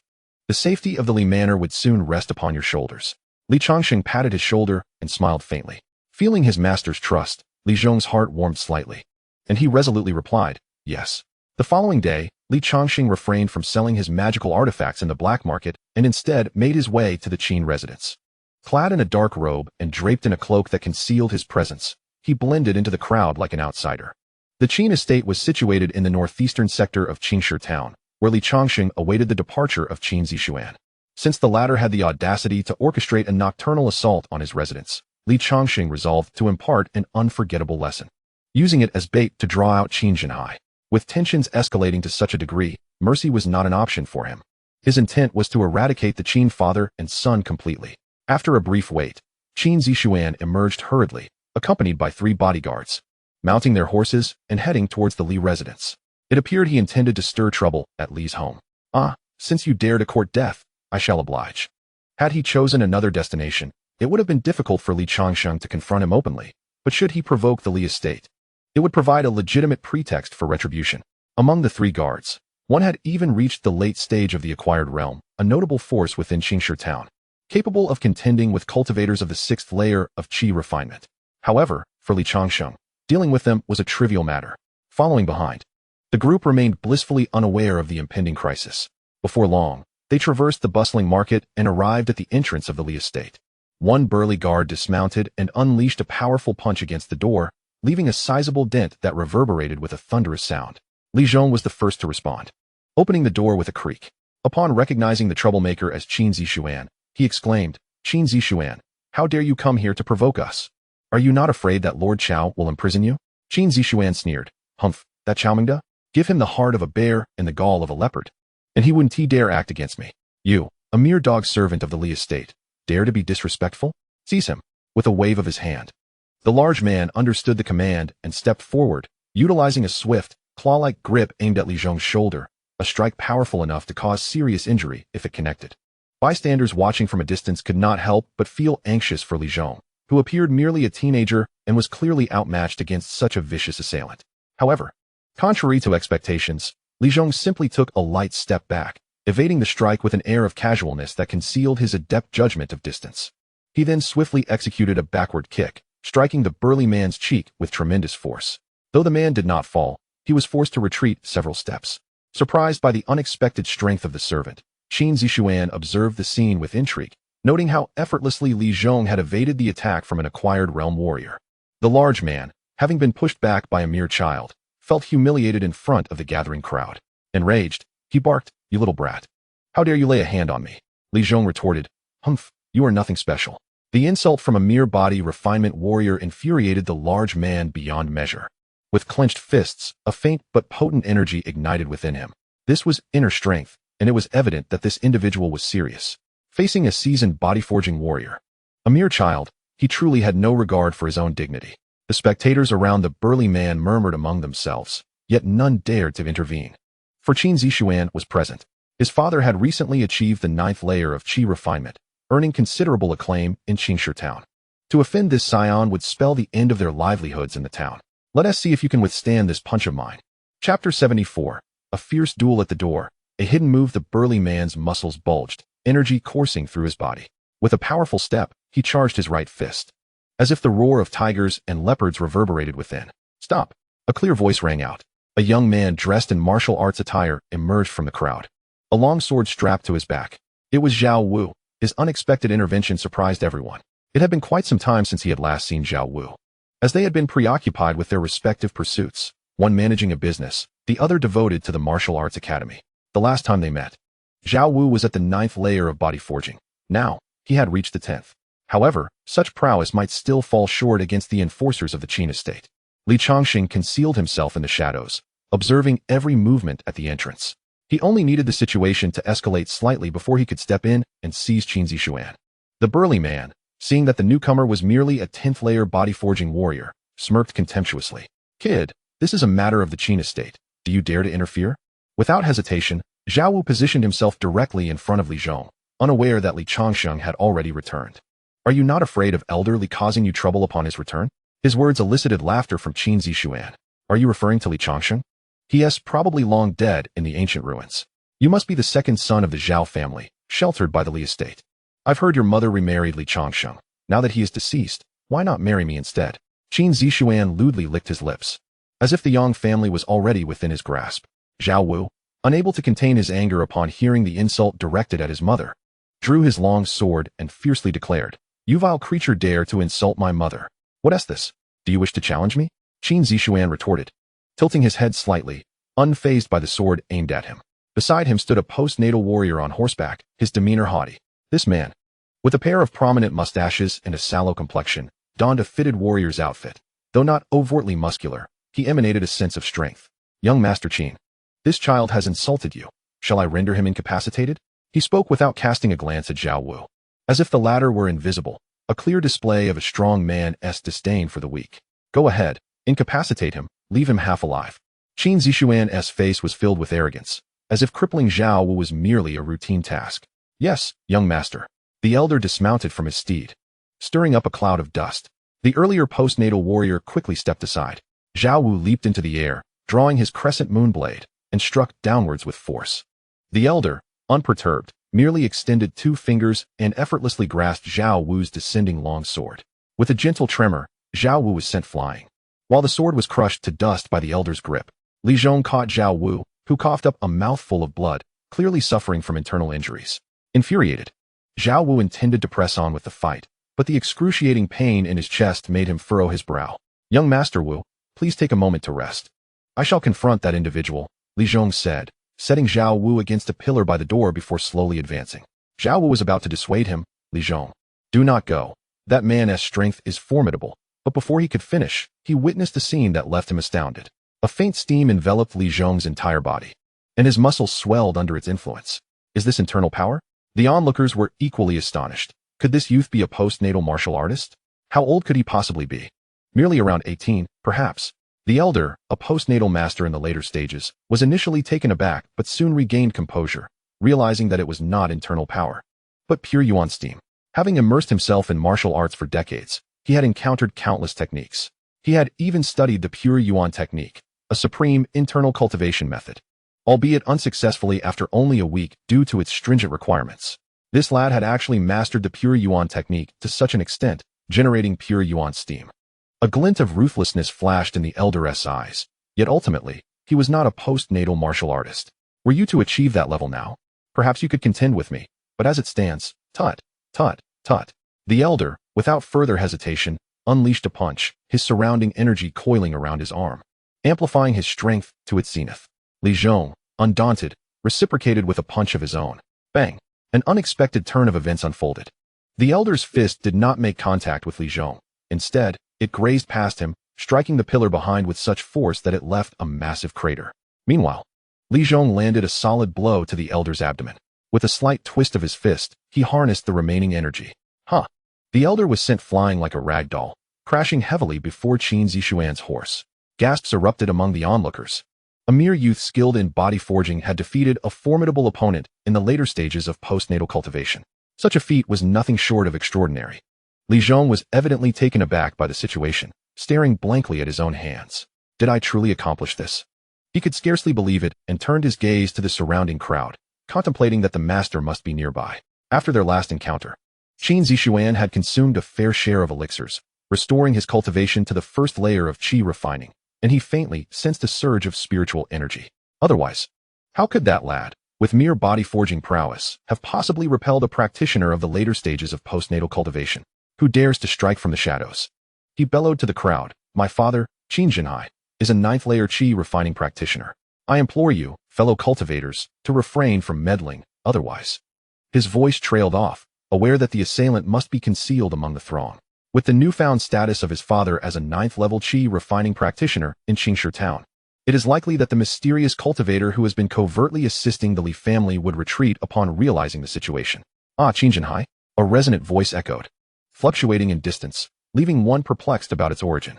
Noticing that the speaker was aware of his father's name, Qin Zishuan displayed a smile, evidently pleased that his father held some renown. Indeed, should the esteemed senior choose to ignore this matter, the younger generation would be willing to introduce him to my father. Sensing the speaker's considerable prowess, he felt an urge to forge an alliance. Humph, a 9th level qi refining practitioner? Is that truly impressive? His tone dripped with disdain. Showing little regard for Qin Jinhai's reputation, Qin Zishuan retorted, what abilities do you possess to dare belittle my father? Among the 300 cultivators of Changsheng town, my father ranks among the very best. I offer you the opportunity for an introduction to my father out of respect. Yet you are merely a coward who resorts to ambush. No sooner had he finished speaking than a shadowy figure materialized behind him, effortlessly lifting him as one might a small chick and casting him from his horse, sending him crashing onto the stone slabs before Li Zhong. Racked with excruciating pain, he gritted his teeth, eyes wide with terror as he gazed upon the man standing less than 3 feet away.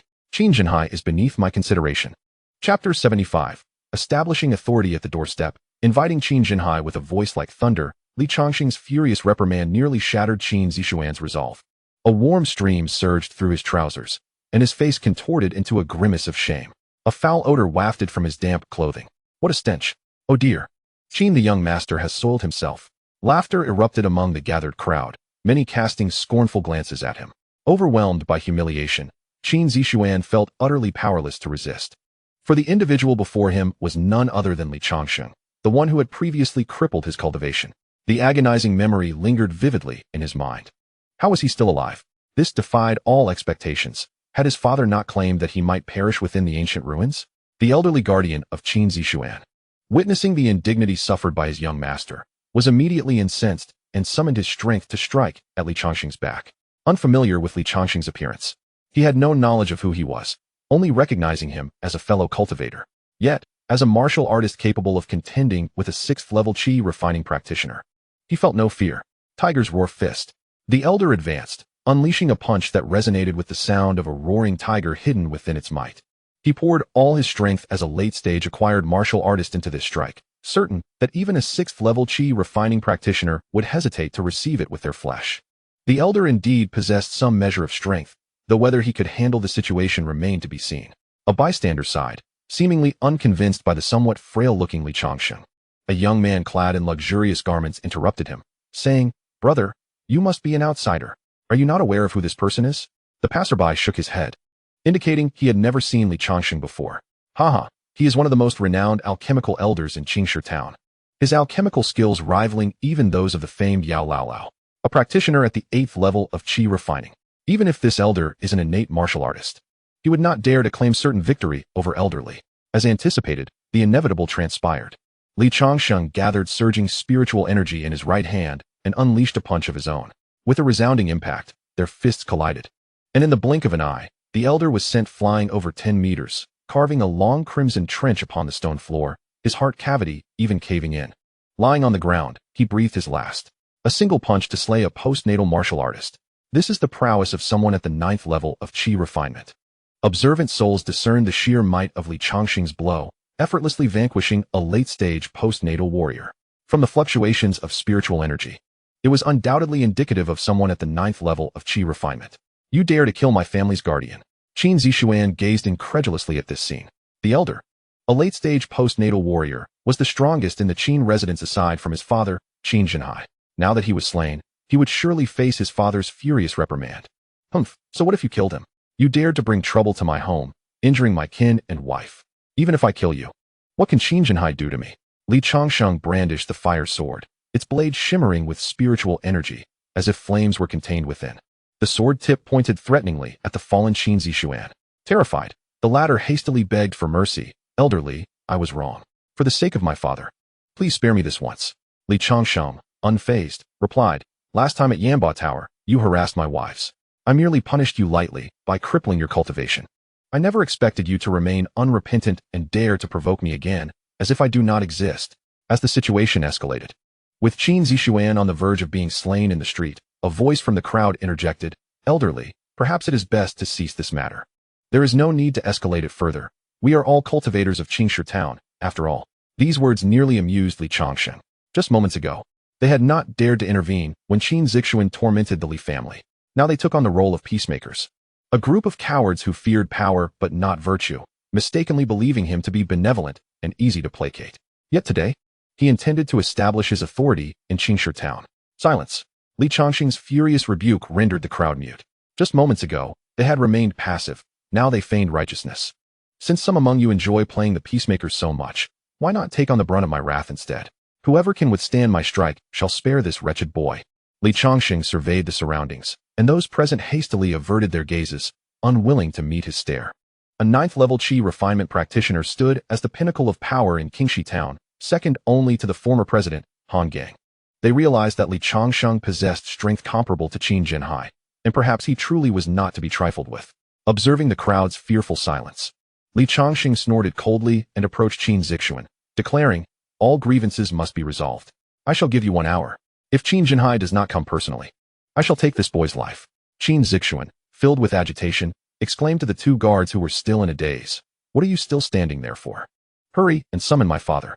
The tip of the sword was less than a foot away from him, and the looming specter of death instilled in him an urgent desire to seek his father's assistance.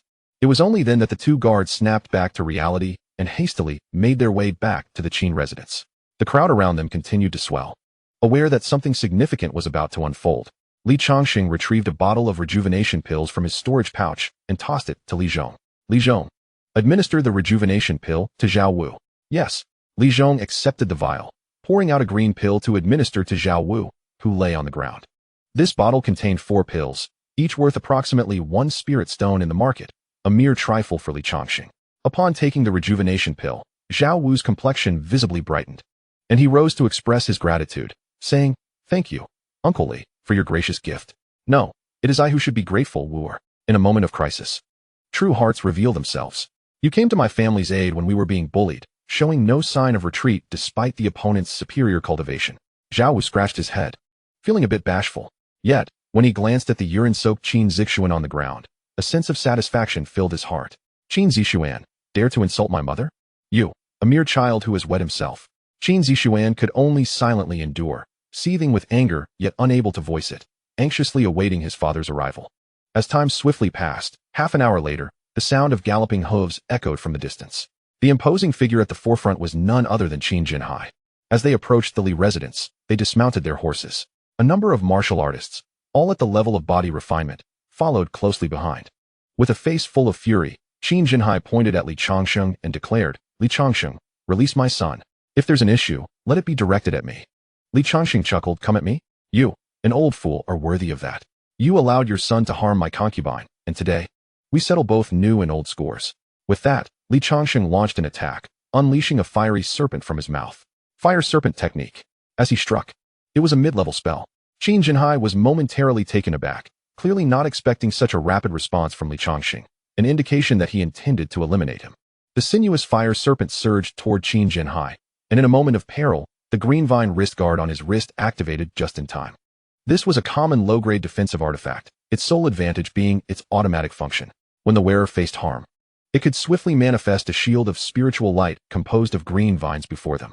With a resounding boom, an explosion rocked the scene. Sparks flew, sending onlookers into a frenzy, and even some martial artists and cultivators were taken aback by the sheer power of the attack. After reaching the 9th level of Qi refinement, the potency of Li Changsheng's fire serpent technique far surpassed that of when he was at the 7th level.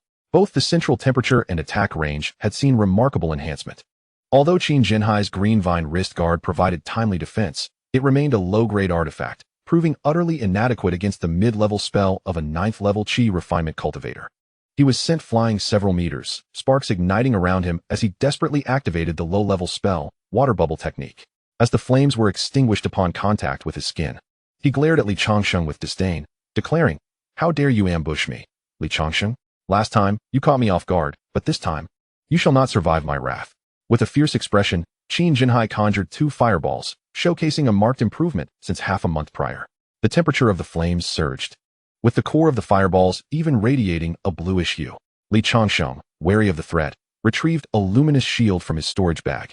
This hexagonal, one-handed shield, constructed from hardwood inlaid with iron, bore a white agate at its center, intricately engraved with a defensive formation. While it might not completely withstand the fiery onslaught, it would mitigate some of the damage. Sword in one hand and shield in the other, he charged swiftly towards Qin Jinhai. Qin Jinhai hurled the 2 fireballs directly at Li Changsheng. One struck the shield, incinerating it instantly. Removing the charred remnants, Li prepared to counter the second fireball.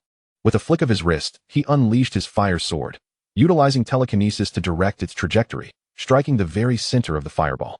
With a ripping sound, the fireball was cleaved asunder, yet it lost its momentum in the process. Seizing the opportunity presented by the dispersing flames, Li Changsheng charged through the fiery barrier, delivering a fierce elbow strike to the astonished Qin Jinhai's chest. With a resounding thud, Qin Jinhai was sent reeling backward, clearly taken aback by Li Changsheng's audacity to surge through the flames. Fortunately, he had no time to summon his spiritual energy, otherwise, that blow might have spelled his doom. Rubbing his chest lightly, he spat to the side, a smug grin creasing his lips as he retorted, "You're not so impressive yourself, kid. Was that merely a tickle?" Li Changsheng's garments were slightly singed by the flames, but he remained unscathed beneath. Their battle created a vast area of destruction, far exceeding the capabilities of the martial artists under Li Zhong. Before long, the sound of commotion attracted the attention of the town's guard, who arrived with a group of cultivators led by Xiaomengde, the very individual who had once rescued the Li residents in his absence. "Clear out," Xiaomengde bellowed, shooing away the onlookers while instructing his subordinates to establish a perimeter around the Li estate. Once the area was secured, he assessed the tense standoff between the 2 combatants. Mindful of the precarious situation, he had already dispatched someone to the Stone Society to summon the elders to mediate, and his primary task now was to stabilize the situation. Seizing the moment, Qin Jinhai eagerly exclaimed, "Captain Xiao, your timing is impeccable. This Li Changsheng not only injured my son, but has the audacity to assault me as well. I implore you to assist in capturing this rogue." Xiaomengde wore a look of exasperation, well aware of the true nature of the conflict. He had previously intervened to stop Qin Zixuan, and now Qin Jinhai was attempting to use him as a pawn. Did he truly think him a fool? "Elderly, must we escalate matters so dramatically? Why not sit down and negotiate? I firmly believe we can resolve this amicably." Li Changsheng clasped his fists in gratitude towards Xiaomengde, stating, "Thank you, Taoist Xiao, for your previous assistance. However, today, Qin Jinhai is as good as dead. This is not merely a matter concerning Qin Zishuan. It is a personal vendetta between him and me. With a boisterous laugh, Qin Jinhai exclaimed, Li Changsheng, do not be so arrogant.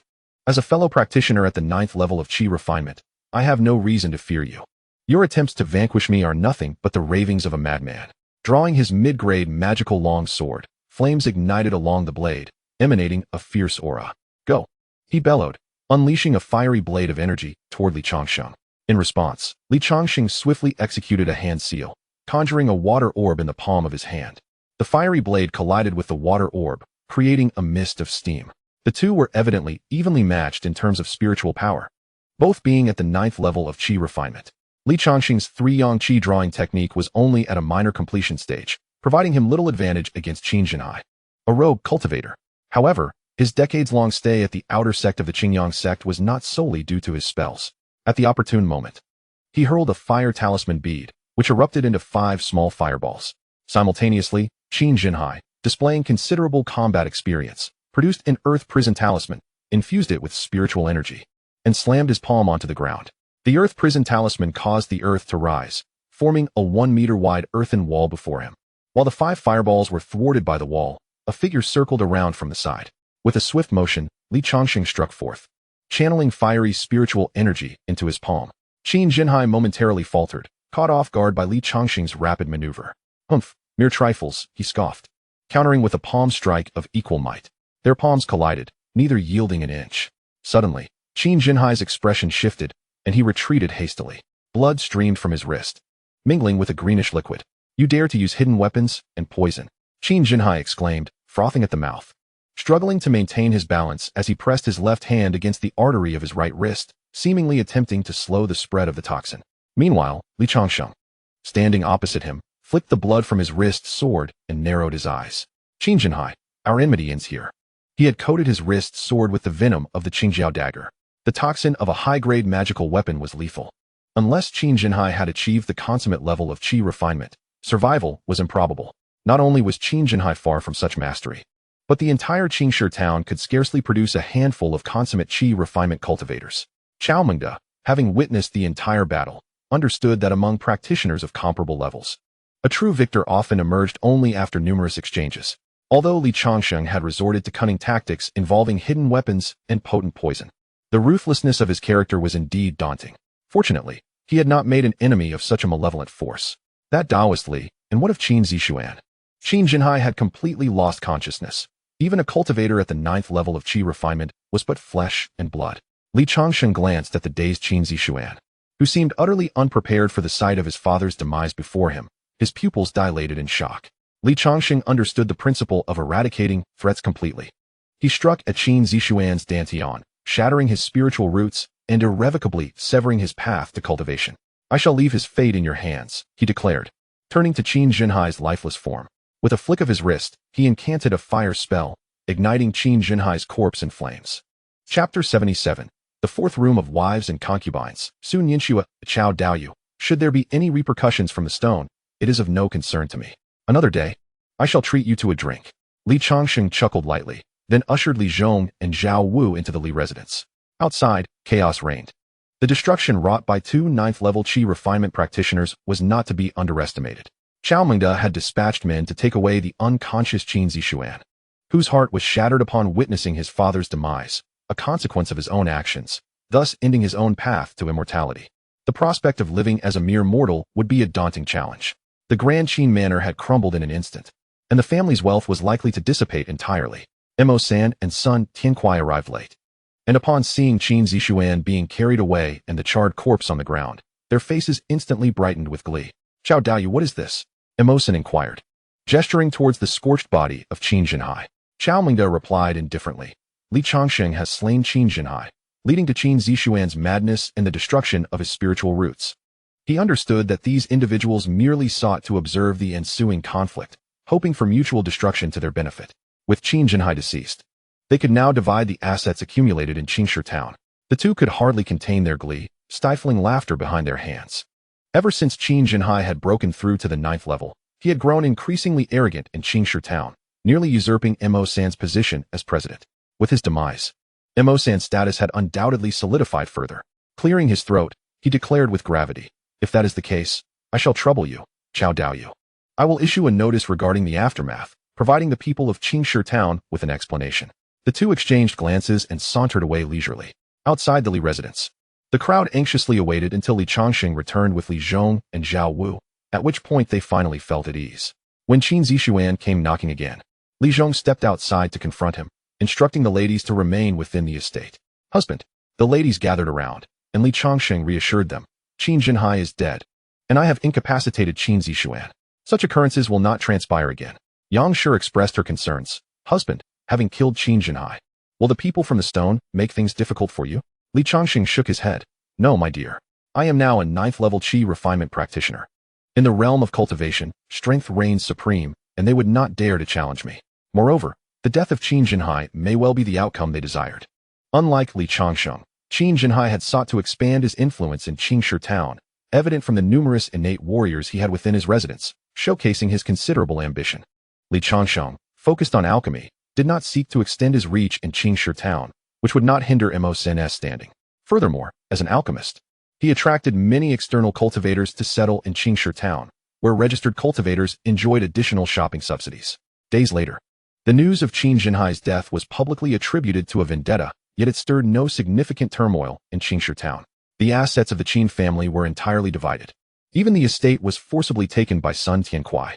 The wives and concubines of the father and son were all incorporated into Sun Tiankuai's household, and thus, the once prominent 9th level Qi refinement practitioner, Qin Jinhai, vanished completely from the bustling streets of Changsheng town.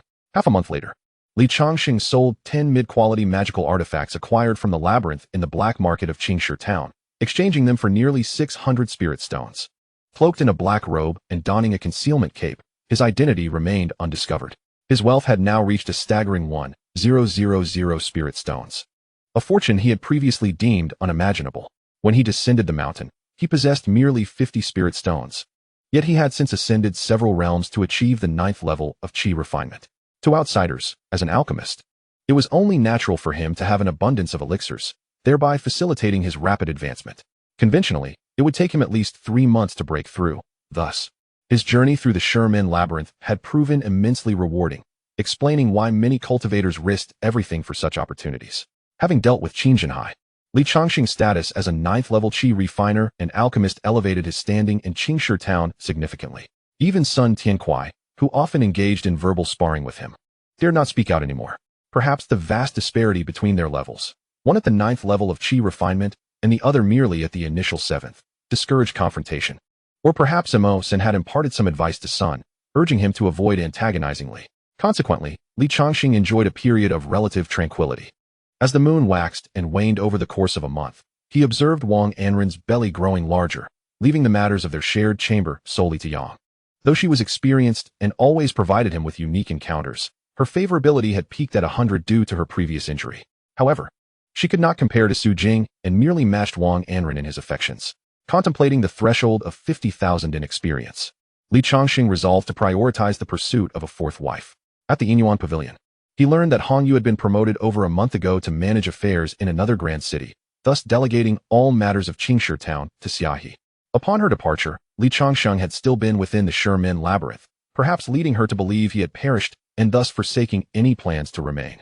Through Xiahe, he discovered that she had been assigned to a major city in Wei, located thousands of miles away. Daoistly, here is the latest flower catalog, featuring all the female cultivators of Qi refinement.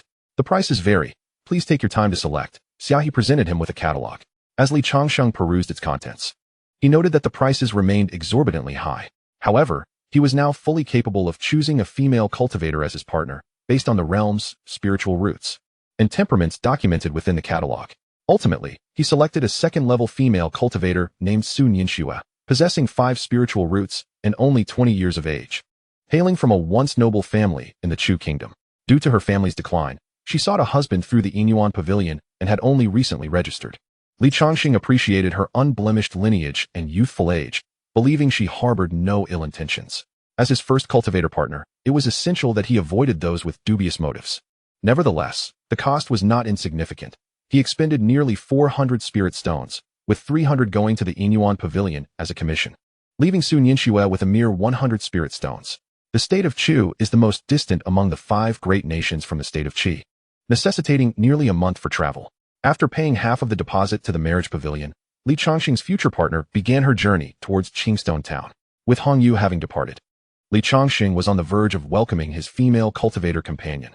Thus, he had no intention of lingering at the marriage pavilion.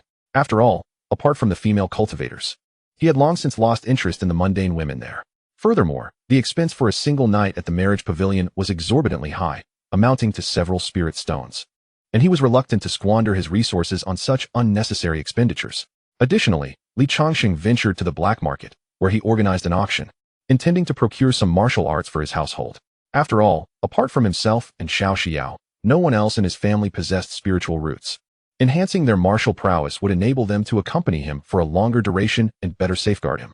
Chapter 78. Black Market Auction. Fiery Sun Divine Palm. The black market in Qingstone town is a melange of individuals, situated in a dim and damp alley, guarded by 2 mid-stage Qi refinement cultivators. The shadowy street is frequented not only by cultivators from Qingstone town, but also by wanderers and martial artists from distant lands. Many cultivators prefer to conduct their clandestine dealings here. Li Changsheng learned of the black market auction from Chaomengda. Following his previous visit, Li Changsheng had invited Chaomengda to the marriage pavilion, akin to how Zhao Meng had once drawn him in. During their casual conversation, he gleaned information about the auction. Previously, there had been no mention of an auction in the black market. Recently, an anonymous cultivator, whose identity and appearance remain a mystery, initiated the auction. Featuring his own items for the first time, he plans to establish a foothold in Qingstone town, acquiring miscellaneous goods from loose cultivators for auction.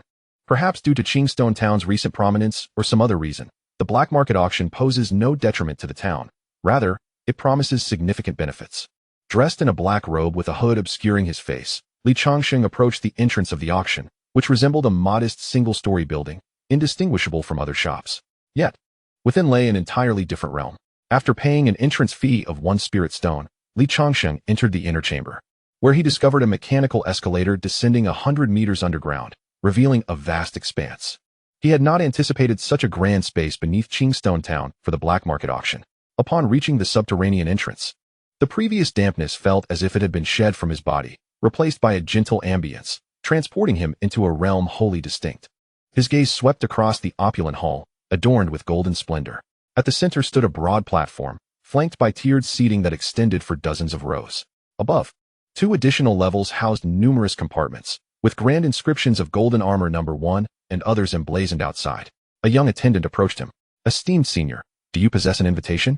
The attendant, noting Li Changsheng's unusual attire, seemed intent on concealing his identity, displaying no discernible insight into his cultivation level. The identity must be extraordinary, perhaps belonging to a significant figure. Li Changsheng replied nonchalantly, "No." The attendant smiled broadly, saying, "That is perfectly fine. You may follow me to a private room of type B." Li Changsheng did not decline. Having a secluded room would allow him to conceal his identity, especially in such a chaotic environment, filled with both the noble and the ignoble. Upon arriving at the room, situated on the 2nd floor, he could see the center of the auction hall directly from within. The furnishings were quite minimalist, consisting of a rosewood chair, a tea table, and a potted plant by the window, adding a touch of greenery to the space.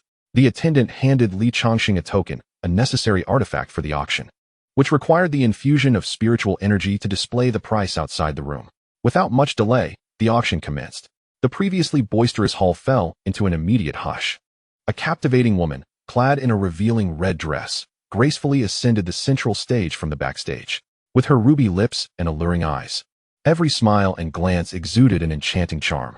Her melodious voice resonated throughout the hall. "Welcome, esteemed friends, to the first auction of the Qingstone auction house. I am Su Xiaoxiao, your host for this event. We have hundreds of items available, including some exquisite artifacts that I believe will pique your interest." With a graceful wave of her hand, a servant hurriedly brought forth a jade plate containing a small white jade vial. "This is the Purple Heart Detoxification Pill, a 2nd-tier elixir." As she delicately lifted the vial and uncapped it, a fragrant aroma reminiscent of polished jade wafted through the air.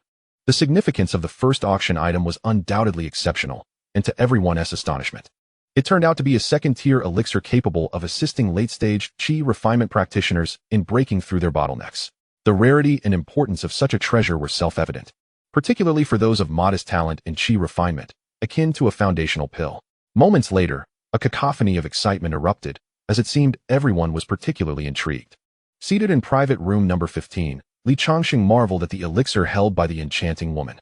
He possessed the primary ingredient for crafting the purple heart detoxification pill. Yet he could not yet refine second-tier elixirs. As a peak first-tier alchemist, despite having amassed sufficient experience, he could not advance to a second-tier alchemist. The requirements for such a breakthrough were stringent. One must either reach foundation establishment and condense true essence fire, or acquire a strand of heavenly spiritual fire. The heavenly spiritual fire contained immense fiery energy and was immensely powerful. Few alchemists in the 5 northwestern kingdoms possessed such a fire. However, he had no use for this treasure, and its value was undoubtedly considerable. After a fierce bidding war, the elixir was ultimately won by a bidder in room number 3. Following this, various artifacts, talismans, and even martial arts and techniques appeared in succession, yet none appealed to Changsheng. Just as he began to feel that this journey might yield no rewards, a particular martial arts technique held by Su Xiaoxiao caught his attention. Ladies and gentlemen, the next item for auction is a premier martial arts technique. Although created by a practitioner, it can also be cultivated by warriors, the fierce Sun Divine Palm. The ancient technique known as Liaoyang Xinjiang was created for the purpose of body cultivation. This technique is as aggressive as fire, capable of searing the heart and veins of its foes with an extraordinary dominance. Its power is formidable, and when mastered to perfection, flames leap from the palms, enabling a single strike to vanquish an enemy.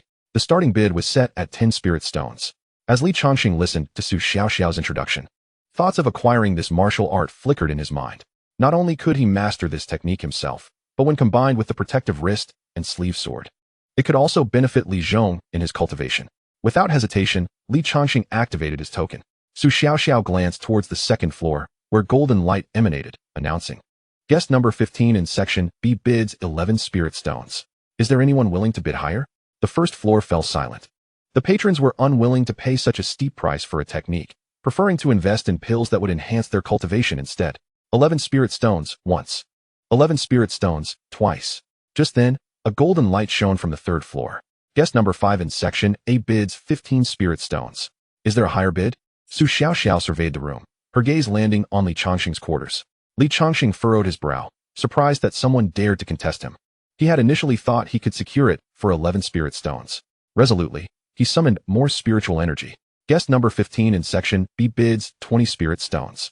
Is there a higher offer? Upon hearing Changsheng's bid, murmurs of disbelief rippled through the audience. They deemed him a fool for spending such a substantial sum on a mere technique. However, Changsheng remained indifferent to their opinions. This acquisition was invaluable to him, and 20 spirit stones was not exorbitant. Yet, should the third floor raise their bid again, he would withdraw. For anything beyond that would exceed the intrinsic worth of the technique, rendering it a poor investment. Fortunately, the third floor did not increase their offer, and ultimately, Changsheng secured the manual. Chapter 79, Sun Yinshua enters the estate. Subsequently, a maid delivered the manual to his chamber. After exchanging the spirit stones, Changsheng finally obtained the coveted technique.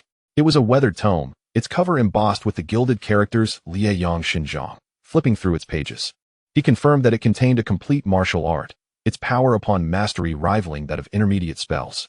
He stored it in his spatial pouch and continued to observe the auction items. After several hours of bidding, he procured 5 autonomous defensive artifacts known as Lianxin Jue. These pendants would automatically activate to form a small defensive shield when the wearer faced a spiritual energy assault. When used in unison, they could trigger a chain reaction. The strength of the shield comparable to that of mid-grade artifacts. He managed to acquire them for 50 spirit stones, which, he reasoned, would provide some assurance of safety for his family. As the auction approached its final item, a remarkably ornate longsword was presented. Its sheath was adorned with gold and intricate patterns, crafted from black jade. Su Xiaoxiao held it aloft, drawing the sword to unleash a wave of formidable sword aura, even causing Changsheng to feel an inexplicable pressure. "What a treasure!" she exclaimed, her lips parting slightly. "This is the exquisite artifact, Guding Jian, with a starting price of 3,000 low-grade spirit stones. Each subsequent bid must exceed 100 spirit stones." As soon as she finished speaking, bidding erupted from the third floor, with guest number 3 in section A immediately offering 5,000 spirit stones. The entire venue erupted in astonishment, and Changsheng could not help but marvel at the man's extraordinary wealth. Could he possibly be a foundation establishment cultivator? How could he possess such riches? No one else dared to bid again, and the exorbitant price of 5,000 spirit stones abruptly extinguished the auction. Without hesitation, Li Changsheng was the first to depart. After ensuring he was not being followed in a secluded alley, he returned home. Once home, Li Changsheng presented his 3 wives and the young ladies, Li Shui and Li Xiao, with heart-linking pendants, informing them that this item was a low-grade defensive magical tool that they must carry with them when venturing outside. As for the fiery sun divine palm, he instructed Li Zhong to make a copy of the text for himself. The recipients of the gifts were naturally overjoyed, especially Yang, who felt a surge of happiness, leading to a more diligent service that night, with various delightful displays. They indulged in passion 7 times throughout the night, nearly overwhelming Li Changsheng. A month later, Sun Yinxue arrived at Qingshi town in a carriage exclusive to the marriage pavilion. In the courtyard of the marriage pavilion, Xiaohe led Sun Yinxue before Li Changsheng, cheerfully exclaiming, "Come, come, come, Li Daoist, take a look at your little bride. Shui, do not dawdle, greet your future husband." Sun Yinxue's expression was cool and reserved as she slightly bowed, saying, "Yinxue pays her respects to you, husband." Clad in a white off-shoulder gown, her delicate shoulders were fair and rounded, her figure slender and graceful, though she did not possess the voluptuous curves of Su Jing or Wang Anren. Her long, straight legs were the most beautiful Li Changsheng had ever seen. I could revel in those legs for a year. Her ethereal aura and serene visage revealed little warmth, marking her as a woman of aloof elegance.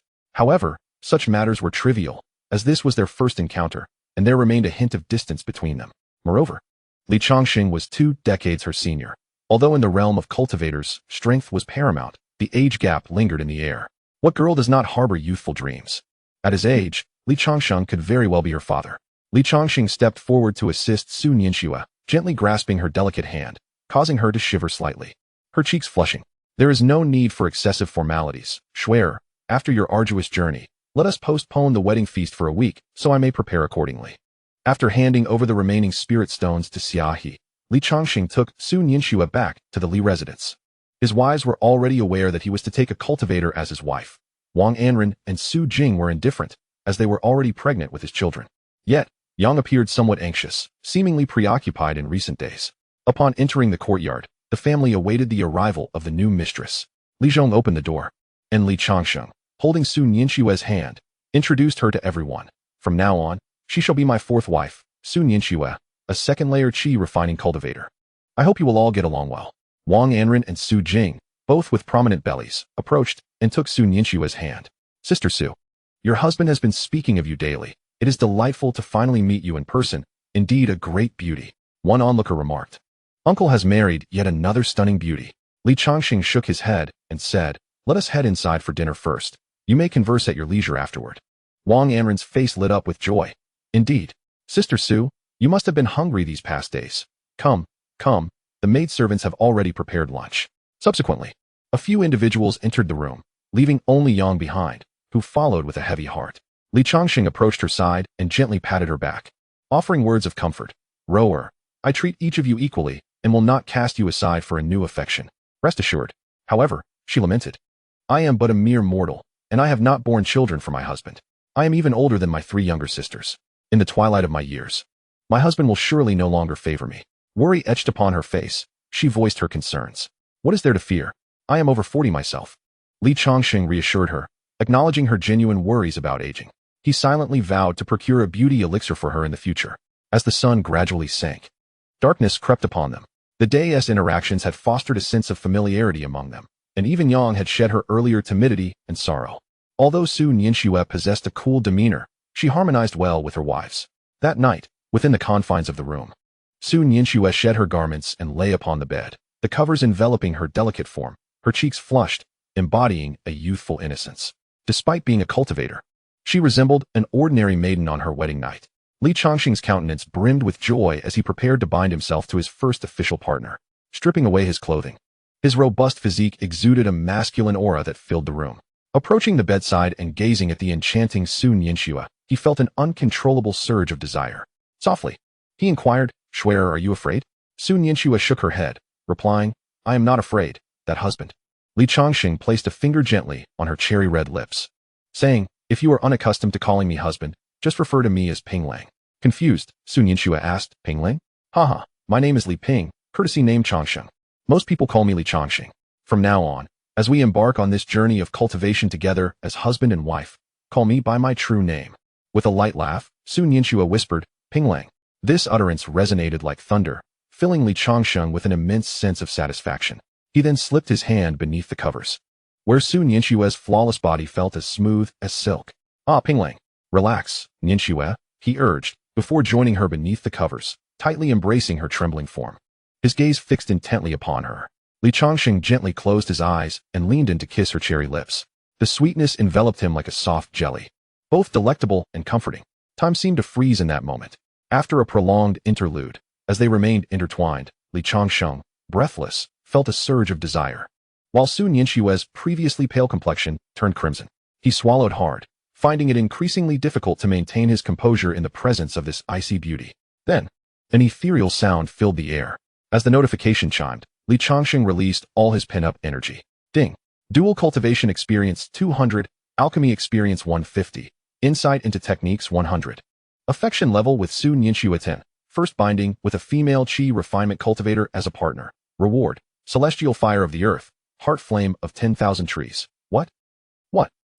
Li Changsheng felt a surge of excitement, nearly leaping from his bed, his eyes fixed intently on the system panel to confirm he wasn't mistaken. The still flushed Su Nianxue was startled by his sudden movement and quickly inquired, Pinglang, what is it? Aware of his own lapse in composure, Li Changsheng promptly rolled over, pinning Su Nianxue beneath him, and softly murmured, It's all your fault, Nianxue, for being so adorable. My husbandly spirit has returned. Ding! Dual Cultivation Experience 25. Alchemy Experience 20, Martial Arts Comprehension 10, Su Nianxue Affection Level 10? Pinglang, I can't take it anymore. Let me rest a moment, Su Nianxue pleaded. Collapsing languidly onto the bed, Li Changsheng ceased his playful torment, tucked her in snugly, then donned his clothing and seated himself at the tea table. Pouring a cup of tea as he began to assimilate the system's rewards, he focused on the earthly spirit fire, the heart flame of all wood, and initiated the fusion. A vibrant green flame, brimming with vitality, materialized within his dantian. He extended his left hand slightly, and a swirl of green fire appeared in his palm, releasing a rich, herbal fragrance. Although this flame possessed a moderate temperature and limited destructive power, it was the dream fire of countless alchemists.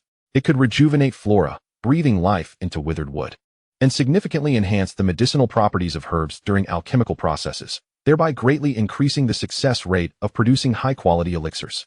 It is worth noting that despite being a peak first-grade alchemist, Li Changsheng had yet to concoct a top-tier elixir. Only alchemists wielding true yuan fire or spirit fire could aspire to such feats. Practitioners with wood affinity could advance their cultivation at an extraordinary pace. However, although Li Changsheng possessed wood affinity, his roots were of mixed attributes, rendering them less effective for him. With this fire, he could elevate his alchemical prowess to a second-grade alchemist during the Qi refining stage, enabling him to produce second-grade elixirs. Glancing at the slumbering Su Nianxue, still deep in sleep, he opened the door and made his way to the alchemy room, eager to witness the extraordinary properties of the earthly spirit fire. Due to the recent expansion of the Li residence, the alchemy room remained in the outer courtyard. With no one around at night, the maids were fast asleep, leaving only Li Zhong patrolling the grounds. Spotting a shadow dart past, he immediately became alert. Who goes there? He called, channeling his palm energy, his hand glowing faintly red. After a month of cultivation, his sunfire palm had reached a rudimentary level, capable of igniting flames with pure yuan steam. It's me, Li Changsheng replied, slowly approaching him. Ah, it's the master, Li Zhong said, retracting his fiery palm, a sheepish expression crossing his face. No worries, I am heading to the alchemy room. If the ladies inquire in the morning, just say I was refining elixirs. With that, Li Changsheng proceeded directly to the alchemy room. Aside from particularly rare alchemical materials, all standard ingredients were stored within. This time, he intended to concoct the commonly used Qi gathering pill, as producing a top-quality Qi gathering pill could serve as a means to enhance his cultivation in the future. Even a high-grade Qi gathering pill had its toxicity, making it inadvisable to consume in excess over a short period. However, the benefits of a top-quality Qi gathering pill included a vast reservoir of spiritual energy and the absence of any toxicity, pure and unblemished. In the past, during his time at the Qingyang sect, there were whispers about Elder Yi Qing, who was regarded as a significant talent nurtured by the sect. Not only did he take the Grand Elder as his mentor, but he also frequently consumed top-tier Qi gathering pills as if they were mere sustenance. Consequently, he became a foundation establishment cultivator before the age of 18, shattering the sect's record that had stood for centuries. Now, in his 30s, he has already reached the mid-stage of foundation establishment, earning him the title of a prodigy among the younger generations across the 5 nations of the Northwest. Even the current Holy Son of Jinhong Valley pales in comparison to him. This Holy Son established his foundation at the age of 20, possessing a golden heavenly spiritual root. And at 40, he has only just reached the pinnacle of mid-stage foundation establishment. Once, such celestial prodigies were beyond the reach of Li Changsheng, who could scarcely hope to compare. However, now equipped with his attributes panel and the extraordinary Wan Muxinyan, a rare celestial flame, his future as an alchemist appears boundless. Yet, he is acutely aware of the age-old adage, a man innocent of wrongdoing may still suffer for possessing a precious gem. This miraculous item must remain a closely guarded secret, even from his wives, for its revelation could invite calamity, as even core formation cultivators coveted insatiably. In the alchemical furnace, he meticulously added materials in precise proportions. Summoning the Wan Muxinyan in his palm, where the verdant flames surged with increasing ferocity, Li Changsheng focused intently on regulating the temperature of the flames, watching as the medicinal ingredients dissolved and melded, ultimately forming for crystalline pills. With the flames aiding the process, impurities continuously seeped out. After approximately a quarter of an hour, Li Changsheng exhaled a breath of stale air, lifted the lid of the furnace, and 4 pills flew into his grasp. 1 flawless top-tier qi-gathering pill and 3 superior qi-gathering pills were before him. The distinguishing feature of the top-tier pill was its more potent spiritual essence and its lustrous, jade-like exterior. Is this truly the top-tier qi-gathering pill? Such rich spiritual energy. Without hesitation, Li Changsheng consumed the top-tier qi-gathering pill and settled into a meditative state within the alchemical chamber. The vast spiritual energy enveloped his being as he began to absorb it using the San Yang Yin Qi Jue. Ding. Cultivation experience. 50. Unbelievable. 1 top-tier qi-gathering pill equates to the effects of having dual cultivated 5 times, with Wang Anren and the others. Such extraordinary pills are certainly not to be sold. Henceforth, all top-tier pills he concocts shall be for his own consumption. Gazing at the formidable enhancement, Li Changsheng felt that accumulating 50,000 experience points was not an insurmountable goal. Moreover, the first-grade pills he now crafted using celestial flames would no longer be of medium quality. They would commence at superior grade, significantly bolstering his income. In Changsheng town, numerous late-stage qi refinement cultivators rendered medium-grade qi gathering pills obsolete, and previously, most superior-grade pills had been reserved for his own use. With the advent of top-tier qi gathering pills, Li Changsheng would no longer need to consume those tainted by pill poison. Thus, he could offer his superior-grade qi gathering pills to the elders in the late stages of qi refinement, each set of 4 superior-grade pills worth 5 spirit stones, alongside other concocted healing and detoxification pills, further augmenting his earnings. Chapter 81. The Wedding Banquet. Seizing the moment, Li Changsheng continued to refine pills until the sun had ascended high in the sky, at which point he finally emerged from the alchemical chamber. After refining 4 exquisite qi-gathering pills, he accumulated an additional 200 experience points. However, after a night of arduous work, even a 9th-tier qi refining practitioner felt utterly exhausted, stretching languidly as he prepared to retreat to his chambers for a brief respite. As he walked through the outer courtyard, several maidservants promptly approached with tea. Li Changsheng accepted a cup and, taking a sip, inquired softly, "Where are the ladies?" "The ladies are resting in the courtyard, while Madame Su and Madame Yang are busy in the kitchen," came the reply. Oh, Li Changsheng was pleasantly surprised to learn that the two were enjoying each other's company. Instead of heading back to his room, he made his way to the kitchen. Inside, the 2 women were engaged in light-hearted conversation, discussing trivial matters, with Yang occasionally teasing Sun Yinxue, causing her cheeks to flush. Li Changsheng approached, extending his arms to embrace one of them. "What are you 2 chatting about? Did you miss me?" The pair, engrossed in their lively exchange, failed to notice his arrival, their bodies quivering slightly at his touch. One was voluptuous, the other slender, embodying 2 extremes. He playfully patted Yang's abdomen with his right hand, while his left caressed Sun Yinxue's smooth waist. "Hubby, dear," the 2 cooed, playfully chastising him as Yang mischievously punched his chest with her tiny fists. Laughter and playful banter filled the kitchen as the trio reveled in their joyous camaraderie. Sun Yinxue gradually felt at home within this family, ultimately dispelling any lingering resentment in her heart. As they lay together in bed, Sun Yinxue nestled against his chest and softly confessed, "Husband, to be honest, when I first laid eyes on you, I felt quite resentful." "Oh, why is that?" As her delicate hand traced circles on his chest, she replied, "Though you don't seem old, Sister Xia, he mentioned you are at least 40.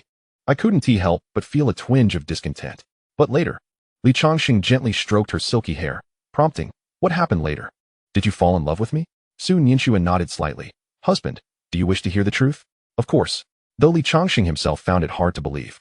As her affection level was still only 60, it seemed premature to speak of love. Hee, it's because you make me feel so comfortable. And you are the finest alchemist in Changsheng town. Li Changsheng smiled as he realized that she had indeed fallen for his physique and wealth. Determined to further elevate her affection, he mounted his steed again, channeling his three-yang spiritual energy to push his body to its peak once more. Su Nianxue's cheeks flushed, for she sensed that Li Changsheng was about to engage once more. Pleading, she said, Husband, please be gentle with me. Li Changsheng paid her no mind. Although she was slender, her stamina was impressive, and after days of practical experience, her skills were already quite refined. A symphony of ethereal sounds enveloped the air, as moonlight streamed through the window, casting a breathtaking scene within. The sight was utterly captivating, quickening the heartbeat, accompanied by the chime of system notifications echoing in the background.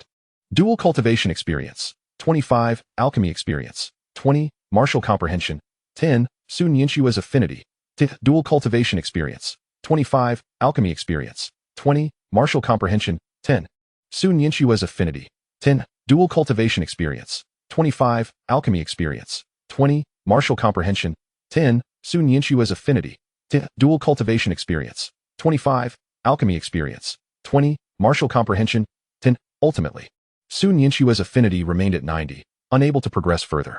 It appeared that the final 10 points of affinity could no longer be increased due to this matter. Just like the Yang family, one must thoroughly conquer the other through the intricacies of daily life. After numerous attempts, Li Changsheng found himself utterly exhausted. He gazed at his attribute panel.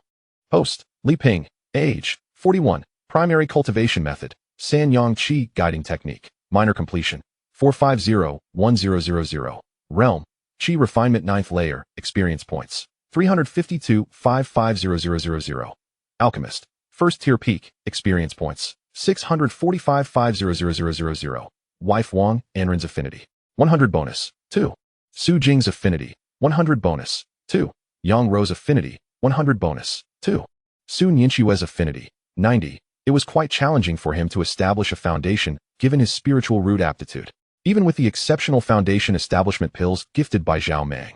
His own foundation remained insufficient. Although the San Yang Qi guiding technique lacked the formidable power of the Qingyang sect's signature technique, the 9 transformations of Qingyang, with complete cultivation, the essence of the 3 Yang True Yuan could rival that of the Qingyang True Yuan. The comprehension of the technique could only be enhanced through dual cultivation with a practitioner, and the expenses at the marriage pavilion were exorbitant. Thus, progress in the San Yang Qi guiding technique had been rather stagnated. Now, with Su Nianxue as his companion, it was likely that within half a month, his technique would be poised for a breakthrough to great completion, subsequently empowering his fire attribute spells. At that point, the disparity in spiritual power between him and seasoned Qi refinement 9th layer practitioners would diminish considerably, allowing him to confront the Qingyang sect's practitioners of the same realm head-on. In their previous confrontation with Changsheng, both had been evenly matched in terms of spells and techniques, ultimately relying on an unexpected strategy involving a wrist-mounted sword to gain the upper hand. After a few days of tender moments, it was predominantly Su Nianxue who attended to him at night. To prevent any feelings of jealousy from arising within the Yang family, Li Changsheng occasionally included her as well. As his first practitioner wife, he naturally wished to celebrate. Thus he arranged a banquet and extended invitations to the affluent merchants and gentry of Changsheng town, as well as the upper echelons of the Pancher Association. Upon learning of Li Changsheng's union with a practitioner partner, these individuals eagerly flocked to join the festivities. After all, Li Changsheng had recently vanquished the Qi refinement 9th layer practitioner, Changsheng, earning him great prestige in Changsheng town, and he was also an accomplished alchemist, particularly with his recent high-grade elixirs circulating in the market. The elders of the Pancher Association in the later stages of Qi refinement were clamoring to establish connections with this alchemical master, to the point of overwhelming demand. After reaching the 7th layer of Qi refinement, the pace of cultivation slowed considerably. Thus, a single high-grade gathering Qi pill equated to many days of arduous practice. To foster closer ties with this alchemical master, these individuals presented lavish gifts, an abundance of spirit stones, and rare treasures. Naturally, Li Changsheng graciously accepted all offerings. Setting up 20 banquet tables in the outer courtyard, Su Nianxue sat gracefully in the bridal chamber, adorned with a phoenix crown, her face concealed beneath a red veil. She wore a red silk blouse and an embroidered red robe, draped in a flowing scarf, with her arms adorned in silver bracelets. Her lower half was clad in a red skirt, red trousers, and exquisite embroidered shoes. Xiaohuan, attending her side, praised, "Madam, you look stunning today, truly resembling a celestial being." Su Nianxue chuckled softly, playfully tapping Xiaohuan's forehead through the veil. "You certainly know how to flatter." Today marked a momentous occasion in her life. Her once icy demeanor softened, and a smile graced her lips. Outside, at the banquet, Li Changsheng was busy toasting the guests. Many notable figures had arrived, including Yapapo, Imo San, Sun Tiankuai, Chao Mingda, and the elders of the Panshur society. Among them, Li Changsheng spotted a familiar figure, Gunan. Ever since returning from the stone door maze, he had seldom sought her out. Now observing her indignant expression, he sighed, realizing that in his preoccupation with Su Nianxue, he had inadvertently forgotten about her. Chapter 82. The expansion of Qingshi town. The nature of their relationship remained concealed, known to few. Shortly thereafter, Li Changsheng pulled Su Nianxue from the bridal chamber, presenting her to the crowd before returning her to the room. As he prepared to step back into the courtyard, a small hand suddenly yanked him into a guest room. Upon inhaling a refreshing scent of foliage, he recognized it was Gu Nan. Only she possessed such a delightful fragrance, reminiscent of nature itself. Her delicate form nestled against him, exuding warmth and tenderness. With captivating eyes and luscious lips slightly parted, she reproached him, "You wicked man, marrying a new wife and forgetting about me." Li Changsheng could hardly refute her claim. Indeed, he had faltered.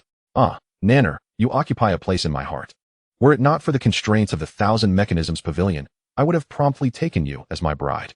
When I achieve foundational success in the future, that will also be the day you are freed from the pavilion, and we shall relish our days together."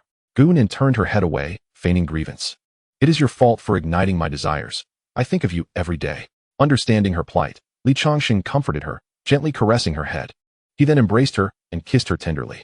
After a prolonged moment, their connection remained evident, and Gunan's cheeks flushed with satisfaction. "Is that enough? Let us go." Li Changsheng took the lead, while Gunan adjusted her attire before exiting from another direction.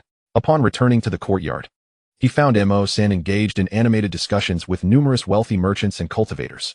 Clearing his throat, Mo San addressed the assembly. "Ahem, esteemed friends of Qingshi town. You are all aware that our town is currently experiencing rapid development, with registered cultivators surpassing 300 and a total population exceeding 50,000. At this scale, further growth will undoubtedly pose significant challenges due to the scarcity of land and abundance of people." He then gestured towards the courtyard, as with Taoist Li. "If we wish to advance, expansion is essential. I propose to dismantle the existing structures outside Qingshi town and establish an outer city. What are your thoughts?" The guests at the banquet exhibited varied expressions, engaging in hushed discussions. Among two merchants, one portly elder remarked, "An outer city? Is Chairman Mo suggesting we construct a fortress?" Another slender, dark-skinned middle-aged man responded, "I am uncertain, but would the Qingyang sect consent to such matters?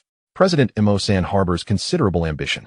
However, with no foundation cultivators in Qingshi town, expanding the outer city would merely render it a feast for others." Although Qingshi town has met the minimum criteria for establishing a city in terms of population and cultivators, there remains a significant deficiency in high-level combat power. On the surface, there isn't even a fully realized qi refinement cultivator in our midst. Moreover, establishing an outer city will undoubtedly require substantial funds. President Mo San's mention of it at this juncture likely indicates a call for collective investment. As anticipated, Mo San continued, "Regarding the spiritual stones required for the establishment of the outer city, it necessitates contributions from all present." Li Changsheng approached and inquired, "President Mo, is the Qingyang sect aware of this expansion? Since we in Qingshi town are affiliated with the Qingyang sect, they would hardly agree lightly to such plans." His words awakened those who had previously been eager to participate. Indeed, if the Qingyang sect were to disallow it, would our investments not be in vain? "We seek an explanation from President Mo." With a grin that failed to reach his eyes, Mo San replied, "As of now, the Qingyang sect is unaware of this matter. However, I am already in contact with a certain elder of the Qingyang sect, and I believe that approval will be forthcoming shortly." Both the affluent merchants and the cultivators of the Panshur Association evidently regarded Mo San's assertion with skepticism. Just as Mo San was about to elaborate further, he was interrupted by Li Changsheng. "President Mo, today is my wedding. Let us discuss this matter at a later time." Mo San's attempt to solicit investments at his wedding banquet, without the host's consent, was rather disrespectful. Yet, now that Li Changsheng had reached the 9th level of qi refinement, he felt no qualms in halting Mo San's advance. Sun Tiankuai, witnessing this, prepared to retort but was halted by Mo San. "Friendly, I implore your understanding for any offense. Tiankuai, Please take your seat. Sun Tiankuai reluctantly complied, though he had no intention of confronting Li Changsheng. At least not in front of his elder brother. Following Mo San's interruption, the guests at the wedding banquet appeared somewhat disinterested.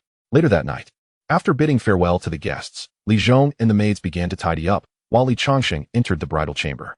Gazing upon the bride concealed beneath a red veil, a wave of emotions surged within him. Lifting the veil revealed a breathtakingly beautiful visage, complemented by her aloof demeanor and resplendent red wedding attire. The stark contrast left Li Changsheng feeling as though he was seeing her anew. "Nianxue, you are truly exquisite," he remarked. Su Nianxue chuckled lightly. "Thank you for your kind words, husband." With that, she playfully placed her delicate foot against Li Changsheng's chest, her smooth, jade-like leg on full display before him. Swallowing hard, Li Changsheng mused, "Who taught you such tricks?" He then gently caressed her leg, as soft as milk curds, eliciting electric sensations throughout her being. "It was Sister Yang who instructed me, saying that this is what you favor most." He had suspected as much. Su Nianxue had only been in Qingshi town for a short while Li Changsheng had been reveling with the Yang family almost every night. Especially for women like Yang, who have 2 sons and a daughter. Each day brings fresh delights for Li Changsheng. With a wry smile, Li Changsheng remarked, "Only Rower truly understands me." He then suddenly pushed Su Nianxue down, gasping heavily, "Shuer, you are the one who seduced me. Shuer, do not fear." Su Nianxue teased, pouting her alluring red lips. As day turned into night, and the yin and yang harmonized, a piercing scream erupted an hour later. Ding. Alchemy experience 25, Alchemy experience 20, Insight into techniques 10, Husband. Shall we continue? Oh, why are you so eager today? Li Changsheng looked at Su Nianxue, who had flipped over, with great astonishment. She had rarely been so proactive before. With her cheeks still flushed, Su Nianxue laughed. "Isn't it all your fault, dear husband?" She then launched an assault on Li Changsheng. After a night spent together, Su Nianxue appeared revitalized, whereas Li Changsheng looked pale, only recovering after consuming a Puan pill. This young lady truly lacked restraint. It seemed he would need to manage their encounters in the future. Otherwise, he would inevitably be drained. Li Changsheng chuckled bitterly, recalling how they had spent the whole night together, leaving him with a lingering ache in his back and waist. However, the rewards were plentiful. Now, Sanyang Inchiju was less than 200 experience points away from reaching the pinnacle, and just 20 more sessions would lead to a breakthrough. Chapter 83. The birth of the eldest son. The son inherits the father a month later, during the height of summer in Qingshi town. Su Jing was nearing her due date. Li Changsheng paced anxiously outside, his restlessness palpable as several ladies kept him company, including little Li Shui and little Shi Yao, who quietly awaited in the courtyard. The midwife's voice echoed from within, "Madam, push harder. The baby is almost here." Inside, several maidservants scurried about with wash basins, assisting the midwife with water. The usually composed Li Changsheng felt a surge of tension. In 2 lifetimes, his first child was about to be born. While he harbored hopes that the child might possess a spiritual root, his primary concern remained the safety of both mother and child. Yang approached him, grasping his clenched fist, and gently reassured him, "Husband, do not worry. Sister Su is blessed, she will surely be fine," having given birth to 3 children herself. Her words provided Li Changsheng with some comfort. Little Li Shui then chimed in, "Uncle, Sister Su will definitely be fine. I heard the village elders say that women with ample hips give birth easily. Sister Su has both wide and shapely hips, so she is bound to have a son." Li Changsheng chuckled at the child's innocent remark, amused by her logic. He reached out to ruffle her hair, teasing, "Our little Li Shui is quite the adult, isn't she? So knowledgeable." Little Li Shui shook her head vigorously, escaping his hand, and pouted, "Do not mess with my hair, uncle. I want to grow tall, to fight the strong and help the weak, and become a great hero." Li Changsheng raised his eyebrows and gave her a thumbs up. "Well said, our Li Shui, the heroine." Suddenly, a resounding wail of a newborn echoed through the room. Li Changsheng immediately felt invigorated, incredulously exclaiming, "It's happened. I have an heir." Just as he prepared to rush in, he was halted by Yang Shi. "My lord, please wait. In the place of childbirth, you must not act recklessly." Yes, I was indeed hasty. How wonderful." He could hardly contain his excitement, his gaze fixated on the door. Suddenly, a notification sound from the system chimed in. "First birth of a descendant without spiritual roots, family attribute panel activated." Before he could ponder this, a second notification resounded. "Son born, green talent, tiger back, bare waist, can be inherited. Would you like to inherit?" Incredible. Li Changsheng clicked on the green text on the virtual panel, and another interface appeared. Tiger back, bare waist, physique as robust as a tiger or bear, vitality like a furnace. Such an impressive talent. Though my son lacks spiritual roots, he is undoubtedly a martial prodigy. Without hesitation, he chose to inherit. Instantly, a verdant light surged from his body, soaring towards the heavens, while those around him, wives, concubines, and family, remained oblivious to this extraordinary phenomenon. How could they not see such a massive beam of light? Li Changsheng speculated that it must be the work of the system. If this celestial occurrence were to be witnessed by others, especially high-ranking cultivators, they would surely dissect him for research. Under the green light, Li Changsheng's physique underwent a terrifying transformation. His chest and back broadened significantly, rendering him much more robust. After inheriting his son's talent, he felt an overwhelming surge of strength coursing through him, invigorating his spirit. What a splendid son! You have bestowed upon your father a tremendous gift. Before he could delve deeper into the new family attribute panel feature, the head maid, Xiao Huan, burst through the door, exclaiming excitedly, Master, Madam has given birth to a son. Excellent. Although the system had already indicated it was a boy, hearing it firsthand filled him with joy. Congratulations, Masterly. Best wishes. Masterly. The midwife, cradling the child, emerged from the room, and Li Changsheng hurried forward to receive the infant, followed closely by others who gathered around. The bundle he held weighed a solid 8 pounds. What a sturdy little fellow. Li Changsheng chuckled, unable to suppress his smile. Before extending his finger to infuse the child with spiritual energy, the newborn, weak and crying, immediately ceased his wailing upon receiving the wood attribute energy. A satisfied smile forming on his tiny face, Li Changsheng turned to the midwife and said, You have done well. A generous reward awaits you. Li Zhong, please escort the midwife to the treasury for 30 taels of silver. Yes, my lord. Li Zhong replied with a bow, then gestured for the midwife to follow him. Hearing the promised sum, the midwife's smile nearly eclipsed her wrinkles as she beamed. Thank you, Master Li. Wishing you blessings as vast as the East Sea and a lineage full of descendants. Led by Li Zhong, the midwife left, still grinning. He is so adorable, chubby and giggling.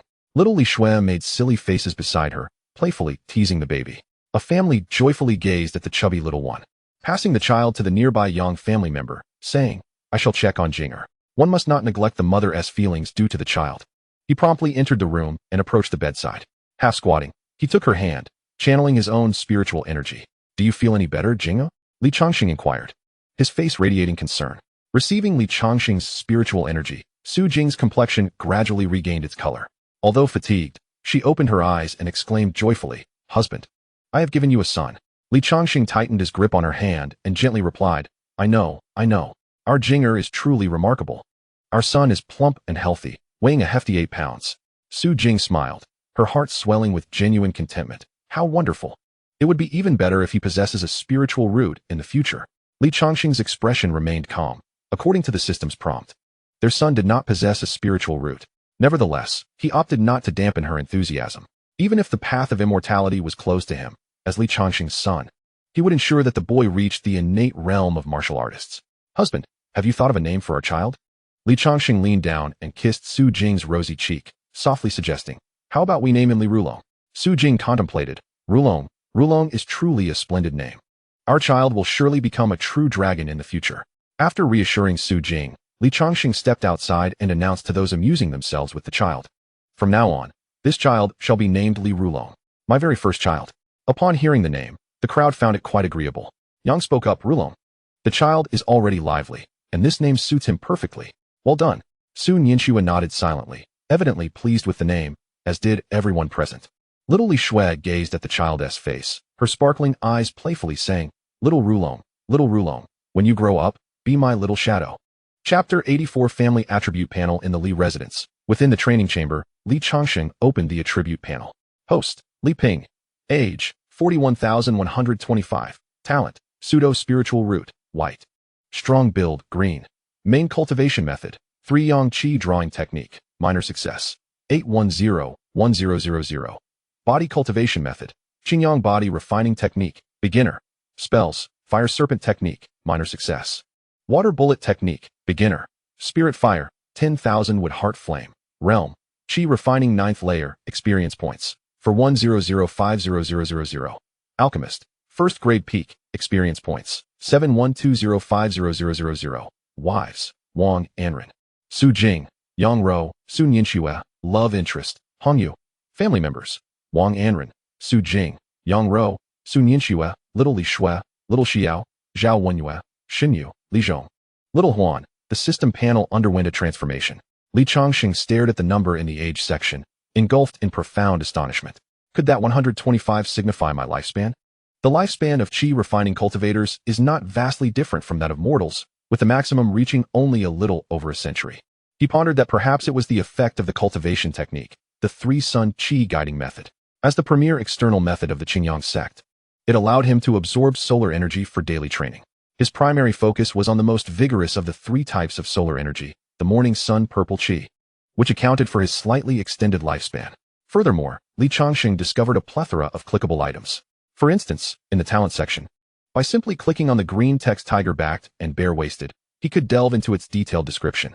Tiger-backed and bare-waisted, a physique grand like that of a tiger or bear, with vitality akin to a furnace, astonishing physical qualities, capable of enduring and delivering blows.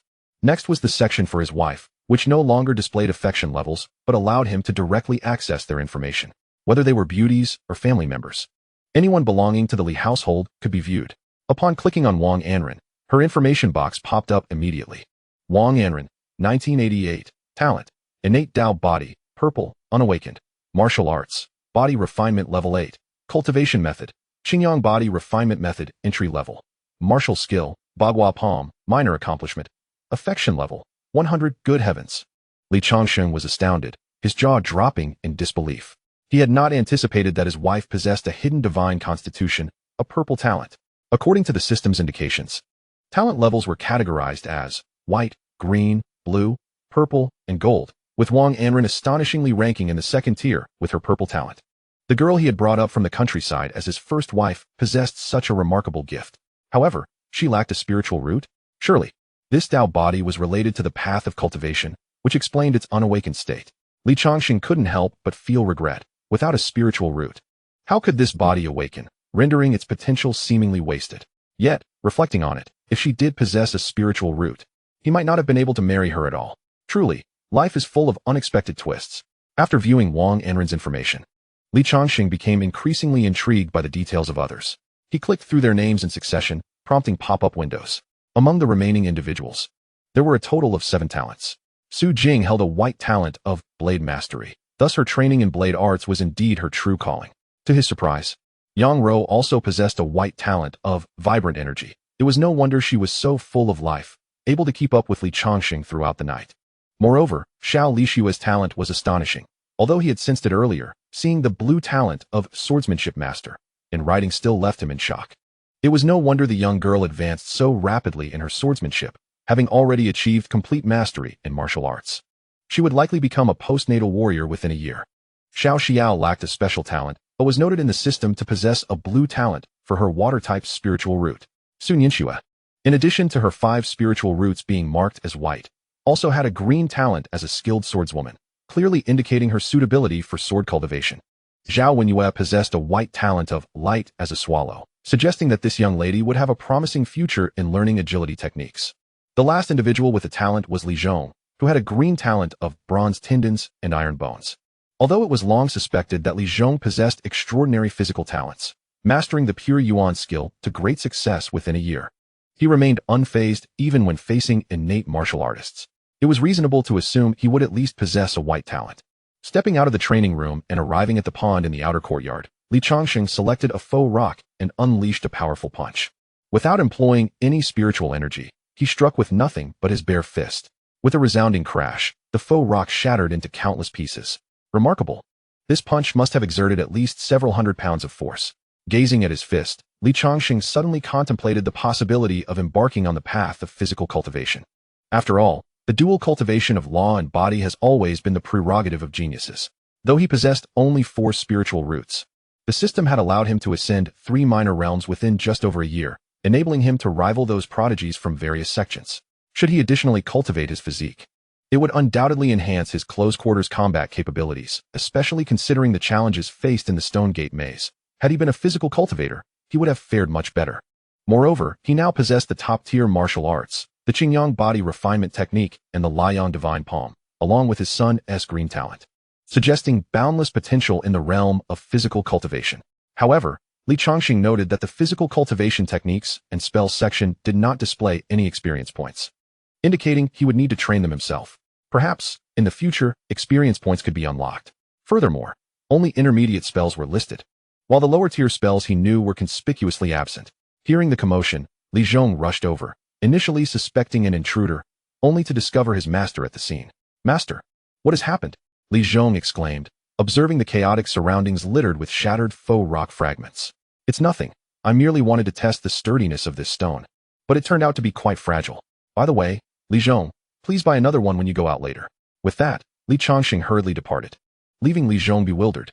7 days swiftly passed. Su Jing was still recuperating, while Wang Anren was expecting a child and had been engaged in a fierce battle with Su Nianxue for several days. His experience points for the 3-yang qi induction technique had reached their peak. Upon clicking the breakthrough button, an exquisite sensation akin to enlightenment flooded Li Changsheng's entire being, causing him to tremble with pleasure. This breakthrough in his technique rendered his 3-yang spiritual energy more refined and concentrated. Now, even when confronting Qin Jinhai with spells and divine abilities, he could firmly suppress his opponent, matching the quality of spiritual energy found in seasoned qi refining practitioners of the 9th layer. At this moment, I can confidently regard myself as a true practitioner of the 9th layer of qi refinement. This realm belongs to the inner sect of the Qingyang sect and represents a height that Li Changsheng had once deemed unattainable. Chapter 85. Encountering an Old Friend. The manifestation of demonic energy in mid-July, beneath the scorching summer sun, Li Changsheng began packaging the elixirs he intended to sell, storing them in his spatial ring.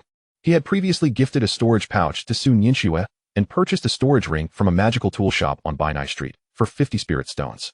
Su Nianxue, being only at the 2nd layer of qi refinement, had minimal income. Although the affinity pavilion had allocated her 100 spirit stones, she was reluctant to spend them. Since only she and Xiao Xiao in the household were cultivators, adhering to a principle of frugality, she had given the stones to Su Nianxue. Li Changsheng's recent gesture brought her immense joy, as it was the first time someone had presented her with such a valuable gift. Her dedication during the evening service intensified. The pill workshop of the Panshur Association was located in the northern district of the town, and Li Changsheng strolled leisurely along the street, occasionally greeting a familiar face. Since his ascension to the 9th level of qi refinement, most interactions had become notably more courteous. Even the newly appointed cultivators from the Qingyang sect stationed at the market treated him with respect, for dev outsiders. Li Changsheng was not only a 9th level qi refinement practitioner, but also a 1st-grade senior alchemist. Yang Wei, who had recently taken over the market station, had experienced significant gains in the Shermin's secret realm, elevating his cultivation to the peak of qi refinement and becoming a core disciple, thus vacating his position. Upon arriving at the workshop, Li Changsheng sold all the elixirs he had concocted. Given the increase in alchemists in Qingshi town, he refrained from producing lower-tier healing elixirs to avoid competing in the market, instead focusing on a substantial quantity of high-grade gathering qi pills and high-grade foundation cultivation pills, yielding nearly 60 spirit stones, a sum equivalent to a month's earnings from before. Had the alchemical materials in Qingshi town not been so limited, his profits could have been even greater. After stowing the spirit stones in his storage ring, Li Changsheng exited the workshop and instantly spotted a familiar figure. "Wang Daoyu," Li Changsheng called out exuberantly. The individual turned around, a robust man with a scruffy beard, wielding a massive axe on his back, resembling more of a warrior than a cultivator. "Ah, it's brotherly. I never expected to encounter you here." The burly man was Wang Dapeng, whom Li Changsheng had rescued previously within the Shermin maze. After their exit, everyone had been teleported to different locations, hence they had not crossed paths again. Wang Dapeng, initially intending to head towards the Panshur Association headquarters, immediately halted his steps and approached Li Changsheng. Having survived together in the maze for 7 days, they shared an experience that bonded them through life and death. Wang Dapeng, familiar and affable, clapped Li Changsheng on the shoulder. "It's been quite a while since our last meeting, brotherly. Are you a cultivator here in Qingshi town?" "Indeed, brother Wang. You seem rather hurried. Are you heading to the Panshur Association headquarters?" Wang Dapeng's expression shifted slightly, hinting at unspoken troubles. Li Changsheng suggested, "This isn't an ideal place for conversation. Why don't we go to the tavern up ahead for a chat?" "Certainly." They arrived at the private room on the 2nd floor of the Yuelai Tavern, where a feast was laid before them as they took their seats. Once the waiter had served the dishes and departed, Li Changsheng smiled and remarked, "Brother, I hadn't anticipated you were already an 8th level qi refinement cultivator. Your accomplishments at such a young age are truly impressive." As a loose cultivator, Wang Dapeng had reached the 8th level by the age of 35, and his future prospects for entering the foundation establishment stage seemed promising. His exuberant personality bore some resemblance to Zhao Meng. "You flatter me, brotherly, were it not for the substantial gains I obtained in the Shermin maze." Trading them for ample spirit stone resources, I might still be at the 7th level of Qi refinement, Wang Daping replied. Yet, you, brother, have reached the 9th level of Qi refinement. You truly are a model for younger brothers like myself. Li Changsheng did not conceal his prowess, and Wang Daping noted the remarkable aura emanating from him, clearly surpassing his own. In the labyrinth, the two individuals experienced life and death together, with Li Changsheng being a savior to his companion. Thus he held nothing back. Haha, like my dear brother, I too obtained my fortune within the stone gate, fortuitously breaking through to the 9th level of Qi refinement. Come, dear brother, let us drink. Li Changsheng raised his cup to clink with Wang Daping's. The warm wine gliding down his throat, truly a fine brew of the world. Dear brother, you seem to be in quite a hurry. Is there something urgent at hand? Wang Daping waved his hand dismissively. It's not anything of great importance. I've heard that Changsheng town has rapidly risen in the surrounding areas, drawing many wandering cultivators due to the majestic Qingyang sect and the development of iron mines. I initially intended to come here to take a look. My great axe was severely damaged during a recent hunt for demon beasts, so I hope to have it repaired in Changsheng town. His tone shifted abruptly, brow furrowed. However, not long ago, I discovered demonic energy near Changsheng town. Demonic energy. Wang Daping's startling revelation caused Li Changsheng's hand to tremble, spilling some of the wine. Demonic cultivators are distinct from malevolent ones. The latter merely oppose the righteous path, seeking rapid enhancement of their power through dark arts. Yet they still belong to the human race. In contrast, demonic cultivators are entirely otherworldly. Their essence cannot even be classified as human. On the immortal Martial continent, both human and demon cultivators are at odds with the demonic, utterly incompatible. For millennia, conflicts have been relentless. Upon discovering the presence of demonic cultivators, the stance of all major cultivation sects is unanimous: complete annihilation. Demonic energy? Are you suggesting there may be demonic cultivators nearby? Wang Daping nodded. Indeed. I shall not conceal it from you.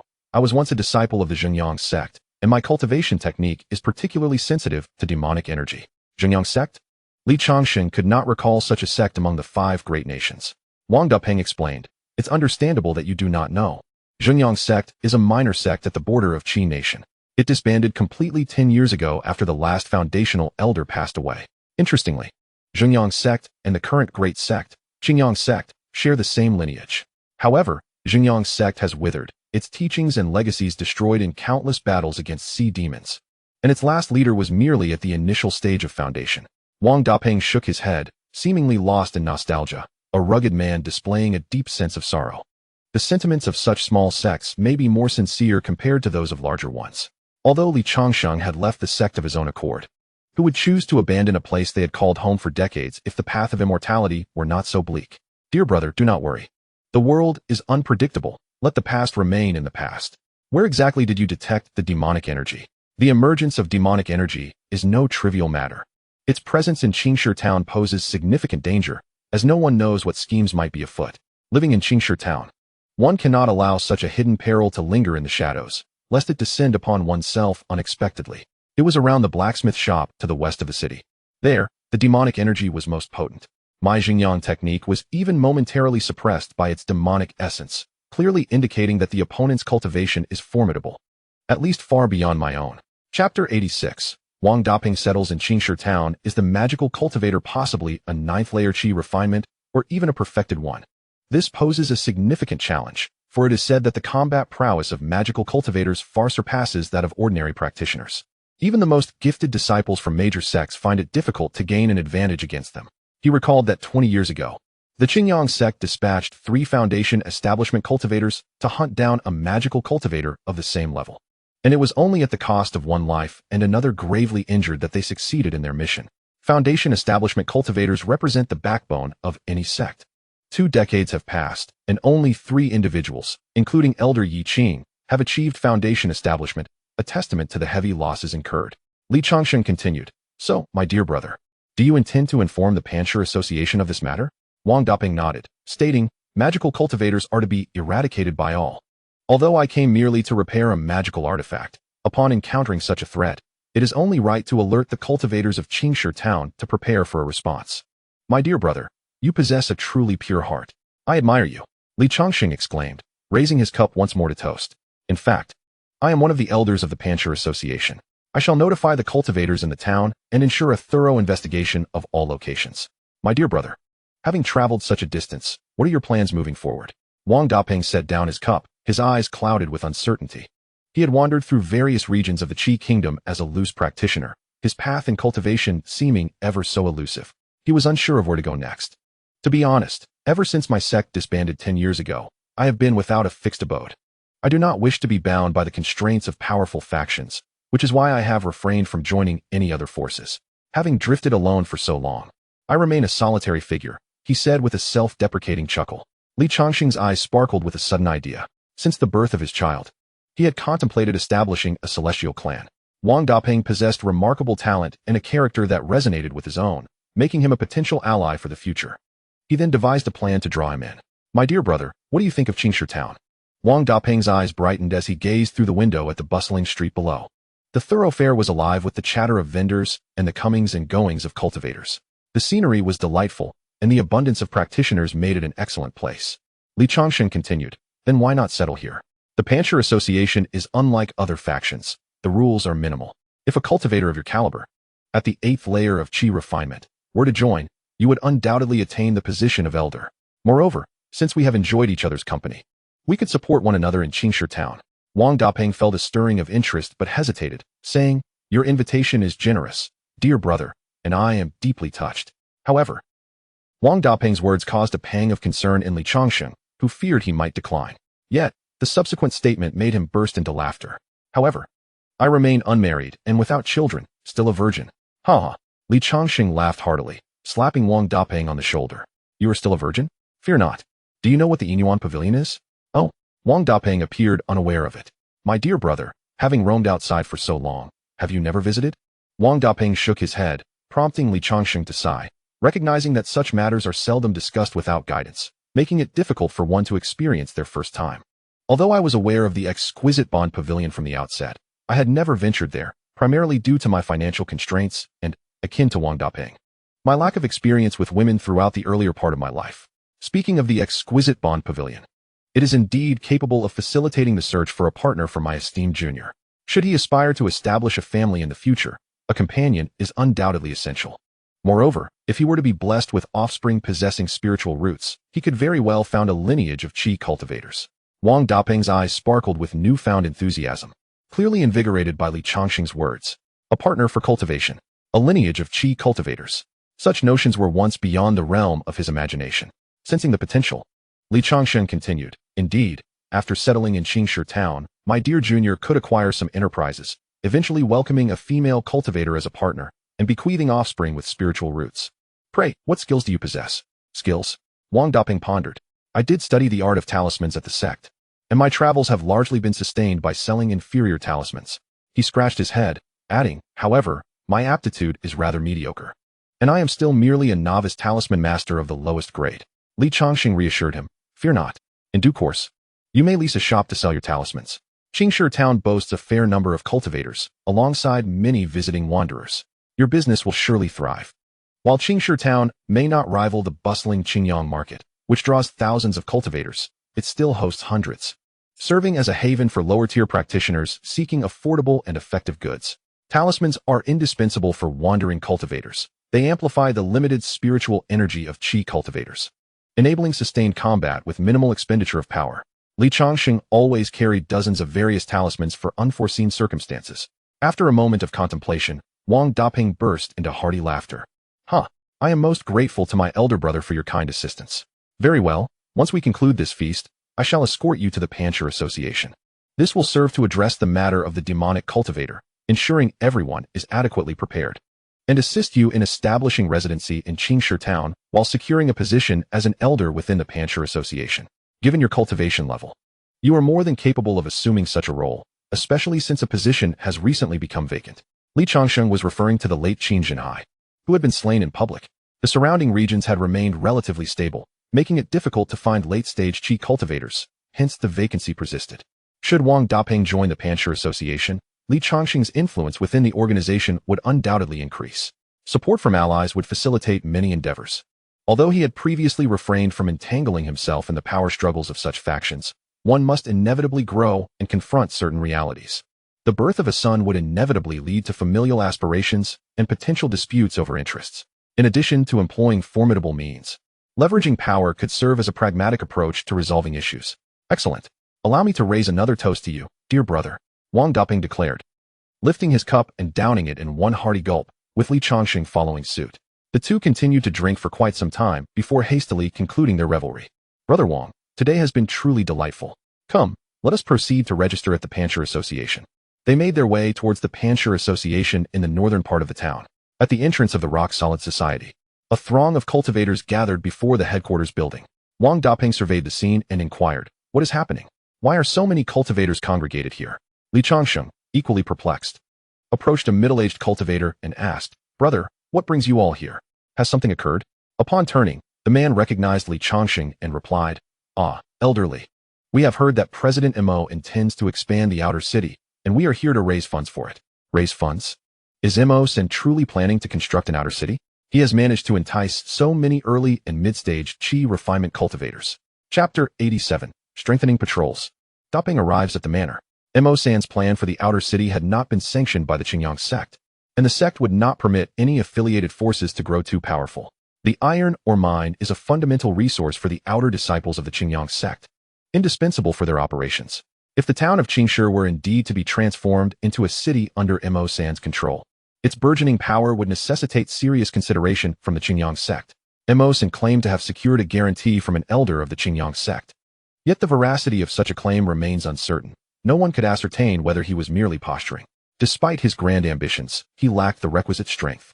A medium-sized cultivation city typically requires a population of at least 100,000 and a foundational family established in the foundation building stage. A town of loose cultivators like Qingshi struggles to possess the necessary foundation to sustain a larger architectural system. Li Changsheng maneuvered through the crowd, leading Wang Daping to the second floor. At that moment, Mo-san, Sun Tiankuai, and several influential elders of the rock-solid society were convening around a round table. Due to his prolonged absence from such affairs, Li Changsheng held no actual power within the society and had never been invited to participate. Ah, you arrived quite late, Mo-san remarked, turning to Li Changsheng with an impassive expression. Elderly, it has been a while since you visited headquarters. Is there something you wish to discuss? He then noticed the rugged, bearded man accompanying Li Changsheng, whose muscular physique and dark skin bore the heft of a massive axe on his back. Li Changsheng turned and raised his hand in introduction, saying, This is my friend, Wang Daping, a cultivator at the 8th level of Qi refinement. Respectfully acknowledged. Mo-san returned the gesture, and the elders at the round table followed suit. A cultivator at the 8th level of Qi refinement is indeed a considerable asset for the rock-solid society, although he harbored some disdain for Li Changsheng. He could not afford to offend a cultivator of such caliber. Pray tell, is your bringing Wang Daoyu here related to the vacant elder position?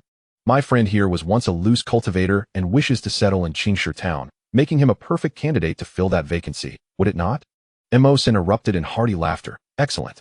Since Wang Daoyu is an 8th level Qi refinement cultivator and you vouch for him, the elder position shall naturally be bestowed upon him. He then glanced at Li Changsheng before producing an elder's token and tossing it to Wang Daping. Wang Daping caught it and asked, What is this? That is the elder's token. Henceforth, you shall be an elder of the rock-solid society, enjoying various privileges in Qingshi town. Thank you. Wang Daping expressed his gratitude with a respectful bow. There is one more matter. My friend discovered remnants of demonic energy in the vicinity upon arriving in Qingshi town. Li Changsheng's words left everyone on the second floor momentarily stunned. Demonic energy. Did elderly mean to imply that a demonic cultivator had arrived in our Qingshi town? Chao Mengda, as the captain of the guard, was the first to react, inquiring further. Li Changsheng nodded solemnly. How did this Taoist Wang discover it? Has the demonic cultivator already infiltrated Qingshi town? Mo-san's expression turned grave. Demonic cultivators have long been a bane to human cultivators. If one were indeed concealed within the town, no one could sleep soundly. I hail from a declining sect, which possesses techniques particularly sensitive to demonic energy. And that demonic cultivator likely possesses strength far beyond that of a typical practitioner. Wang Daping's statement made the elder's hearts sink. He was already at the 8th level of Qi refinement. Anyone stronger than him would undoubtedly be a demonic cultivator of at least the 9th level. Seeing the silence among the group, Li Changsheng spoke. Esteemed colleagues, this matter must be reported to the Qingyang sect for further action. We at the Panshur Society must also bolster our patrols within the town. Should a demonic cultivator be discovered, we shall unite and confront them. As long as we maintain our numbers, we can contend even with a half-step foundation establishment cultivator. Li Changsheng's words garnered unanimous agreement from the elders. Under Mo-san's guidance, Chaomingda's town patrol duties were prioritized, with increased personnel assigned to various regions. However, the matter of the demonic cultivator was kept confidential to avoid inciting public panic or alerting the enemy. After resolving Wang Dapeng's registration issues, Li Changsheng led him out of the Pancher Society. "My dear brother, there's a residence on my street that has recently become vacant. Would you care to take a look?" Li Changsheng intended to promptly address his accommodation needs and brought him to a residence in the southeast district. Compared to the expanded Li residence, this house was somewhat smaller. Yet it was fully furnished with a hall, guest rooms, a master bedroom, a cultivation room, a courtyard, a kitchen, and a backyard, everything one might need. Save for a bit of dust, it was no different from the previous Li residence. What do you think, dear brother? With his membership in the Pancher Society, Wang Dapeng would only need to pay 5 spirit stones annually for rent. In time, he could take several wives and even open a talisman shop. Such a life could indeed be quite carefree. Wang Dapeng appeared somewhat tempted. After a decade of wandering, he had grown weary of a transient existence.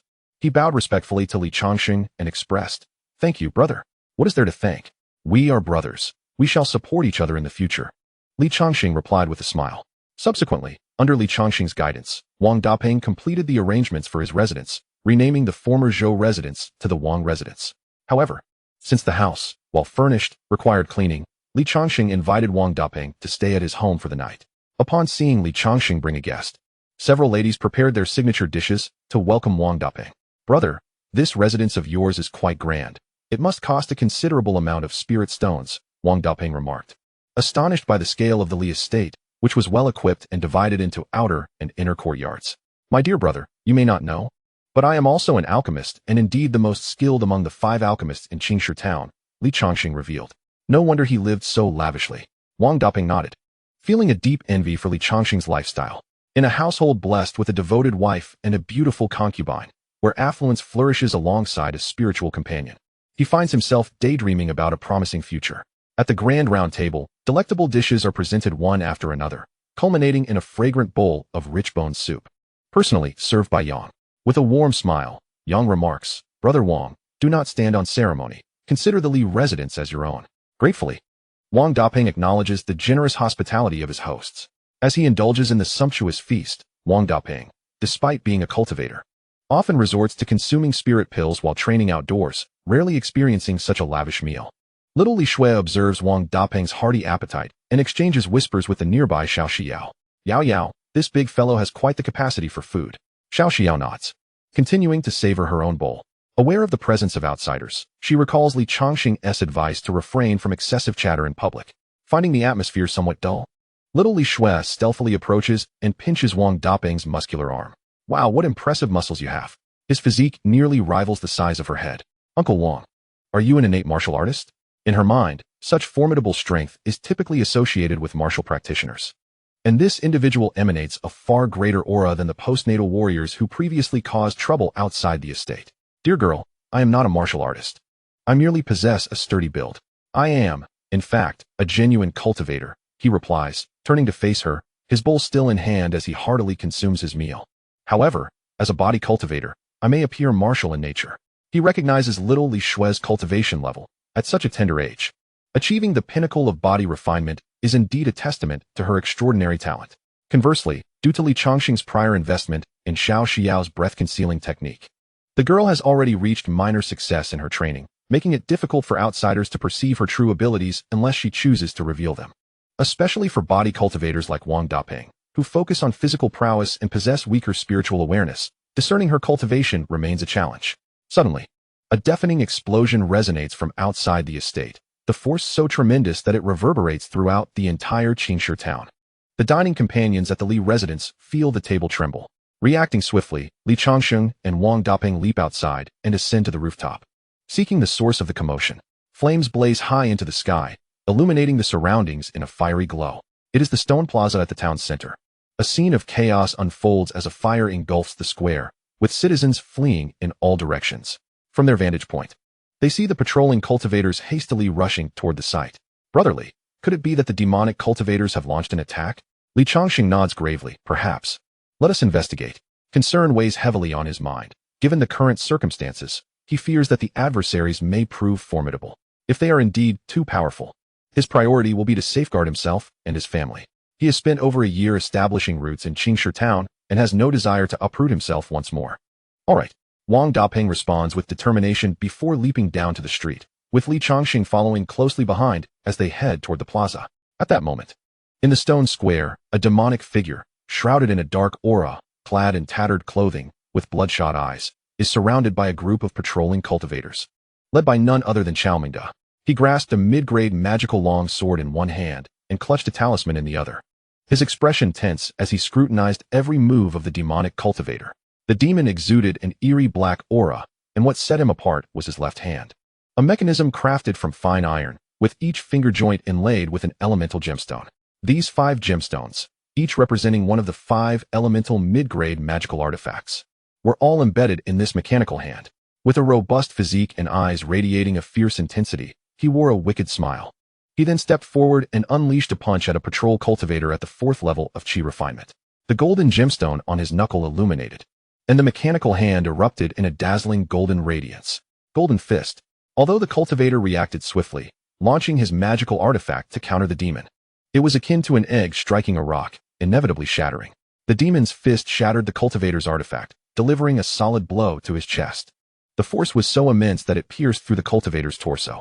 Xiaomingda, witnessing the tragic demise of his subordinate, felt a surge of fury and decisively hurled an explosive talisman at the adversary, simultaneously channeling his consciousness to manipulate a flying sword for a rear attack. To his astonishment, the demon was enveloped in a shroud of black mist, effectively blocking both the explosive talisman and the flying sword from penetrating its depths. What kind of entity is this? How could even an explosive talisman be rendered ineffective? As a high-grade talisman of the 1st rank, he possessed only one. Acquired at a black market auction for 30 spirit stones, and even a consummate Qi refinement cultivator would struggle to withstand its impact. Yet, this individual effortlessly thwarted it with that peculiar black aura. As the black mist dissipated, the demon remained unscathed, a mocking smirk gracing his lips. Is this all you can muster? Then prepare to perish.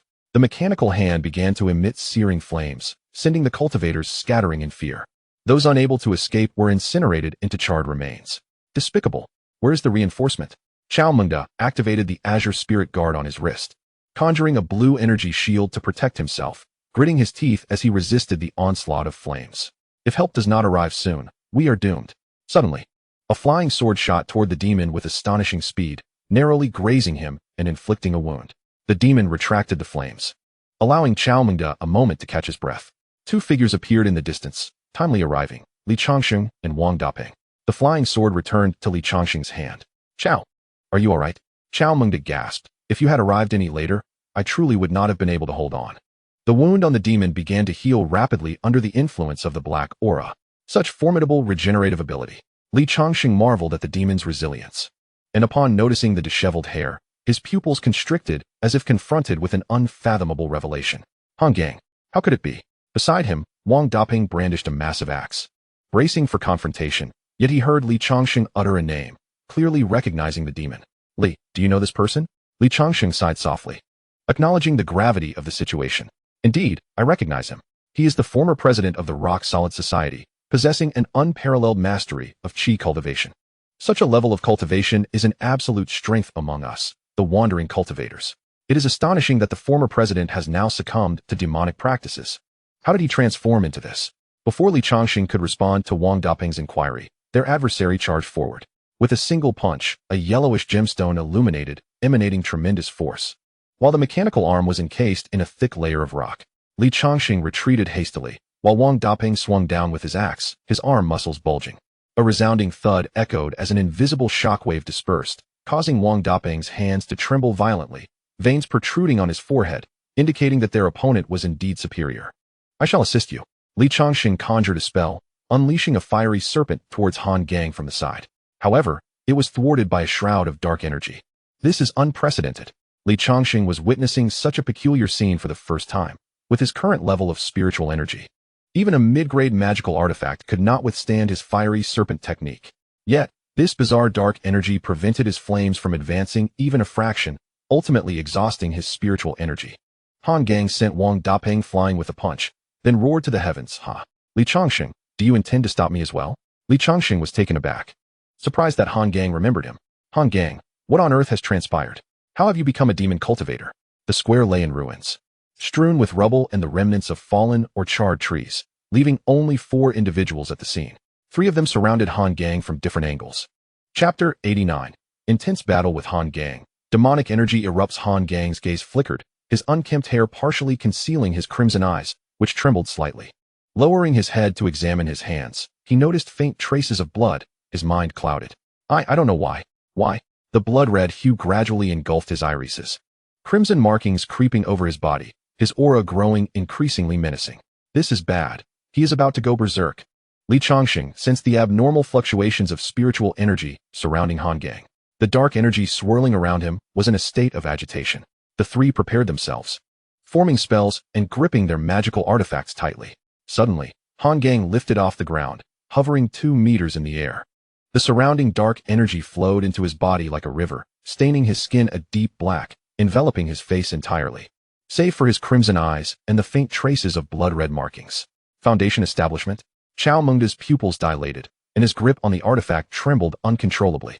To fly without the aid of an artifact is a hallmark of a Foundation establishment cultivator. No, it cannot be Foundation establishment. He was merely at the pinnacle of Qi cultivation a year ago. Even an extraordinary prodigy could not advance so rapidly. Li Changsheng continued. He has broken through to a half-step Foundation establishment. It must be the influence of the demonic energy. Today, he has truly witnessed the formidable prowess of demon cultivators, capable of drastically elevating an individual's cultivation level at such an astonishing pace. This scene inevitably reminded him of the encounter with the blood slaughter sex cultivator from a year ago, when Su Muqing was engaged in combat. The bald, malevolent practitioner had audaciously attempted to elevate his cultivation by harnessing his blood energy, yet his methods were patently inferior. Ultimately, he was defeated by Li Changsheng's Earth Spike technique. Now, however, this dark energy had swiftly manifested, and they were confronted by a demon cultivator at the cusp of foundational establishment. Esteemed colleagues, this fiend is beyond our capacity to confront. Let us resign ourselves to fate. There is no need for a futile struggle. This individual is not one we can contend with. Wang Daping nodded in agreement, acknowledging the overwhelming strength of the foe. However, wielding his enormous axe, engulfed in roaring flames, he expressed concern for the innocent lives in the town. If we flee, what will happen to those innocents should he unleash his wrath? His brow furrowed deeply, for he could not bear the thought of rivers of mortal blood flowing as a result of their travels. I share your sentiments, even if it means my demise. I cannot allow him to harm others, Chao Mengda declared vehemently, forming a spell with his hands and launching a fireball toward Han Gang. Li Changsheng shook his head, recognizing the stubbornness of his companions. Very well, today I shall indulge in recklessness. With one hand controlling his sword and the other grasping the azure serpent dagger, he prepared for battle, revealing the dagger for the first time against an adversary. The potency of a top-tier magical artifact was self-evident. Should it fail to pierce this foe, he would indeed have to retreat. After all, it was folly for the 3 of them to attempt to confront a demon cultivator on the brink of foundational establishment. Infusing the fire sword with the power of the 3 suns, he thrust it forward, flames surging from the blade. Wang Daping also channeled golden energy into his axe, sweeping it in a fierce arc. Although Chao Mengda possessed the weakest cultivation, he invoked a powerful talisman, affixing it to his arm, causing his muscles to swell as he leaped forward, delivering a strike. As a mid-tier talisman, it significantly augmented the cultivator's strength, and with that strike, his momentum rivaled that of Wang Daping, who was at the 8th level of Qi refinement. In an instant, Han Gang's dark figure flickered and vanished from their sight. What just happened? The trio halted abruptly, their attacks arriving too late. They remained on high alert, wary of their surroundings. This individual moves with such swiftness that even I could not discern his presence. An enemy concealed in the shadows is the most formidable, particularly one whose cultivation exceeds ours. Beware of his ambush. Li Changsheng's warning was cut short as Chao Mengda lunged forward, collapsing to the ground, unconscious. Over there, Li Changsheng bellowed, spotting Han Gang appearing behind Chao Mengda, who was caught unawares and struck in the back with a powerful punch. The force of that mechanical hand must have been akin to 1,000 pounds. After all, cultivators are still flesh and blood. Such a blow would surely leave one either dead or severely injured. Since Chao Mengda had the lowest cultivation among them, the adversary had deemed him the most vulnerable target.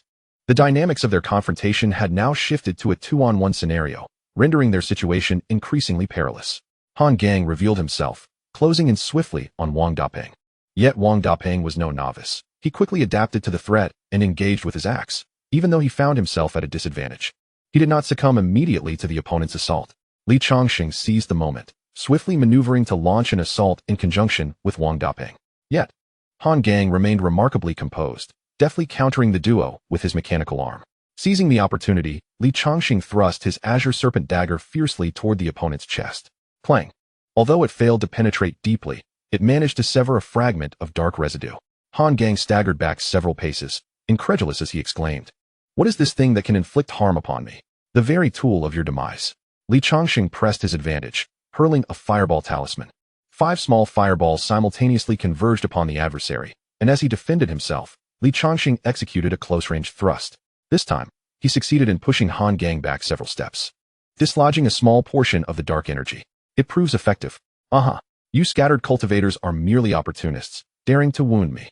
With a laugh, Han Gang activated the 5 gems on his mechanical arm, unleashing 5 spells of varying attributes in unison. Run! Li Changsheng shouted, swiftly activating the teleportation talisman strapped to his back, making an immediate retreat. Wang Dapeng, though rash, recognized the frenzy of their opponent and promptly fell back. Flames, water projectiles, golden light, earth spikes, wood vines. The 5 spells erupted simultaneously, consuming spiritual energy equivalent to that of an advanced Qi refinement practitioner. In an instant, the entire debris-laden square descended into chaos, resembling a cataclysmic disaster. Thousands of residents of Changsheng town were roused from their slumber, while dozens of cultivators hastened toward the tumultuous square. Within the Li residence, atop the rooftop, Xiao Lixue, Xiao Xiao, and Li Zhong paused to observe the unfolding scene. Below, their wives wore expressions of concern, while Wang Anren, heavily pregnant, emerged with Xiao Huan's assistance. "I wonder how my husband fares. What has transpired?" she pondered, gently caressing her belly, silently praying for Li Changsheng's safety. Meanwhile, Su Jing, as a martial artist, had nearly recovered, leaping onto the rooftop. Gazing toward the square, she questioned, what could be happening? The vibrant lights radiated from that direction, accompanied by a surging torrent of dark energy. "Surely, my husband is unharmed," she thought, hands clenched tightly, brow furrowed. At that moment, Xiao Lixue grasped her hand, reassuringly stating, "Sister Su, have no fear, my second uncle will be fine." Chapter 90. Cultivators gather. Han Gang escapes in the heart of Changsheng town, near the debris-laden square. The battle raged through the night. Just at the critical juncture, the members of the Rock-Solid Society arrived, including Li Changsheng. There were 3 practitioners at the 9th layer of Qi refinement, 4 at the 8th layer, and 12 elders at the 7th layer, along with some stationed at the Iron Mine and Herb Valley. However, several had yet to arrive. Aside from Li Changsheng, the other practitioners at the 9th layer included Granny Yao and a cultivator from the Qingyang sect stationed in the market. Originally, the Inyuan Pavilion had a half-step foundation establishment practitioner, but he was nowhere to be found. Mo San had dispatched someone to summon him. It turned out that he had been reassigned 2 months prior, and his successor was still en route. Thus, they had no choice but to proceed with their current forces. Fortunately, the 3 9th layer practitioners provided essential support at 3 key points. A total of 19 late-stage Qi refinement cultivators barely managed to subdue Han Gang, ensnaring his limbs with a web woven from spiritual energy. Mo San, observing the demonized Han Gang, fell into deep contemplation. Had it not been for the latter's disappearance, he would not have attained his current position. "Li Changsheng, you were among the first to arrive. How could President Han have transformed into a demon cultivator?" Li Changsheng, pulling at Han Gang's arm with his spiritual power, shook his head in response to Mo San's inquiry. "How would I know? Perhaps it is connected to the cave incident from a year ago." The other cultivators present had all been affected by that upheaval, initially believing it was the cave of a foundation establishment cultivator, only to find themselves embroiled in a confrontation with Golden Core cultivators. 4 of the 5 major sects had participated, resulting in chaos that turned day into night. Many roaming cultivators had vanished without a trace. At that time, Han Gang had brought over 20 wandering cultivators from the Rock-Solid Association, yet none had returned, leaving the association severely weakened. Fortunately, the situation was similar elsewhere, and under Mo San's guidance, they eventually managed to recover. "President Han, what has happened to you? How did you succumb to demonic corruption?" Granny Yao, the most senior member of the Rock-Solid Association, had been in Changsheng town for over a decade. Seeing the current state of the president, she felt a pang of compassion and attempted to awaken his will. However, all efforts proved futile. The crimson gaze held no trace of lucidity. Han Gang had become utterly demonized. He struggled, attempting to break free from the restraints of the crowd. Yet despite being a half-step into foundation establishment, he was still merely a Qi refinement cultivator. Faced with the collective force of their spiritual nets, he remained powerless. "What darkness and chaos are you referring to?" Han Gang raged, his forehead veins bulging. the strength in his arms growing. Li Changsheng and the others strained to hold him, exerting all their might without a hint of relaxation. What has come over him? Why has he suddenly turned so violent? Mo San, drenched in sweat, gripped his spear tightly, continuously channeling spiritual energy. I do not know. Perhaps it relates to his previous experiences. Now is not the time for such concerns. We must resolve this quickly. I sense he is becoming stronger. Becoming stronger? The others knew of Mo San's cultivation of the void spirit technique, which granted him exceptional sensitivity to spiritual energy. Han Gang, now a half-step foundation establishment cultivator, was indeed ascending further. The group could hardly believe it, and thus intensified their efforts to maintain control over Han Gang. I will deal with him. Li Changsheng volunteered, realizing that now was not the time for modesty. The Qing Jiao dagger floated in his hand, its blade glowing brilliantly after being infused with the energy of 3 suns. With a swift motion, it shot forth. This strike consumed all his spiritual power, moving with such speed that the eye could scarcely track the dagger's trajectory. Despite their numbers barely managing to restrain Han Gang, they found it nearly impossible to inflict harm without high-grade artifacts. The strike landed squarely on his heart, and the body shrouded in dark mist began to crumble step by step. Han Gang seemed to sense the impending danger. The mechanism in his hand snapped ominously, and the cultivators binding him felt an overwhelming pressure. If you seek death, then I shall oblige. A surge of demonic energy erupted from his entire being, instantly breaking free from all constraints. The dark energy gradually coalesced, transforming into a 6-foot-long black demon blade, emanating a disquieting aura. Han Gang stepped forward with firm strides, his muscles bulging as he unleashed a devastating strike towards Li Changsheng. Startled, Li Changsheng quickly ingested a premium chi aggregation pill, summoning a low-grade magical artifact, the minor spirit light shield, while simultaneously activating the wooden vine shield of his azure spirit wristguard. The demon blade descended, shattering both shields in an instant. With a single step, Han Gang's mechanical arm unleashed a terrifying force, delivering a punch that sent Li Changsheng flying several feet away, like a mere punching bag. Blood trickled from his lips as he braced himself with one hand on the ground, the other pressed against his chest. Fortunately, he had previously acquired his Sun's talent, the tiger back, bare waist. Otherwise, that punch would have undoubtedly been fatal. Seeing that Li Changsheng had survived, Han Gang prepared to continue his assault. Wang Daping bellowed, "You scoundrel, look this way." Following this, a fireball spell hurtled towards Han Gang's back, prompting him to turn and retaliate. The two engaged in a fierce struggle, their massive axe and demon blade clashing repeatedly. Despite being a body cultivator, Wang Daping quickly found himself at a disadvantage. "Quick, save him!" Li Changsheng shouted. The other cultivators stood frozen, realizing that if they all perished, they too would be unable to escape. Upon hearing his words, they finally reacted, unleashing a barrage of spells and artifact attacks against Han Gang. Although Han Gang's offensive capabilities surged without his demonic energy shield, his defensive abilities significantly waned. Under the relentless onslaught, he soon faltered, the demonic energy once more manifesting as a black mist shield, before targeting a 7th-tier chi refinement cultivator, sending him flying with a single punch before vanishing from sight. "He's escaping, pursue him," Mo San urged anxiously. "Do not chase him, we are all injured now." "Forcing a pursuit will only lead to unnecessary casualties," Li Changsheng replied, rising slowly to address the others. Each individual was utterly drained of spiritual energy, and while Han Gang had also expended considerable energy, his cultivation level placed him well beyond their reach. Mo San, filled with frustration, questioned, "What then?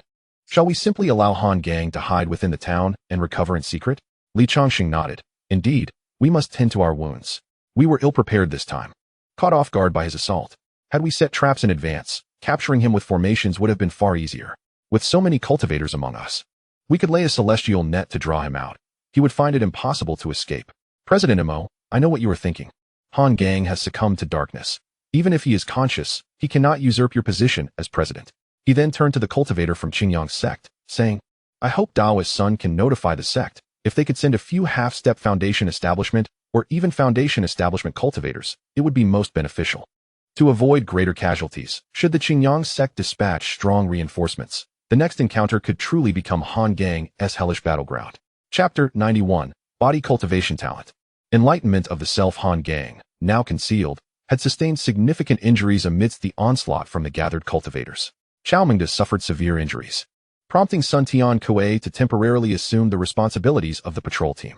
A small squad, comprised of 10 mid-stage chi refining cultivators, relentlessly scoured Changsheng town. Meanwhile, Li Changsheng, Wang Daping, and several other injured elders returned to recuperate. With Wang Daping's assistance, Li Changsheng arrived home. By this time, dawn had already broken, and the entire family was unable to sleep, anxiously awaiting Li Changsheng's return in the courtyard. Little Li Shui rushed into Li Changsheng's embrace, tears brimming in her eyes. His 4 wives gathered around him, their concern palpable. "Dear husband, how did you get hurt?" Wang Enren asked, noticing Li Changsheng's haggard complexion and the additional support he required from Wang Daping. "Indeed, my husband," the other 3 echoed, looking at Li Changsheng, who was the cornerstone of their family. Li Changsheng waved his hand dismissively, saying, "It's nothing, merely a punch. I am robust, and will be fine."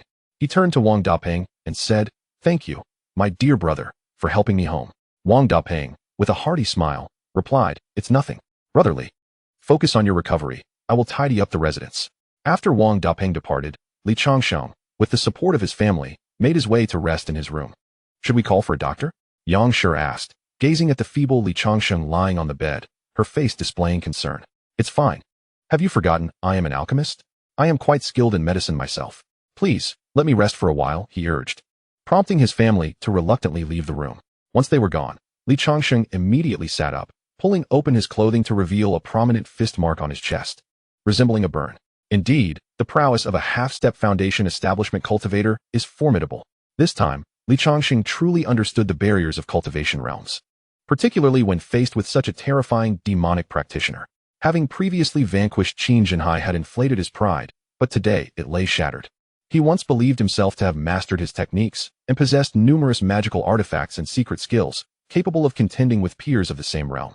However, it was evident that he had underestimated others. "I am still far from being comparable to those prodigious sect members. At the very least, I must perfect my techniques. Moreover, my methods are overly complicated, lacking mastery in any one area." He recalled Wang Daping's battle. Though he too was defeated, Wang wielded a massive axe with ease, a testament to years of accumulation, something he currently lacked. It seemed that physical cultivation needed to be prioritized. Although I have practiced the Qingyang basic sword technique, I have never grasped its essence, thus relying predominantly on sword techniques. Perhaps I lack talent in the sword path, and a different cultivation route might suit me better. He closed his eyes and sat cross-legged, silently reciting the mantra of the Sanyang guiding Qi technique. The great Tao is like the sun, and its path is threefold. The brilliance of dawn, the radiance of midday, the warmth of dusk. The wheel turns ceaselessly, forming the foundation of Qingyang. The wheel turns unobstructed, intent follows the Qi. The boiling sea of Qi, true intention arises. The sun is not 3, its nature is 1. Ceaselessly giving birth, Qingyang begins to gestate. Li Changsheng felt the spiritual energy within his dantian surge, rapidly spinning and merging in a harmonious flow. Finally, the sea of consciousness gradually illuminated, revealing a small figure radiating a golden glow, seated within. It was the golden body. Could it be that my son's innate talents had begun to manifest? In the past, when he achieved self-realization, there was scarcely anything present, indicating he possessed no aptitude in cultivation. Yet now, a golden figure materialized within his sea of consciousness. Perhaps my journey in physical cultivation could commence with the fortification of my corporeal form. The path of physical cultivation diverges from that of martial artists. As far as he knew, the stages of martial cultivation were classified into body refinement, postnatal, innate, and golden body realms, while the subsequent stages were beyond his current understanding and status. Physical cultivation, unlike martial arts, still falls under the category of practitioners, albeit with differing emphases. While magical practitioners focus on enhancing their consciousness and spellcraft, physical cultivators prioritize the training of the body and the mastery of magical artifacts. His robust physique had undergone a significant transformation, displaying remarkable potential. In the absence of suitable martial techniques, perhaps he could concentrate on practicing the fiery sun divine palm, coupled with the azure sun body refinement technique. A green aptitude had directly bestowed upon him the talent for physical cultivation, and he found himself increasingly eager for the arrival of future progeny and the talents they might inherit, particularly the child within Wang Anren's womb, which remarkably seemed to nourish its mother with spiritual energy, led Li Changsheng to suspect the presence of a spiritual root in the offspring, although he had previously harbored doubts. Given the exceedingly low probability of a pseudo-spiritual root producing a child with a spiritual root, upon accessing the family attribute panel, he discovered that Wang Anren was, in fact, an unawakened talent for cultivation. If their child were to inherit the mother's aptitude, and he were to inherit it as well, would they not soar to unprecedented heights? Li Changsheng envisioned the future, chuckling with delight. Little Li Shui, hearing the laughter from within, pondered, what is my second uncle up to? That laughter sounds rather foolish. She pouted, her sword training uninterrupted as she continued to practice her swordsmanship. Xiao Xiao sat cross-legged, diligently cultivating her techniques, equally committed to her training. Neither wished to remain passive recipients of Li Changsheng's protection. They aspired to become strong enough to safeguard themselves, and even Li Changsheng. Days later, it appeared that Changsheng town had yet to recover from the recent conflict. Patrol squads scoured the streets, and the town gates were heavily guarded, resulting in a noticeable decline in the town's population. Some early and mid-stage Qi refinement cultivators had fled Changsheng town under the cover of night. The Changsheng sect dispatched a first-tier formation master at the threshold of Foundation establishment to weave an intricate array within the town, awaiting the catch. 3 core disciples, also at the brink of Foundation establishment, were en route. However, at this critical juncture, Han Gang seemed to have vanished, not having made an appearance for some time. Even the traces of demonic energy had become undetectable. Mo-san, filled with urgency, realized that the longer the delay, the greater the harm to Changsheng town. It was imperative to bring the demonic cultivator Han Gang to justice swiftly, prompting him to post a staggering reward of 100 spirit stones for anyone who could provide information. During these days, Li Changsheng, through the consumption of the exquisite Peiyuan pill he had concocted himself, managed to recover from his injuries in a remarkably short span of time. Thanks to the presence of the heavenly spirit fire, Wanmu Xinyan, both the speed and quality of his alchemical endeavors experienced a significant enhancement. He could now achieve what once took him a full day in merely half the time. Consequently, this afforded him more opportunities to practice his martial arts techniques. His family, however, showed little interest in his cultivation of martial arts, save for little Li Shui, who was immensely delighted, as it meant she could train alongside her second uncle. Chapter 92, Innate Skills. Li Mansion, Outer Courtyard. The two figures wielded their swords. One tall and the other short, Li Changsheng and little Li Shui, engaged in a duel to assess her training progress, utilizing the wind and thunder sword technique. The long sword shimmered with a hint of electric power, momentarily cornering Li Changsheng. Nevertheless, despite her fervent efforts, she could not even graze the hem of his sleeve. Little Li Shui possessed an innate talent of blue grade, a swordsmanship master, showcasing a remarkable aptitude for swordplay. She had already perfected the wind and thunder sword technique, each move imbued with the might of thunder, and her martial prowess had reached a stage of physical refinement. She was but a step away from becoming a postnatal warrior.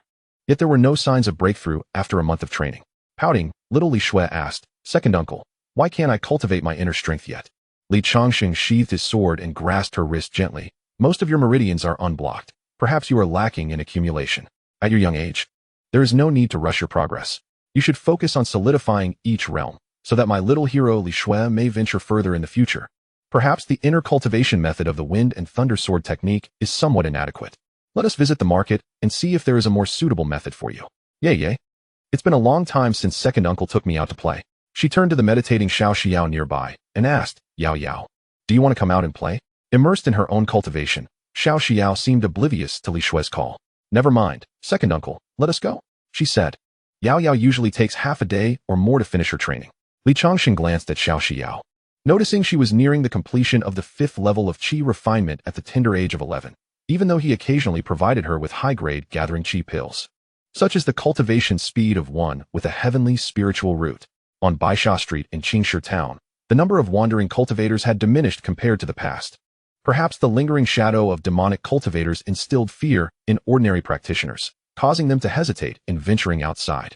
Only the common folk braved the dangers of demonic threats, for a death at their hands was preferable to succumbing to starvation. Most of the town's industries were controlled by cultivators, martial artists, and merchants, leaving the commoners to toil for these elites. Without work, starvation was their only alternative. Finding a stall set up on the street, the proprietor was a youth clad in tattered garments, his face devoid of vitality. Little Li Shui approached, picking up a martial arts manual, and inquired, "How much for this martial arts manual, good sir?" The boy squatted on the ground, lifted his gaze slightly, and weakly extended 5 fingers. 5 taels of silver? That is not overly expensive. Uncle, I shall take this book. Little Li Shui was just about to call Li Changsheng to settle the payment when a voice interrupted her. "Little sister, when did I say it was 5 taels?" Little Li Shui was taken aback, her eyes blinking in confusion. "But you just held up 5 fingers. Isn't that 5 taels of silver? Are you asking for 50 taels for this martial arts manual?" The young man extended his fingers once more, slowly articulating, "My dear girl, it is incorrect to make hasty assumptions. I am asking for 500 taels. 500 taels. Undoubtedly, this price was astronomical for little Li Shui. Her eyes widened in disbelief as she exclaimed, "What? 500 taels? For this shabby book, the innate skill, you demand 500 taels?" The youth replied, "Indeed. If it weren't for my urgent need for money, I wouldn't sell it for even 500 spirit stones." He waved her off, insisting, "If you are not buying, then please leave and do not hinder my business." He snatched the manual back from little Li Shui and gently patted it before carelessly placing it back on the stall. "If you do not intend to buy, do not touch it. If it gets damaged, do not claim I forced you to buy it." With that, he turned away, picking up a cloth to dust off the items on his stall. Hearing the commotion, Li Changsheng approached slowly, pulling the pouting little Li Shui along, asking, "Shui, what is the matter? Uncle, come and see how much this innate skill is worth." Little Li Shui led Li Changsheng to the young man's stall, and upon hearing the name innate skill, Li Changsheng's interest was piqued. It shared a name with an unparalleled martial art from his past life, igniting his curiosity. The young man, who had been busy wiping his items, was slightly taken aback to see little Li Shui bringing Li Changsheng along. The middle-aged gentleman, adorned in elegant attire and exuding an air of distinction, was undoubtedly someone of high status. Alas, this young girl has an ally. He forced himself to remain calm, avoiding their gaze as he continued with his tasks. Upon reaching the young man's stall, Li Changsheng picked up the innate skill and casually flipped through its pages. "Young man, where did you acquire this book?" The young man's earlier bravado dissipated, and he replied meekly, "Sir, this book is my family's internal cultivation technique." "Oh, and how much do you want for it?" "I shall take it. 50 taels." His response drew little Li Shui's ire. "Did you not say it was 500 taels before? How has it now become 50 taels? Of course, the person beside you appears extraordinary. It would be wiser to sacrifice a little money to preserve my life," he thought silently, though he dared not voice it. "My dear young lady, you must have misheard earlier. If you wish, I can offer it to you for free." Li Changsheng narrowed his eyes and smiled. "Young man, this is a rubbing. Isn't it? The ink hasn't even dried." The youth's face turned pale with fear, and he begged with his hands clasped above his head, "Sir, please spare me. I was blind to not recognize your esteemed presence and have offended your noble self. I am willing to gift you this item. I beseech you, show mercy." The young man added, "I have said nothing. After all, a rubbing is just a rubbing. I have grown quite fond of this book. If it is 500 taels, then so be it." "Ah, uncle, are you truly willing to spend 500 taels on this item?" Xiao Li Shui implored, tugging at Li Changsheng's hand, believing it to be utterly unworthy. Without hesitation, Li Changsheng retrieved a 500 tael banknote from his pocket and placed it upon the vendor's stall. "Here is a 500 tael note. Young sir, please accept it." The youth paused, clearly taken aback by the fact that this gentleman had indeed handed him 500 taels, and he cautiously tucked the banknote into his bosom. "You, sir, are far too generous for a humble person like me."